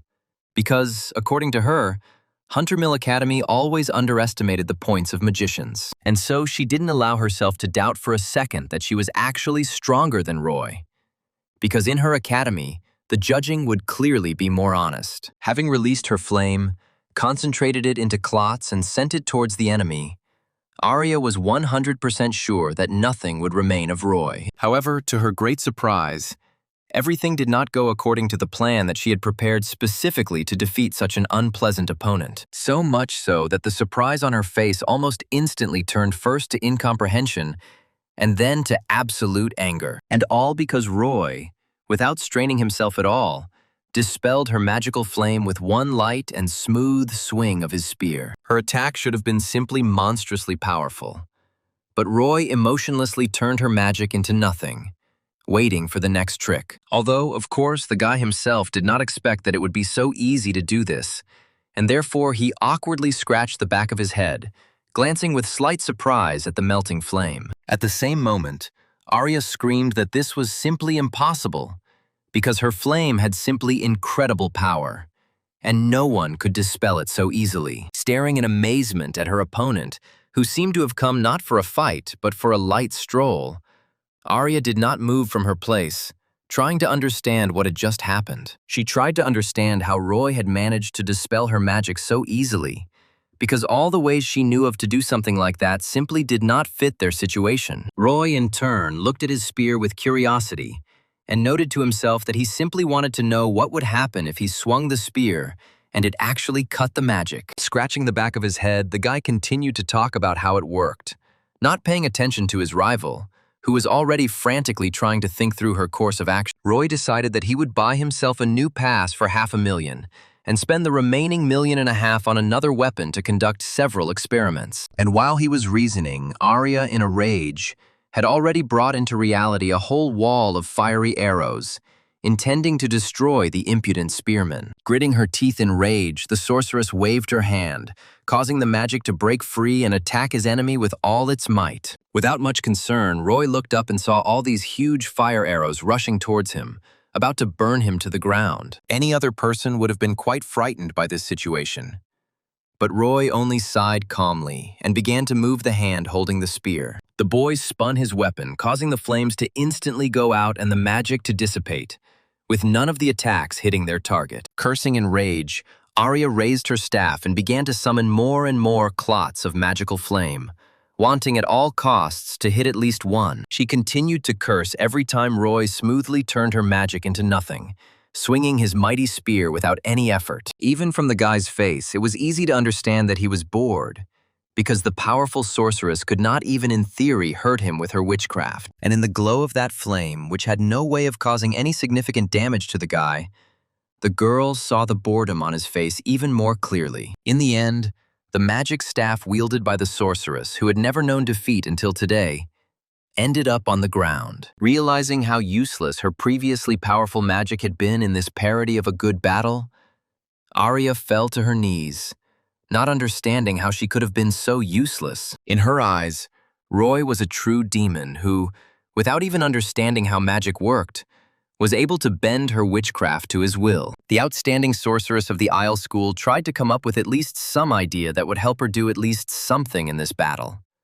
But she couldn't. And even though she knew she didn't have a chance, when Roy walked up to her and held out his spear to signify his victory, she still reached for her staff. However, instead of winning with a fair blow, the guy put the blade to the girl's face and asked if she considered him the winner. Looking at the one who was the true devil to her, the girl was speechless, and a single word was stuck in her throat, unable to escape. When Arya finally managed to utter it, Roy heard her trembling voice almost in a whisper, calling him a monster. And a little later, in the same arena, Broodver's heavy Morgenstern collided with Harry's no less powerful axe, while the host commented on every move of the fighters. In their previous fights, the guys showed incredible results, defeating their opponents very quickly.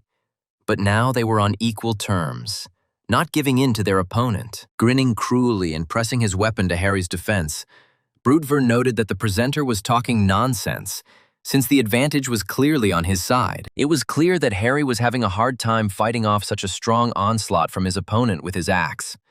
So he didn't hesitate and took advantage of his main advantage. Pushing the enemy's weapon aside with his axe, Harry touched a small pocket on his own pocket and pulled out a sharp blade.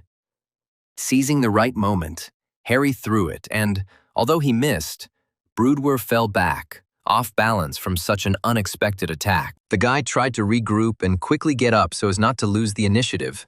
However, having taken a stance, he realized that his opponent had prepared a new trick. To Broodver's surprise, Harry waved his arms and released real claws from his sleeves, with which he was going to slash his opponent. Noticing this, Broodver even took a step back, trying to figure out as quickly as possible how he could fight against such an unusual weapon. Laughing happily, Harry waved his arms from side to side, cutting through the air and pressing down on his opponent with incredible speed. Clenching his jaw in anger, Broodver tried to defend himself from each attack, using his heavy shield and cursing that his opponent simply couldn't do without tricks. Unfortunately for the Gaon Academy student, the attacks were so unexpected and accurate that his shield and Morgenstern flew off to the side, and Harry took out his triple nunchucks. Brandishing the unusual weapon and casting a cruel but full of pleasure from the fight look at his opponent, Harry rushed at Broodver. The guy, in turn, although he tried to somehow defend himself from the unpredictable attack, felt despair creeping through his entire body. Having dodged the cunning attack, Broodver managed to lift his Morgenstern and shield from the ground and intercept the triple nunchucks. But Harry was ready for anything. Instantly drawing his tonfas and taking advantage of his enemy's slowness, Harry struck Broodver straight in the solar plexus. The blow was so accurate that Broodver, dropping both the shield and Morgenstern, fell to his knees, trying to catch his suddenly ragged breath. And although the big guy from Gaon couldn't believe it, the announcer announced Harry as the winner of this fight to the entire arena, and the guy smiled, rejoicing at his victory. Not believing that he could lose like that to some impudent guy who didn't even have an academy behind him, the guy began to growl something that had been on his mind for a long time. He raised his head and shouted that this style of fighting was against the rules, and Harry looked at the boy in confusion, who asked who fought like that. Hoping that they would intercede for him, Broodver cried out that he refused to recognize the results of this fight and considered it invalid. The spectators began to whisper among themselves, discussing Harry's truly unusual fighting style, although most acknowledged it to be quite spectacular. And while Broodver was screaming to be let go because Harry was using his dishonest tricks, Roy was watching everything that was happening through the screen in the break room. And he, unlike all the other spectators watching the fight, understood perfectly well that Harry would have won this fight even if he had refused to change weapons. And only now, seeing what exactly was happening on the screen, Damien understood what exactly his patron meant when he asked him to just watch. It occurred to him that the Order was watching not only Roy, but Harry as well. And that was the reason they had asked him not to interfere. Damien realized that he was just a pawn on this chessboard, and the real goal of the Order was to bring Roy and Harry together in battle. He also realized that this competition would end successfully even without his participation.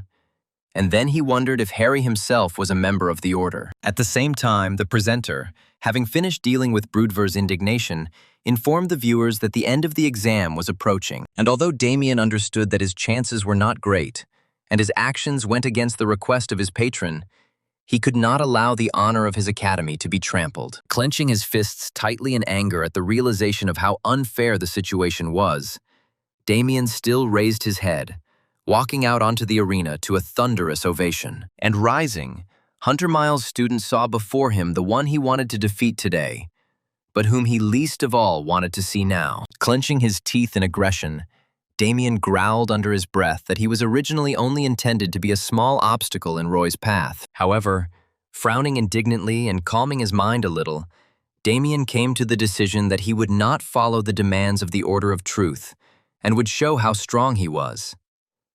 And when the fight was declared to have begun, Damien, drawing his sword, which emitted an electric crackle, rushed at his opponent. In turn, Roy, not at all intending to give victory to his opponent, also grabbed the spear more comfortably, intending to intercept the powerful blow. And when Damien struck, the blade of his sword, the electricity of which heated the air, rested against the shaft of Roy's strong spear, instantly absorbing the entire force of the blow. In turn, the electricity instantly flowed to the shaft of the spear, strengthening the blow so much that the ground split under the feet of the fighters. He was so strong that even Damien felt himself being pushed back, and he thrust his blade into the ground to stay on his feet. Roy, having withstood the pressure, pushed himself back without much effort.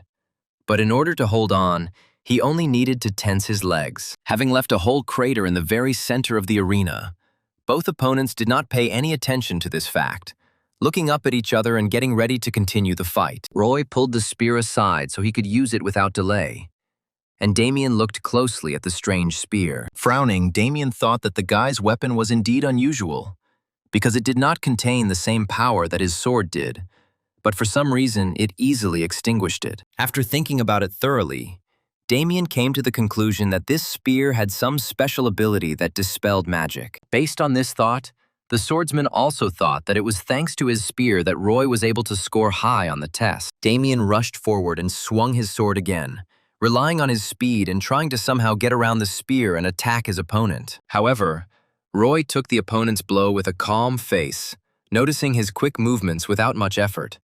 Although Damien was firmly convinced that he could win, the guy wielded his sword with incredible speed, looking for a way to break through Roy's defense, who was completely calm at first glance. The host noted that Damien was a real talent, pointing out the speed with which he wielded such a massive weapon, while Roy noted that his opponent was quite strong. Suddenly, Damien pulled his sword to the side and pushed his opponent away with his shoulder, slightly throwing Roy off balance, and was going to take advantage of this. Having successfully forced the enemy to move where he wanted, Damien swung his blade upwards so that the shockwave would reach the spearman. In turn, Roy, realizing the swordsman's trick, instead of defending himself, tried to dodge and jump to the side, which is why the attack missed, although it split the ground again. Despite the fact that he had just been subjected to a rather unusual feint, Roy was calm, reasoning that Damien was stronger than his previous opponents. While Damien, once again raising his heavy two-handed sword, charged her with magic again,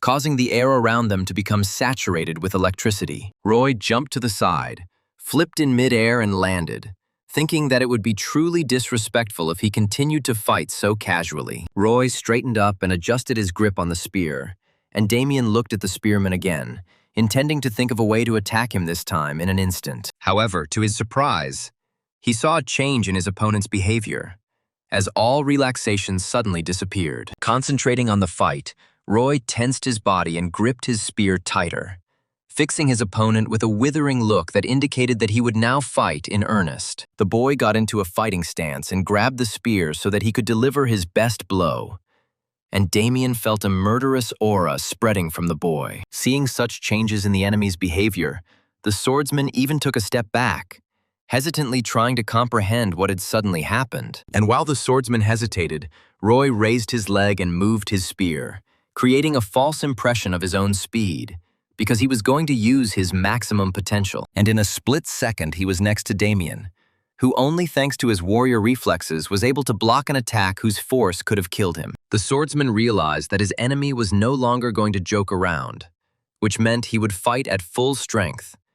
And so he tensed up, preparing to withstand the mighty force of the spearman. Transferring the power into his hands, Damien swung his blade, knocking away Roy's spear, who took a step back to regroup and was about to attack again. Without taking his concentrated gaze off the swordsman, Roy intercepted the spear, looking for his weak points and preparing to strike there. In turn, Damien, forgetting about cold-bloodedness with insane rage in his eyes, tried to understand how Roy managed to change his aura to such a terrifying one. He noticed that until recently, the guy's aura was like serene waves, and therefore did not cause concern on the part of the swordsman. Roy rushed forward, swinging his weapon and aiming at his opponent, fully aware that his blow would be blocked, but not caring at all. After making one strike, Roy instantly turned the spear to the other side and, without stopping the movement, attacked again, forcing Damien to retreat. The boy attacked the swordsman over and over again, intending to not give him even a second's chance to catch his breath, while Damien noticed that the spearman's aura now resembled a raging volcano. It was incredibly difficult for the swordsman to parry Roy's attacks time after time, but the boy clenched his jaw and strained his arms with all his might to keep the blade from dropping. Wielding his spear with coolness, Roy moved with such speed that it was difficult for someone without combat experience to keep up with him.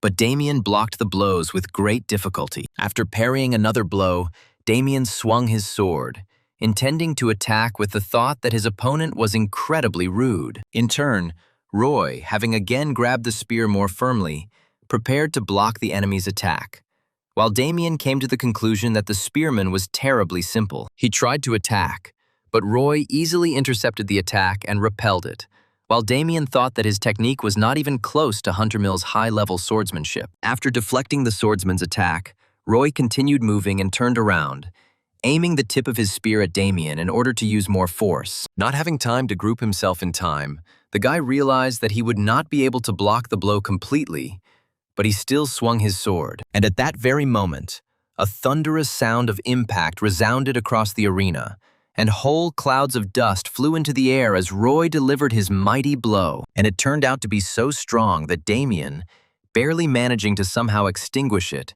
still flew to the side, and in order to stay on his feet, pressed the blade into the ground, leaving behind a furrow of broken earth. Damien looked up with a look of despair in his eyes and tried to understand how this simplicity could be so difficult for a swordsman. Coming closer, Roy, whose face had a calm expression again, lowered his spear, while Damien looked at the guy with incomprehension. Suddenly, the swordsman realized that it was not just the unusual weapon that was the issue, since Roy had not even put mana into it to begin with. Looking into the spearman's eyes, Damien suddenly felt something strange in his chest, seeing in them the awareness of power over Hunter Miles' student. The boy suddenly wondered what would happen if Roy allowed himself to put mana into his weapon, and Damien suddenly realized the difference between the two. And at that very moment, despair began to fill his mind, causing him to suddenly tremble, trying not to let the memories escape again. However, looking at his opponent, whose strength exceeded all his expectations, Damien felt himself being pulled back into the past. He remembered the girl who, standing in front of him and looking down with arrogance in her eyes, asked him if he had shown her everything he was capable of. He remembered kneeling in front of this girl with a broken sword at his side, cursing himself for his weakness and listening to the girl clarify his rantings about strength. That day, he felt incredible pain when the girl asked with the same contempt in her voice how a talentless person like him could consider himself one of the top 3 students in the academy. Despair filled his mind and burst out in tears as he stared at the ground, looking at the shards of his two-handed sword. And the girl, turning away, said that she never allowed herself to place any hopes on the guy, which the guy heard over and over again in his nightmares after that meeting. In the wild rage that filled his mind, Damien screamed that what was happening simply couldn't be happening, because someone like Roy simply shouldn't be stronger than him. Gripping the hilt of his sword so tightly that his knuckles turned white, Damien charged the blade with mana out of anger, causing it to become saturated with electricity. However, the guy was angry not so much at Roy, but at his patron and the girl who, with their actions and words, made him despair. The guy was angry that anyone would even allow themselves to look down on him, since he was the strongest member of Huntermill. Fueling his strength with mindless rage, Damien, screaming in anger, rushed forward, preparing to attack his opponent with all his might. Looking at Roy, whose gaze expressed calm, Damien felt even more angry, which only convinced the swordsman that he simply had to strike him down. Finding himself within striking distance, into which Damien put all the strength he had, the boy screamed, demanding that the spearman die. In turn, Roy, intercepting the spear and not taking his cold-blooded gaze off the enemy, allowed himself to charge his weapon with mana. And at the same moment as the blow was struck, all the spectators gasped, seeing the two-handed sword split into pieces fly off to the side. Roy had clearly shown Damien that he was much stronger than him, and now stood with his spear lowered and looking into the eyes of his opponent, who had fallen to his knees in defeat. To his own surprise, Roy saw Damien stagger, and then, unable to keep his balance due to the strength leaving his body, he collapsed in front of the guy. The confrontation was so intense, especially considering the final powerful blow, that Damien lost consciousness. Sighing and looking at the defeated best swordsman of Huntermill Academy, Roy heard the announcer declare him the winner of this fight. And while he was being announced as the second participant in the final fight, Harry was watching everything that was happening in the arena, sitting in the restroom. Sometime later, the two geniuses finally faced off against each other in the final of the practice exam, causing quite a stir among the spectators. The host was saying that they were both real comets, having left the most popular academies behind. But Harry, not listening to him, noted that he really wanted to fight Roy. And if the master gunsmith smiled, happy with how everything turned out, then Roy looked sullen, which made Harry decide that the guy had a lot of questions for him. Roy thought for a long time about how to start the conversation, and then reminded the guy that he claimed that he said that no one specifically trained him, and Harry nodded at this. And then Roy remembered out loud that Harry had told him that he did have a teacher, and Harry had confirmed it, explaining for the second time that his teacher simply didn't know about his student. Hearing this for the second time, Roy asked the boy to tell him who the gunsmith's teacher was. And Harry, who was scratching the top of his head, suddenly froze. Lowering his hand, Harry paused to answer, then asked the spearman why he wanted to know, causing Roy to frown even more. But even more than the answer, Roy was bothered by how suddenly his new acquaintance's attitude changed. because Harry suddenly began to look irritated and suspicious. Thinking about how to disguise his thoughts so as not to directly talk about the Transcendent Academy, Roy shrugged and said that he might know his teacher, which greatly surprised Harry. Harry couldn't believe the idea so much that he exclaimed that Roy was lying to him, and the spearman in turn opened an eye, making it clear that his friendliness was feigned. He thought about mentioning the academy directly, but decided against it, since if Harry wasn't connected to it, then mentioning it would only cause misunderstandings. However, if he was also a disciple of the Transcendents, then this would not be a reason to call them comrades, but on the contrary, they could even become rivals. And Roy did not want to be disturbed. Roy thought that he couldn't even begin to imagine Harry's reaction, and so he couldn't lay all his cards on the table at once. Deciding to play a trick, Roy said that if he really knew the armorer's master, he must be a transcendental strongman.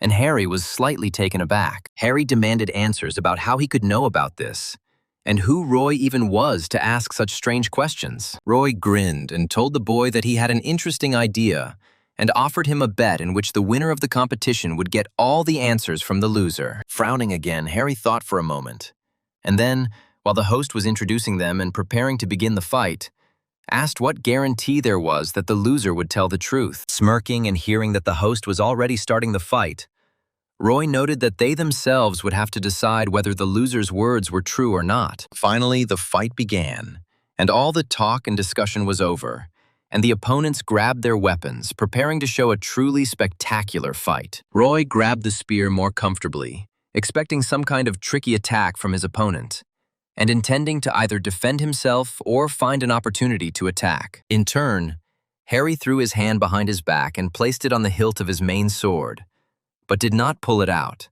because at any moment he could change his mind and choose another weapon. But, to the surprise of all the spectators sitting in the stands, the guys, although they were tense, looked into each other's eyes and held their weapons tightly, did not move at all. Clenching and unclenching his fists on the shaft of his spear, Roy kept his eyes on Harry and thought about how he looked like he was in a lot of trouble, while Harry, without lowering his hands from behind his back, also looked at his opponent with a frown and thought that he tried to feel him out, but could not find any weaknesses. Finally, Harry was the first to break down and, snatching the blade from behind his back, rushed forward, exclaiming that he knew perfectly well that Roy was incredibly strong. Roy opened his eyes wide so as not to miss a single move of the gunsmith, because his style could be confusing if you missed any detail. Roy clearly saw Harry running towards him, holding a sword in his hands, but he did not let himself be deceived, understanding perfectly well that it would definitely not be limited to the sword. For the first couple of seconds, Roy tried to come up with some kind of tactic to counter the strange warrior, but in the end, he limited himself to the decision to give it his all. Intercepting the spear and timing the moment, Roy swung it and, using all his strength, struck across the attack of his opponent. Harry tried to block Roy's spear strike, but his sword, being a very ordinary weapon, shattered into pieces as soon as it touched the shaft. Realizing that the attack had failed and that he would no longer be able to block the spearman's blow, Harry arched his back and, standing on his hands, dodged. Realizing that he was now at a huge disadvantage, Harry acrobatically flipped through the air to quickly close the gap. Realizing that the gunsmith had thrown the weapon away almost immediately, allowing him to jump back, Roy, realizing that he couldn't give the enemy a break, rushed forward. However, he slowed down when he saw a whole wall of arrows approaching him, clearly aimed at piercing the spearman through and through. Looking down, Roy saw that Harry had managed to draw his bow in a split second and fire a whole cloud of arrows at his enemy. Having grabbed the spear more comfortably, Roy got into a stance and aimed properly in order to deal with all the arrows in one high-quality move. Swinging his weapon with incredible speed, Roy spun the spear to deflect every arrow that flew at him in just one go. Seeing how skillfully his opponent dealt with the long-range attack, Harry laughed and happily noted how much he was amazed by Roy's skill. Having dealt with each arrow without much trouble, Roy moved his spear to his back to give himself some room to maneuver as Harry complemented his weapon. The gunsmith threw the now useless bow and arrows aside and, grinning, asked if Roy would really tell about his interesting spear if he was defeated. The spearman rushed forward and swung his weapon down, aiming for the head, declaring that he would definitely tell. And Harry, drawing his twin blades, blocked the blow. Smirking and not giving his opponent a chance to make a difficult maneuver, Roy noted that in order to get such information, Harry would first need to defeat him. Holding back the boy's pressure, Harry was also grinning, completely overcome with pleasure from such an exciting fight, and therefore said that he would do his best. Having uncoupled their weapons, each of the guys took a step back, and then rushed forward attacking the enemy, causing the swords and spear to clash again. But both warriors remained unwounded. Roy didn't allow himself to lose concentration, and watched Harry's every move to see if he decided to change weapons. Turning around as he ran and grabbing his swords, the master armorer laughed happily, pleased with the battle, and, standing in a stance, noted that Roy was incredibly cool. Continuing to fight without a single thought about the possibility of defeat, Roy repelled attack after attack, noticing that he felt something strange. As Roy parried another attack, he thought about how Harry had no qualms about using techniques that could be considered a violation of the rules. He also fought with such enthusiasm that it was impossible to believe that he was fighting, trying to defeat his opponent, because he even managed to hum some melody under his breath. The guy seemed completely unconcerned by the laughter coming from the stands, or the fact that Roy was fending off all of his tricks without much difficulty. At one point, having repelled each other's attacks, the boys hit so hard that the shockwave pushed them in different directions of the arena, and Roy raised his head. Straightening up, Roy shrugged his shoulder, and then asked Harry if he really didn't want to defeat him, to which the armorer asked in bewilderment why Roy even thought that. Harry said that he was trying very hard, because he had a question for the spearman, to which Roy asked why he didn't feel the desire to win from the guy, which had hurt the enemy. Confused by what he heard, Harry raised his hands and shook his head, claiming that he didn't understand what Roy was talking about, since he was trying so hard to win. And then, to Roy's bewilderment, he added that he wouldn't be upset if he suddenly lost this fight, and smiled enthusiastically at his opponent. Roy didn't understand what he meant, and Harry said that he would try to win anyway. And the spearman noted that the others did not approve of his methods, although Harry didn't care. Pointing his thumb at himself with satisfaction and smirking, Harry happily noted that his importance would not diminish just because others scolded him. This reaction was a bit unexpected for the guy, because it was difficult for him to realize that a person could so easily ignore other people's opinions. Roy grinned in satisfaction at his opponent's answer, thinking that Harry's answer had made the spearman even more interested. To Harry's surprise, Roy twisted his spear and, bringing it to Cabeces, began to push the spear inside, putting it into the bottomless pouch. Roy moved his hand inside Cabeces and found what he was looking for, and pulled out his old spear, twisting it to get used to its lightness. Looking up at Harry, who was still confused, Roy smiled and said that he hoped the boy would not regard this act as arrogance. Roy remembered watching another lecture by Buddha, where the Ascended One talked about how the world they lived in was not nearly as beautiful as everyone thought. Propping his cheek with his fist,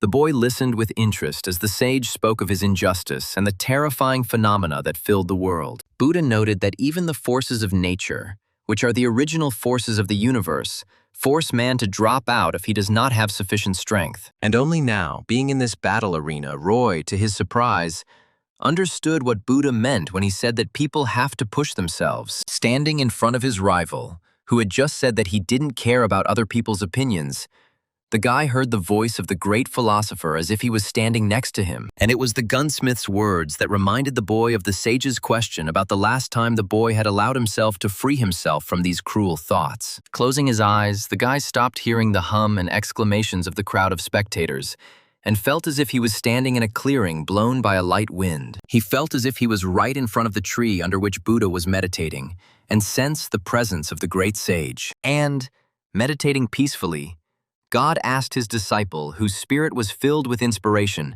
whether he had left all his thoughts behind, looking at the world from a different angle. And as the corners of his lips twitched into a slight smile, Buddha promised to tell his disciples about how he had served hard in the dimension called Earth. The sage said that this story happened in those distant times when he still bore the mortal name of Siddhartha Gautama, had not yet received the title of Buddha, and lived as a simple monk.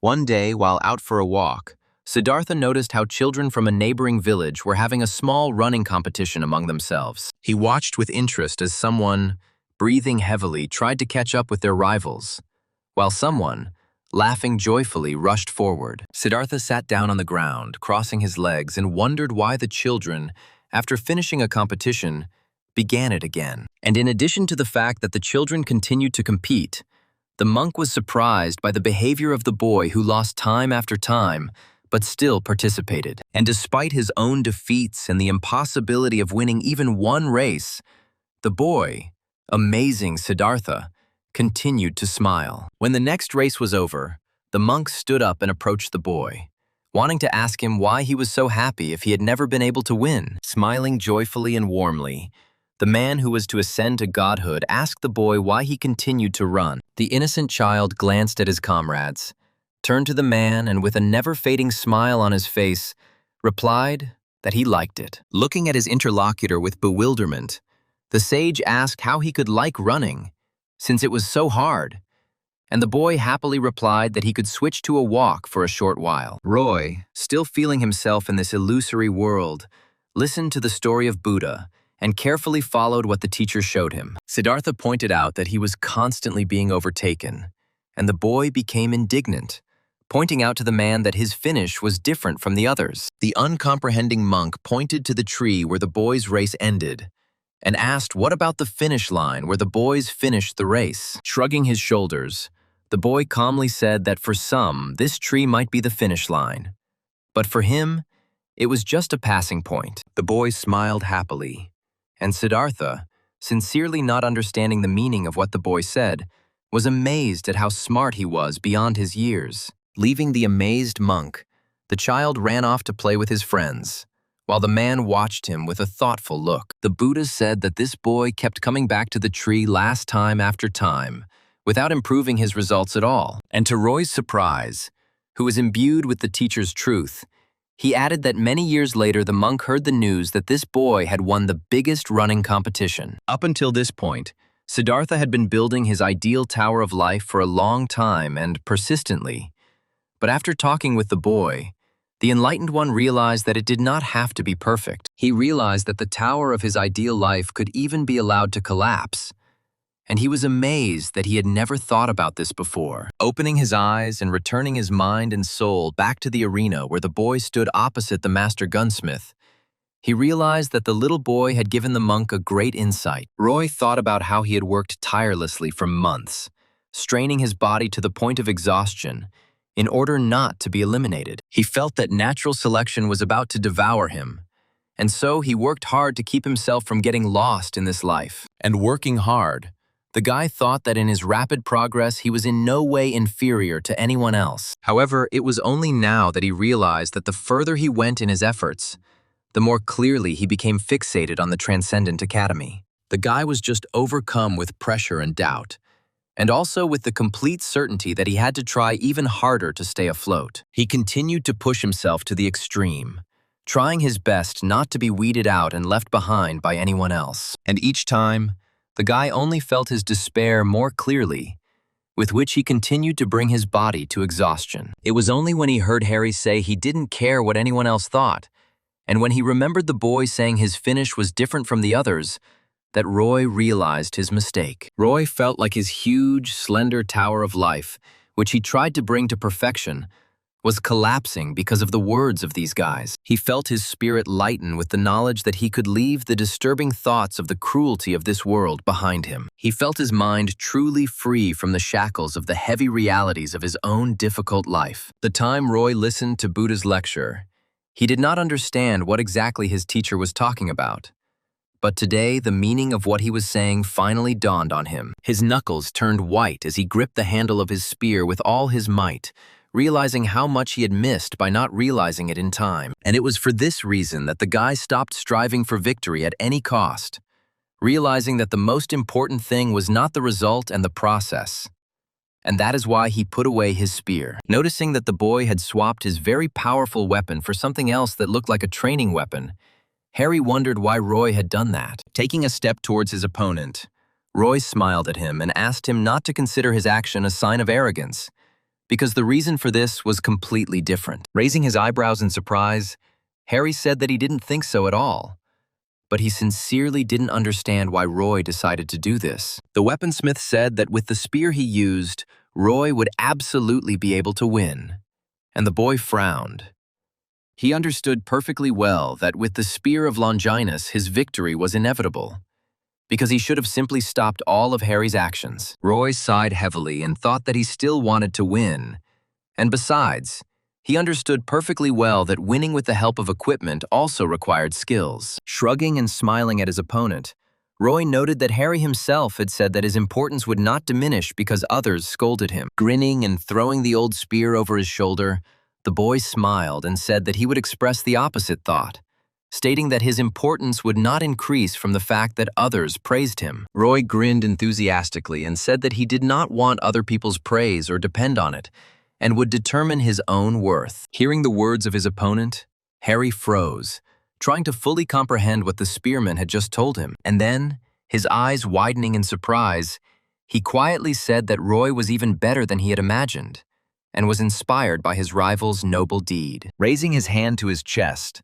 Harry touched the straps and began to unclasp them, causing his spear to begin to fall to the ground. Harry also threw off his scabbard and unfastened the strap of his shield, causing all the weapons he owned to fall to the ground at his feet. Having chosen only one weapon, Harry weighed it in his hand and twisted it to get a more comfortable grip, after which he asked Roy not to take his actions the wrong way either. Getting into a fighting stance with the dagger in his hand, Harry smirked, claiming that this was the only thing he had learned from his mentor. Roy, smiling contentedly, said that he hadn't even thought of perceiving what was happening in any way wrong, and Harry smiled back. And just a second later, both talented participants rushed towards each other, clashing in such a thrilling fight that the shards of the arena flew in different directions. Looking into each other's eyes with excitement and smiles from how much they enjoyed this fight, both guys said that winning was the most important thing for them. Holding his spear tightly, Roy kept a close eye on his opponent's gaze,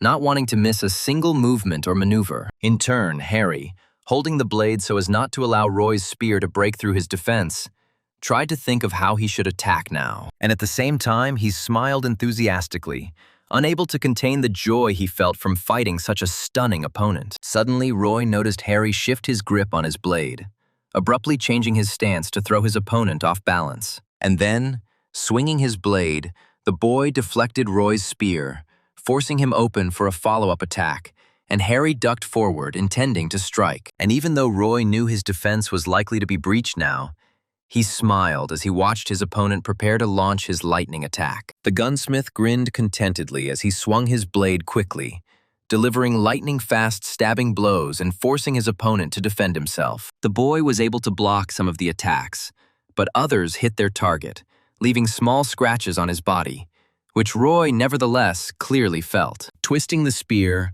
Roy tried to block the blows, but each time the blade reached its target, the guy happily admitted that it was quite difficult for him to fight. Harry, in a fit of fighting spirit, swung the dagger, and Roy thought that if he had the spear of Longinus in his hands, he would have easily parried it. But now it was a danger to him. Having barely managed to repel such a powerful attack, Roy tried to analyze Harry's fighting style in its entirety in order to come up with the best tactics. Even armed with just one dagger and without his entire arsenal, Harry seemed to move much faster, which presented some difficulties. At one point, Harry showed maximum cunning and grabbed the shaft of Roy's spear, moving it aside and attacking the guy with a thrusting blow. Realizing that he was unable to snatch his spear from his opponent's hands, Roy threw his free hand forward, exposing it to a thrusting blow. The dagger sank into Roy's wrist, blood spurting out as Roy grabbed his spear and pushed away from the boy, tearing his arm free and breaking the distance. Not expecting such a reception, Harry slightly lost his balance and flew to the side, trying to stay on his feet and not take his eyes off Roy. Even though his hand was bleeding, Roy was pleased to note that once he accepted the possibility of losing, his body felt much lighter. Roy jumped up and rushed towards Harry, who, crouching to the ground, rushed at the enemy with the intention of strengthening his dominance in the fight. And Roy, planning to defend himself from the dangerous attack with a blade, thought that he would not be upset if he lost, but for the sake of victory, he would give his all. Getting within striking distance, Roy swung his spear, but Harry jumped over it, forcing Roy to admit that the boy had not lied when he said that the dagger was his weapon of choice. Suddenly, Roy heard Harry ominously remark in his ear that it was too early for him to be surprised, and he felt danger. Trusting his sixth sense, Roy ducked just as Harry, turning in midair, swung his blade to take his opponent's head off. Roy tried to catch the boy as he landed, but when the spearman launched his mighty attack, ripping rocks out of the ground, Harry dodged it without any problems. Due to how powerful the impact was, Roy kicked up a cloud of dust, making it difficult for him to navigate his surroundings. Trying to spot his opponent in the dust surrounding the spearman, Roy rubbed his eyes and noticed something that made him wonder. The guy noticed that Harry, quickly moving in the dust that had risen into the air, suddenly began to melt right in the air for some reason. And when the guy tried to attack in the direction where he had last seen the dagger master, he was surprised to discover that Harry was no longer there. Looking around warily in a stance where the boy was ready to defend himself from a sudden attack, Roy thought about the possibility that Harry might have a concealment technique. Hearing a rustling sound behind him, Roy turned around, but all he saw was the dust twitching following the gunsmith's sharp movement. The guy decided that if Harry had such a skill, he clearly hadn't honed it to perfection, because Roy noticed his presence, although the gunsmith slipped out of sight. Deciding that this was Harry's very last trick, Roy shifted his grip on the spear and began to infuse it with mana to use his most powerful move. However, Roy suddenly remembered how the boy had tricked Broodver into thinking that the axe was his main weapon. And then he remembered how the gunsmith forced Roy to break distance with him in order to use his bow and shoot the enemy from afar. And now, having properly assessed the situation, Roy felt something strange when he remembered how he saw Harry's silhouette melting into the dust. Roy's eyes widened in sudden realization as he realized that he could do exactly what the master weaponsmith wanted to see from his opponent. Having stopped feeding the spear with mana, Roy looked around once more, trying to catch the movements of the guy armed with a deadly dagger. His gaze was filled with anxiety, and his thoughts were confused when he realized that this fight was far from as easy as he had initially imagined it to be. Roy shook his head and began to look around, holding his spear tightly and wondering if he was even going to do the right thing. Much to Roy's chagrin, he had to admit that watching Harry's rather frivolous fighting style made Roy fully aware of how limited his own style was. Roy suddenly felt someone else's presence next to him. And then he heard the voice of the greatest wizard in human history. Standing calmly and proudly, Merlin explained to his student that learning was indeed a wonderful thing, but if it became a habit, it would become a barrier to self-expression. He pointed out that learning was about gaining knowledge from someone else, and then asked how long Roy could continue to think he was doing a good job if he was only using other people's knowledge. Roy closed his eyes and took a deep breath, then decided that he would not use Merlin's mana, but would only use his own magical energy. Roy listened to his teacher and decided that he could not continue to use only other people's skills, and therefore he would use his own method. Merlin said that all knowledge gains should not be a basis, but only a means for self-expression of the one who uses it. Concentrating his mana, Roy did not use Merlin's dry theory, but used his knowledge, Chiron's sense of touch, Xiang Yu's incredible strength, and Buddha's ataraxia. Roy was determined that he would no longer obediently use other people's skills, but would create something that would be his own skill alone. The guy used all the energy of his spirit, all the strength of his body, and all the sensations that filled his mind. And he decided to combine all the advantages he had in order to create his most powerful technique right now, while in battle with an incredibly difficult opponent. Seeing Roy's training spear glow, the spectators gaped in shock, not believing that he was able to awaken the Aura Blade technique in this fight. And even Aura couldn't hide her surprise when she saw how her student was able to implement such a complex technique without her help. People claimed that even hunters who had dedicated decades of training were hardly capable of such a thing. But Roy managed to accomplish something like this while being a simple student. Standing in the middle of the arena with his mind focused, Roy didn't waste his skill, trying to catch his opponent where he couldn't see him. He was waiting for that very opportune moment when Harry would expose himself and give away his position so that Roy could use his new skill most effectively. And just at that very moment when the right opportunity presented itself, Roy used all his reflexes to react. He turned around in an instant and saw Harry approaching the spearman with a surprised look, trying to attack him but being surprised by his sudden reaction. And the moment Harry emerged from his disguise, Roy lunged forward with a spear imbued with the magical energy of the spearman, and this swing was so powerful that, without reaching the dagger master's flesh, it stopped his attack, striking him with an incredibly powerful stream of wind. Realizing that he had managed to catch his cunning opponent, Roy grinned contentedly, showing that he had won this battle after all. In turn, Harry, smiling, could not move,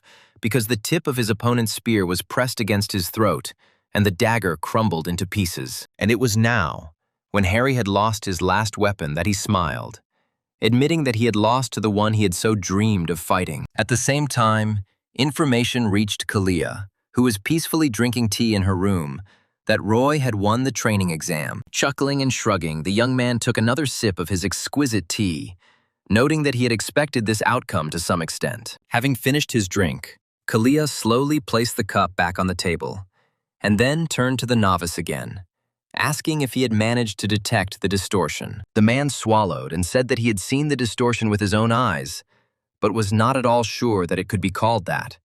And Kalia asked him what he meant. The man replied that they noticed that during their battle, Roy suddenly changed weapons and then used the aura blade.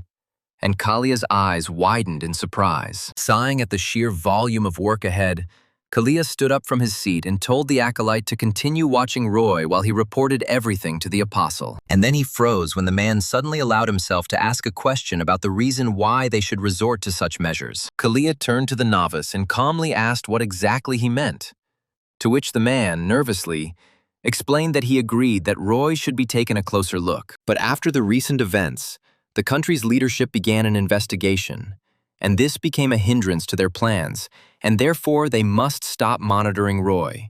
To which Kalia cried out. He had interrupted the novice at the very moment when he was trying to ask what exactly the Apostle of Temperance had told him, and now Kalia was looking angrily at the man. Seeing his leader's anger, the man first tried to resist it, but then he became agitated and, realizing that he had said too much, swallowed. Looking down at the floor, the novice asked the Apostle of Chastity for forgiveness for his insolence, while Kalia glared at him indignantly. And when the man left, Kalia, looking gloomily out the window and crossing her arms over her chest, remembered how the meeting with the Apostle of Temperance went. His master said that he had heard about a distortion appearing in one of the major cities, and asked Kalia if he knew anything about it. Kalia confirmed the information that the apostle had, and noted that a certain student named Roy had already dealt with the distortion. That day, Kalia, looking into the frightening gaze of the Apostle of Chastity, thought about the fact that the man knew very well all the details of what had happened with the distortion. But for some reason, the apostle still asked who exactly had dealt with him, and then also demanded that Kalia keep an eye on this student. Looking up at the master, Kalia first tried to gather his strength to ask the question of interest, and then, nevertheless, clarified whether he could find out the reason for such an order. But at that very moment, the apostle cast an indignant glance at the successor of the Apostle of Chastity, which made Kalia feel tense. And just a second later, the young man felt how the unimaginable force of his master's angry aura pinned him to the ground. With just one glance, causing Kalia to fall to the ground from the weight, the man noted that Kalia was one of the most trusted successors of the Apostle of Chastity. And then, when the young man had already begun to lose the ability to breathe, he added that this fact did not give the young man the right to consider himself a full-fledged apostle. Trying to force the words out, Kalia asked for forgiveness through incredible difficulty, and the Apostle of Temperance released the pressure, passing by the kneeling youth. Kalia felt a genuine and incomparable fear of the master, and it intensified even more when the apostle added that it was not his will. Rising, Kalia again allowed himself to be impudent and asked the apostle what exactly he meant by claiming that it was not his will. Without taking his frightened gaze off the master, Kalia thought that the Apostle of Abstinence was not just one of the 7 apostles, but also the most important one in the entire order of truth. Nodding affirmatively, the man noted that before this, Kalia had to do everything herself without the support of the elders, and therefore he could consider his order a favor. Remembering that day, the young man nervously bit his nails, trying to understand who was so powerful that he would use the Apostle of Temperance as a messenger to convey orders. And then, realizing that he knew only one person who was capable of such a thing, Kalia gnawed through his finger, leaving a large wound on it. At the same time, The people who had observed the training exam were wandering off to their homes, discussing with interest what they had seen. Finding Roy after the final stage of the exam, Aura, of course, congratulated him on his victory, but noted that she noticed that he was becoming more and more like a monster. Roy chuckled at the girl's words and only laughed at such a theory, while Aura noted that anyone who looked at him would think exactly the same thing about him. She pointed out the fact that Roy, as a student, managed to use the Aura Blade technique and asked where he managed to learn it, to which the guy said that he was just lucky. Indignantly complaining that the guy was making excuses again, the girl asked where he was going now, and Roy replied that he needed to meet someone. Raising her eyebrows with curiosity, the girl asked who he had an appointment with. But the answer was not long in coming, because Harry was already running to his friends in his full uniform. Hearing a bunch of voices behind her, offering as many pleasant conditions as possible, Aura turned around and saw that Harry was being lured to the academy with all his might. And although Roy knew very well that Harry would definitely be approached with offers to enter the academy, Roy was surprised that the boy refused with all his might. However, Roy was not so much worried about Harry being invited to their place, but rather the fact that they wanted to meet alone after the fight to talk. And completely unexpectedly for the academy managers, Harry disappeared and in the same instant appeared behind Roy, screaming that he was going to Dream Academy. And at the same moment, he indignantly asked if they were satisfied with his answer. Absolutely all the eyes turned to him, including Aura and Roy, and in them, there was only surprise. Having screamed that he would not change his decision, the guy pulled Roy along with him, urging him to run.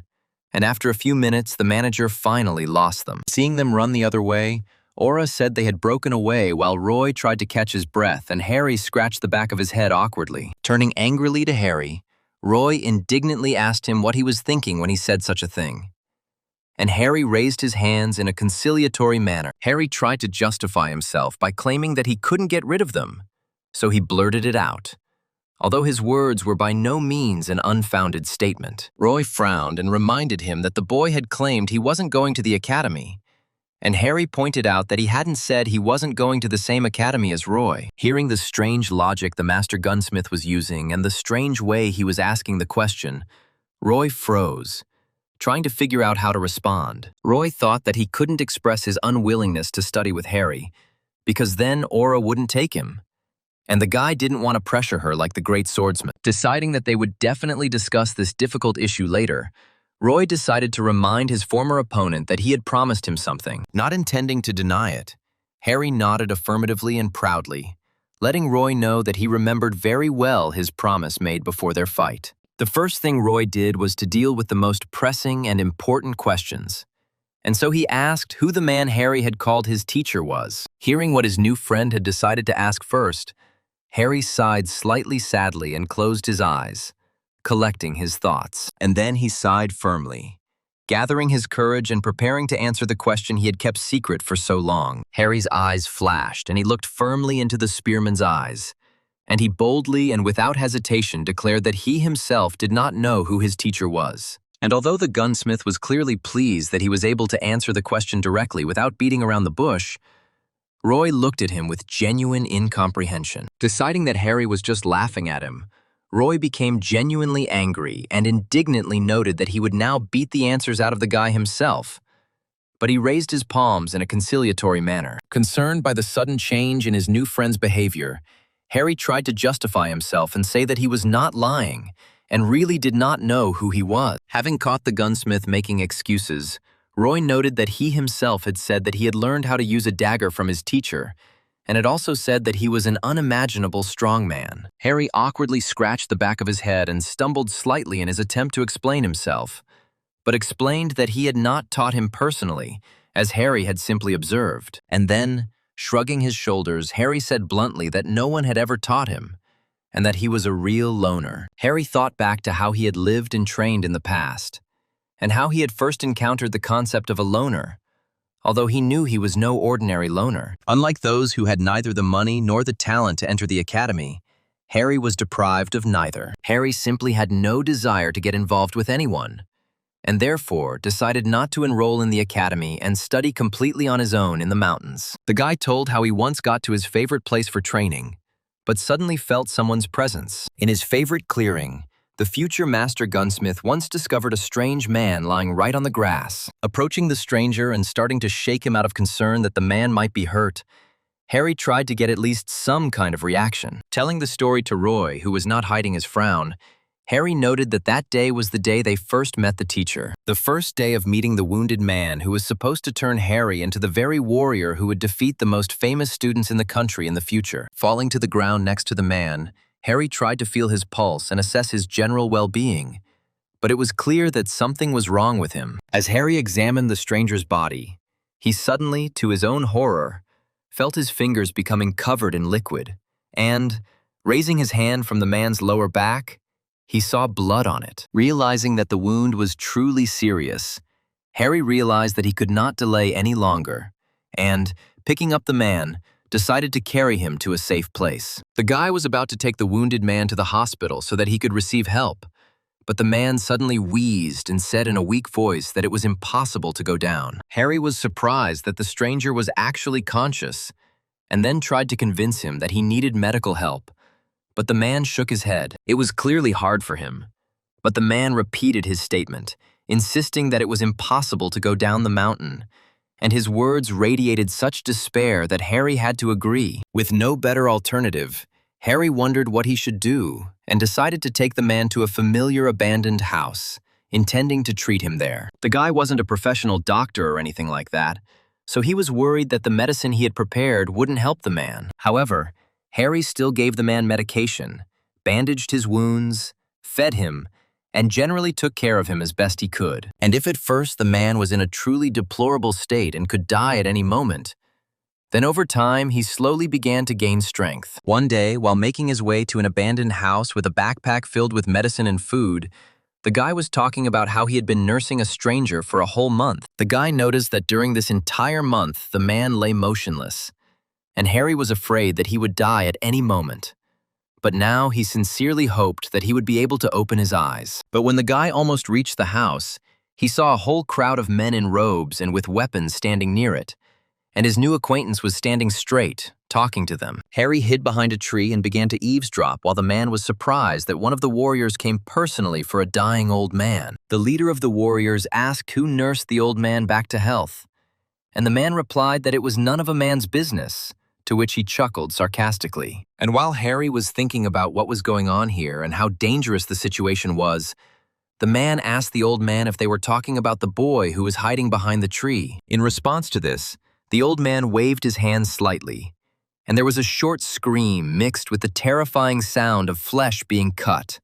And Harry, looking out, saw a head flying into the air. Realizing that his savior might be in danger, the old man began to move between the warriors with incredible speed, striking them with his attacks again and again. If Harry had managed to get a better look at him, he would have seen that the man, whose gaze reflected the thirst for murder, was armed with a terrible dagger and was masterfully wielding it. In just a few moments, the man killed several warriors at once, and the rest, not having time to react, stared at him in amazement. Enraged by what had happened, the swordsman rushed at the man in a crowd, wanting at least one of the killers to reach his target. Remembering that incident, Harry couldn't help but feel his hands tremble, as he was still amazed at what that man had done to the warriors. Trying to suppress a shudder, Harry folded his arms and paused to note that he had never seen anyone move so skillfully in his life before that day. One of the warriors that day cried out that what had happened here was completely unplanned,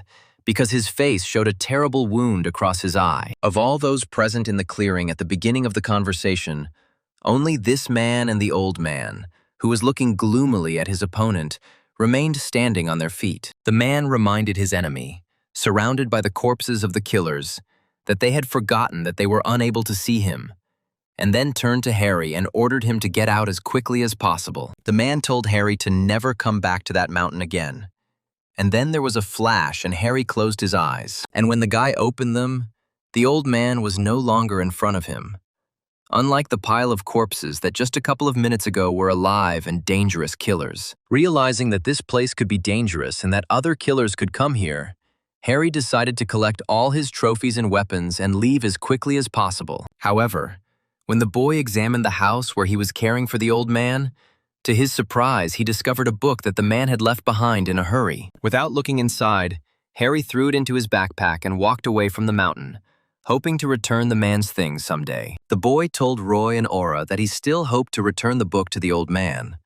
But unfortunately, they have never met since then. Aura thought about it curiously, and Roy, crossing his arms, asked why Harry considered the man a teacher if he had taught him absolutely nothing. The guy felt awkward and scratched the back of his head in embarrassment, noting that he had read in this book about the techniques of wielding a blade and using concealment techniques. Harry noted that this was why his teacher didn't know he had a student, and then exclaimed that he knew perfectly well that it was hard to believe, but he told the absolute truth. Frowning, Roy thought about everything he had heard and came to the conclusion that his fears were unfounded and Harry was clearly not a student at the Transcendent Academy. Roy was only more convinced that Harry was not lying to him when he pressed his hand to his chest, closed his eyes, and solemnly declared that he swears to heaven that everything he said is true. Roy sighed and asked if he really didn't know who his teacher was at all.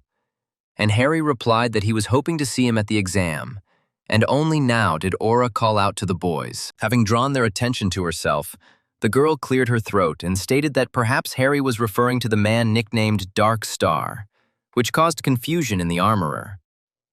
Aura noted that Dark Star, along with the Devil and the Great Swordsman, is one of the 5 strongest and most legendary heroes in the country, although little is known about him. The girl said that he was called a genius of secret murders, and nothing was known about him precisely because of his stealth skills. But Roy assumed that Aura, being Guy's granddaughter, knew the old man. Aura revealed that she had seen Dark Star a couple of times as a child when he came to visit the Great Swordsman, though they always fought, and Harry watched their conversation in amazement. Roy asked Aura to contact her grandfather and ask about Harry's book, since he might recognize his old comrade's technique. But the gunsmith asked in confusion which grandfather they were talking about. The next day, while in the Academy's training room, Roy looked at his phone with great displeasure. The guy wanted to get some interesting equipment, but he saw that a replica of Odin's mythical spear called Gungnir had become worth as much as 500,000. After the day, Roy quickly received 1 million for excellent marks at the tournament, although the prize for the last stage still had to wait, and the guy also remembered the conversation with Harry. The guy almost jumped out of his pants when he found out that the head of the Dream Academy, where Roy is listed, is the granddaughter of the Great Swordsman, and begged her to help in the search. Aura said that she would call her grandfather, and made an appointment for them to meet the next day.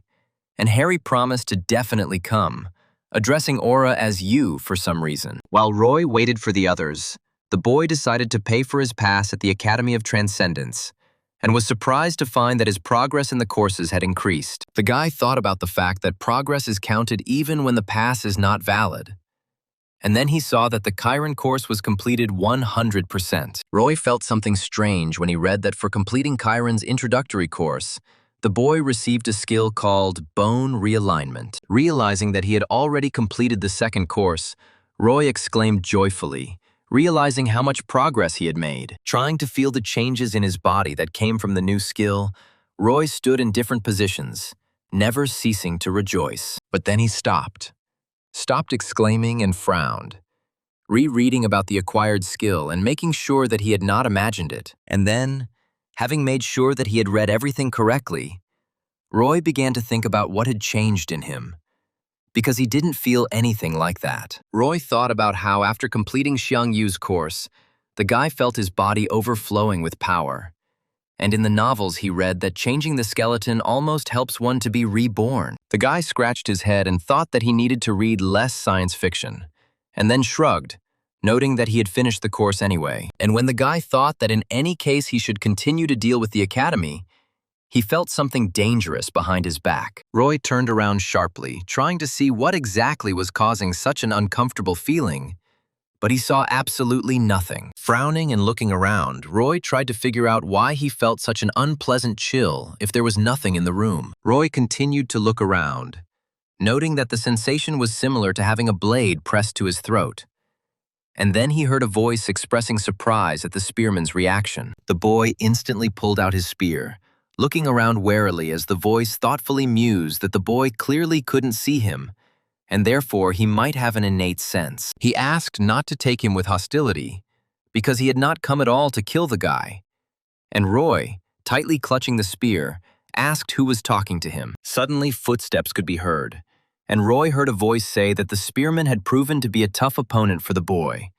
And the boy himself raised his eyebrows in amazement. Seeing a man with gray hair and a scar on his face in front of him, Roy asked if this man was the same Dark Star. With his hands behind his back, the man walked towards the spearman, who continued to hold the spear tightly in his hands, still fearing the intruder. Roy, of course, understood who this man was, but the guy still couldn't bring himself to put away his weapon, because the man was a professional killer. The old man noted that Roy was smart enough to immediately understand who his gray-haired guest was, and then added that he still couldn't understand how the guy sensed him. At first, the guy himself didn't understand. But then, when he realized that it was probably due to the restructuring of the bones, the guy, worried, said that he himself would like to know this. Roy thought that it was more a kind of extrasensory perception rather than a bone restructuring, and, raising his spear, asked if the man had come because of Harry, and he replied that this was one of the reasons. The guy noted that he knew that the old man had left the book for Harry on purpose, and the killer noted that the guy should have kept quiet.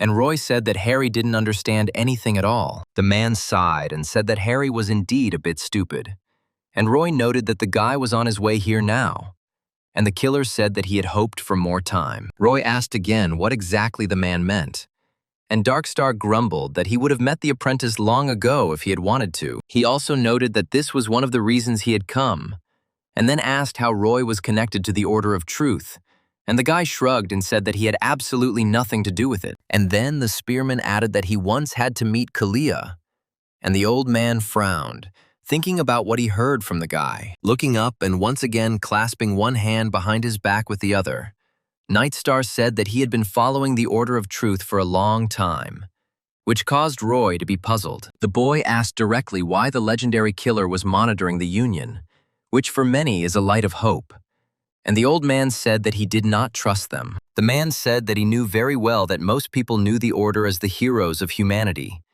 and then asked if Roy knew about the berserker giant that the Order had defeated. Roy nodded affirmatively, indicating that he knew the story, and then asked why he was asking.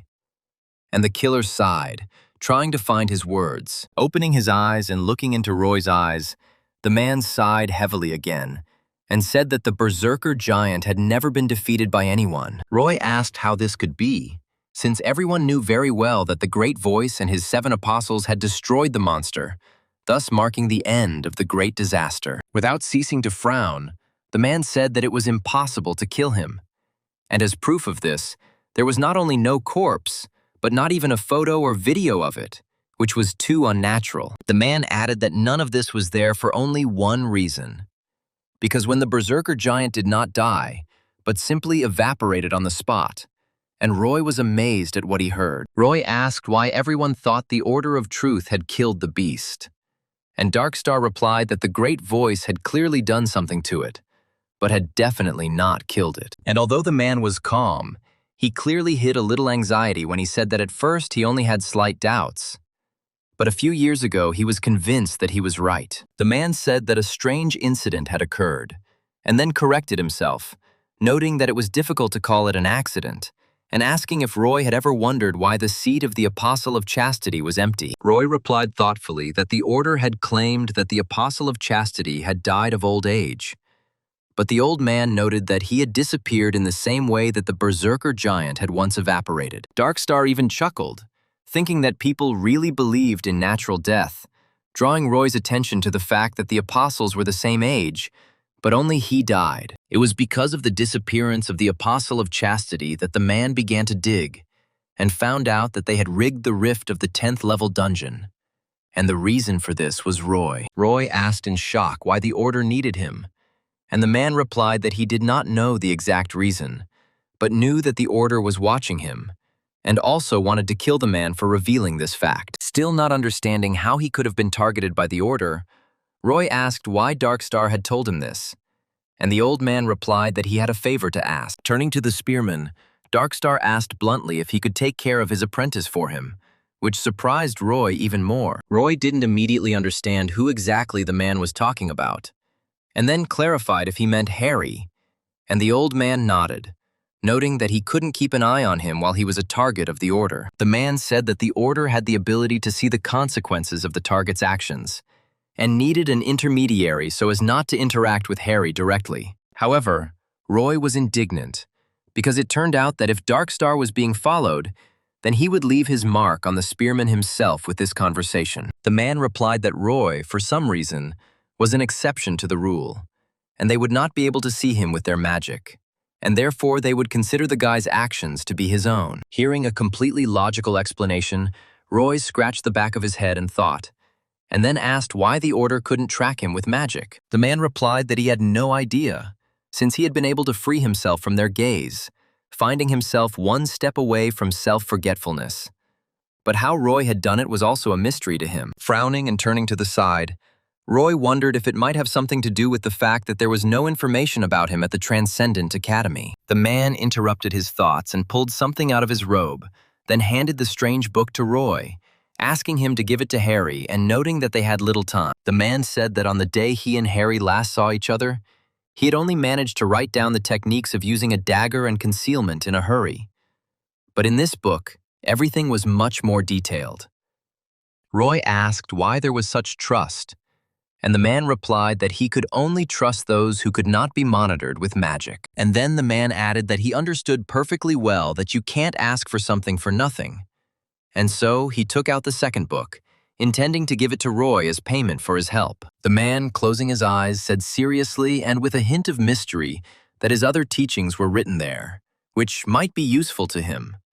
But Roy refused. The man froze in place when he heard the spearman say that he was not interested in something like that, and therefore asked for something else. The man did not understand how one could refuse knowledge that others would tear each other's throats out for, and asked what Roy wanted. Roy grinned and noted that it would be very useful to him if the killer paid him money once in a while. Hearing what exactly the spearman asked for, Darkstar froze in place, looking at the boy with incomprehension and disbelief in his eyes. The killer tried to understand whether the guy really asked the great hero for just money, and Roy said that he would not do anything without payment. Sighing and calming his bewilderment, the man asked how much Roy needed, and the guy, smiling, said that it was only 3 million. The old man cried out in indignation, calling the guy a real impudent man for demanding so much money from the hero, to which the guy replied that he had a reason to ask for so much. After clearing his throat, Roy began to explain to the man why he had asked for so much,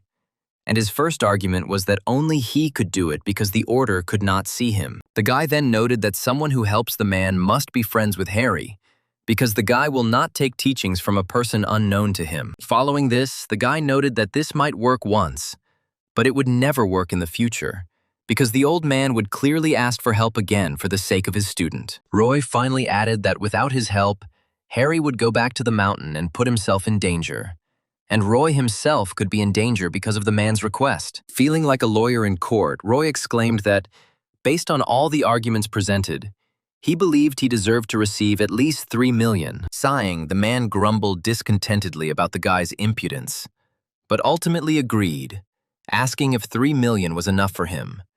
And Roy was even upset that everything turned out so easily. Suddenly, Roy remembered something important and told the man that he had to pay him 3 million before taxes.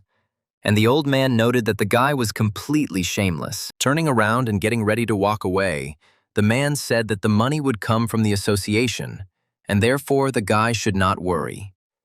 And Roy asked if he should tell Harry about him. When the man turned to the spearman, his body had already begun to disappear, and he said that Roy could decide for himself, since the Order couldn't see him anyway. And then, as if melting into thin air, the old man added one last thing, that he should ask the gunsmith not to blab about his teacher everywhere and anywhere. And just a moment later, while Roy was trying to digest the thought that the Order was watching him, the door to the training room swung open and Harry walked inside, shouting a greeting. A few minutes later, Roy told him in detail about the meeting with his teacher and the Order of Truth, although the guy was most surprised by the fact that his teacher was Darkstar. Of course, Roy did not tell him about the method of payment for his services, but he noticed the reason why the old man could not stay and decided to give Harry the book left by the teacher. Roy handed it to the boy, noting that Darkstar had said that there was a lot more detail about his techniques in there, and Harry looked at the book like it was a treasure. And when he handed the killer's gift to his student,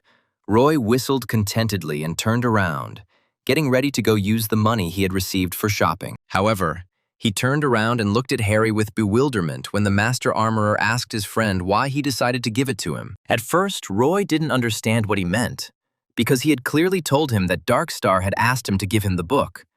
But then he realized that Harry was asking why Roy hadn't hidden it away. The boy thought about what to answer, because if he said that the teachings were useless to him, he would insult Darkstar, and he couldn't talk about the Transcendent Academy. Roy had a hard time thinking of something logical to say that would sound truthful.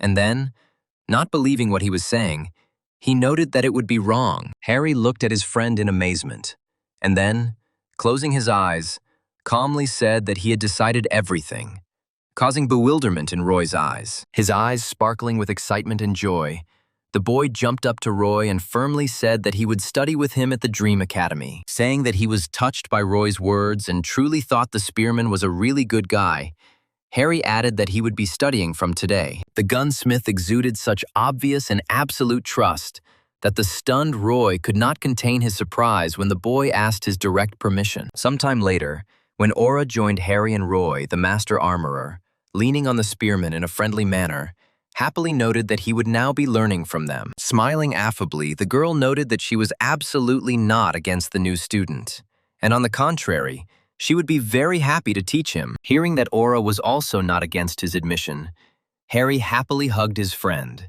and Roy noted with displeasure that he knew that Aura would not be against it. However, after thinking about it properly, Roy came to the conclusion that this was even for the best, because Harry would learn the techniques of the Dark Star, and Roy would not have to find him to pass them on. And then the boy was struck by a thought that he hadn't noticed before.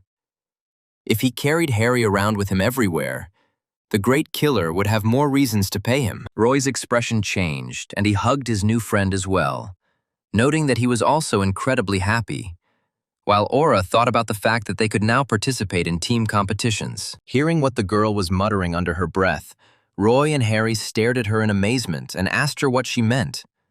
And the girl began to tell them. She said that there were all sorts of events where several students from one academy participated, and the prize in them was much bigger, which greatly interested Roy. The boy blossomed when he realized that due to Harry's entry into their academy, he would be able to increase his capital incredibly greatly. Looking at Harry, Roy suddenly noticed that he imagined a beak on his face, because the boy had firmly begun to associate the gunsmith with a goose laying golden eggs for the spearman. 3 days later, Roy was sitting in the weight room, watching the first lecture of his all-expenses-paid first course, in which a man strained to do a bench press. As soon as he turned on the recording, Roy felt so awkward that he pressed his fingers to his temple and closed his eyes, already doubting that he had made the right choice. The blonde, young, and very powerfully built demigod was seen chest-pressing a huge concrete column in the video, asking viewers to wait until he finished the lift. And although he was glad that he could finally start studying the first course, he could not hide his sadness at the fact that 4 million had flown away to buy 2 of them at once. Finally, the young man dropped the enormous weight from his chest, and with an incredibly loud impact, placed the column on the ground, which instantly cracked from the weight. Leaning on this column, which seemed 20 times larger than the young man himself, the teacher joyfully introduced himself to the audience, calling himself Hercules. Saying that he hoped the audience had taken the Chiron course first, the demigod noted that the physical body was the most important factor for a transcendent. Hercules, his eyes sparkling, said that he would teach the viewer how to acquire muscle mass capable of increasing strength to incredible levels. With only a slight strain, the demigod showed off his incredible muscle mass, noting that it was from this that his physical strength, agility, and reflexes came. Seeing what his new teacher was showing, Roy's eyes widened in surprise, noticing that Hercules' muscles had doubled in size from the slight tension. Smiling contentedly, the demigod got into a running stance and cast an encouraging glance at the spectator, intending to show what he was capable of to remove all doubts. With his loud and powerful voice, he commanded the viewer to look attentively and not to look away.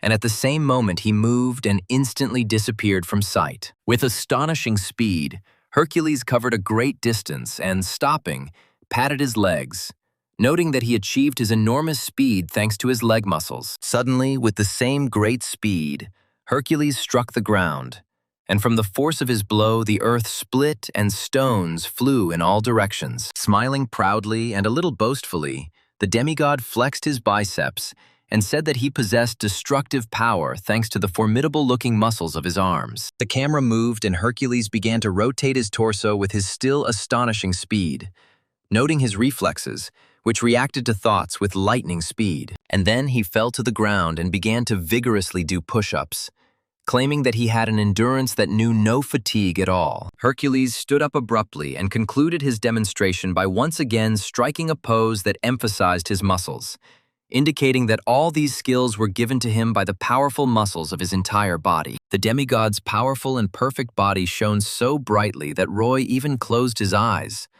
wondering how much Hercules loved to brag. Finally, the man decided to end the introductory lecture by saying that all power comes from form, and power is the basis of transcendence.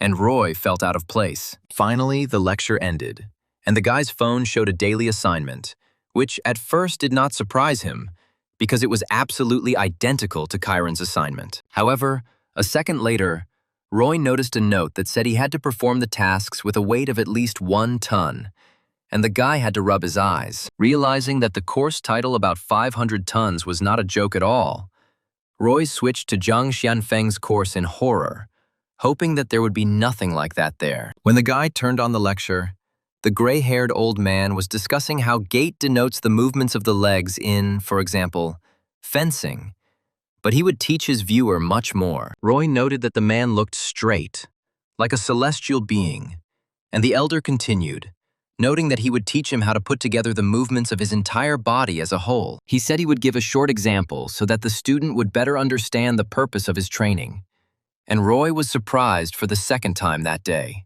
Holding himself straight and proud, with his hands importantly placed behind his back, the man walked straight through the air, promising that this is exactly what he would teach the viewer. The old teacher stood in the air as freely as if there was solid ground beneath his feet, and he noted that in this course they would learn the Negong technique to soar into the heavens. Roy's mouth dropped open, not believing that he could do the same.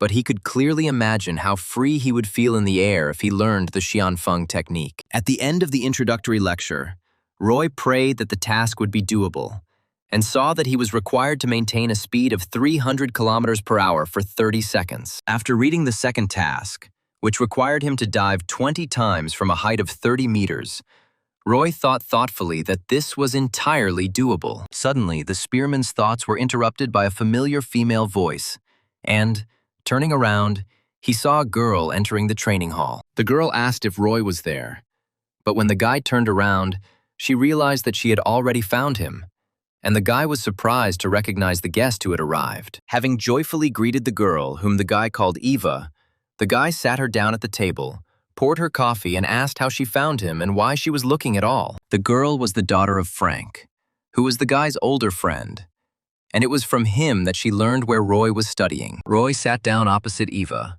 listening to her with interest when the girl asked if he had accidentally spoken to her father recently. Remembering the last time they had contacted, Roy replied that they had just communicated during the practice exam, and then asked why she was asking. Eva hung her head sadly and said that he had suddenly stopped communicating, and she thought that Roy might know something about where he was. Roy was very surprised and worried when he learned that his older friend, who never allowed himself to disappear anywhere, suddenly stopped contacting his beloved daughter. Roy jumped up from his seat and asked how long it had been since she had lost contact with him, and the girl sighed sadly, saying that he had gone to work yesterday and had not returned. Roy thought about it and suggested that Frank could have simply had a drink and fallen asleep somewhere near work or home, since that had happened before. But seeing that his theory did not inspire Eva, he asked if there was anything else that she wanted to tell him about.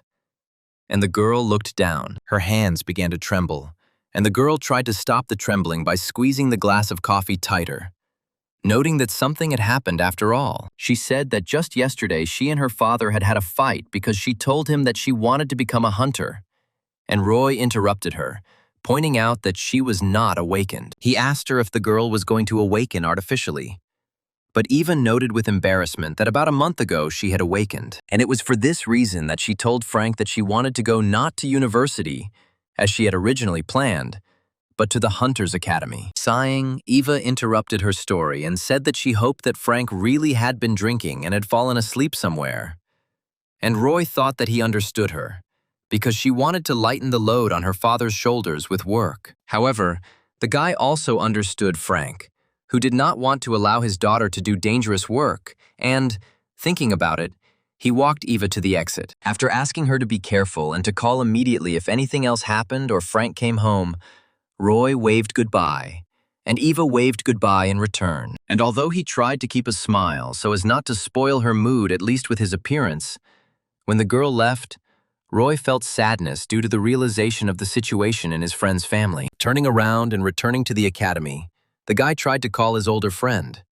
But no matter how many times he called, Frank did not pick up the phone. Roy stared thoughtfully at his phone, trying to figure out what Frank could be doing that he wasn't picking up, causing both his daughter and Roy to worry. After hanging up another call, Roy scratched the back of his head and headed back to the training room, deciding to give his friend another day to return and hoping that everything was okay with him. At the same time, Kalia looked thoughtfully from the heights of his chambers at the city, while his subordinate told him that the devil had begun to suspect something. Sighing, Kalia said that at first there was only Dark Star, and now the devil would also interfere, and then asked how the situation with Roy was. A little worried, the man said that they still couldn't see Roy, and Kalia, terribly worried, began to bite his nail again, trying to figure out what to do. Turning to the novice, the young man said that no one should ever know the truth about the rift in the 10-level dungeon. Kalia ordered that this secret be kept by any means necessary, and the man nodded, indicating that he understood the order perfectly, after which the young man released the novice to carry out the task. A few days later, Roy looked sadly at Hercules' daily task and, with a sad sigh, began to stuff cabeces with pancakes for training. The guy thought that if he had known that he would need a whole ton, he would not have sold the monster corpses, although he noted with pleasure that he was very glad that he had cabeces. Having filled the bag to capacity, Roy grabbed it with both hands and tried to lift it. But even with Xiang Yu's mighty strength, he felt that it was very difficult for him to do so. Gritting his teeth and shaking with tension, Roy tried to figure out if he had calculated the weight correctly, and if there really was a whole ton in the bag. But, unable to take even a step, the boy dropped cabeces and fell himself, realizing that he would have to use the power of mana to complete the task. Standing up and straining his whole body and spirit, Roy filled his body with magic, deciding at all costs not only to lift the whole ton, but also to perform all the necessary exercises with it. Sometime later, when she entered the training room in search of Roy, Aura's eyes widened in surprise when she saw what he was doing, but she had no idea why. Roy lay on the floor of the room absolutely motionless, and the girl thought that he might be sleeping, although she did not understand why here. Crossing her arms over her chest, Aura noticed that his bag was on the guy's back and asked what he was doing. The boy wheezed, asking Aura to save him and push Cabeces off his back or he would kick the bucket. And Aura looked at him with pity in her eyes. Sighing, the girl sat down next to him and put her hand on the bag, intending to remove it from the spearman's back, while simultaneously asking how much he had stuffed in there. She already thought that she would easily remove Cabeces, but she was unable to do so, and the girl strained herself more and more, unsuccessfully trying to lose such a huge weight. In the end, she even had to put mana into her body and use all the strength she had in her body to finally rid the guy of Cabeces. Finally, when she had already decided that her strength was not enough, the bag gave way, and the girl fell backwards by inertia. And Roy cleared his throat and began to slowly get up. The girl's hand was shaking from the tension, because Aura had put all her strength into it. And now she simply did not understand why the guy had put so much in the bag. Suddenly, Roy stopped coughing and took a very deep breath, enjoying the fact that he was finally not pinned to the ground by a ton. Suddenly, Roy turned to the still puzzled girl and asked her if she knew the height of the building they were currently in. The girl became worried and replied that it was about 15 meters and asked why he needed it. And Roy, looking up at her with a frighteningly crazy look, said that he just wanted to jump. Aura stared dumbfoundedly at the boy, who was wondering if he could jump even 15 meters in his current form, and left, wanting to experiment. The girl was left alone with her bewilderment, and a minute later she heard a dull thud and the guy's joyful exclamation, noting that he was a complete psycho after all. The shocked girl rose to her feet and, sincerely worried about what her new students would think when they saw Roy, came to the conclusion that they simply would not show up with such a psycho. A couple of hours later, Harry arrived at the academy, and at first, as always, he was beaming with his unquenchable enthusiasm. But now he was looking from Roy to Aura and back in bewilderment. The Dark Star apprentice noted that he had finally taken the time to look for an apartment, and Roy was already doing something strange, and Aura said not to ask her about it. Harry suggested that he might have eaten something bad, and Aura whispered that she thought the same thing when she first saw him, while Roy sadly noted that Frank had not yet contacted him. Worried about his friend, Roy kept looking sadly at the screen, thinking that it was already the 4th day that he had not picked up the phone. Roy thought that Frank had never disappeared for so long in the 10 years they had known each other, and Eva had even filed a police report. So the guy decided to check everything out himself. He told Aura that he was going to step away for a while, and Aura protested, asking if he was going to jump again. But Roy sheepishly replied that he was just going to look for Frank. While Harry was wondering what jumps and what Frank they were talking about, Roy was getting dressed, and Aura was asking what happened to the man that the guy was going to look for him. Throwing on a thick jacket, Roy said that he himself did not know everything yet, and therefore he would tell when he returned. And, turning around, walked towards the exit of the academy. Arriving at his former place of work, Roy greeted his former colleagues, who all vied with each other to praise and congratulate him on the fact that his dream was finally coming true. They congratulated him on his excellent performance in the training exam, and completely embarrassed him when they joyfully noted that 9 years of work had not gone to waste. One of the senior workers decided to ask Roy why he had suddenly come back, and asked if it was to offer them a job transporting corpses. Roy shook his head with a laugh, replying that he had just dropped by to say hello, and the men had told him that life had gotten easier since Roy had gotten the old foreman fired. They said Frank had told them that Roy had done the work for them, and the boy had taken the opportunity to ask if they had seen his older friend. Everyone shook their heads in bewilderment, noting that they hadn't seen him for a long time, and one of the workers, to Roy's surprise, said that Frank was probably drunk and sleeping somewhere. However, after much thought,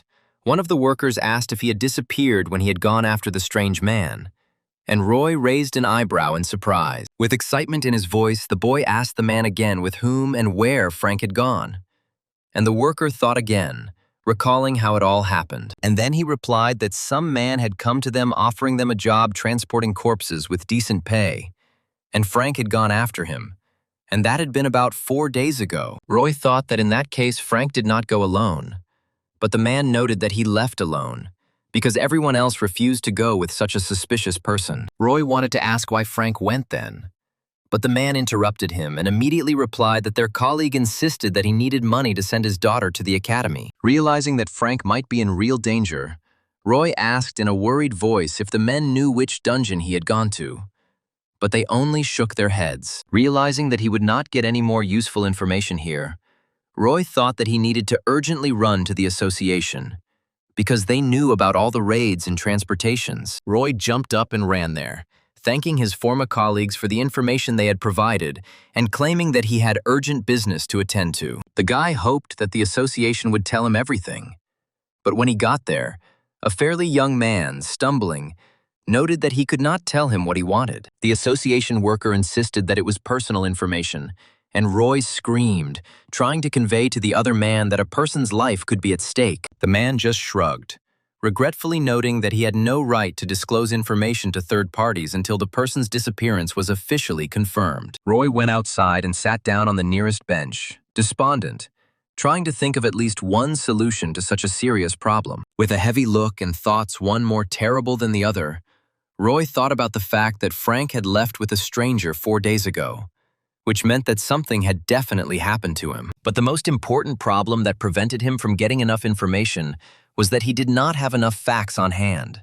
and the guy began to shake with fear. Remembering his older friend who always supported and encouraged Roy no matter what happened, The guy felt real despair. But the most painful thing was to remember how Frank had incredibly helped Roy out when he had been seriously injured at work. The guy was in a desperate situation at the time, and Frank, despite his poor life and responsibility for his daughter, helped him out with 3,000. Realizing that his older friend was already having a hard time, Roy tried to refuse, citing the fact that he needed them himself.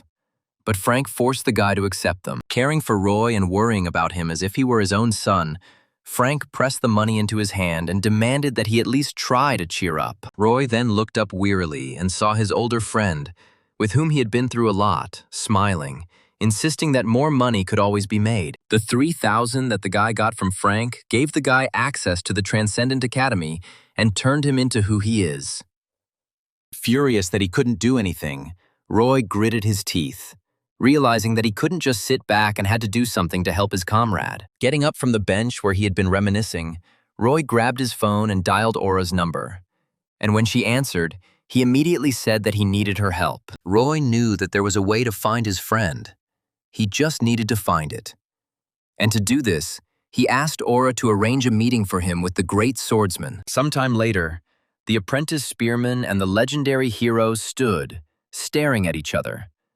But this time, there was no aggression in the swordsman's eyes. Still looking into the boy's eyes, Guy Bauer said that he was generally aware of the situation and was not surprised that Roy had come to him. Roy looked into the old man's confident eyes just as fearlessly, listening as he asked if Roy wanted the swordsman to help him in any way he could. To the man's surprise, Roy did not answer at first, but then shook his head and firmly replied that he did not need help in the search. Instead, Roy, with a firm and confident look in his eyes, asked the great swordsman how he felt about fighting him in a duel. Aura's eyes and mouth widened in shock when she heard that in such a difficult situation, Roy was not thinking about saving his friend, but about fighting her grandfather. Robert, standing next to his master, was no less surprised, because in his long life he had never met such a stupid youth who would dare to fight the great swordsman. Frowning and filling his gaze with irritation, Guy demanded that Roy repeat his words, hinting that he still had time to take them back. Instead of backing out of it, Roy said that if he won, the great swordsman would not just help, but would actively participate in the search for Frank. And then he added that if he lost, he would leave his granddaughter's academy, which made Aura indignant, not understanding why such sacrifices were needed. The man's look made it clear that he didn't believe Roy would be able to even touch him.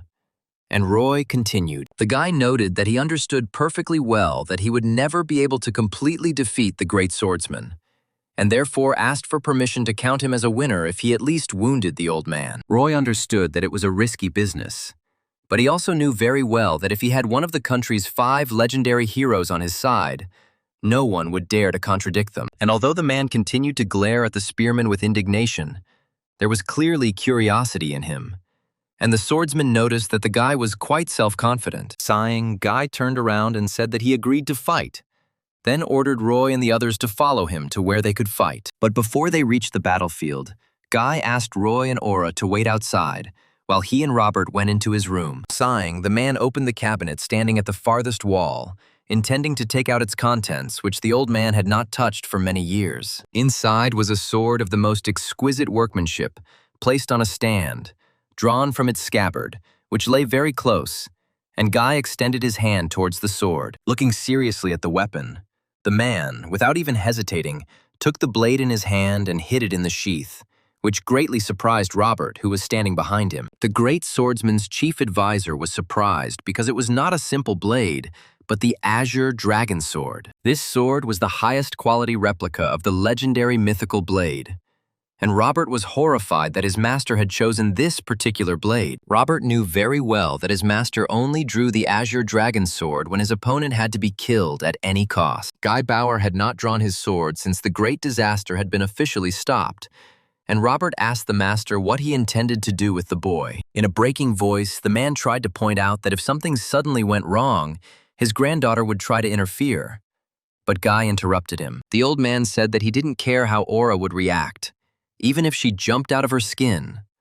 But Roy had to be prepared for such an outcome if he decided to challenge him. And then, thrusting the blade into the sheath and securing it to his belt, the man also added that he too should have some fun during this fight. At the same time, on the street, Aura was indignantly swearing at Roy, trying to convey to him the idea that his proposal was stupid because he did not need to go to such extremes. She tried to point out that she could talk to her grandfather herself and that she would absolutely be able to convince him to help with their case. However, Roy shook his head in annoyance and interrupted the girl, saying that he would not allow her to do this under any circumstances. Roy looked up and said that he was very grateful to her for trying to help and keep him safe, but it was a necessary step for the future. Roy looked down at his hand with a frown, thinking that this situation could happen again, especially if he assumed that Roy himself was the reason for Frank's disappearance. Roy clenched his fist in rage, admitting that he did not have enough strength and power to protect his loved ones. But with the help of the great hero, he could do anything. The guy understood perfectly well that if he could involve the great swordsman, people would remember that if someone touched Roy or his loved ones, Guy Bauer himself would take care of the matter. Firmly convinced of the truth of his decision and looking seriously into Aura's eyes, Roy told her that he would return victorious no matter what. In turn, Aura was genuinely worried, trying to figure out how she could stop her friend from doing such a rash act. She tried to touch Roy to protect him, because she didn't want him to leave her academy. But then she realized that she had to believe in him, and said that he simply had to win. A few minutes later, Roy, armed with the Spear of Longinus, stood in front of the great swordsman, in whose sheath was the azure dragon sword. The man said that if Roy suddenly thought that he would give the guy a break because of Aura, then it was not too late to back down, although the old man had already unleashed his murderous aura. In turn, the spearman used magic to embody his aura, although it was weaker, and then said that he would not retreat and hoped that the old man would keep his promise. Roy and Guy had once fought each other, but then the man fought without taking the blade out of its sheath, but this time he immediately drew his sword, praising his opponent for his courage. The man drew his blade and swung it, cutting through the air and letting his opponent know that he had absolutely no intention of joking around in this fight. Extending his blade forward, the man pointed at Roy and told his opponent that he would yield the first blow to him, hoping that he would not disappoint the swordsman. Not one to miss the opportunity, Roy ducked slightly, taking the spear in both hands and looking closely at his opponent to decide which way would be best to strike. But before the fight began, Roy encouraged himself, claiming that even though he was up against the great swordsman himself, with his current strength, the guy would definitely withstand a couple of blows. Roy looked up and instantly rushed forward, infusing his body with magic and all of his mighty strength, preparing to deliver his most powerful blow. He understood that he had to win at any cost, and therefore, he would put everything he had in his body to finish this fight as soon as possible. Taking a proper swing, Roy tensed his arms to the maximum and swung his spear, bringing down his mighty attack on his opponent. But even despite how lightning fast and with what energy in his body the guy moved and hit, Guy stood calmly and with absolute confidence in his own safety. And just a second later, Roy, who had been full of unbending determination to defeat the enemy, looked in surprise at what happened after his attack. Without much effort, the legendary hero of the country raised his blade and blocked that mighty blow that, in Roy's opinion, was simply bound to reach him. The guy froze in midair, looking in amazement at where his spear had hit the blade without even scratching it.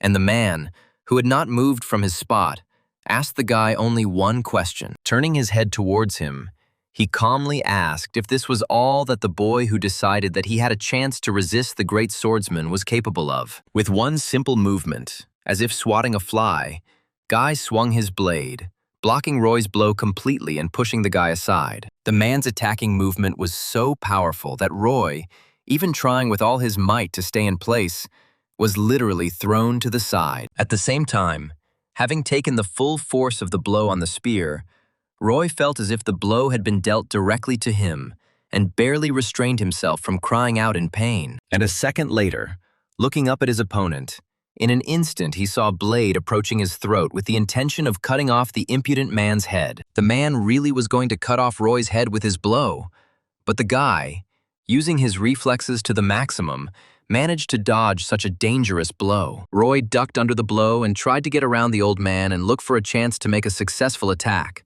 although it seemed impossible to the guy. As soon as he managed to get behind the great swordsman, the man instantly turned around, bringing down a powerful attack of his blade on the boy, which Roy parried with the last of his strength. For the next few seconds, both warriors struck and fought back with incredible speed, which was impossible for a mere man to follow. Recalling how the fight with Guy went during their first meeting, Roy noted that now his opponent was clearly much more serious. In turn, the look of the man wielding the sword with all his professionalism expressed absolute confidence in his infallibility and his own victory. As Roy blocked or dodged his opponent's attacks, he saw the deadly element in each one and knew that one mistake would cost him his life. Suddenly, the man stopped so abruptly that Roy was taken aback. And then the old man raised the blade to his face so that his eyes looked out at the level of the tip. Within a moment, the man's hand moved and his deadly sword sliced through the air, causing Roy to retreat. The blow was so strong that Robert had to cover Aura, who screamed in fear, so that she would not be injured by this powerful gust of wind. The girl screamed Roy's name, worried for his safety, and the guy himself used all the strength he had to block such a terrifying blow. Trying to cover himself from the blow, Roy slowed down, and when the gust of wind weakened, he saw that the mighty and legendary hero was already rushing towards him with a blade raised to strike. And only now, when Roy, despite all his efforts, saw the same cold-blooded gaze of the enemy, he realized in full how strong the great swordsman was. The man used one of his special techniques, attacking the boy from 5 different sides almost simultaneously. But Roy managed to dodge some of them and block others with difficulty. And although Guy tried to keep his cool, inside he was angry that the guy had managed to dodge, and the man had called him a brat. The swordsman remembered with surprise that ordinary weakling he had met back then at the Aura Academy, and now it was clearly not him in front of him. Blocking every blow from the Azure Dragon Sword, Roy waited for the right moment to attack. And Guy noticed something strange in his movements. When the boy grabbed his spear and, having imbued it with mana, rushed towards the enemy with the aim of attacking him as hard as possible, the old man felt greater strength than he had before. Finally, when Roy's eyes were already flashing with anger from the desperate battle, the great swordsman admitted that even at this moment, his opponent was becoming stronger. And although the man really felt that this blow became stronger, he still easily parried the guy's spear, although the guy did not expect it. A moment later, the guy felt like he was literally being blown off his feet, as if he had been hit by a train rushing at full speed. Turning on the spot and swinging his blade in a spectacular curtsy, the man struck so hard that powerful gusts of wind swirled around him. Roy planted his spear on the ground and put all his strength into his hands, trying to stay in place, but it was maddeningly difficult to do so. Having stopped, the man moved the blade to the side and looked with curiosity at the guy who, according to his plan, should have flown away, but survived. Guy saw how the guy was breathing heavily, trying to stay on his feet, and he couldn't help but notice his extremely unusual weapon. The man, of course, suspected that it was special based on its appearance, but he could not imagine that it would be able to absorb the magic of his sword. Guy knew very well that if it weren't for this feature, the fight would have already ended. And so he decided to fight more seriously, and in an instant he flew up to his still unrecovered opponent. Just within striking distance, the man swung his sword again, and Roy, trying to endure the pain with all his might, tried to block it. However, this time it was not possible to extinguish the incredible power of the swordsman's attack, and Roy felt the ground slipping out from under his feet, and his body responded with pain. Guy stood straight, holding his mighty blade to the side, watching with his eyes the damage his blow had done to his still resisting opponent. The attack was really strong, and Roy, flying back a decent distance, felt his entire chest burning with pain. Coughing up blood, the boy fell to his knee, trying to control his heavy breathing, which made his chest hurt more and more. When he looked up and saw the great swordsman approaching him with his blade at the ready, the boy regretfully admitted that this challenge was indeed presumptuous. Realizing that all those he had fought before were not even close to his current opponent, Roy tried to gauge the level of difference between them, but he couldn't even do that, because the great swordsman was so much stronger than the boy that Roy couldn't even imagine the extent of the difference. The boy coughed and thought that even now he felt despondent, thinking about the great swordsman not fighting at his full strength. The man tried to attack the spearman again, but he suddenly dodged and began to dodge from side to side at high speed, breaking the distance. And when he managed to do this, He thought that he must definitely achieve this power, stopping at nothing. Twisting the spear, the guy tried to make another lunge, not intending to give up so easily. But the tip encountered a strong defense. And while Roy was struggling with all his might, trying to force his body to move to the limit of its capabilities, the great swordsman calmly asked how he even decided to fight him. The man easily knocked the guy's weapon away and spun the blade, preparing to use the technique he was going to use to end this fight that had become boring to him. Realizing that after another blow taken, Roy would hardly be able to get up, the boy admitted to himself that he truly admired the great swordsman. As he infused his sword with mana, preparing to thrust, Roy realized that he respected his strength and the lengths the man had gone to gain it. Gritting his teeth in pain, the boy fought off one attack, admitting to himself that he was truly arrogant if he thought he could even hurt the genius. He realized that by being fooled by the Transcendent's false reputation and thinking that he could do nothing, the boy had unknowingly shown arrogance towards the great swordsman. And although Roy sincerely tried his best not to lose until he left at least a scratch on the man, the old man used his most powerful technique for the third time. Unable to stay on his feet, Roy lost his balance and began to fly away under the influence of the airflow straight towards the wall. When he rose with incredible difficulty, blood was dripping from the corner of his mouth. But the boy did not pay any attention to the wounds, continuing to watch the swordsman. He realized that for the first time in his life, he was able to look at himself objectively and understand that he was immeasurably weaker than Bauer. But he still rushed straight into the attack. The boy was truly proud of having earned the right to fight the great swordsman, but he hoped to overcome this adoration in the future. The guy rushed into the attack even though he understood that he had no chance of winning. But he sincerely believed that someday he would be able not only to compare with him, but even surpass him. However, the furious enthusiasm died down when the guy stared in surprise and raised his eyebrows, feeling something strange. He was still rushing forward towards his opponent, who had already raised his sword to attack. But a strange feeling prevented him from getting where the guy wanted. To his own surprise, the boy felt that his palm was tightly squeezing the shaft of the spear. But the boy felt absolutely nothing. The guy felt that even his legs were failing him. And then, looking up at Guy's blade thrown back behind his back, he realized with amazement that he had now definitely hit the target. The man lowered his blade, and as he did so, Roy could have sworn he distinctly saw the blade descend as if in slow motion. And when he finally fell, Roy felt his torso being cut by a sword, leaving behind a horrific wound. The blow was accurate, and Roy, feeling his knees buckle, dropped his spear, and Aura sighed in shock, not believing what was happening. The boy took one step forward, trying to stay on his feet, and Aura rushed towards him, wanting to support him as quickly as possible, while the master's servants quietly praised him for his attempt. Raising his clouded gaze to the great swordsman, Roy cleared his throat and began to speak, although it was with great difficulty. Losing his balance, Roy managed to say that he hoped the man would keep his promise, and then began to fall, losing consciousness. And just a second later,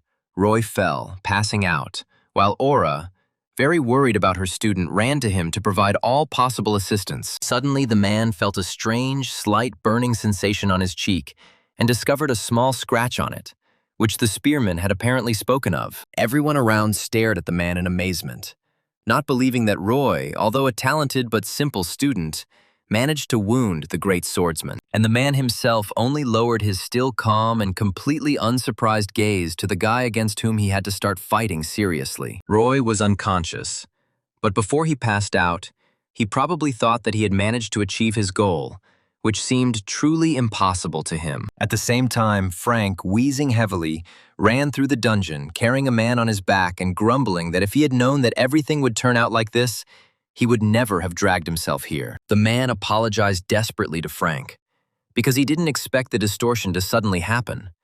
And Frank noted that their disappearance had probably been noticed and was now being searched for. However, the man cleared his throat and said that it was unlikely that anyone was looking for them since, trying to maintain secrecy, he asked the association not to reveal the details of their raid to anyone. Realizing finally how dire the situation was, Frank sighed and, without stopping moving, said that it would be difficult for them to get out alive. Although he later said that, in his opinion, one bastard would definitely find some other way to help them, although the man did not understand who he was talking about. He asked who Frank meant, and Frank, smiling involuntarily, said that he knew a stupid boy who first acts and then thinks. Sometime later, while at the Bauer family estate, Roy suddenly woke up, his eyes wide open and trying to remember where he was. He stood up abruptly, straightening his back and ignoring the pain in his chest, and Aura asked with concern if he was awake. Ignoring the strange question, the boy asked how long he had been unconscious, and Aura said not too long, after which Roy immediately jumped up. The girl tried to convince him that it would be better for him to rest, but Roy refused, noting that he had to immediately talk to the great swordsman, who unexpectedly entered. Roy looked up in surprise and was met with a hard, indignant look from the man, clearly indicating that he was not at all happy with what had happened. The boy froze in place, trying to figure out how to react to such an aggressive look, and Aura simply turned to her grandfather with curiosity. Guy sighed, closed his eyes, and suddenly unhooked the sheath of the azure dragon sword from his belt, then threw it into the guy's hands. Roy raised his eyebrows in confusion, but caught the scabbard, trying to understand why the old man had decided to hand him such a legendary weapon. Robert tried to make the great swordsman come to his senses, and even Aura, amazed by this action, asked what he was doing, to which the man crossed his arms over his chest in displeasure. Roy tried to ask why he needed this blade, even though it was truly legendary, and the man said not to imagine anything unnecessary, because he just wanted to keep his promise. The man told Roy to take this blade and go to the association, presenting it as proof that he was acting on the will of the great swordsman. He also insisted that Roy try to deal with the problem in his own way, and the way his soul dictates, without the hero's interference. As soon as the boy got to the Professional Hunters Association, he was almost immediately taken to the chairman of the association, whose name was Roland. The man, intertwining his fingers, looked with curiosity at the azure dragon sword in its sheath, amazed that he saw it in person. Looking up, the man wondered how the sword had ended up in the hands of the boy who had brought it. And Roy was surprised that he had been brought straight to the chairman personally. They had been sitting like that across from each other for a minute now, and Roy decided to speak first, introducing himself and noting that he had a couple of questions. While Roy was asking about Frank, the man remembered how a few days ago Darkstar demanded that the guy be given 3 million, and now the great swordsman stood up for him, trying to figure out who this guy was, but realizing that he clearly shouldn't contradict him. The man heard Roy asking where his older friend had gone and with whom. The man sighed with a heavy look as he remembered that Darkstar had asked him not to tell anyone about this strange translation. And then he looked at the sword. The man looked at it and then said that he had to confirm the authenticity of the azure dragon sword before he could answer the question asked. Roy said that it was his will, but he hoped to get answers as soon as possible, to which the man replied that the main thing for him was establishing the truth. In turn, Roy asked if suddenly the procedure for checking the authenticity of the blade dragged on and things took a bad turn, he would be able to cope with the consequences. As Roland listened to Roy's argument, he kept his eyes on the blade hidden in its sheath and considered the best course of action. And then, covering his eyes with his hand and cursing under his breath, he thought that he clearly didn't want to get involved with the great swordsman and the Dark Star at once. The man sighed and said that he couldn't do anything if it was the will of the great swordsman, and told the boy that Frank had gone into the dungeon with the devil himself. Roy asked if he had heard wrong, and Roland replied that the devil was investigating the recent rift in the 10-level dungeon. The mage asked to keep the investigation secret, and Roy recalled that Darkstar had said that the dungeon rift was the work of the Order of Truth. Having learned exactly where to look, Roy slapped the table and stood up from behind it, thanking Roland for telling the guy all the information he needed. The guy was about to leave the chairman's office, but then he thought about it and turned around, intending to ask a question that would definitely seem unusual to the man. Handing Roland the azure dragon sword, Roy asked the man if he could pawn it and get a loan from the association, much to Roland's surprise. When Roy got out of the association building, he picked up the phone and saw that Eva was calling him.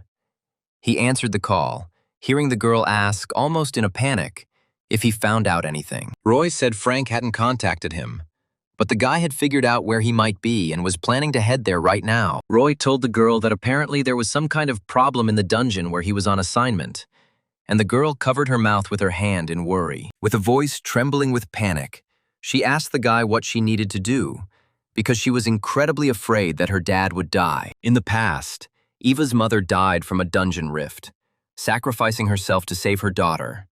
And now she cried from the realization that she could be left all alone. Roy thought that perhaps the girl had decided to become a hunter precisely in order to protect her loved ones.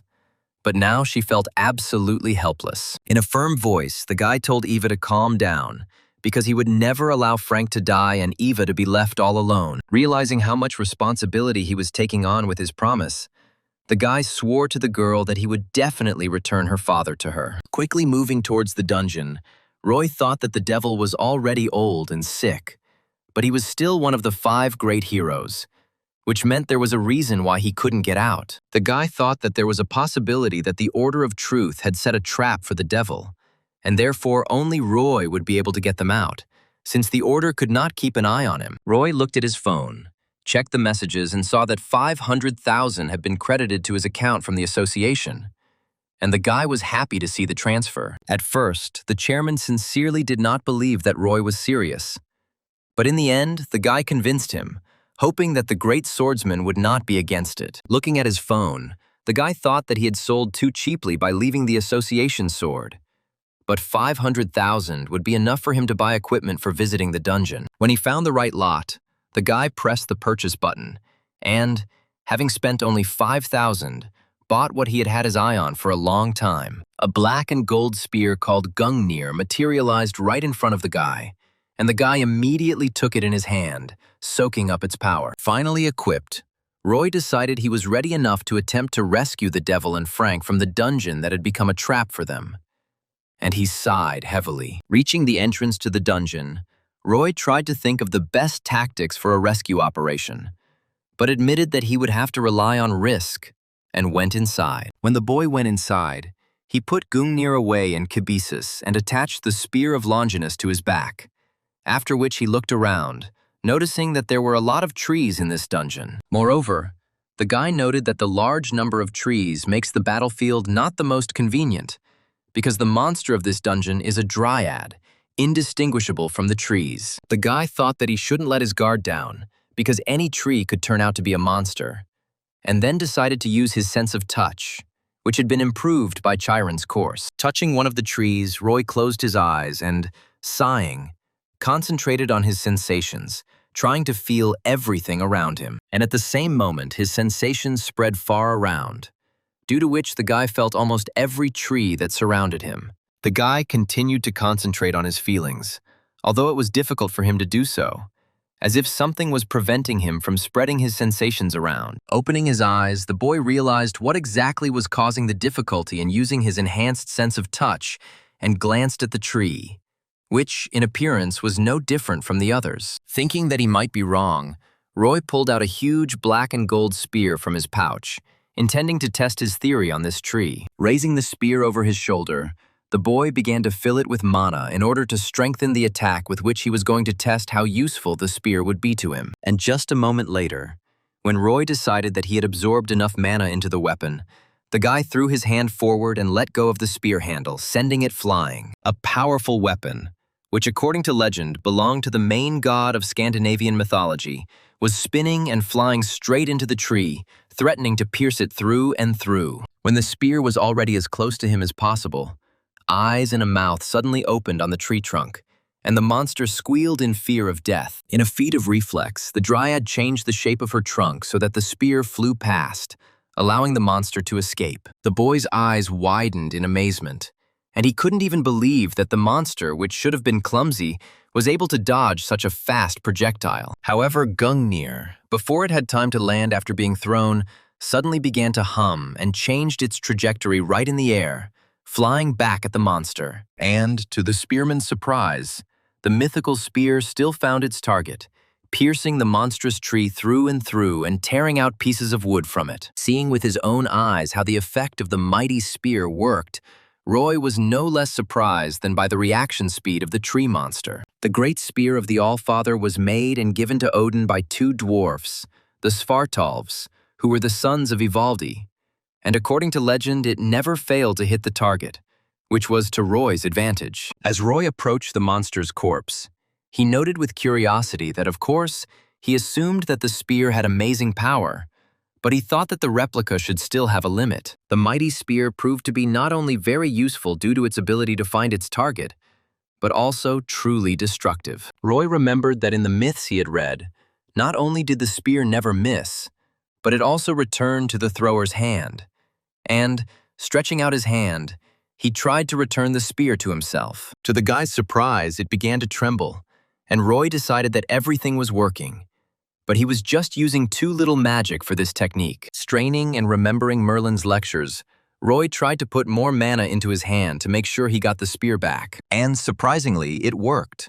And the spear, soaring into the air, flew back to the guy who sent it on a flight that would kill the monster. With a deft and precise movement, Roy intercepted Gungnir, flying towards him at high speed, barely managing to hold on to it and not let it go by inertia. When the boy finished the experiment, he immediately fell to his knees, wearily noting that it took too much mana to return the spear, and that it would only happen once in a fight. Taking a deep breath, Roy noticed that in the myths the spear returned on its own, and realized that the replica did have its limitations. The boy also noted that in the future he would be able to ignore the limitations of mana, and was glad that he had pawned Grandfather Aura's sword for this truly incredible weapon. The boy was thinking that if the great swordsman suddenly got angry, Roy would simply throw Gungnir at him and run away, while a living branch crackled behind his back. Suddenly, a whole horde of living demonic branches attacked the guy's position, causing him to duck to avoid being hit by the powerful attack. And using his sixth sense, while the guy was bending down, he threw Gungnir in the direction that seemed right to him. The legendary spear pierced the tree monster through and through, and Roy ran straight to the corpse, picked up the spear on the go, and rushed on. Roy decided to go through the dungeon as quickly as possible and find Frank and the devil, while the man was using his last strength to drag the great magician along. He tried to move as quickly as possible, but the two men were already being caught up by terrifying tree monsters, threatening to devour the uninvited guests. One of the monsters swung its demonic branch like a whip and brought it down with all its force straight at the fleeing ones. The blow was so strong that Frank lost his balance and fell face forward, dropping the devil he was carrying on his back. Trembling from tension and fatigue, the man tried to get up, but nothing worked, and several demonic branches were already flying towards him. But, instantly appearing next to the man, the devil used his magic to create a purple barrier that did not allow the monster's attacks to pass. Frank turned to the man in amazement, wondering why he would allow himself to use magic in his condition. And the old wizard ordered the man to run away. Frank asked what would happen to the magician himself if he left him, and the devil replied that he didn't have much time left anyway. As if confirming his words, the man suddenly coughed up blood, but did not allow himself to weaken his concentration and drop the barrier. The old man said that if he hadn't brought the man here in the first place, he wouldn't have had to go through this at all, and repeated his request to run away. He asked why the man was hesitating, and repeated it a third time, but Frank simply could not afford to abandon his new comrade in trouble. Eventually, the barrier began to crumble, and the devil, losing his concentration and the last of his strength, fell on his back while Frank watched in horror as his strength left him. Cursing as he realized they had no more cards left, Frank tried to shield the old man with his body as the monstrous branches rushed towards them. Realizing that this could be his last thought, Frank asked Eva for forgiveness, noting that he was terribly guilty before her. The man closed his eyes, preparing himself for the fact that he was about to be pierced through. But for some reason, the pain did not come, and did not come. Not understanding why the monsters were hesitating, Frank opened one eye to see what was happening where they were now standing, and seeing that Roy himself, whom the man had been waiting for, was standing in front of them, holding the sacred spear of Longinus in his hand. Frank's eyes widened in amazement. Turning to Frank, Roy sarcastically noted that he had greatly disappointed him, because Eva had been terribly worried about her father not returning home for a long time. Having recognized the one who came to the men's aid, Frank even shed a tear, greeting the guy with a smile full of joy and calling him a real bastard. Rushing to the monsters, Roy said that they would definitely talk later, but now Frank should take the devil and get him out of the dungeon while the guys sorted things out. Running closer to the monsters, Roy made them pay attention to him and try to attack with their branches, which gave Frank and the devil a chance to escape. Cutting down the dryads one by one, Roy ran between the corpses, thinking that he only needed to find the main body and destroy it, and then the dungeon would be cleared. And although the guy had a strategy he was going to stick to, his thoughts were clearly interrupted by the huge number of branches that rushed towards him. Each of them hit as close to the guy as possible, and only his superhuman reaction helped the guy dodge all the attacks at once, although it was difficult. Finding himself upside down in the air, Roy cursed, realizing that the closer he got to the Dryad's main body, the stronger her resistance became. In addition, the monsters would regenerate even after Roy crushed them into small planks, making it incredibly difficult for Roy to maneuver and dodge. Roy realized that he would hardly be able to reach the main trunk on foot, and so he began to look around in search of the place where Gungnir had flown. The guy noticed that the spear had landed to the side after the last attack, and he was already thinking about rushing towards it to pick up the weapon. He thought that if he picked up the spear and threw it accurately to destroy the main body, he would solve the problem. But unfortunately, this plan was not feasible. Out of the corner of his eye, the guy saw that Frank and the devil had not yet managed to run far, which meant that if he ran away, they would become the target of attacks from the demonic trees. And as if to confirm the guy's guess, two huge monsters ran forward, intending to kill the wounded because they are the easiest prey. They launched their deadly branches forward, and Roy, spinning the spear of Longinus at great speed, cut them down as quickly as he could. It was incredibly difficult for the guy to maintain such protection, because he directly felt that his body was about to be torn apart from the tension. Allowing himself to glance behind him, the boy made sure that Frank and the devil had managed to move far enough away to be safe. Noticing that the men had moved away to the optimal distance, Roy stopped spinning his spear and pushed off the ground, causing the branches to hit the place where the boy was standing. And then he rushed towards Gungnir with all the speed his body could muster, trying to dodge the branches that were hitting him with great force. The guy tried to keep up his speed and finally reached his weapon, instantly grabbing it by the handle and raising it to use it immediately. Pushing off while still moving, Roy swung his hand and sent the mighty spear flying, aiming to destroy as many monsters as possible. Flying through an entire army of monsters, Gungnir pierced most of them, shattering their wooden bodies into splinters. The most unusual of the monstrous trees, whose trunk was white, was also pierced by Gungnir, and Roy hoped that it was the main body. And as it began to die, a terribly bright red light began to shine around it, and Roy rushed straight to its source, intending to get his spear back. The boy thought that he had finally killed the monster. But at that very moment, one of the branches struck him a centimeter from his body. The second branch hit the guy's cheek, leaving a scratch on it, and Roy realized that he must have made a mistake, which meant he had to continue fighting. The monsters lashed out with their branches in a frantic attempt to hit the enemy, but Roy either fought them off with his spear or used his reflexes to the max to dodge. And breaking through the crowds of monsters, the guy again discovered his spear and realized that he couldn't cope without it now. The black and gold spear stood on its tip, and Roy was delighted to find his mighty spear, with which he still wanted to find the main body of the Dryad. Stretching his hand towards Gungnir, the boy imbued his hand with magic in order to use it to return the legendary spear to his hand as quickly as possible. Responding to the magical call, the spear flashed and became covered in a magical aura, preparing to return to the hand of the one who summoned it. The spear burst out of the ground and spun in the air, picking up speed as it darted towards Roy, threatening to injure him if he failed to catch the spear properly. Reaching out his hand just as Gungnir was flying past, Roy managed to grab it, even though he felt like his body had lost energy due to the use of magic. Landing on the ground with two spears in his hands, Roy staggered slightly, but kept his balance and looked up at the remaining monsters. The guy looked hard and stern, as if warning each of the monsters that if they took a step in his direction, he would instantly turn the monster into a pile of planks. Taking note of the spear that had already destroyed so many of their kind, the tree monsters took a few steps back, hoping that the swarm would not reach them. Noticing that the monsters were afraid of him, Roy even relaxed a little, chuckling at the fact that the monsters that had just tried to destroy him were now fearfully retreating back. Smiling at the monsters, the boy asked if a couple of slaps were enough for them to understand how dangerous it was to mess with him, and noted that they had better not try to escape. Pointing the tip of his spear at the three monsters in turn,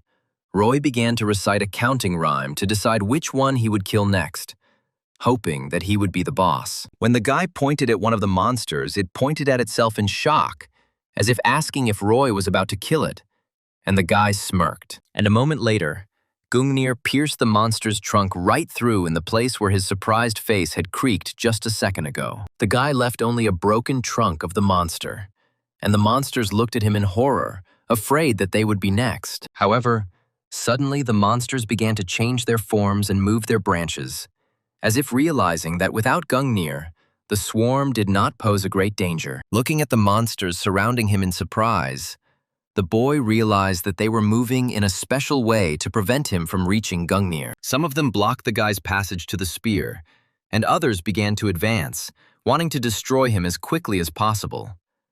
But Roy only grinned contentedly. The guy thoughtfully noted that up until this point the tree trunks had caused him the most problems, and therefore he would only be grateful to them if they approached the guy themselves. As the monsters approached, hoping to kill the guy while he was without his flying spear, Roy simply swung his second spear lightly, cutting down the monsters with a powerful blow. Roy grinned slyly and noted with satisfaction that the monsters were indeed stupid if they thought that the only mythical weapon he had was Gungnir. Having finished dealing with the monsters, Roy emerged from the forest and found Frank and the devil, and, raising his hand, called them to come to him quickly. Frank noted that Roy seemed to be in no hurry to save his comrade, and the spearman asked who asked Frank to disappear in the first place.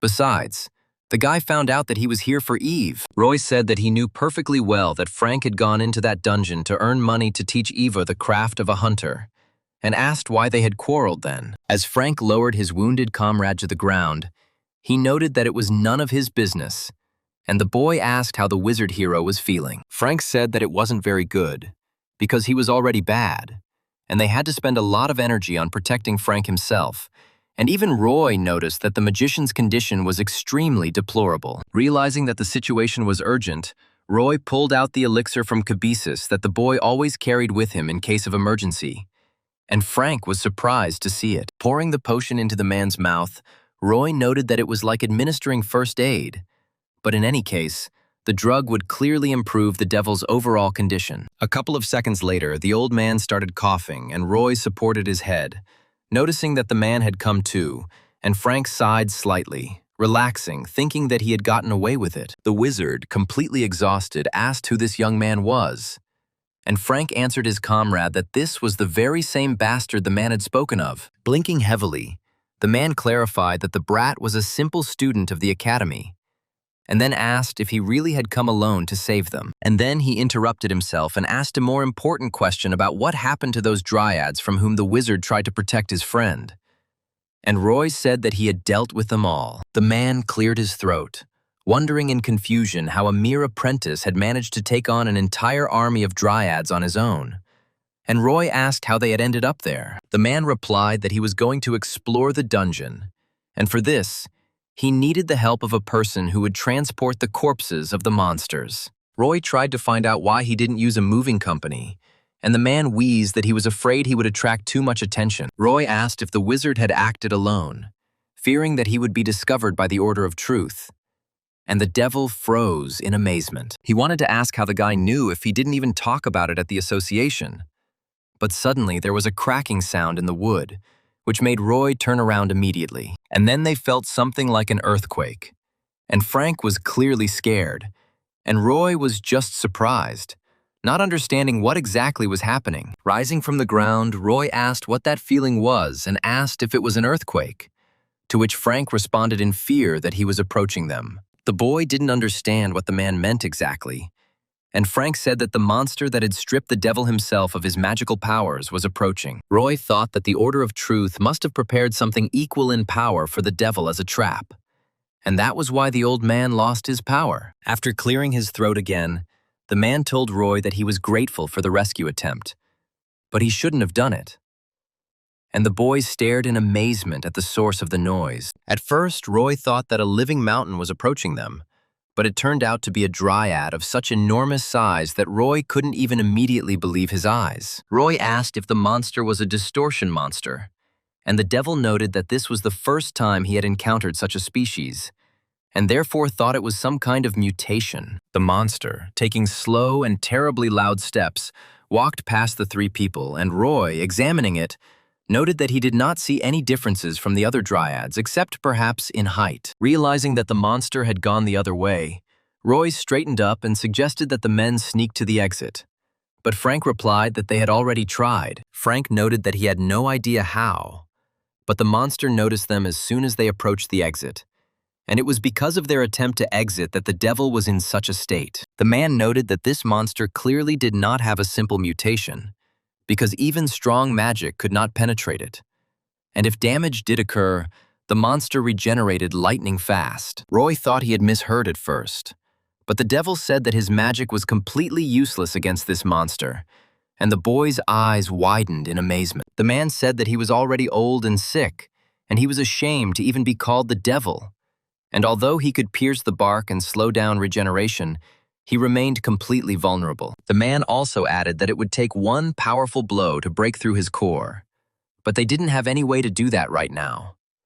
And Roy knew what he had to do. Straightening up again, Roy touched Cabesus and began to pull his spear out of him, asking again that just one powerful blow would be enough. Holding Gungnir tightly, Roy turned to the devil and asked him to weaken the monster so that Roy could use the spear to destroy the monster's core. The man indignantly said that the core could not be destroyed with a simple blow, and he would, of course, make every effort, but he would only be able to weaken it and not completely neutralize it. And then, clearing his throat, the man also noted with slight sadness that the most important thing was that they would hardly have another chance in case of failure. Roy was forced to agree with this, since the devil clearly wouldn't last more than one try.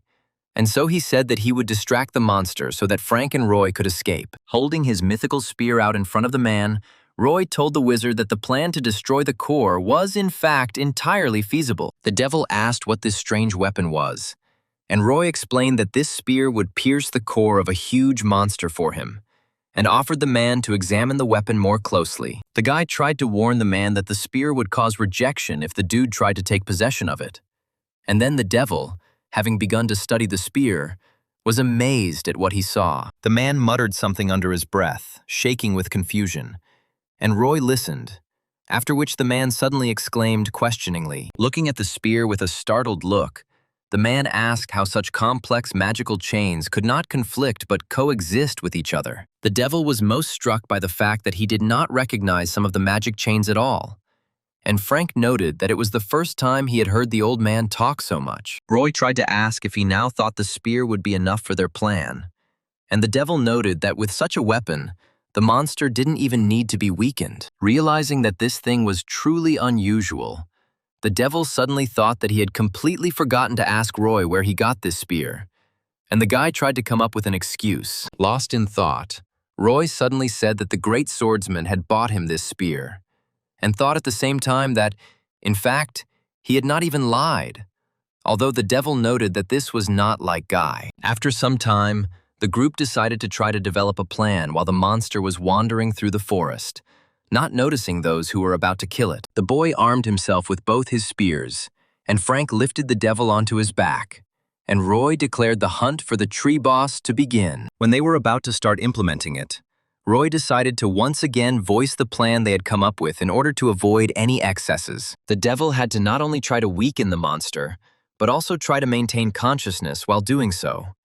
And Roy would do the rest, finishing off the monster with his spear. Roy asked if the wizard could cast a weakening spell on the fly, and the man confirmed this guess, adding that it would reduce its effectiveness and shorten his life. Realizing that this could not be allowed, Roy said that he would distract the monster onto himself, and the devil would be able to calmly prepare his spells without rushing anywhere. It turns out that, first of all, Roy will distract the monster so that it does not attack Frank and the devil, and thus prepare the ground for the second point of the plan. While Roy distracts him, the devil, sitting on Frank's back for mobility, will be able to prepare his spell without rushing to weaken the monster. Finally, when Roy realizes that the monster is weakened enough and the core is exposed, the guy will pierce its body with Gungnir, killing the monster and opening the way for them to get out. The plan was simple enough, but Roy still thought about it, noting that there were two variables they might not be able to keep track of. Firstly, Roy might die while distracting the monster, and secondly, He might sense the devil's magic and attack them with Frank instead of the spearman. The guy thought that he could take care of the first variable himself, but he couldn't take care of the second one. So Roy turned to Frank, saying that he wasn't sure how things would turn out. Roy said that in the worst case, he would be the only one left, and Frank promised that he would do everything in his power to get back to his daughter. Then the man turned to the old wizard, telling him to hold on tightly to his back if he wanted to live.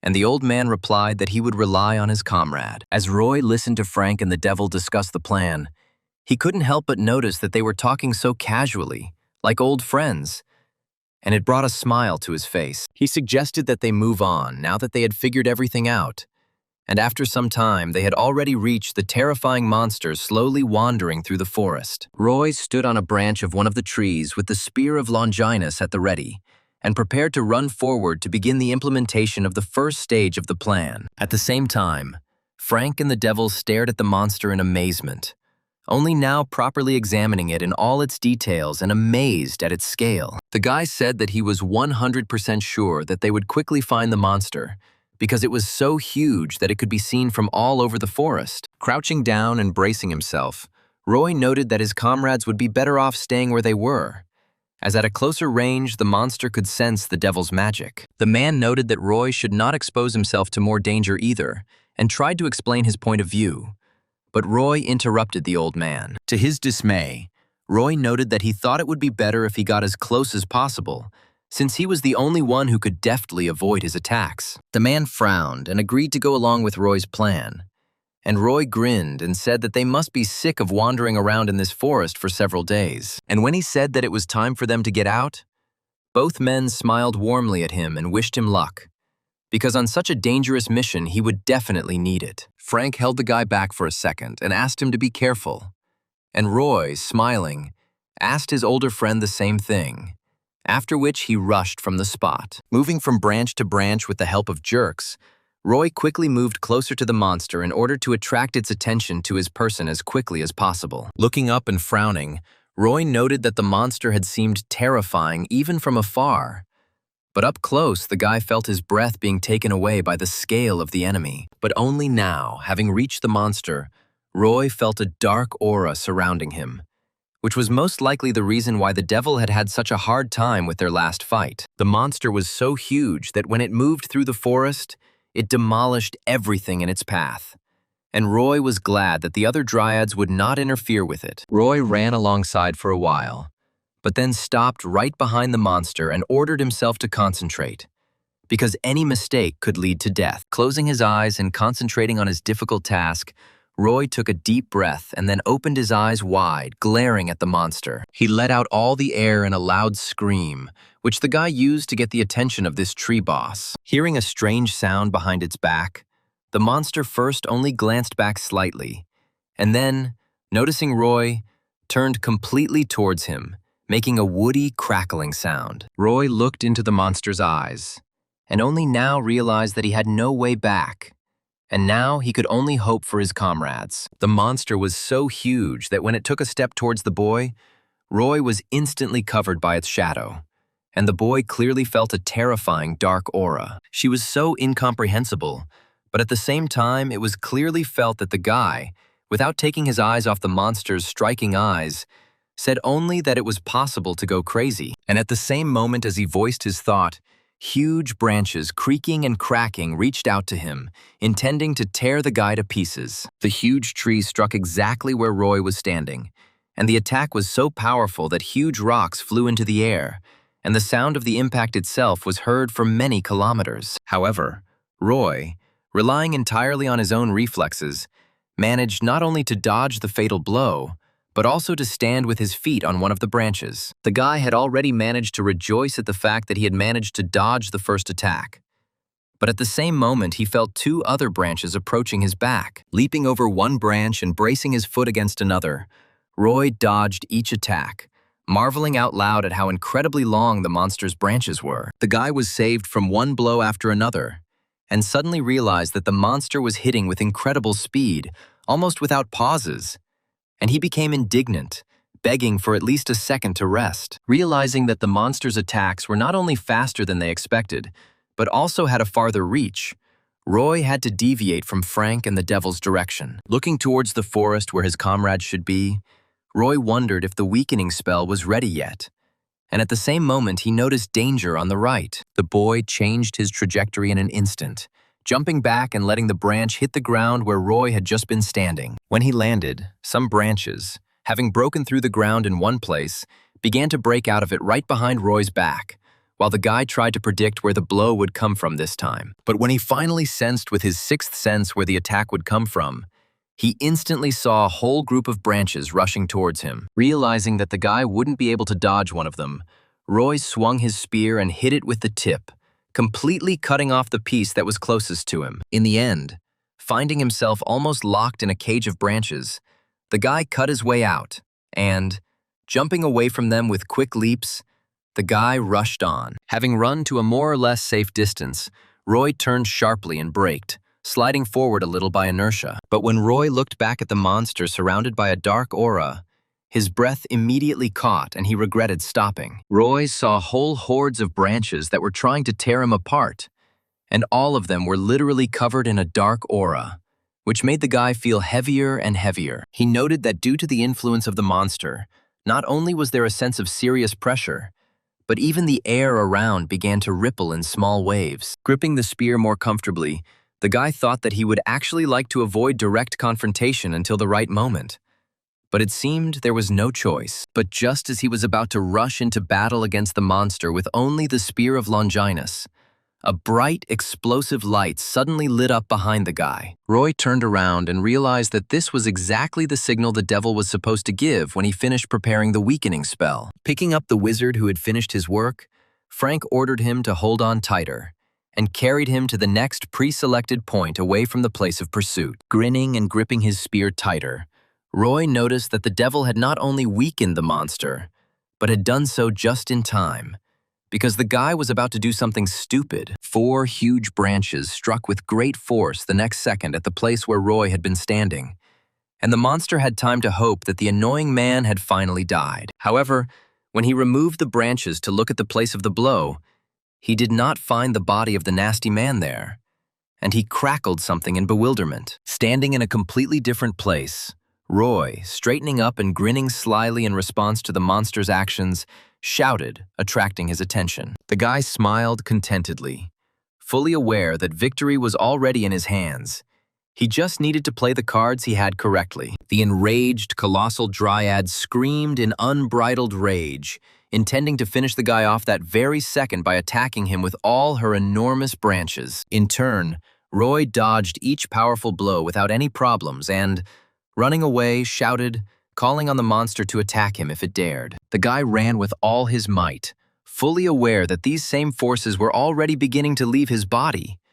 But stopping would mean death. The huge tree monster also rushed at great speed, demolishing everything in its path to the goal of finishing off the impudent man who dared to fight with it. Roy had been running for quite some time now, and as fatigue began to take over, the boy felt his body slowing down, although the deadly whirlwind of huge branches did not lag behind. At one point, a colossal branch almost grabbed Roy, but the guy managed to jump forward at the very last moment, dodging the fatal blow. The guy magically dodged every attack, without stopping his movement and moving, sharply changing his direction, because of which the branches did not hit their target. After all, if Roy was initially almost caught, he managed to escape from every blow with which the monster tried to stop this nasty chase. Having pulled ahead a little, Roy allowed himself to look back to assess the speed of the monster and the situation as a whole, and received quite a lot of information. The guy saw that the monster was not lagging behind him at all, and this was great news, because they had almost reached the next agreed place. Trying not to slow down, the boy jumped over a fallen tree, hoping that the creature would continue to move after him with the same fury as before. The most important thing now was to lure the monster to the point they had previously agreed on, so that the final stage of the plan could be implemented there. Roy continued to run as fast as he could, and at one point he turned his head and noticed that the branches were almost reaching him. However, at that very moment, something began to burst out of the ground, making a faint clanking sound and giving the monster a hint that things were not going according to his plan. Suddenly, A whole cloud of chains flew out of the ground, heading towards the monster and intending to wrap it around him to such a state that the monster would not be able to move. The monster was incredibly surprised, not understanding where these strange chains suddenly came from, which entwined him from roots to crown, and even entwined most of his branches. The weakening spell was so effective that the monster slowed down incredibly, and Roy, turning sharply, stopped, staring at the monster in amazement. Seeing the effect the spell had, Roy smiled happily and shouted that everything was ready for the final stage of their plan. Roy examined the monster completely and clearly noticed that its movements had become much slower, and its power had diminished, which meant that the devil's magic had worked as it should. Looking in rage at the chains that made it so difficult to move, the monster tried to break them, but to no avail. Then, suddenly, it sensed something strange coming from the forest and turned its attention from the chains and Roy in that direction. To Roy's surprise, the monster suddenly shot one of its branches through the ground right in the direction where Frank and the devil were supposed to be. Roy understood perfectly well that the monster was not striking at random, but was aiming exactly where the wizard had used his magic, which meant that it could still sense witchcraft. Putting his hand into Kabisi's, the boy instantly felt the handle of Gungnir and began to pull it out, thinking that the devil was probably exhausted after the spell. And having snatched the spear, the guy realized that he had to act as quickly as possible, because Frank would not last long if he had to run with the devil on his back. Seizing the moment, raising the spear over his shoulder and taking aim, the guy noted that he had only one chance to win this fight. And in order for this blow to accurately penetrate the monster's defense, Roy decided to put absolutely all of his strength into Gungnir, intending to kill the monster with this throw. And although the guy was incredibly worried about his comrades, who could be in terrible danger, the guy ordered himself to calm down and took a deep breath. Roy looked closely at the monster's body and used all his senses to understand 100% where exactly its core was. And at that very moment, he saw this very core, as if he saw it right through the bark, which meant he could now throw Gungnir even more accurately. Roy's eyes flashed, and he knew that the moment couldn't be more perfect.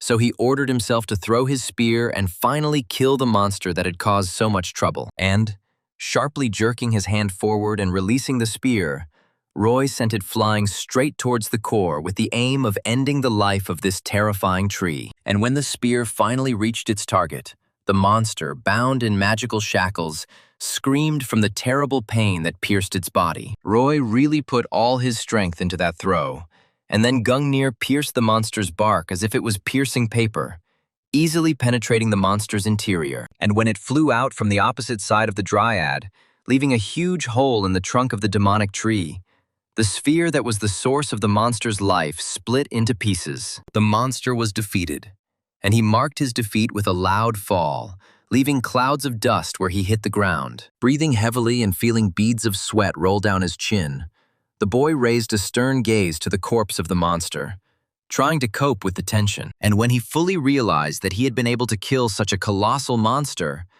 the guy fell back, not believing his eyes and trying to calm his wildly beating heart. The boy suddenly noticed that his head was spinning and the strength left his body, and Roy assumed that it was because he put all his strength into throwing Gungnir. Roy was so tired that his entire body was shaking and he couldn't even summon his spear back, all the while thinking that he hoped Frank and the devil were okay. Roy ran into the forest, wanting to find his comrades, and found them in the thicket. But for some reason, Frank was sitting on the ground, holding his leg. The devil said that he was fine, but Frank was hurt. And Roy, worried, ran closer to assess the extent of the injury. The boy thought that even if the monster was weakened, it was really extremely difficult for a simple person like Frank to dodge its attacks. The guy relaxed, glad that the wound was not serious and he only needed a little healing, just like the devil. And then they would both be as good as new. And while the devil was talking about how worried he was about Frank, the man noted that if he were 5 years younger, he could have run away from the monster for 5 days with both of them on his back. Noticing that the two men had become very close during their time of survival, Roy said that they needed to leave. But first he would go and get his spear back. However, just as Roy was about to run off after Gungnir, the branches lying on the ground suddenly began to move, making cracking sounds. And then, looking down at the people from a great height and covering them with its shadow, the monster rose up, looking at the bewilderment in Roy's eyes. Not understanding how something like this could happen, Roy watched as a huge shadow covered him, blocking the moon from view and making the boy genuinely not understand what was happening. With a huge wound in the trunk, one eye missing and an incredible number of huge cracks on its body, the monster stood up and growled furiously. Roy was sure that Gungnir had hit the target and pierced the monster through and through, and the only suspicion that crept into his head was that the sphere had not broken completely. However, Roy was sure that he had completely destroyed the core, but in the crack on the monster's body, something in the shape of a sphere and purple in color suddenly appeared. And only now, having taken a closer look, Roy realized that in the body of this monster all this time, there was not one core, but two at once. The monster emitted a dark aura of incredible power and looked at its enemies with a single gaze, full of insane rage. And most of all, the monster's rage was concentrated on a specific person, the very one who almost killed him by destroying the first life sphere with his spear. The monster attacked the enemies with its branches, intending to finish them off once and for all. But the devil built a magical barrier to protect himself and his comrades. And although the man's defense was very effective, he coughed up blood, letting Roy know that he had already spent too much mana and simply could not take any more. Trying to figure out what to do as quickly as possible, Roy was well aware that the monster would not die unless they destroyed the second sphere. But he could not do that without Gungnir. The boy tried to see where his spear was, but the monster covered the ground with a whole carpet of branches, hiding the spear from its owner. The guy felt hopeless from the realization that the monster could be deliberately hiding the weapon from him so as not to repeat what happened a couple of minutes ago. Thinking that he still had the spear of Longinus, Roy thought that he could cut the sphere with it and asked the devil if he could weaken the monster once more. Roy watched as the branches hit the barrier created by the devil and realized that he would not be able to weaken the monster while it was attacking them. So the boy decided to distract the monster again. Frank tried to stop him, but Roy interrupted him, saying that now was not the time to think about moves.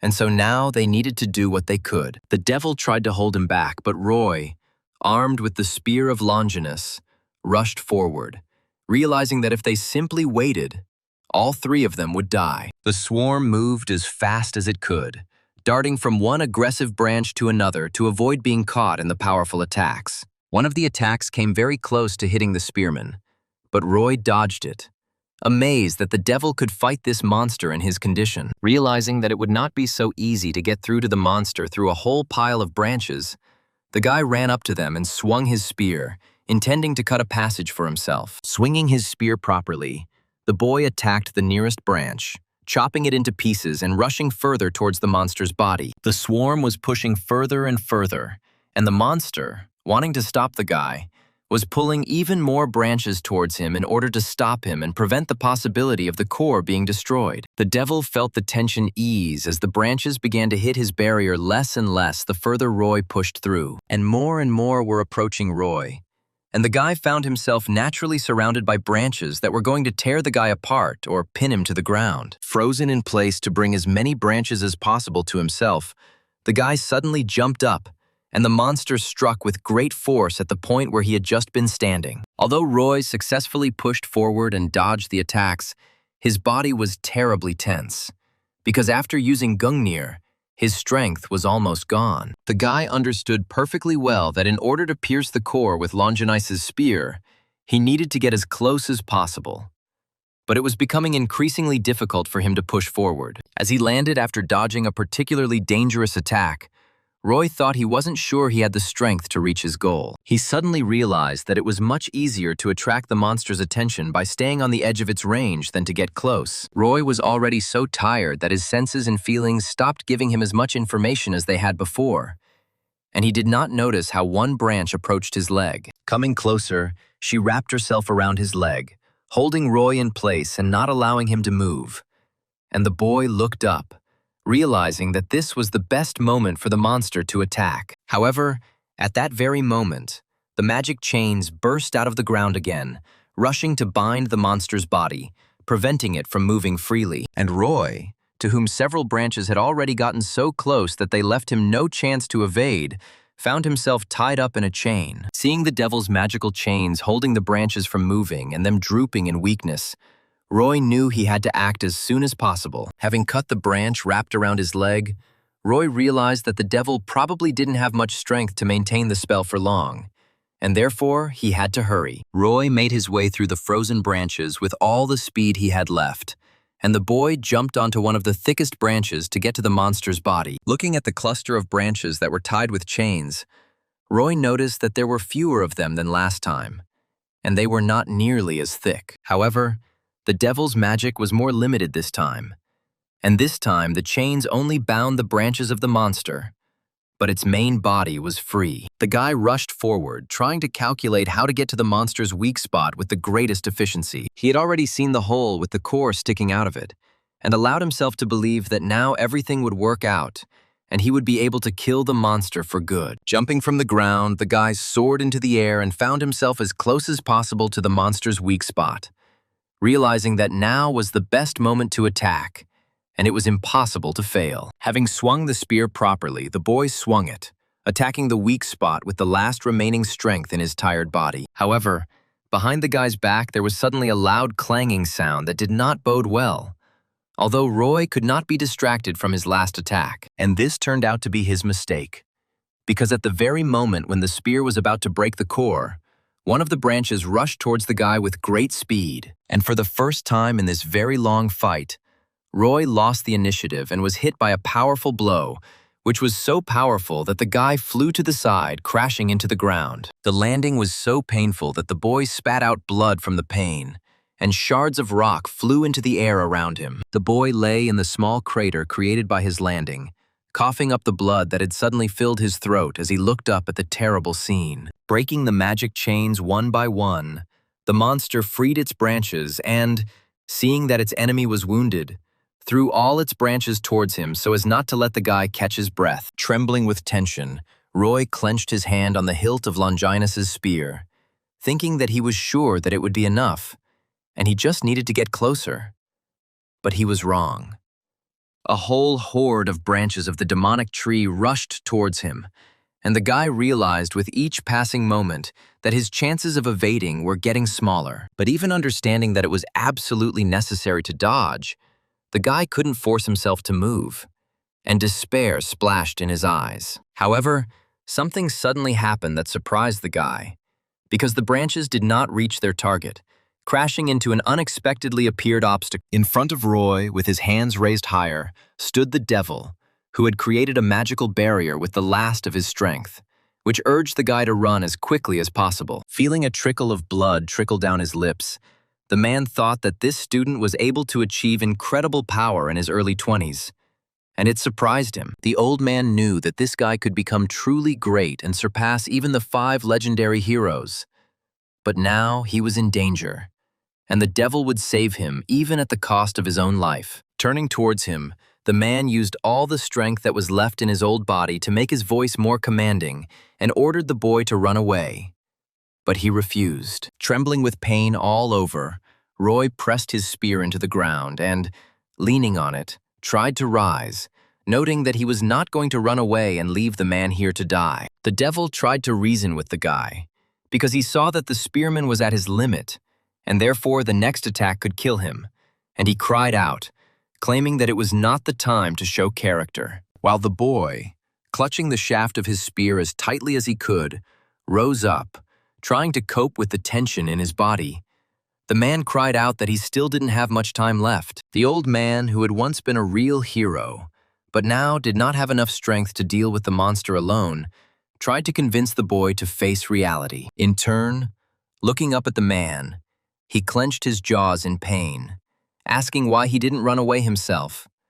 And the man saw that blood was flowing from the corners of his mouth. Staring at the old wizard, who was struggling to hold back the terrible blows of the branches, Roy asked him why he hadn't left Roy and Frank here to die. The old man stared at the boy in amazement, and Roy noted that if the man had wanted to leave them, he could have done so a long time ago and saved his life. Shaking but rising to his feet, the boy, leaning on the spear of Longinus, asked why the wizard, even in such a hopeless situation, was trying to sacrifice himself. Roy tried to take a step, But his body responded with such severe pain that the guy simply could not bear it and wheezed, collapsing. But even after falling to the ground for the second time, Roy did not let go of the spear and pressed its tip into the ground, intending to use it as a support to rise again. And while the devil held back the branch's crushing attacks with his barrier, Roy breathed heavily, coping with the pain that gripped his chest. Straining his body again to try and stand up,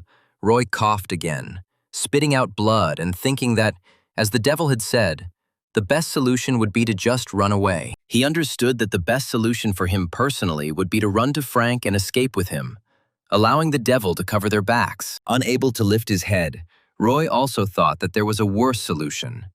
And in this situation, it was trying to engage the monster in another fight. He understood that he already had the answer to this simple problem.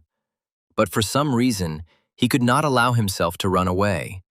And the guy felt someone's presence nearby. He realized that he not only did not want to, but did not have the right to escape.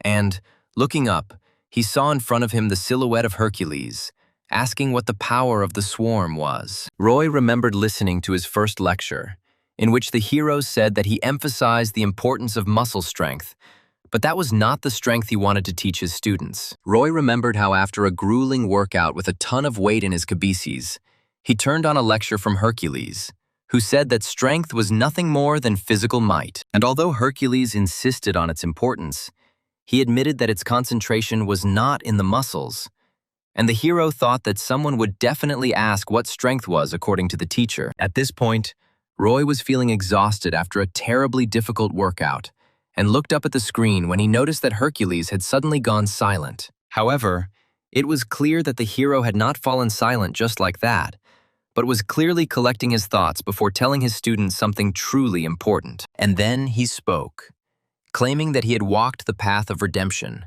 because once, unable to overcome the madness sent by Hera's curse, he killed his beloved wife and children with his own hands. Yes, Hercules was powerful, but he could not cope with the mental threat and was ready to go to extremes. But he set out on the path of redemption through 12 trials. The Delphic oracle convinced him that this was the only way he could atone for his terrible sin. And Hercules passed the tests with all zeal, becoming famous with each new feat. But the glory for his accomplished feats was outweighed by the ridicule of people who noted that he did not deserve to be considered a hero, since he killed his wife and children with his own hands. And the young man agreed with them, and therefore even began to think about extremes again, but continued to move forward, because only through sacrifice could he atone. He knew he had to fight again and again to protect others, perhaps at the risk of not returning after another hard fight or difficult test, but only by sacrificing himself for others and fighting not for himself, but for defenseless people.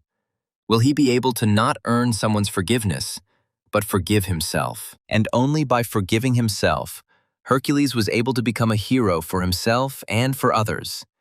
And much later, continuing to fight at the limits of his abilities, he helped the gods during the battle against the giants. With a heavy sigh, the mentor said that from the murderer of his wife and children, he became a world-famous hero only thanks to true strength, which he considered to be repentance. Looking up at the viewer, the demigod added that when his students said they were going to do something or become someone, the others would shake their heads and say it was impossible. Now, kneeling, exhausted, and in terrible pain, Roy remembered how Hercules had insisted that those around him would have 100,000 reasons for his failure. But now the boy seemed to hear the great Greco-Roman hero standing in front of him and saying that all these cries and contempt were absolutely unimportant. Hearing the hero's words as if right next to his own ear, Roy, trembling from the incessant pain, raised his first leg, wanting to stand up at all costs. Hercules said that there would be hundreds of thousands of reasons given by others why Roy wouldn't be able to do something. And the hero doesn't say to go against them. But when a person decides to achieve something at any cost, this is the only reason that makes a person a real hero. Deciding that Roy would not allow himself to escape and would definitely save his comrades no matter what it took, the boy managed to suppress the pain and tension in order to stand on both feet. The devil tried to stop the guy from making a crazy attempt to attack, because this action would just be a crazy way to end his life. The great wizard shouted that Roy, like no one else, understood that he could not win, and that he could not stand against a monster of such a level. But Roy did not argue. He knew he probably had no chance of winning, and the devil continued to coax him, while a sticky fear squeezed the guy's throat, and the whisper of doubt sounded in his ears. But at the same time, Hercules' supportive voice broke through his consciousness, encouraging and giving him confidence, because the man asked him to remember one thing. He asked his student, despite all the difficult thoughts, despite all the persuasion, despite the absolute certainty that nothing would come of it, to take a step forward. He asked him to keep going, and Roy, realizing that the actions of a 28-year-old student looked like youthful zeal in the eyes of the wizard, continued walking. The guy also understood that some 28 years for an old magician was an insignificant time, but for a spearman, it was a whole life. And, clutching his spear and hearing Hercules say that this willingness to step is true strength, he decided that he would not let this life go down the drain because of a moment's impulse. The magical barrier that the devil had built to protect them dissipated, but the body of the boy who had taken a step forward despite the low odds of winning suddenly began to glow. Seeing the strange but so bright light, the source of which was the man whom the monster so badly wanted to kill, the monster became agitated. At the same time, Roy felt his body filling with strength from the zeal that permeated his heart to achieve victory and protect his friends at any cost. And now the guy felt how that very power, capable of destroying everything in its path, and which Hercules spoke of, was permeating his body. Although the monster felt uneasy due to the enemy's sudden recovery, it still used several branches at once to attack him. In turn, Roy, tightly gripping the handle of his spear, swung it, attacking the branches that were about to tear him apart and chopping them into small pieces. And the boy felt how his zeal and willingness to die so that his comrades could live gave him even more strength so that he could continue to fight. And although the pain still pierced his body, the guy, clenching his teeth, endured, not allowing it to knock his body off his feet or saturate his mind with fear and uncertainty. Cutting branch after branch and rushing forward, not allowing obstacles to stop him, Roy got very close and jumped, getting ready to reach the core for the second time. The force of the subsequent blow was so great that it simply raised clouds of dust and shattered stone fragments, and the sound spread over a huge distance. Standing at a distance from the action, the devil raised his hands, shielding himself from the possible blast wave and trying to stay on his feet after a strong gust of wind. In horror and panic,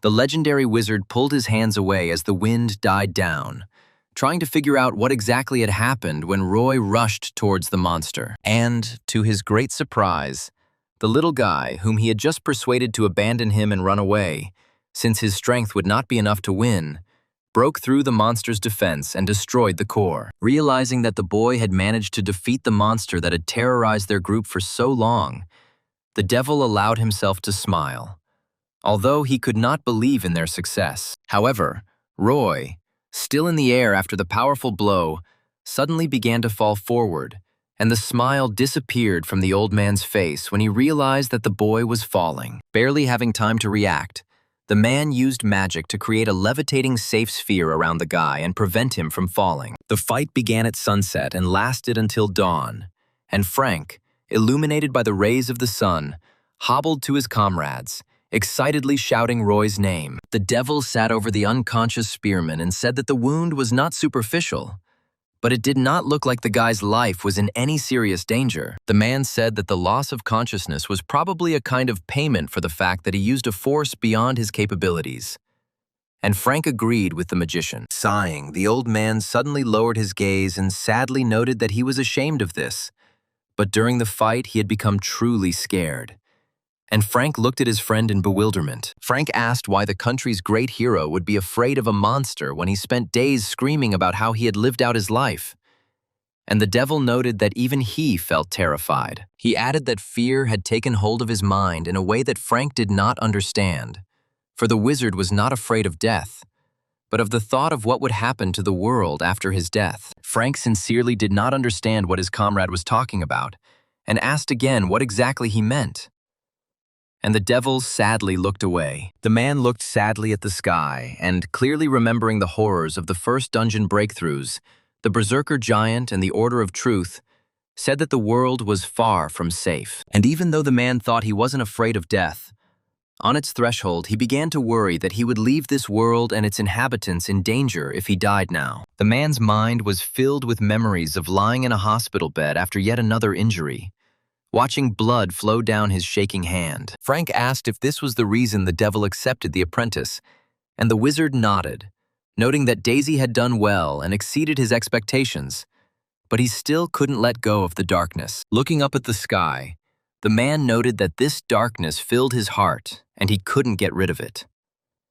But after today, he realized that his worries were in vain. Looking down at Roy, who was still unconscious, the man noted that today, next to him in battle, there was someone who, even without him, would continue the legacy of heroes. The man remembered how during the desperate battle Roy refused to give up despite the despair that had overwhelmed the wizard's mind and his own. And when he stepped forward, casting aside fear and uncertainty, willing to enter into an unequal battle even though the chances were slim, the devil saw in him a hero of a new generation. And now, for the first time in a very long time spent in fear, doubt, uncertainty, and horror, the devil finally allowed himself to smile. Finally, after some time, Roy finally opened his eyes and took a deep breath when he realized that he was not lying on the battlefield where he had just destroyed the monster, but in a bed. The guy was lying on a hospital bed, and suddenly Frank came out of the next bed, using a crutch and asking if the guy was awake.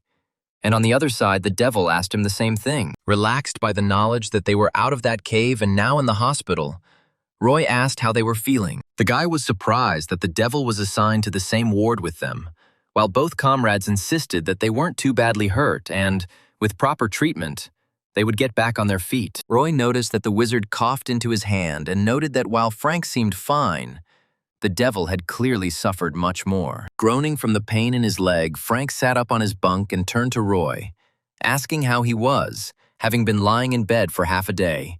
And Roy jumped up, asking if the man had called Eve. For some reason, Frank felt uncomfortable and, turning away and scratching the back of his neck, said that he had called.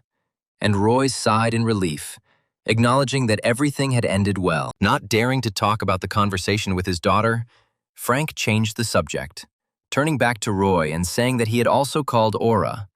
And Roy was surprised, not understanding why he had done that. Frank said that Aura was worried about Roy and asked Eva where they were. And Roy thought he could imagine what Aura was thinking, since he went looking for Frank and disappeared himself, taking her grandfather's sword with him. Suddenly, the devil intervened in the conversation, curiously noting that he remembered Frank talking about his daughter before, and asked if he had understood correctly that her name was Eva. Frank noted with a smile that this was true, although he had ended up in the hospital trying to earn money for his daughter's education, and hoped that the devil would not forget about the promised payment. And the magician thought about it. At first, Frank's smile disappeared and he asked if his new friend was going to not pay.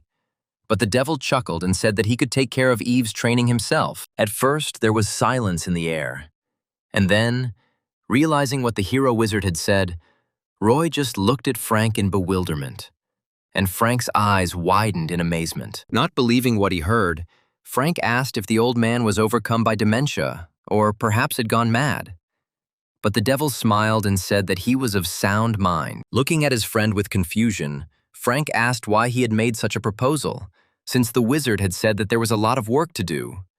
And the man had replied that he was no longer sure of its importance. Smiling at the man, the devil said that he did not have much time left, perhaps a year, and that he would no longer be doing important work, and therefore wanted to repay his savior. And then he shrugged and grinned, thinking that if the girl didn't want to be a magician, then there was nothing he could do.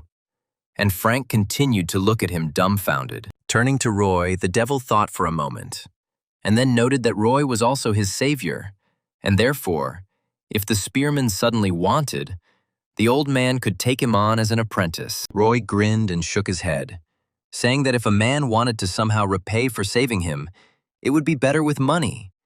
And the devil laughed heartily. The devil smiled and noted that it was easy to pay the guy for his life, but asked the guy to name his price. And Roy was about to do so, but then there was a noise behind him. Frank jumped up and down, and Roy and the devil turned in surprise as the door suddenly flew off its hinges and crashed into the wall, knocked down by one powerful kick from the visitor. And only now, trembling and mentally saying goodbye to life, the guy realized that he had forgotten something. And this something was extremely important. But now it was too late to do anything. The great swordsman burst inside, screaming in rage and claiming that this time he would definitely knock out all of the bastard's teeth, while Aura kept him back, continuing to justify the guy. Aura shouted at the boy to run if he wanted to live. And although he thought about it, he knew perfectly well that it was too late to run away, and tried to defend himself from the righteous anger of the old hero. Suddenly, surprised not only by what was happening, but also by the fact that one of the participants in the action was his old comrade, the devil calmly greeted Guy, and the man was distracted. The old man stared at his old comrade in amazement, not understanding how he had ended up there, and the devil, in turn, smiling cheerfully, said that he was glad to see him, joyfully noting that he had never imagined that after so many years they would meet in this way. The wizard recalled that when they were young, they spent all their time with each other. Still surprised to see his comrade in arms in such a situation, Guy said that he was doing generally unchanged, and then asked what his friend was doing there. The old man replied that he had almost died in a fit of passion, and Guy was extremely surprised by this, noting that his friend seemed to have truly outlived his time, although he noted that he thought he was pretending. While they were chatting, the spearman asked Aura where Eva was, and she replied that the girl was still on her way. And then the devil noted that he really almost died, and it was Roy who saved him. Suddenly remembering that he came here for a specific reason, Guy yelled at Roy, calling him a real bastard and radiating an aura full of aggression. His gaze was full of anger, and Frank, sitting next to the guy, felt uneasy. And Roy began to make excuses in a panic, claiming that the great swordsman had completely misunderstood everything. The man ordered the boy to shut up, and noted that he had not given him the sword for sale, and was not going to give him any leeway now.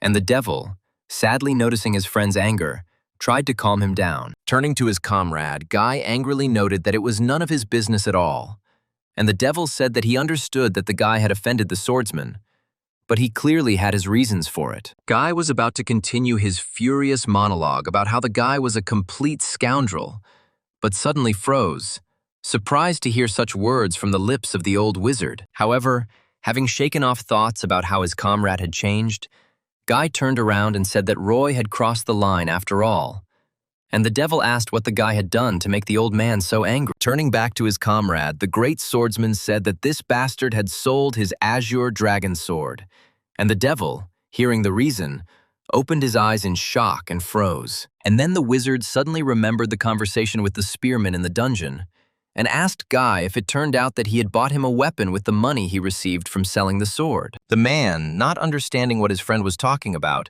said that he would never do such a thing. And the man replied that Roy said that the guy had bought him a weapon, and the spearman himself was already saying goodbye to life. The devil tried to say something else, but the great swordsman's anger had already flared up again, and Roy took his last chance to justify himself, trying to save his life. The guy started babbling that he hadn't sold the sword, but had only pawned it for a while, and therefore would immediately go to the chairman and return the weapon, while Aura and Frank sat further away just in case. Looking at the boy with a blazing gaze of anger, Guy asked if he should still forgive him, and the devil, to the boy's horror, asked him to at least not kill him. Spreading an aura of terrifying killing intent around him, Guy told the boy that given the devil's words and the fact that he had not sold the swordsman would not kill him after all. And then, warming up his hand, he stepped closer, saying that he would only strike once, and the guy would block it. Let him decide for himself whether to dodge or die. And Roy swallowed in panic. His legs even gave way from fear, and the guy tried one last time to say that he could return the sword, and wanted to say that for this reason Guy should not kill him. However, the man, already swinging, absorbed all his mighty strength into his fist and interrupted the guy, saying that it was for this very reason that the great swordsman would decide everything with one blow. It was only at that moment, when the fist, full of the terrifying power of the great swordsman, was already approaching his face, that Roy realized that any arguments and reasons were absolutely useless. And at that very second, Roy suddenly thought that he didn't like what was happening at all. And on the contrary, it made the guy angry, because he absolutely didn't deserve such an attitude towards his person. And, succumbing to emotions and his own feelings that took control of his body, the guy swung and hit back, intercepting the man's attack with his fist. The old man's eyes widened in amazement when he realized that the boy who had only just recently managed to leave a scratch on him with great difficulty had now stopped his blow. In turn, Roy, glad that his reflexes were enough to react to the blow and managed to put his fist out, put all his strength into the blow, realizing that otherwise he would definitely lose. And just a second later, when both hunters pulled their hands away, Roy suddenly felt simply amazing pain. And, falling to his knees and grabbing his hand, cried out because of it. Raising his fist to his eyes, Guy, not only with curiosity but also with great surprise, as if only now he realized that the guy not only reacted with lightning speed, but also blocked his blow. And Roy, falling on his side, rolled on the ground, gritting his teeth and trying with all his might to hold back the pain that pierced his arm as if it was crushed under a press. The great swordsman also turned his gaze to the hand with which the boy had resisted him, and, with no less surprise, noticed that it had not broken and remained completely intact. And if at first Guy thought that this made him respect the guy, then later, remembering who they were talking about, he got angry again, which Roy himself noticed. The guy remembered that the man had promised only one blow, and he chose to fight it off, and then added that he would go out for some air and rushed away while there was still time. As he ran away, the boy suggested that the two old friends talk, since they hadn't seen each other for a long time. And Aura ran after him, while the men looked at them indignantly. The great swordsman put his hands on his hips and his tongue, regretting that he hadn't stopped the guy and knocked out all his teeth. And the devil laughed, noting that his friend had apparently gotten old too. He added that he already thought that Guy would kill the guy, but he seemed to hold back, and the swordsman himself noted that he would have added trouble to himself, although he did not expect that everything would turn out exactly like that. Having stopped laughing, the devil suddenly looked at his friend with a hint of cunning in his eyes, and asked him to admit that in fact he didn't hate this boy that much. The man indignantly turned away, calling his friend's words nonsense and adding that, if it were up to him, he would immediately remove the guy from sight.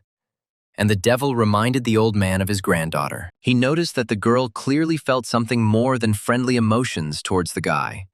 And Guy, telling her to stop with idle chatter, tiredly sat down on a chair next to the magician's bed. Sighing, the man rubbed the bridge of his nose and then, removing his hand from his face, looked into the devil's eyes and asked what, after all, had happened to them in that dungeon in which they had gotten lost. Looking into his friend's eyes, the devil smiled slightly, realizing that his story would be incredibly long, and upon hearing it, the swordsman would clearly be incredibly surprised, and began his story. Summarizing everything he heard, Guy said that he really couldn't believe that traces of the Apostle of Temperance were found in the 10-level distortion dungeon. Also, while spying on the Order, his comrade came across a mutated monster, which he could not cope with, but the slacker Roy dealt with it. The great swordsman looked genuinely puzzled by the story he had heard, and the devil nodded smilingly at each statement, confirming that the man had understood everything correctly. Finally, the old man verbally confirmed that everything was as he said, and then added that Guy clearly should have seen what was happening there, while the man admitted that Roy had clearly become stronger. After hearing the story and resisting his mighty blow, Guy thought that the guy's strength was clearly not at the level it was when they fought, and the devil sighed. The man noted that he could see in his eyes that even after hearing this, he did not recognize the guy. And Guy tried to explain that it was all because he did not trust modern hunters. Guy said he couldn't argue with that, because modern hunters were nothing special. And the devil replied that he couldn't help but agree with his friend. When thinking of the heroes of the Great Calamity, everyone would think of someone like the great swordsman or the devil. But now the hunter profession has become nothing more than a lucrative job. Sighing sadly, the old man said that they dreamed of peace more than anyone else and waited for it to come. So they did not reject new trends, but the world is still not so safe. With heavy thoughts in his mind, the man sadly noted that someday all the heroes will disappear, and he is not sure that if a threat arises, the world will have the strength to fight back. The swordsman also added thoughtfully that perhaps this was the true goal of the Order of Truth.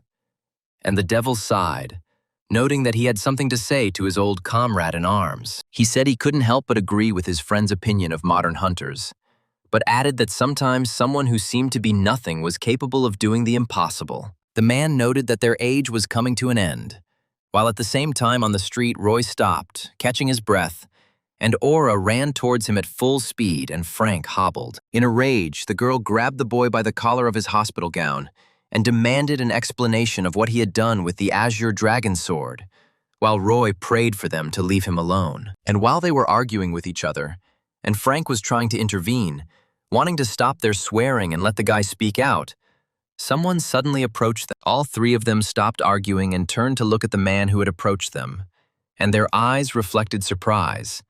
While in the ward, the devil, frowning, added that perhaps their end had already come. The old man sighed sadly, noting that even if their end had come, they still wouldn't notice. And Guy stared at his friend in surprise, trying to understand what he was getting at. At first, the devil only smiled, seeing this misunderstanding in the great swordsman's eyes. And then he laughed at his seriousness and said that too much time had passed since their times. Without saying hello or anything at all, Eva ran up to Frank and immediately pounced on the man standing with crutches. And Frank felt her arms tighten around him. He was incredibly happy to see his daughter, but at the same time, he could not hide the fact that he felt ashamed of everything that had happened. And the girl only burst into tears, glad that her father was alive. She continued to cry, hugging her dad tighter and tighter.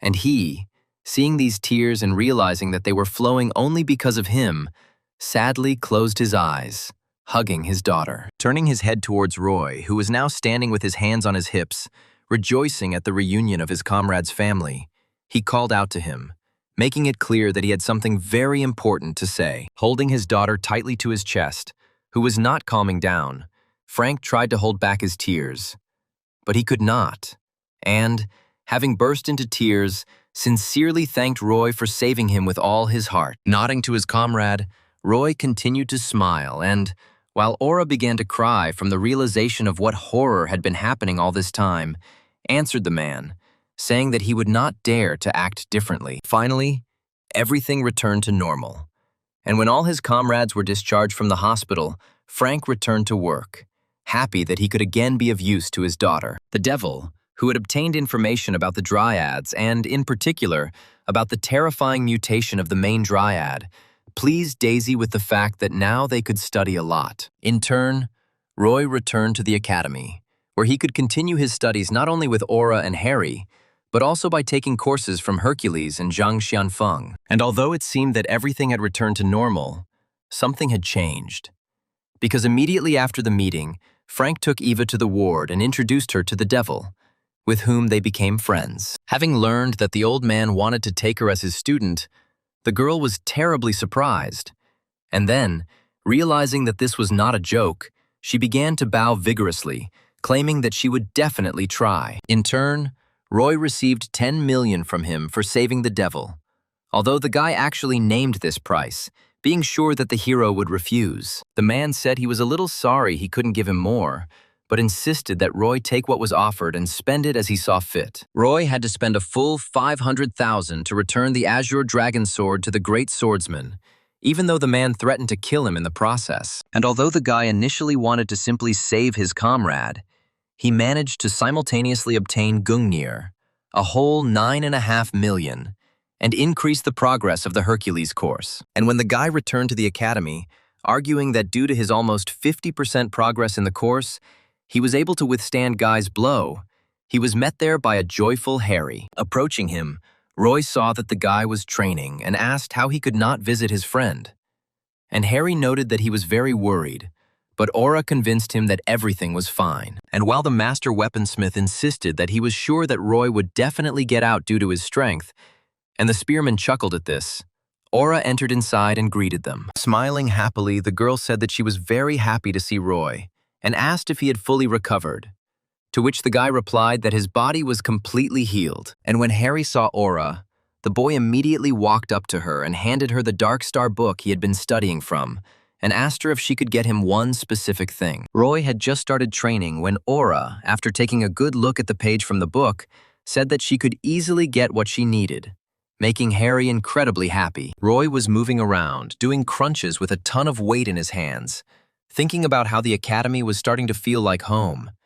And the guy suddenly forgot what rep he was on. After some time, Roy turned on the phone and turned on a lecture by Hercules, who was discussing the fact that sometimes there are students who quickly understand the meaning of strength. And then he added that the student who encountered the situation in which he realized the true essence of divine power was probably very confused by the great progress of the course. The demigod added that there was nothing surprising about this, since the course was created precisely for this purpose, and therefore the percentage jumped due to the fact that the student was able to understand the subject he was studying. And then, interrupting the good atmosphere of the lesson, he furiously added that he really hoped that the students had not started filling their minds with nonsense, as if there was no point in listening to the course anymore. Swinging aggressively with the incredible weight, Hercules exclaimed that the divine power was close to its source, and in order to use it, one must have a vessel that can withstand it. And then, pumping his abs with great speed and zeal, he added that only a body that is honed and trained to the limit can withstand such unbridled power. Showing off his huge muscles, Hercules noted with satisfaction that this was the very reason he had mentioned the importance of muscles in his lecture. The heroes said that it was because of this that the real course would only begin now. And Roy realized that he could now use the mighty force, but his body would not be able to withstand it yet. However, perhaps due to the huge progress, Roy finished the tasks much faster and even had time left. So the guy thought about signing up for a new course. And then he thought about the fact that instead of a lecture, he could buy something that would help him increase or replenish his mana as needed. The boy thought that if he had much more mana, with which he could return Gungnir to himself more often, he could become a walking torpedo bomber. The guy had a lot of money, and he thought about what exactly he should buy, because the Transcendence shop had a lot of different items that replenish mana. And then he chuckled and, opening his phone again, thought that it would still be much better for him to buy a new lecture to increase his strength level, rather than something else. Moreover, Roy understood perfectly well that without the required level of strength, he would never be able to absorb all the energy of the elixir used to increase the volume of mana. He also thought that Merlin's course, while useful, was more about understanding mana than generating it. So he wrote to the mentor to ask about the mana generation class. After sending the message, Roy scratched the back of his head, thinking that mentor usually took at least a week to respond, but suddenly his phone vibrated in his pocket. The mentor offered quite a lot of options, highlighting that there are such areas as mana stability and its effectiveness, and to look at introductory courses on different types. Roy decided to compare the lectures by price, and a minute later, Aura, pressing her palm to her eyes and frowning at what she heard, asked Roy again if she had understood everything correctly. And she asked the guy, who clearly didn't look very happy, whether he really needed money again, and whether he was again asking the girl to tell him about the upcoming competitions. The guy nodded weakly, and the girl, sighing, first tried to contain her emotions, but then admitted that she couldn't do it, and turned to Roy. And at the same moment, she splashed out her anger, furiously asking where the guy was putting his money, since he had the same problem with it every time. In turn,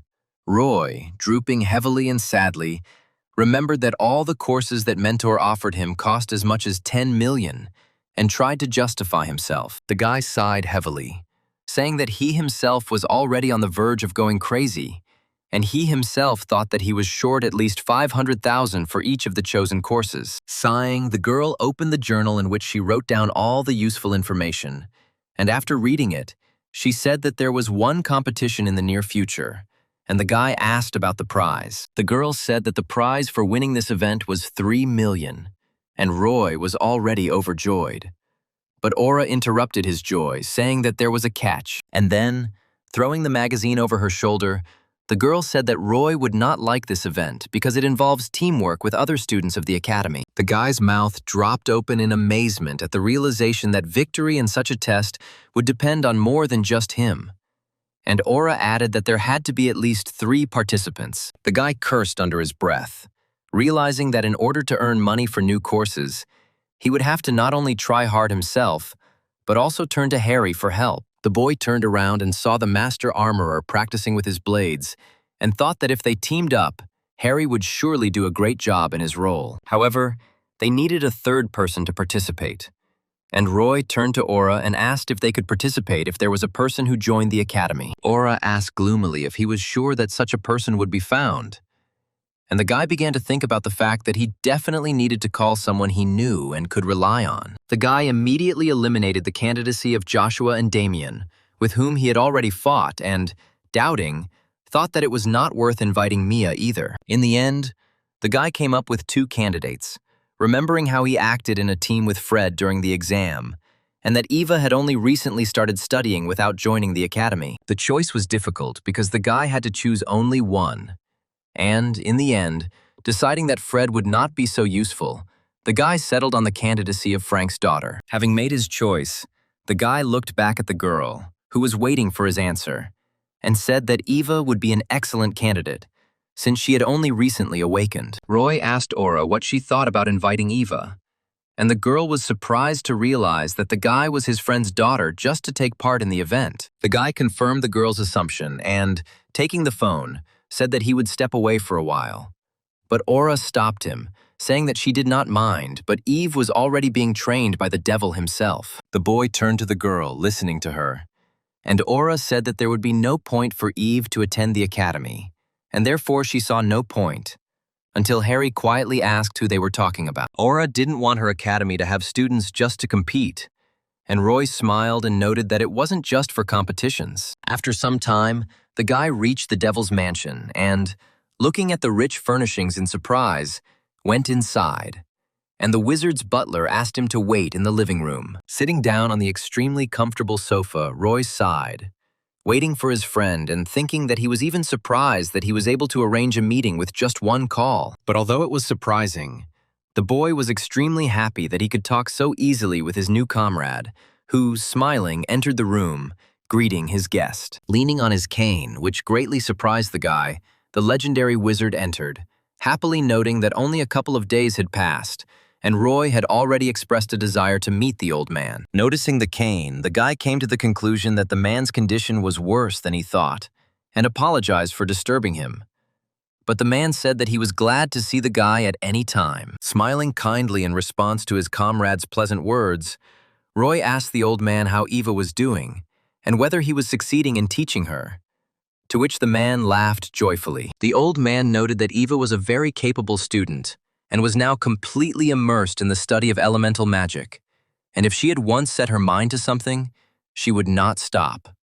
And Roy was very surprised. Roy was amazed by what he heard because it usually took mages at least 2 weeks to study mana, but according to the devil, it took Eve less than a day to do it. The old man noted that he was incredibly amazed when he witnessed this, because even Daisy, whom the devil considered incredibly gifted, spent a whole day studying it. Of course, the man did not miss the opportunity to mention that he did not have much time left, but devoting time to the students turned out to be quite fun. Changing the subject, Roy decided to talk to the devil about a topic he considered quite important, and told him about how Darkstar told him about the Order of Truth surveillance. The man grinned and said that he now understood why he couldn't tear himself away from them, and then happily noted that this was the first time he had heard of Darkstar having an apprentice. Roy noted that the great assassin had deliberately distanced himself from his student because he was wary of surveillance, and mentioned that the Order of Truth might mark Eve through the devil as well. Of course, the girl herself is of no value to the Order of Truth, but they can target the devil and use her for their own purposes. Seeing that the man was thinking about the boy's quite serious words, Roy added that if he was involved in the training, it would not be so easy for them to get to Eva. Chuckling and sighing, the man realized where Roy was going with this, and voiced his assumption that Roy wanted Eva to join the same academy as him. Roy added that, of course, this would shorten their training time, but the devil should think about his and Eve's safety, and the man really thought about it. At the same time, the guy thought that Eva was Frank's daughter, and for the guy, she was like a younger sister, and therefore he wanted to propose it in any case, and without competition. Stroking his beard, the old man noted that since Darkstar had come to such a decision, the magician should not have made hasty decisions just because there was no time left. Roy smiled when he realized that the old man was thinking exactly in the direction he was heading, and asked the magician, clarifying whether this meant that he agreed. Sighing, the man looked back up at Roy, and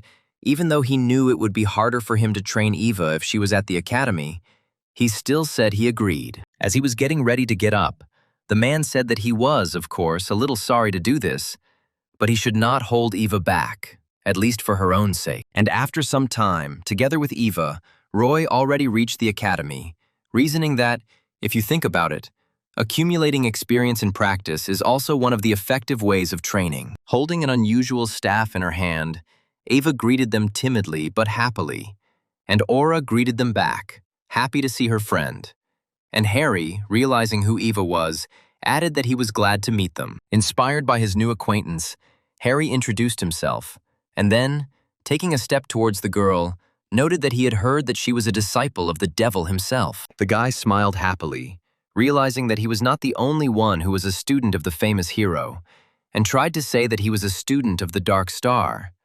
But he was immediately shut up. Roy jumped up excitedly, covered the boy's mouth with his hand, and aggressively reminded him that he had already warned him 1,000 times that he should not tell anyone about this except him. Still holding his hand over the boy's mouth and not letting him speak, Roy turned to the girl and introduced the boy himself, not forgetting to add that he was a student of Dark Star. As they entered the building, Roy introduced Eva herself, who, holding her staff in her hands, expressed with her eyes her readiness to work with all her might. And then the guy added that Harry shouldn't dare make advances towards her. And Eva, terribly embarrassed, hit the guy on the back with her palm, demanding that he not treat her like a child. Roy then turned to Aura and reminded her that they had talked about the team competition this morning, and, pointing to Harry and Eva in turn, said that they were ready. Harry threw his hands up in joy, noting that this would be fun, while Eva nervously noted that she wasn't sure she could handle it, and Roy assured her that everything would be fine. Roy also added that they still had time to train, and she had him with Harry, and the killer's apprentice chimed in, noting that Roy was a real monster. Harry, giving the girl a friendly nudge in the side with his elbow, said that they might not even be needed, and Eva was surprised to realize that her adopted brother was a real strong man. Finally, Aura joined the conversation and, seeing that the students had a fairly friendly atmosphere in the team, noted that if they wanted to participate, they needed to come up with a name. Roy thought about it and looked at his teammates, asking them if they had any ideas. And Harry and Eva looked at each other, thinking about what name to choose for the team. And then, having stopped thinking, both students looked at Roy at the same time as Aura, which greatly surprised him and made him ask why they were even looking at him. Harry smiled sarcastically and, raising his fist, said that it would be better if Roy came up with a name, since he was their captain. And Eva nodded in agreement, also asking Roy to come up with one himself. At first, Harry was about to protest because he didn't understand why he had to be captain.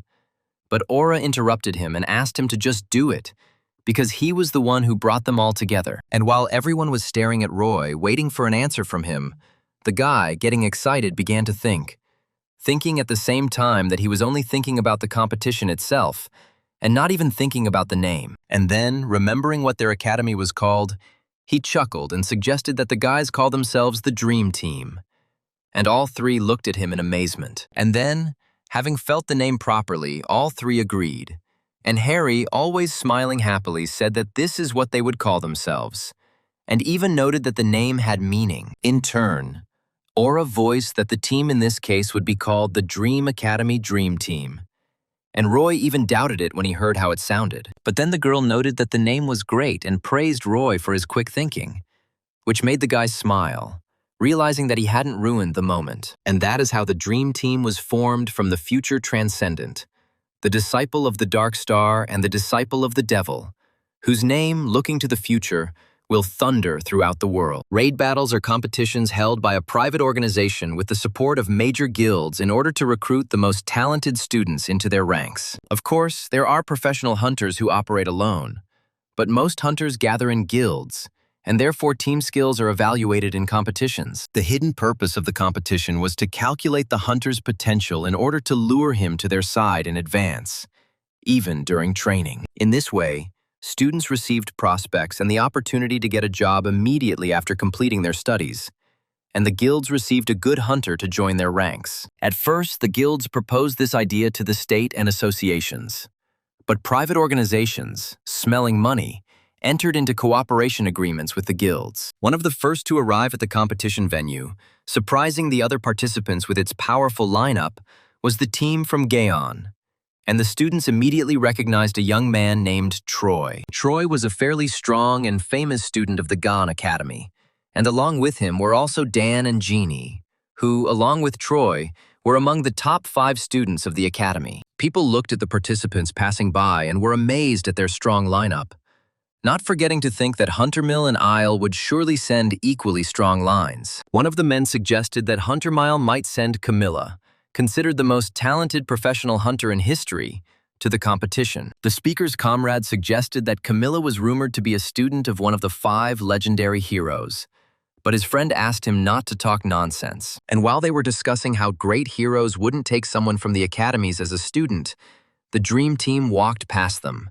and Harry grumbled that their captain wasn't being discussed for some reason. Having first heard the other participants discussing famous students, Roy noticed Harry's grumbling and noted with displeasure that he was completely unknown. After some time, the competition finally began, and the first participants began the first stage, the goal of which was to destroy the level 7 monster as quickly as possible. At this competition, the monster Arachne was chosen for the first stage, and after a while, one of the spectators named Stan looked at the results with displeasure. The man slapped his forehead and asked why so many teams had failed in the first stage, while his comrade noted that new developments had been introduced into the dungeons this time. Stan asked what his friend meant, and he replied that Daisy had recently studied the appearance of mutations in the dungeons, and they had been introduced into the competition, which is why the students were failing. Looking at the results again, the man sat back tensely in his chair, realizing that he was in trouble since his guild leader had asked him to recruit more newcomers. Stan was waiting impatiently for at least one team to clear the dungeon, and the screen showed that the team from Gaon had successfully cleared it, and the man opened the statistics. He knew that the teams were launched at different times, and he waited for the Huntermill and Isle teams to finish. But to his surprise, an unknown team went through the stage next. He learned with interest that the winners of the first stage after the team from Gaon were a team with the strange name of Dream Team, and the man looked at the time of the cleanup. And, seeing the result, the guild representative stared at the screen, not understanding whether they were seeing an error in the calculations or the real time, because the results were simply amazing. Stan's eyes widened in shock, shouting that it was impossible to complete the stage in just 9 minutes, and his friend Brand shouted to one of the organizers that their equipment had broken down. He jumped up from his seat, ran to the railing where the man was standing, and said that the board only showed 9 minutes, and the organizer said that he would check right now. Contacting someone through an earpiece, the man apologized and said there had been a counting error, after which the audience relaxed. And then the organizer added that due to a minor malfunction of the measuring device, the countdown was delayed by 30 seconds, and the men became tense again. Staring at the organizer in amazement, they asked him again if the countdown had really not been sped up, and he said that they would correct this misunderstanding and set the corrected time. The Dream Team did it not in 9.5 minutes, but in exactly 9. And now, surprising everyone around them, they emerged from the dungeon, feeling that they had just warmed up well. A few minutes ago, Roy, along with Harry and Eva, were fighting against a monster called Arachne, which was a great danger to most of the students. However, Roy, seeing one of the huge spiders running towards him, uttering a terrible cry of rage with one light wave of his hand, cut it in 2 halves. Slightly disappointedly noted that Professor Arachne from the Academy of Transcendence, who teaches weaving, would be horrified to learn that such a creature was named after her. Thinking that it would be best to save Gungnir for later, Roy turned and noticed 2 more spiders approaching him across the ceiling. Stretching their abdomens towards him, the spiders threw clumps of web at him, which caused huge problems for the other participants. Roy remembered reading somewhere that the web of the monster Arachne was very strong and elastic, and even B-rank hunters had a hard time dealing with it. However, the boy was also well aware that he was far from an ordinary hunter, and he tightly gripped the shaft of his precious spear of Longinus, preparing to strike. Swinging his holy weapon, the boy easily cut through all the clots of web flying at him, even surprised at how easy it was for him to do so. Smiling sarcastically, The boy noted with pleasure that for his spear of Longinus, the monster's strong web was nothing more than a ball of thread. After successfully defending himself from the web that was the monster's special weapon, Roy could swear he saw genuine surprise on their monstrous faces. And at the same time, from the other side of the cave, there was suddenly a clapping sound that Roy recognized very well, because he had heard it so often during training at the academy. Roy tried to keep an eye on the battle, but even with all his skills and enhanced senses, he couldn't keep track of the monsters dying under his comrades' attacks. After all, Harry, successfully applying the skills he had acquired during his training in the Dark Star techniques, spent no more than a second to finish off several monsters at once in one dash. And only Eva, tightly clutching her staff in her hand, did not fight the monsters, but watched with incredible surprise in her eyes as her friends fought. She kept her eyes on them, amazed to see that they were both simply incredible. And the girl sincerely doubted that they needed her at all. She saw how Harry fought with such enthusiasm and a smile, and how Roy thought about his own during the fight.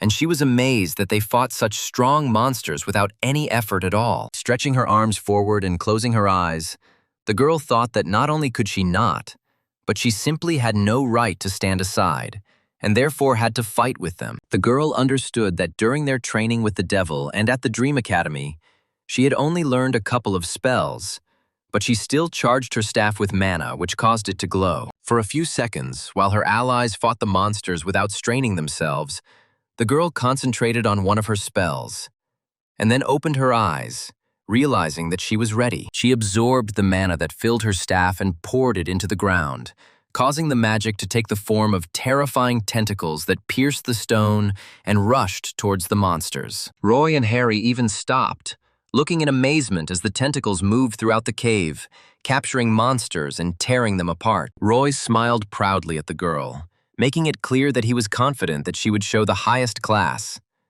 And Harry looked in amazement at the monsters being torn apart by tentacles. After this powerful magical technique, the test was completed, and the team, having emerged from the dungeon, cheerfully discussed what had happened, encouraging and praising each other. Harry cheerfully noted that he was amazed by the captain's strength every time, and Roy even became embarrassed when the assassin student added that he seemed to become a different person with each fight. Embarrassed by the praise, Roy decided to change the subject and asked Harry where all his arsenal had gone.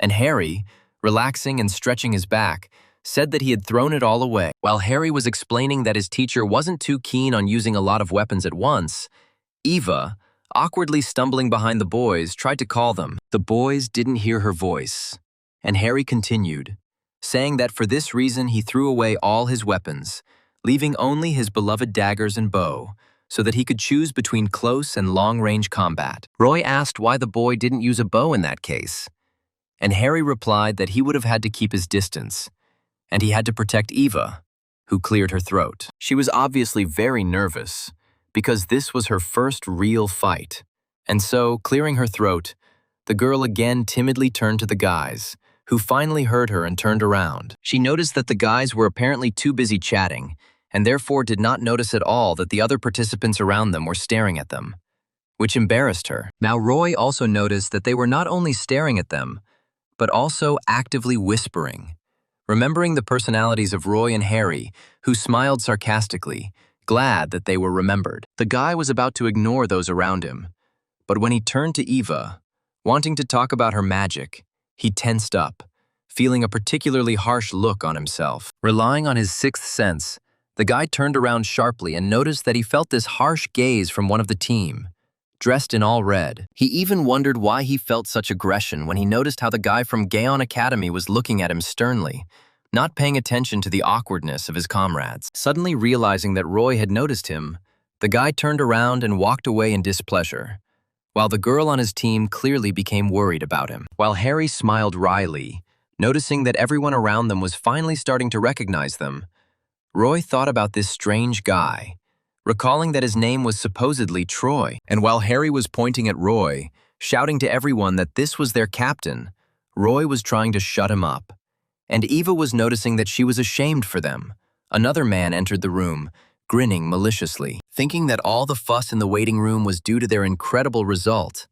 The Hunter Mill Academy team began to boast about themselves, and although they expected everyone around them to be amazed by their excellent result, absolutely no one paid attention to them, continuing to discuss the dream team. The captain noted with disappointment that absolutely no one cared about their team, and a team from the Isle Academy approached them from behind and asked to let them pass. The second stage began, the goal of which was to obtain a magic crystal, and Harry, using his skills, deftly maneuvering between the monsters, completed it in 4 minutes. In the third stage, the participants had to destroy an artificial small monster that was difficult to catch, but Gungnir ensured the guy's victory in 19 seconds. The fourth stage arrived, in which the team had to protect the magic crystal from a very strong monster for as long as possible, and they did it quite successfully. Ava provided protection with a magical barrier, and Harry fought back with arrows, but they soon ran out, and the boy immediately warned Roy about this. He told the captain that he would cover Eva and her barrier,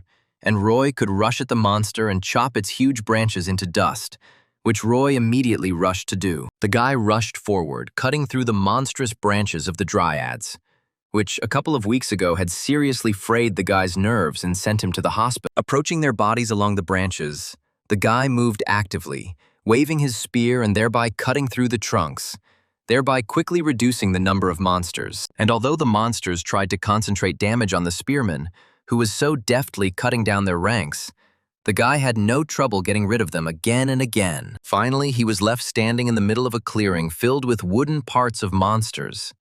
Roy understood that according to the conditions of the test, they were constantly reviving, but now it would be easier. Suddenly, feeling something unusual, the guy looked up at the sky and, thanks to his sixth sense, felt a huge force concentrated in one point. Roy couldn't see the source of this power, but he clearly understood where it was, thinking about how he could clearly feel the enormous concentration of mana from this source. Thinking about it, the guy thought that in this test, something so strong couldn't just happen. And so he decided that it could be something that generates monsters. Suddenly, with a furious and loud squeal, a monster appeared behind the guy, preparing to suddenly attack Roy. But the guy, without even looking at it, cut the monster down with a spear. Having easily gotten rid of such a slight obstacle, the guy reached out to Kabisis and, after rummaging around in it a bit, grabbed Gungnir by the handle and pulled it out of the bag, taking blind aim at the source, the location of which the boy determined only based on his feelings. Roy threw Gungnir, hoping that the spear would find its target. However, to Roy's surprise, Gungnir did not destroy anything in its path, but only pierced the air and crashed into the artificial boundaries of the dungeon. Roy looked in amazement as Gungnir, which had never failed Roy before, failed to do anything this time.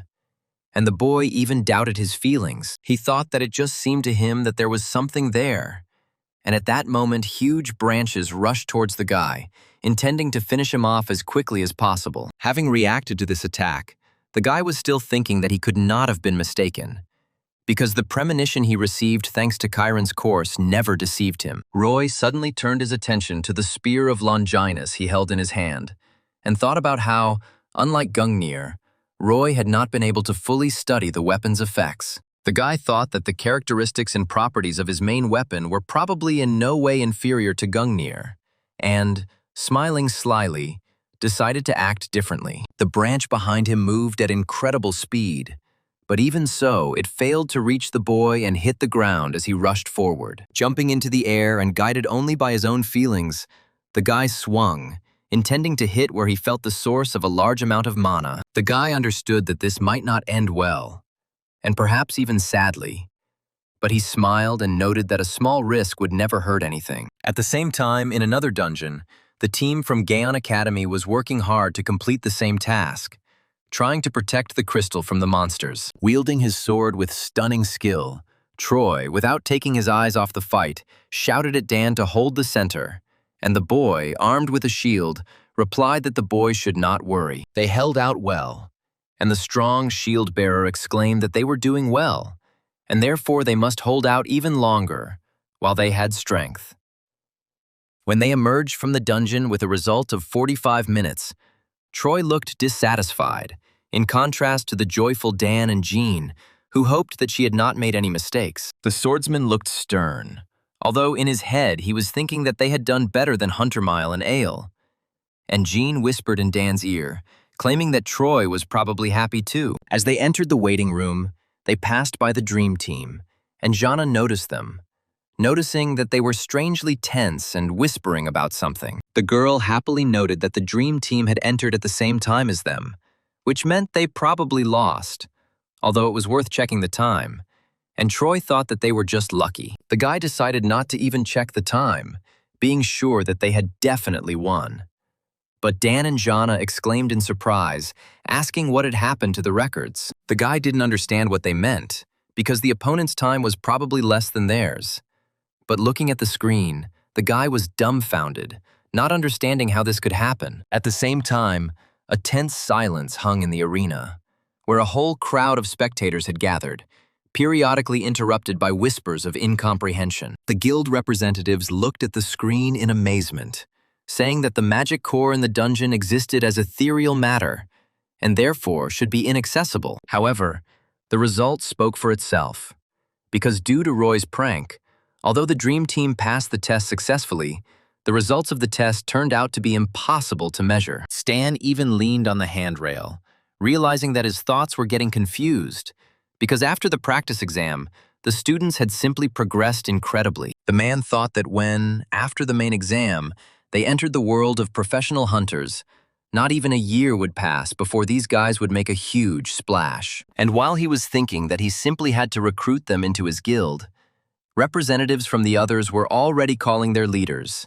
asking how much they could offer. At the same time, Roy, standing in front of his comrades in bewilderment and holding the spear of Longinus in his hand, was thinking about what had happened a few minutes ago. Of course, when Roy acquired the spear, several completely different situations happened to him, based on which the guy concluded that his spear ignored mana. But then he remembered how he killed the giant dryad, and thought that Gungnir probably had the same effect, but for some reason it didn't affect the dungeon core. The guy, of course, assumed that there was probably a difference in levels between his two copies, but he didn't think that it would be so significant when he attacked the core. Gungnir, which the boy thought should easily pierce him, flew past, but the spear of Longinus cut through it like a knife through butter. And now, frowning, the guy was thinking about how he could figure out the difference in the indicators of his two copies, while simultaneously thinking about how his prank would affect their results. And while the guy, not paying attention to anyone around him, was thinking about his own,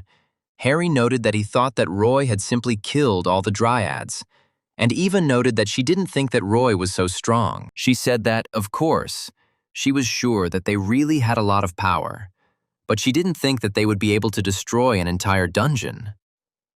But suddenly someone approached them. The boys turned around at the sound of the man asking Roy what kind of trick he had used, and saw Troy standing in front of them, his fists clenched aggressively. The boy looked at the spearman with obvious indignation in his eyes, while his teammates, shocked by the captain's antics, tried to figure out what to do. Roy noticed that Troy's teammates looked confused, which meant that the guy's question was his own impulse, and asked what the guy meant. By aggressively suggesting that the guy should stop dodging and just answer the question, Troy made it clear that he thought the guy had cheated. Realizing this, Harry became so angry that he clenched his fists and jaw, taking a step forward and forcing Roy to put his hand on his shoulder, asking Troy if he understood the accusation correctly. Everyone around them watched the unexpectedly tense conversation, listening to Troy claim that if Roy hadn't cheated, this situation wouldn't have happened. While Roy was deciding what to answer to the aggressive opponent, Troy thought about the fact that he recognized the strength of the spearman, because he heard in detail what happened during the training exam. But despite this, the guy understood that it could not be that the result could not be recorded, although Camilla, as everyone knows, could perhaps implement it. Without waiting for an answer and deciding that the guy was probably a simple crook and had also achieved results in the training exam thanks to tricks, Troy turned around to leave. Seeing the villain walking away, Harry exploded and shouted at him, accusing him of provoking his captain and now just walking away with his tail between his legs. However, Troy did not listen to the aggressive shouts of the Dagger Master, clearly realizing that the Dream Team were nothing more than crooks, and scolding himself for comparing Roy to Camilla's genius. After some time, the Dream Team was already moving along the arena corridor, and Harry was swearing aggressively, continuing to be outraged by the behavior of team captain Gaon. Eva noted with displeasure that this, of course, also angered her. But it was time for Harry to cool down because the final fifth stage would begin very soon. Harry tried to say something else and continue to be indignant, but Eva, noticing this, gave him a slap on the back of the head, after which the guy fell silent, and the girl turned to Roy with a question. She asked if it was possible that their victory was already determined. And Roy thought about it, since they had won the previous trials, but his thoughts were interrupted by a voice. The guy thought that the victory had come too easily for them. But when he heard a voice, he turned around and saw some strange man who, worried, approached them. The team captain asked what had suddenly happened, and the man, stumbling and wondering how to approach the conversation, tried to start by coming closer. And when he came up, he said that their team had received an unusual proposal. And all the team members looked at each other in bewilderment, not understanding what the man meant. Roy asked what the proposal was that they wanted to make, and the entire team looked at the man, who raised his hands and began to speak. But before he made his offer, he said that if they accepted it, they would get the entire $6.5 million that made up the entire prize pool, which greatly surprised the team. The man asked if the participants knew that a 9-level monster would appear in the final stage, and Roy, pushing his comrades away as they leaned forward, replied that they knew. The man continued, noting that usually the student's strength is not enough to catch the monster, and therefore the participant's goal is simply to show ingenuity in attacking it. Harry and Eva listened with curiosity as the man said that the overall performance of the battle was used to assess how well the team had done. The man added that, of course, the highest score is given to the team that eliminates the boss, but the competition is held rarely, and in all the time, no one has been able to do this. Roy asked if, in that case, the condition of the offer was unconditional victory over the monster, and the man nodded, confirming his assumption. He noted that the offer also has a risk factor, because if they accept it, then in case of failure, I will be forced to completely refuse the award. Roy asked what would happen if they refused, and the man replied that in that case, they would not suffer any losses and would only receive the first-place prize since it was just an offer. The man shrugged and added that the offer had not actually come from the organizers. And Roy thought that the 3 main academies had been involved. The boy remembered his recent conversation with Troy from Gaon and thought that the academies allowed the assumption that their team might play unfairly. With this proposal, they were probably planning to destroy the Dream Team and return the honor of the academies. And the boy, realizing this, turned to his comrades. Realizing that the guy wanted to know their opinion, Harry shrugged, suggesting that Roy decide for himself. And Eva supported the Dagger Master because she believed that she had done nothing. The man, in turn, was a representative of the organizers, and therefore noted that they really hoped that the Dream Team would accept this interesting offer. He added that there was no denying the fact that the final stage of the competition was, unfortunately, no longer tense. And Roy realized that the organizers were probably under pressure from sponsors. Roy frowned and began to think. If they succeeded, they would get $6.5 billion.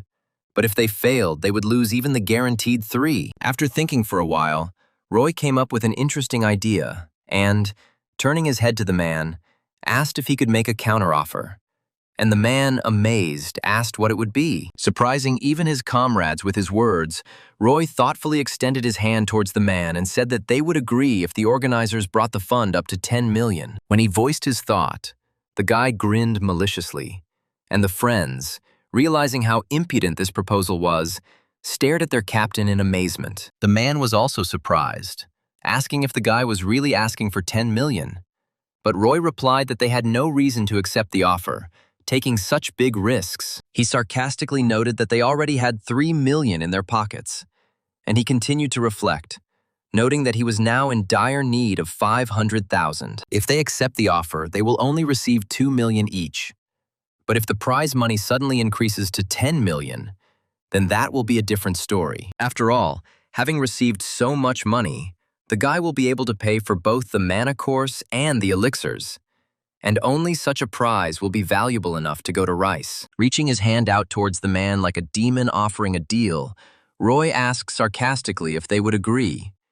And the man looked at the boy fearfully. At the same time, the guild representatives stepped away from the stands during the break and heard the organizers discussing that the dream team had made a counterproposal. Stan turned, listening to one of the organizers say that she thought they would back out because they didn't need to take such a risk. Her colleague remarked that this spoke volumes about their self-confidence, and Brand came over and said that everyone was talking about the dream team. He asked his friend if he thought the dream team would make it to the final stage, and Stan confidently said he was betting that they could. His colleague added that he heard somewhere that this time the organizers will recreate Revenant, who feels no pain and dies only after you kill him twice. Stan noted that the monster was not really difficult, and the bald comrade called his colleague a madman because it was a level 9 monster. Meanwhile, the test had already begun, and the guild representative looked at the screen, saying that they could only watch and wait for the results. At the same time,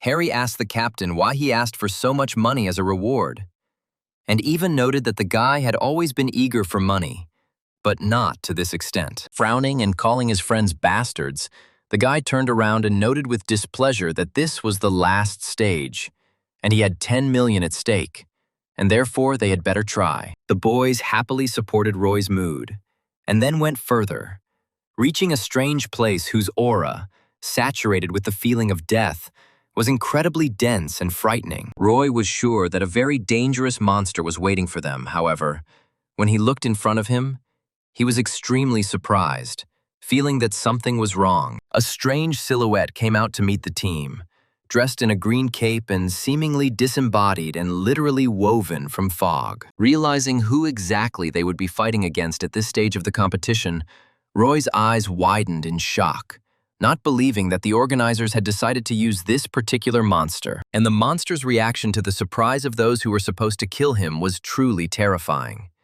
because the monster grinned cruelly, believing that he would kill his enemies without much effort. Even the audience, who had been absolutely certain that Revenant would appear before the dream team, stared at the screen in shock, realizing that their enemy was the Draugr himself. People simply did not believe that the organizers had put up a Draugr, because this monster was at least level 10 in strength, which meant that they were going to kill the entire team. But what most outraged the guild representatives was the fact that Draugr was a mental-type monster, and the creation of such is strictly prohibited. Stan, realizing how terrible it was to have such a monster in the test, jumped over the fence, wanting to do something. While he was running towards the organizers, he thought that creating a 10-level monster was not such a big problem, since the students would not be in danger of dying from the damage inflicted by such a monster. However, there was only one type of damage that could kill a student when recreating a monster, and that type was mental,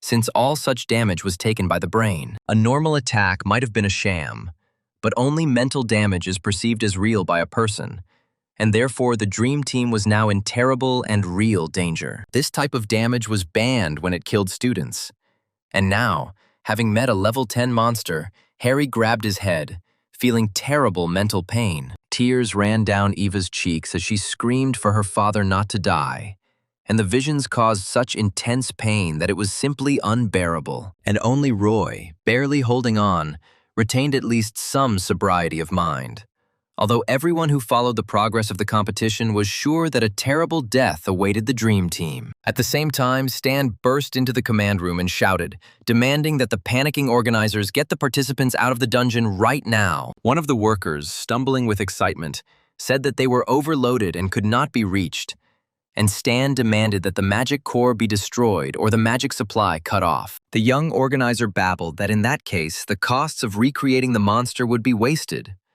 But Stan clenched his fists in rage. In the terrifying rage that filled Stan's mind, he screamed at the men, calling them psychos and demanding that they save the participants from certain death right now. Horrified by the other man's rage, the organizers immediately rushed to the main console, intending to carry out the order of the man, who suddenly grabbed his head and cursed. And while he was watching the men's actions, trying to somehow cope with his panic, he asked out loud what Daisy had studied that such a monster had appeared. The man looked out the glass of the command center, looking at the screen and praying that the participants were still alive.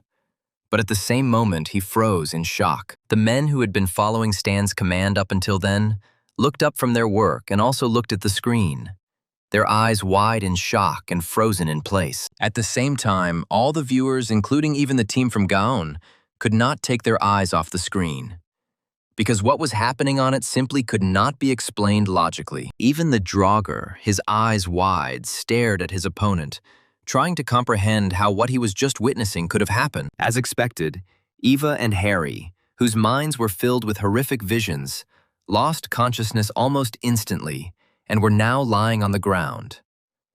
In turn, Roy just calmly scratched the back of his head and looked at the monster with a slightly embarrassed smile, and, noticing his reaction, asked if something was wrong. A couple of minutes ago, when the friends had just approached the place where the fight was supposed to take place and saw the monster, they were surprised that they saw a Draugr in front of them. Upon meeting the intruders, the monster laughed maliciously and then used its terrifying power, releasing all its mental might to kill its enemies. And at that very moment, as if infected with a strange disease that affected the mind, Harry and Eva suddenly stopped seeing the battlefield, and terrifying visions formed in their minds. The monster laughed like a demon as the assassin's apprentice and the sorcerer's apprentice screamed in horror, pain, and utter despair, enjoying their suffering. However, Roy, to the monster's surprise, did not fall to his knees in horror from the visions, but instead turned to his friends,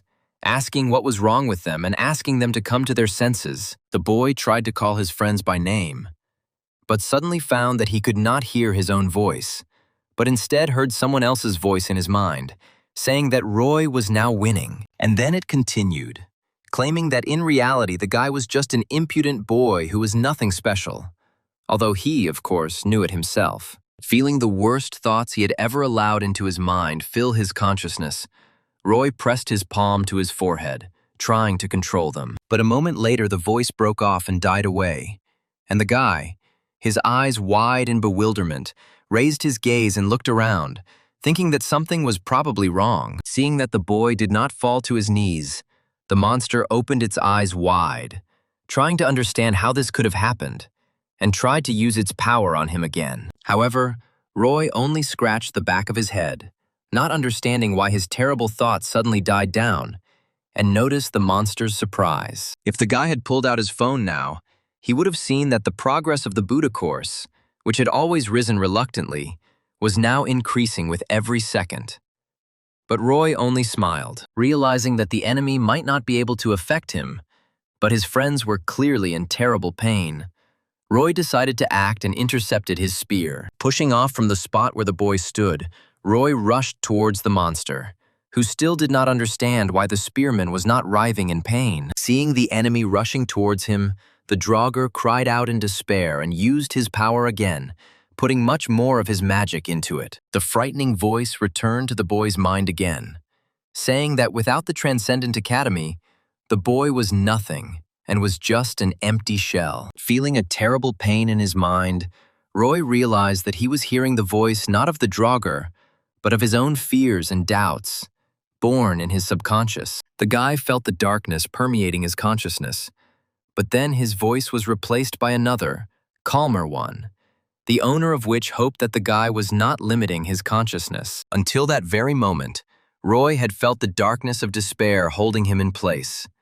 But the light that came with this new voice drove the darkness away, and Roy felt better. Roy realized that he was hearing the voice of Buddha, claiming that the chance that had been the boy's entry into the Academy of Transcendence had now become his destiny. The boy rushed forward again, but the darkness returned, consuming the boy, and claiming that if he hadn't seen that Academy advertisement, he would have remained a nobody. He felt his own consciousness destroying itself with the assertion that then and now, he was just an empty shell who had simply gotten lucky. The boy felt as if his second, terrifying and despairing self was standing behind him, plunging him into darkness, claiming that he had achieved absolutely nothing on his own. Roy felt as if his body was not saturated with darkness, but literally made of it. But again, he heard the voice of God, who claimed that only the depressed speak of the past. Raising his glass full of darkness, Buddha continued, saying that the anxious think about the future, and only the peaceful think about the present. Lowering the glass and pouring the darkness into the surrounding gloom, the sage said that one cannot exist in the present if the soul is full of pain. One must be able to free it from the burden. And as soon as he released this darkness, it immediately transformed into a beautiful landscape. And the man said that if the soul is in confusion, one must accept the existing reality. He suggested climbing the mountain, lying down on the grass, hearing the water whisper and looking at the clouds floating steadily across the high sky. The landscape changed to an image of space, and Buddha, like a shining spirit, said that Roy was as much a child of the universe as the mountains, waters, and lands surrounding him. He touched the boy's forehead and separated the darkness from his body, which was experiencing pain from this, noting that the boy deserved to stand in this place, even if he himself did not feel it. Feeling inspired and at peace with his teacher's help, Roy rushed further towards the monster, trying not to let the darkness into his consciousness. However, suddenly the picture before his eyes changed, and instead of Draugr, a copy of him stood before Roy, claiming that thoughts about freedom and rest of the soul are the words of a lucky person. The guy stopped, trying to figure out how to deal with this darkness, and his dark self came up to him and poked him in the chest, asking why he thought he deserved the right to have this. Darkness asked if the boy could claim to have lived by gnawing his way through, but Buddha interrupted her, asking what he was like in Roy's eyes. Smiling, he said that all that exists must surely see God as a creature who has achieved everything possible, recalling how majestic he was in life. But in fact, it is woven not only from such moments of greatness that the world remembers, but also from all that worldly that connects every person living in the world.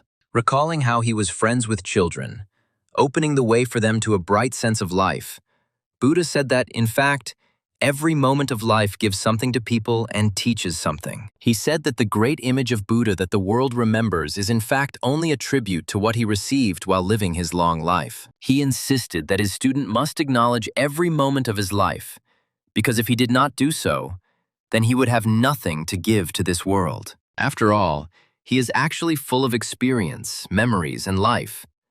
But if he thinks that there is nothing inside him, then he will have absolutely nothing to share with this world. Buddha smiled, fatherly guiding the boy to the truth, claiming that all the moments that fill his life while he inhales and exhales air create his present. And then he added that these very moments are the very source of energy that will give him the necessary strength at the right and most important moment. Before this, the guy felt that the darkness that had struck his mind did not allow him to even move. But now he was able to break forward to his dark self, which felt fear. Illuminated with hope and imbued with the strength that was given to him by the memories of all the bright and joyful things that happened to the guy in his life, he dispelled the darkness before him. And, leaving his dark self, melting from the light of hope that filled the guy's consciousness, Roy rushed forward, intending at all costs to defeat the monster and save his friends. But when Roy reached his enemy, the monster screamed, causing the darkness to creep closer again, although the light did not let it get too close. This time, the guy didn't hear his own doubts, but every nerve cell in his body responded with a piercing ringing, as if an electric current had passed through it. However, a moment later, the guy felt the warmth of hope spreading throughout his body, and the seeds of all his worries and doubts, once firmly entrenched in his soul, had already withered. The guy felt that his consciousness was strong, and no thoughts would shake his peace. And then he realized that his condition could certainly be called ataraxia. The guy felt that his consciousness was harder than a rock and calmer than a lake, and no doubts or fears would ever make him turn away from his path. As he gripped his spear, he felt his body being saturated with a power far greater than what his body had been filled with up until that moment. He felt a light that did not fade no matter what the monster did, and nourished the guy's mind and body, encouraging him and helping him move forward. And only now, seeing that his power had no effect, not even the slightest, on his enemy, Draugr realized that he could not win this fight. Realizing that he could die now, the monster tried to escape by turning into fog. But Roy was already close and noticed this action perfectly. Smiling at his opponent, Roy, swinging the spear of Longinus, firmly said that it was too late to try to escape, and the boy would never let the monster go. Making a final dash towards the monster, Roy swung his weapon and pierced the ethereal silhouette, piercing the monster's heart with the tip of the spear. And the death of the monster instantly released incredible amounts of energy, which, coupled with the force that the guy put into the blow, began to tear the battlefield apart. And it was this collapse that turned out to be so powerful in magical terms that it instantly destroyed the magic that was used to monitor the progress of the battle. Sitting in the command center, the organizers and Stan stared at the blacked-out screen, refusing to believe what they had seen before. One of the workers started calling somewhere. The second tried to figure out what had happened to the system.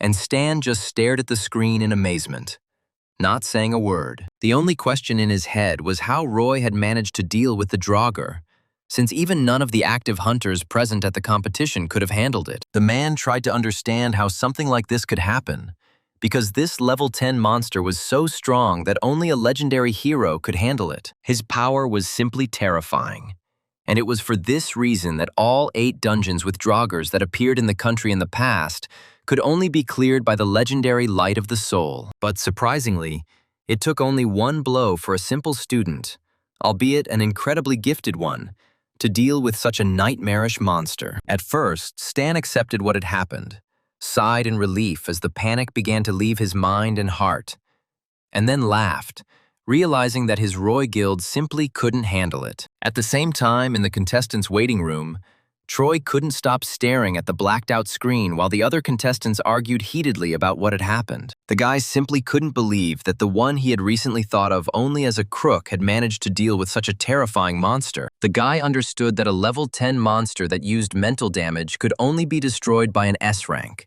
and even Camilla wouldn't be able to handle it. And only now, still seeing before his eyes that very moment when Roy killed the Draugr, Troy realized that he would never in his life reach this guy. At the same time, Roy pressed his spear into the ground and trembled with his whole body from tension and terrible fatigue, glad that he had not passed out, as he had after the fight with Dryad. Realizing that his mind had changed during this fight, Roy took out his phone and, breathing heavily, was amazed that in the last hour the progress of the Buddha course had increased by a whole 15%. Rejoicing at this progress, Roy thought that Draugr, despite his death, had turned out to be a very good assistant, although the guy's strength had completely left him. And while the guy was thinking about this, coming to his senses, Harry suddenly woke up, jumping up and loudly asking where he was and what was happening. Eva also woke up, however, sitting down on the ground with great heaviness.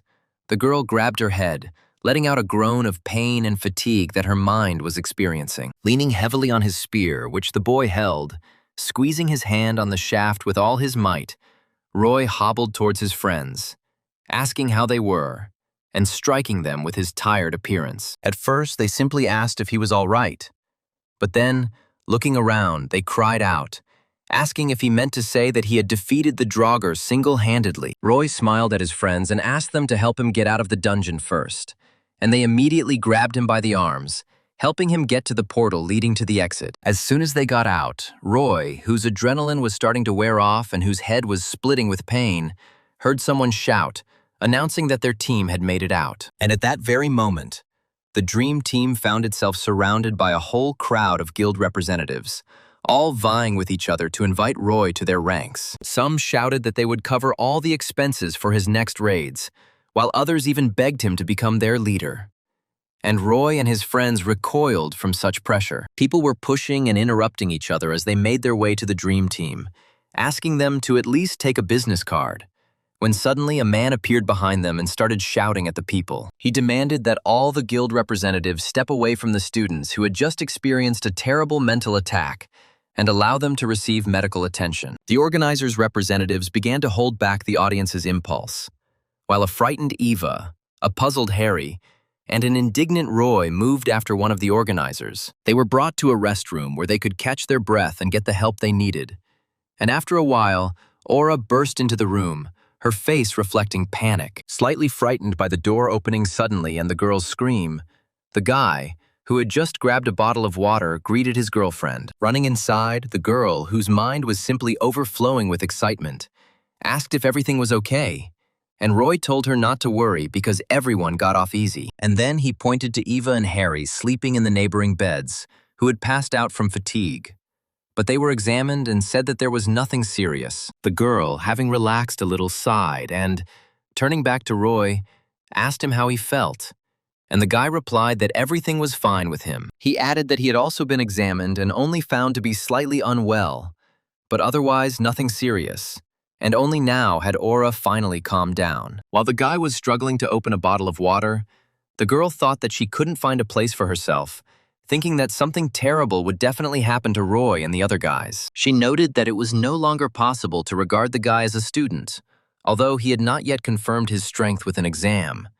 And at this time, Roy, having overdone it, broke the bottle, spilling water on himself. And while the boy licked the water off his hand, upset about what had happened, Aura thought that in just a couple of months, Roy would finally become a professional hunter. She thought back to the day they first met and talked, and noted that, although it had been relatively recent, Roy had become incredibly strong in that time. The girl thought that she also had certain plans for him, and there was nothing surprising in the fact that he was getting closer to his dream, and she should only rejoice. And then, pressing her hand to her chest, the girl realized that she could not rejoice because of a feeling in her heart that was incomprehensible to her and very complex. Seeing the girl looking at the guy with sadness in her eyes and holding her hand on her chest, Roy looked up and became a little worried about her. With a little concern in his voice, Roy asked if she was okay, but Aura only smiled and said that she was okay, although in her mind she knew that it was a lie. And while Roy was trying to figure out what was going on and why Aura was upset, there was a knock behind him, and the guy turned his attention to the front door. And when it opened, a man entered, asking for forgiveness for interrupting the conversation. And Roy, like Aura, was extremely surprised to see him. The chairman of the Professional Hunters Association, Roland, entered the room and, smiling, greeted first Roy and then Aura. The girl greeted him back, noting that they hadn't seen each other for a long time. And Roy asked how he ended up there, to which Roland replied that he had heard news and was worried. Roy chuckled a little and thought that the appearance of the Draugr was probably a mistake. So he asked if the chairman had come because the Draugr himself had appeared in the dungeon. Hearing this question, Roland recalled how Roy had come to his office with the azure dragon sword in his hands on behalf of the great swordsman, who did not trust his weapon to anyone. Having received a report about the accident at the raid battle, due to which the Draugr appeared and even turned against the swarm, the chairman had already begun mentally preparing for his death. But now, seeing that this kid, who was apparently important to the great swordsman, was not only alive, but had also single-handedly dealt with the Draugr, the man was able to smile. The man's eyes flashed, and he thought that he finally understood why the great swordsman treasured this young man so much that he even trusted him with his legendary weapon. At the same time, while in his family estate, Guy Bowers suddenly shuddered, noting that his skin had unexpectedly started to crawl, and Robert said that it was chilly today. Chairman Roland also noticed that Roy was in the company of the hero's granddaughter,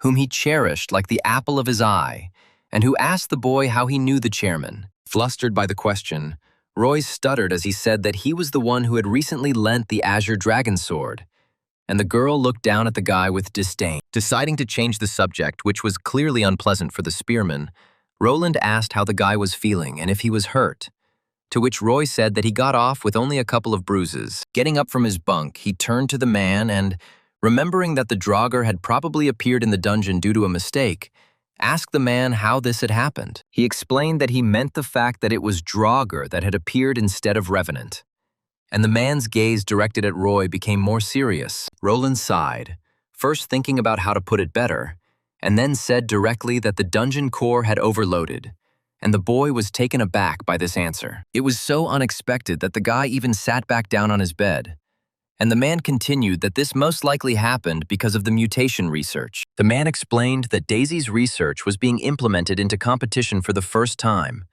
and Roy began to wonder if distortions could be artificially recreated. And then, completely lost in his thoughts, the guy brought the chain of reasoning to the theory that the distortion of the great disaster could have arisen in exactly the same way. Interrupting the boy's train of thought, Roland bowed in apology and asked for forgiveness out loud, noting that they would do everything possible to ensure that something like this did not happen again. Looking up, the man also added that of course he wouldn't limit himself to just words, and Roy and Aura looked at him curiously. The boy was surprised because he thought that the matter would simply be hushed up.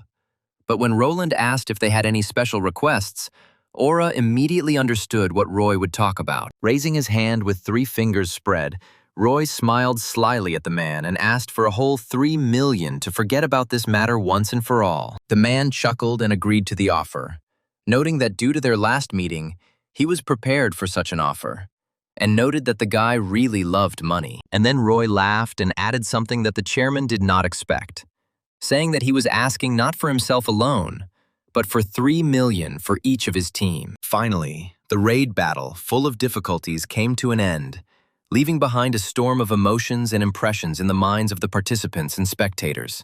But the biggest impression on everyone who followed the competition was made by the Dream Team, which surpassed the most popular academies in strength and talent. The Dream Team made such a splash that from the very day they dealt with the Draugr, almost every guild in the country did everything possible to recruit them. Ordinary people did nothing but discuss the amazing events of the competition, offering to issue Dream Team members hunter licenses without an exam. After the competition and a good rest, the team finally gathered at the academy, and when Roy began to divide the reward, Eva agreed to accept only 3 million. She insisted that she had done almost nothing and that Roy and Harry had handled everything.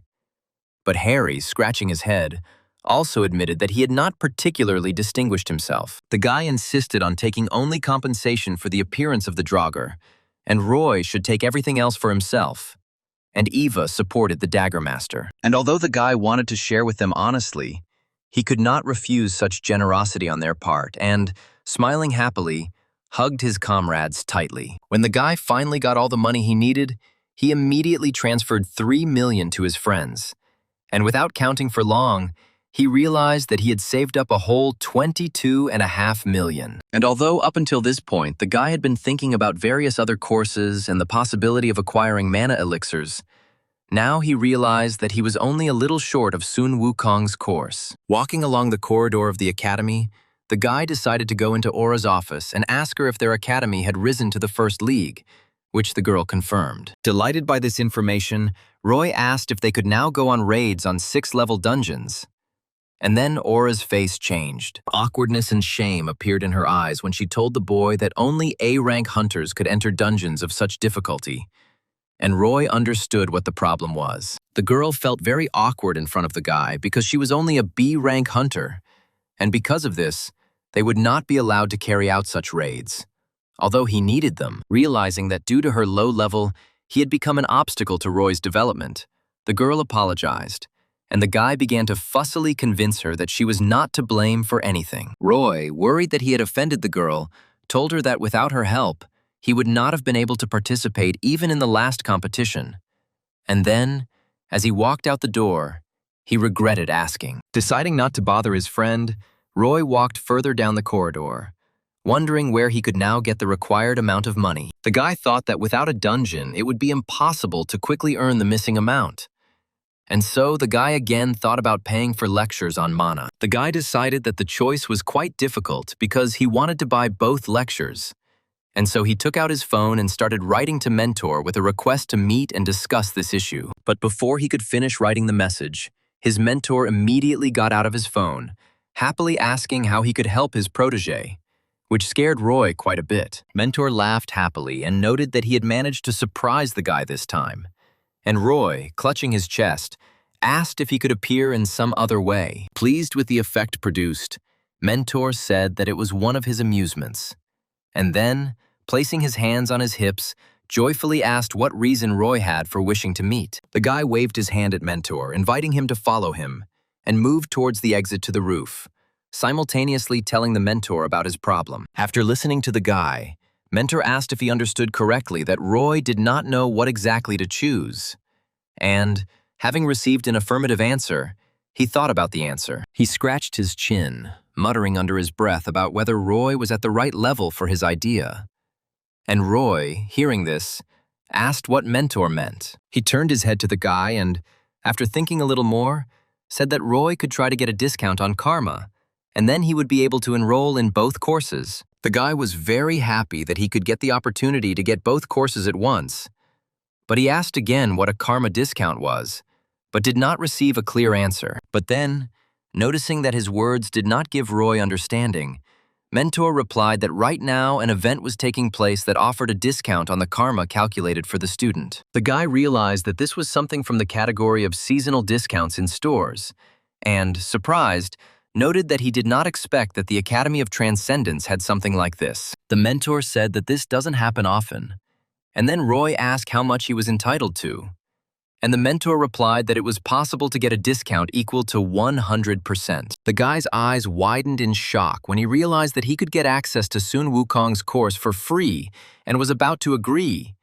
But Mentor slowed down his pressure. Mentor pointed a finger at Roy's forehead and said that of course he couldn't get a discount that easy. And the guy rolled his eyes. Turning back to the mentor, Roy asked what he needed to do. And the mentor, again placing his hands on his hips, replied that there was an event going on to support the top students. Roy continued listening, and Mentor said that this event allowed them to help those who scored the highest on the practice exam. And Roy remembered his grades with horror. Realizing that the guy had only managed to get past the first stage in one aspect that time, he was very upset, and Mentor, noticing such a reaction, was surprised. Roy thought that he was now studying with Zhang Sanfeng and Hercules, and had made incredible progress in the Buddha course, and would therefore get more points when he tried again. But the guy got even more upset when he realized that he was nowhere near the title of excellent student. And Mentor corrected himself, saying that he had expressed himself a little incorrectly. Smiling and drawing the boy's attention to himself, the mentor said that he was talking more about those students who showed a growth trend. And Roy felt hope. The mentor explained that the discount percentage was literally equal to the percentage of improvement in the practice exam grades, meaning Roy only needed to get 60 points for the full discount. The mentor summed up that they would be based on past grades, so it wasn't necessary to get a perfect score. And Roy was amazed to realize that he just needed to do a little better. Smiling slyly and invitingly, Mentor added that with the guy's current level, it was possible, and asked if he would risk trying. And Roy looked up at him. Joy lit up his face as the boy admitted that he simply had no right to miss such a great chance, and told Mentor that he would definitely take the risk. Deciding to give it a try, Roy headed to the park where he liked to train, acquiring a gilded ingot along the way, which he planned to use to distract the dragon Fafnir. While the guy was remembering how the last time the mighty dragon ran after the ingots that the guy threw like an obedient dog, Mentor was doing something on his phone. When he finished filling something out, Mentor handed the phone to Roy, and the guy noticed that this time, the exam cost a whole million. Calculating that in that case he would only have 21.5 million left, Roy began to consider how much of a minimum discount he should receive. And after a couple of seconds of brainstorming, Roy came to the realization that he had to improve his result by at least 20.3 units. Inspired, Roy pressed the button to pay for the practice exam and watched as the windows on the screen changed one after another,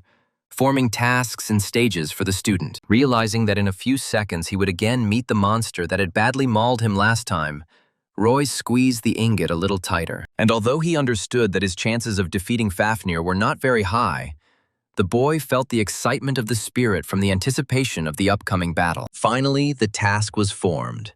And at the same moment, a monster burst out of the guy's phone, quickly beginning to increase in size. The guy instantly reacted to the appearance of the monster and, handing the phone to Mentor, who hurried to a safe place, began to act. Expecting that this time the formidable dragon would use its mighty flame, Roy immediately threw the ingot, wanting to distract the monster and get a couple of seconds to react. And while he was running, even slightly overtaking the thrown ingot, Roy stuck his hand into Cabesus and snatched the spear of Longinus from it, intending to enter the battle as soon as possible. Running around the monster, Roy grinned, realizing that the first stage of the planned battle had been successful, and he had probably gotten a couple of seconds to maneuver. But when the boy glanced at the dragon, wanting to make sure that he was distracted, he was amazed that he saw not Fafnir, but another monster, roaring with anger with 7 heads at once. At first, the boy slowed down, looking at the monster with surprise in his eyes and not understanding why it was him in front of him and not Fafnir, for whom he had long been prepared. But a second later, Roy redistributed his thinking priorities and realized that in front of him was not a simple monster, but a real hydra from the myths about Hercules. Roy even allowed the thought that he was wrong, and it was actually Fafnir, who had gained weight and grown 6 more heads, But then he looked at Mentor. Looking at the phone screen, which the Mentor showed to the guy with a smile on his face, Roy saw that the task to destroy Hydra itself was indeed written there. And when Roy looked at what was written, he realized how naive he had been to think that the tasks would not change until Hydra began to release flames from all of its mouths at once. Smiling happily and encouragingly, Mentor gave the boy a thumbs up, encouraging him and wishing him luck in this challenge. Panicked at the realization of how badly Roy had miscalculated, the boy shouted at Mentor that he had not warned that the tasks would change. Hearing the guy's comment, Mentor blinked his eyes in bewilderment, surprised that Roy didn't know this. And then, explaining that the tasks couldn't be repeated because they could be memorized. The Mentor added that he only now understood why Roy had prepared the gold bar, and the guy indignantly shouted that the Mentor could have asked about this in advance. And while they were talking, the monster was not going to wait peacefully for the guy to gather his strength.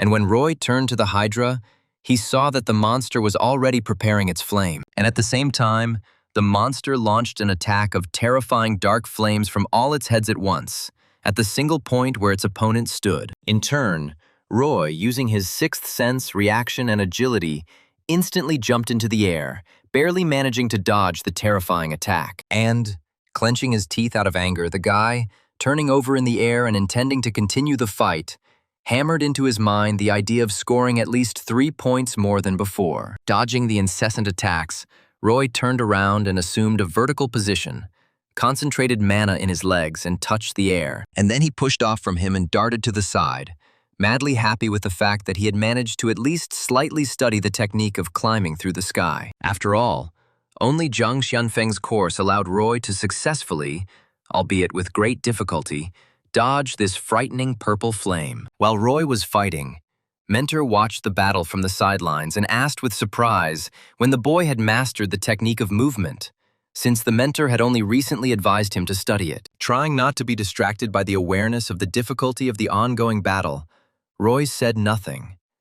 But at the same time, he thought that so far he was only able to dodge. However, Roy was still distracted for a second, missing the moment when he found himself right in front of one of the heads, which was about to destroy the guy with its flames. It took all of Roy's reflexes and mana control skills to push off the air and dodge the flames, but he still managed to do it. Although the guy was a little late because the flame managed to slightly touch his shoulder, leaving a small scratch on it, which Roy decided not to pay attention to. However, at that very moment, Roy first felt that something was wrong.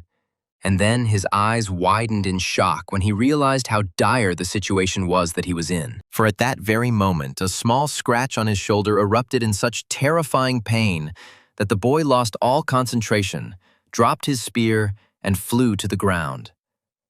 He tried his best to endure the suffering he was experiencing from the wound.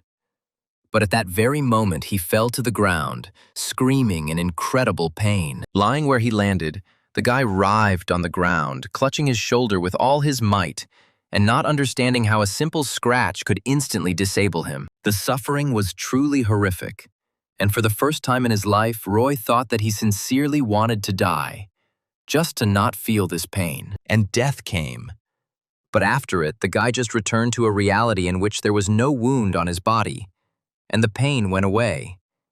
And then Mentor flew up. Approaching the guy lying on the ground, Mentor asked him with concern if it hurt, to which Roy, with tears streaming from his eyes, asked in a trembling voice what that was all about. The Mentor spoke to the boy as if he felt awkward, explaining that due to the poison in the Hydra's flame, it was considered a high-ranking demonic beast. Trying to catch his breath, Roy remembered how Chiron himself told him that in the past, he was poisoned by the Hydra's venom and, unable to bear the pain, begged to kill him. After catching his breath a little, Roy took the phone from Mentor's hands and, turning it on, saw that Zhang Xianfeng's course progress had increased by a couple of %, which couldn't help but please him. The guy thought that Hydra was a truly scary monster, but in a fight with it, he would not only be able to get a discount, but also get some great training. Roy was about to press the button that would start the attempt again, but suddenly he froze and fell silent,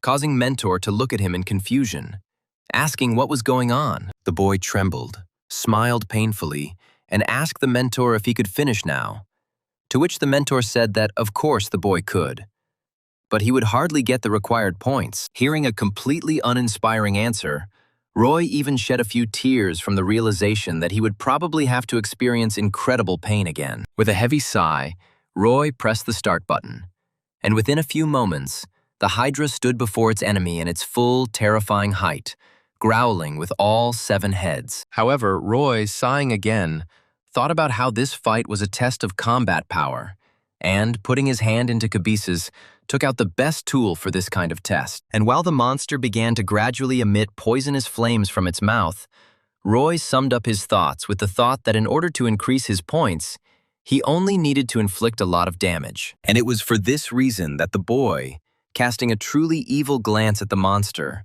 raised Gungnir over his shoulder, intending to attack the monster from afar. And in order to increase the damage dealt, Roy not only strained his arms, but also put all of his mana into his attack, using the Aura Blade technique. And the moment the boy felt all his strength was put into his attack, he waved his hand, sending Odin's mighty spear flying towards his enemy. And just a second after the powerful throw, the spear, having slightly adjusted the correct trajectory, crashed into one of the Hydra's heads, completely knocking it off its neck. Roy watched with joy and hope in his eyes as one of the monster's heads was reduced to just a stump, spurting out liters of poisonous blood. Before he could even change his stance after the throw, the guy smiled, noting that there were only 6 heads left, and therefore, he might even be able to defeat this monster. He began to think of a tactic that would require him to simply destroy the heads one by one. But he stared ahead in shock as he noticed the head was regenerating. And only now the guy thought that he had forgotten the most important feature of the Hydra, when he saw how its head literally grew back. And at that very moment, panic was reflected in his eyes from the thought that any plan here would be useless, because all his attacks would have no effect on the enemy. And he only looked with horror into the eyes of the head that he had successfully cut off just a second ago, seeing in them a sincere thirst for murder. And then the monster rushed forward, not dousing the enemy with poisonous flame, but intending to grab him in his powerful jaws and tear him into small pieces. Fully aware of how much his chances of winning had diminished after this attempt, Roy could only smile as he accepted yet another death. The attempt ended, and Roy, taking a deep breath, tried to cope with the horror of the memory of how huge, monstrous jaws were approaching his face. Trembling with tension, the boy rolled over onto his stomach and, trying to get up, frantically tried to figure out how to deal with such a monster. And although he really tried to come up with at least some idea to solve the problem, the thought still matured in his head that his chances were really slim. He remembered that last time he only received 4.2 points for piercing Fafnir's body once with his holy spear. The guy thought that he didn't know exactly how points were awarded, and if the criterion was the effectiveness of the strike, then due to the regeneration of goals, he might not get any at all. Frowning, Mentor looked at the boy, who was already starting to lose hope, and reminded him that he could watch explanatory lectures if he was having difficulties. And when the guy turned on his phone and saw that he could watch lectures by Siegfried, Hercules, and Susano, he learned from Mentor that watching lectures lowers your score. After thinking for a moment, the Mentor added that even under such conditions, Roy could still get a high grade based on the knowledge he had gained.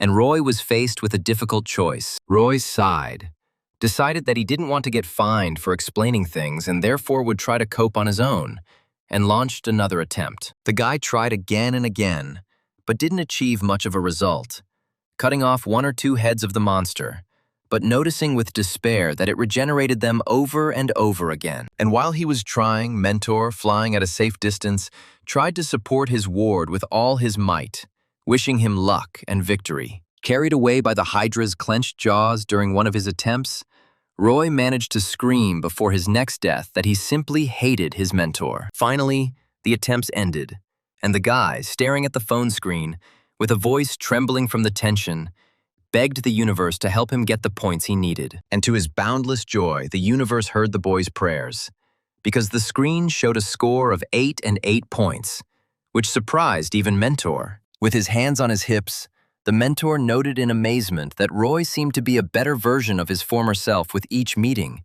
and even added that he considered him his best student. The guy managed to get embarrassed, but Mentor interrupted his joy, adding that his speed of progress was, of course, amazing, but his level was simply at rock bottom. The mentor laughed, adding that it was better to tell the truth to someone's face than to curse them behind their back. And Roy, deciding to change the subject, was pleased that he had achieved an even greater promotion. Having been inspired and promising himself that he would definitely try even better, just 9 days later, Roy again experienced the overwhelming despair. The oppression in his mind was so strong that he even fell to his knees, unable to cope with the thought that what had happened to him had actually happened. And while Mentor, flying very close, grinned maliciously, throwing a satisfied glance at the guy, Roy desperately exclaimed that it was all over. And 9 days before that, the guy showed up at the park again, planning to take the endurance test. But he didn't even expect it to be so difficult. The guy had to, instead of embodying Atlas, who was about to leave for the Golden Apple, hold the heavens on his shoulders for a whole hour. For this test, the boy received a bonus of only 2 and 2 points. And 3 days later, he showed up again, getting ready to begin the test of adaptability, where he was met by Argus. Roy had to use his wits to beat the many-eyed giant in a game of staring.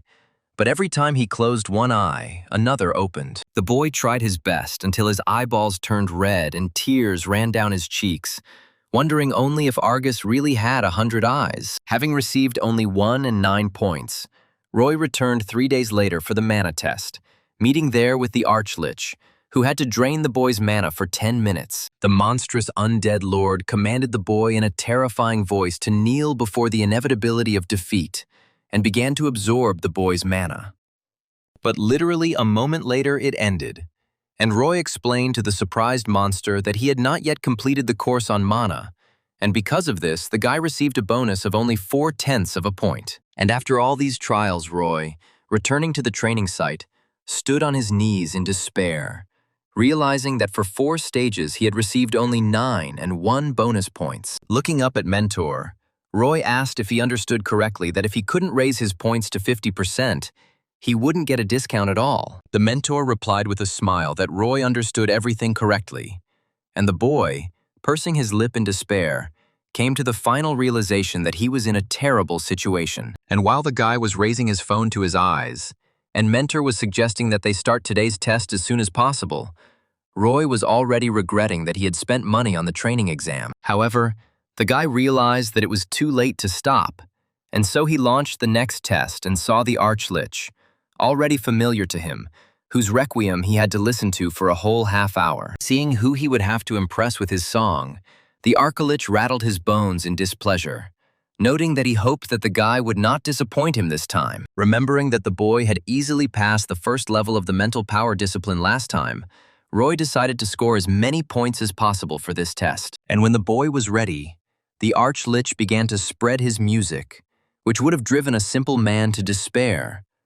But the monster was surprised this time. The Lord of the Dead, noting before disappearing that he was amazed, was unable to defeat the guy who had recently shown an incredibly insignificant result. The guy was glad that this time the result of this test was no worse than the last one, and he concentrated, preparing for the second level. And if before Roy only had to endure the mind-altering music, this time, he had to drive a real demon out of his mind in 1 hour. The monster that had come from the 9th circle of hell itself began to whisper in his mind, claiming that they were now one, and Roy tensed. The demon was about to say that Roy would never get rid of him, but the guy relaxed, calmly patted his ear, and literally pushed the monster out of his mind. The guy shrugged when he realized that this test was even too easy for him. And then the 3rd level came, and Roy saw a girl of unimaginable beauty. Roy was offered to break free from her spell, and the guy, to his surprise, noticed that the goddess Aphrodite herself, whose beauty was considered unattainable for centuries, had appeared to him. The goddess, for whose love wars were waged, spoke, intending to capture Roy's heart. But he only calmly asked if she was cold. The 3rd stage of the discipline was successfully overcome, and Mentor cried out in confusion, wanting to understand how something like this could happen, because Roy was incredibly weak up until this point. Turning to his absolutely stunned mentor, Roy calmly shrugged, noting that he himself did not know how he did it, and adding that all this was simply bearable for him. The next stage began, in which Roy had to endure the screams of the martyrs of the Buddhist hell of Avicii for a full 30 minutes. At that very moment, the suffering souls began to scream, begging the boy for salvation from this hell, or at least for the mercy of murder, so that they would no longer experience this suffering. Other souls, crawling towards him with their last strength, bursting into tears from horror and pain, told the guy that it was he who was to blame for their death and ending up in Avicii. The martyrs clung to him, begging him to take responsibility for what had happened to them and not to leave them to continue to suffer in pain and horror. One of the sinful souls even managed to stand on both of her feet and, approaching the guy, grabbed him by the shoulders, screaming that it was all his fault. In turn, Roy, stretching out his hand forward with a puzzled look, did not allow the soul into his personal space, noting that, in fact, he was seeing them all for the first time. The spectacle of the torment of those who had committed the most terrible thing a person could do and ended up in Avicii for it should have driven the guy crazy. But to his surprise, he was calm. Finally, the fourth stage also came to an end, and the martyrs, scattering to the wind, disappeared, leaving Roy alone with Mentor, who still did not understand how this was possible. The next stage began, and Mephistopheles himself descended from the heavens to Roy on his wings, offering the boy unimaginable pleasures that even Faust could not resist. Roy had to endure a full hour of temptation from the Demon King, who claimed that the 7 deadly sins were paradise, the embodiment of the 7 deadly desires. Turning around, Roy saw a vision of himself kissing Aura, and Mephistopheles revealed that the hell of adultery was a paradise that allowed one to live out their deepest fantasies. When Mephistopheles spoke about the hell of greed, which is a heaven where Roy can get whatever he wants, the guy saw mountains of money, barely containing himself. Hearing about the hell of gluttony, which is a paradise where food never runs out no matter how much you eat, Roy was salivating with the desire to eat all the delicious dishes that lay before him. Then the guy saw the hell of sloth, which was a paradise where even angels couldn't hold back their happy smiles, and the spearman had a hard time not falling asleep from comfort, finding himself in a vision of the hell of wrath, which is a paradise where he can torture his enemies to his heart's content. Roy resolutely refused the torture instruments offered to him. The sixth vision was the hell of envy, which was a true paradise that allowed the boy to make up for what he could not get.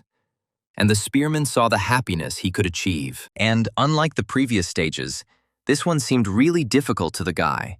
But 6 of the 7 visions were already behind him, and he tried to set himself up for the last sin. However, withstanding the temptation of the last vision turned out to be many times more difficult than the previous ones, and the guy strained all his willpower to emerge victorious. However, the guy saw the hell of pride, and this feeling instantly penetrated his consciousness, filling the simply immeasurable cup of egoism, satisfying the hunger of his egoism. The guy felt how pleasant it was, and how much his own inner demon was satisfied with the feeling he was experiencing.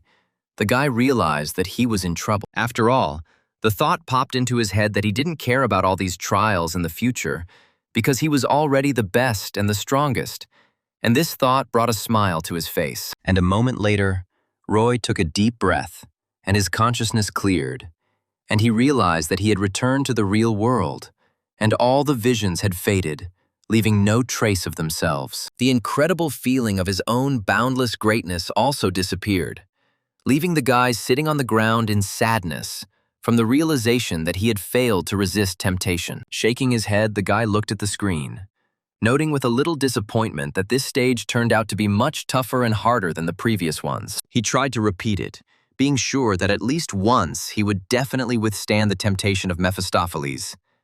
But the attempts ended until he lost completely. Getting up from the ground, the boy brushed off his pants, sadly noting that he couldn't handle the hell of pride, while Mentor, with a shocked look in his eyes, asked how Roy got to the 5th stage. Shrugging his shoulders again and smiling at the Mentor, the boy repeated that he had been tolerant, and then added that perhaps it was all because of the progress of the Buddha course, and the Mentor asked to show it. The Mentor was skeptical, and the guy, seeing this, told his mentor that he had increased his progress to 31%. Mentor's eyes widened in shock, and he immediately cried out that this was simply impossible, because last time it was only 15%, and now it was as much as 31. Snatching the phone from Roy's hands, the mentor shouted that he would never take the guy's word for it until he saw the progress with his own eyes. And when he opened the necessary tab and saw that the guy not only wasn't lying, but had also studied other courses to enormous levels, he exclaimed in amazement. The mentor was much more surprised by the 53% progress on the Hercules course,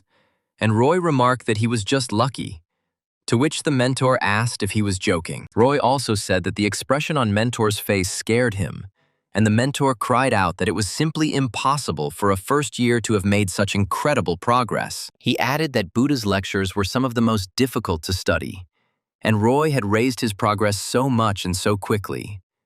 And the boy added that he was lucky here too. After 3 more days had passed, Roy passed the final tests and received a final score of 52 points, 22 of which the guy received for mental strength. Roy was incredibly happy that thanks to the lectures of Teacher Buddha, he was able to get a grade increase not by the planned 70, but by as much as 80%. And only now did Roy realize that he would finally do what he had wanted to do so much since entering the Transcendent Academy, and finally pay for Sun Wukong's course himself.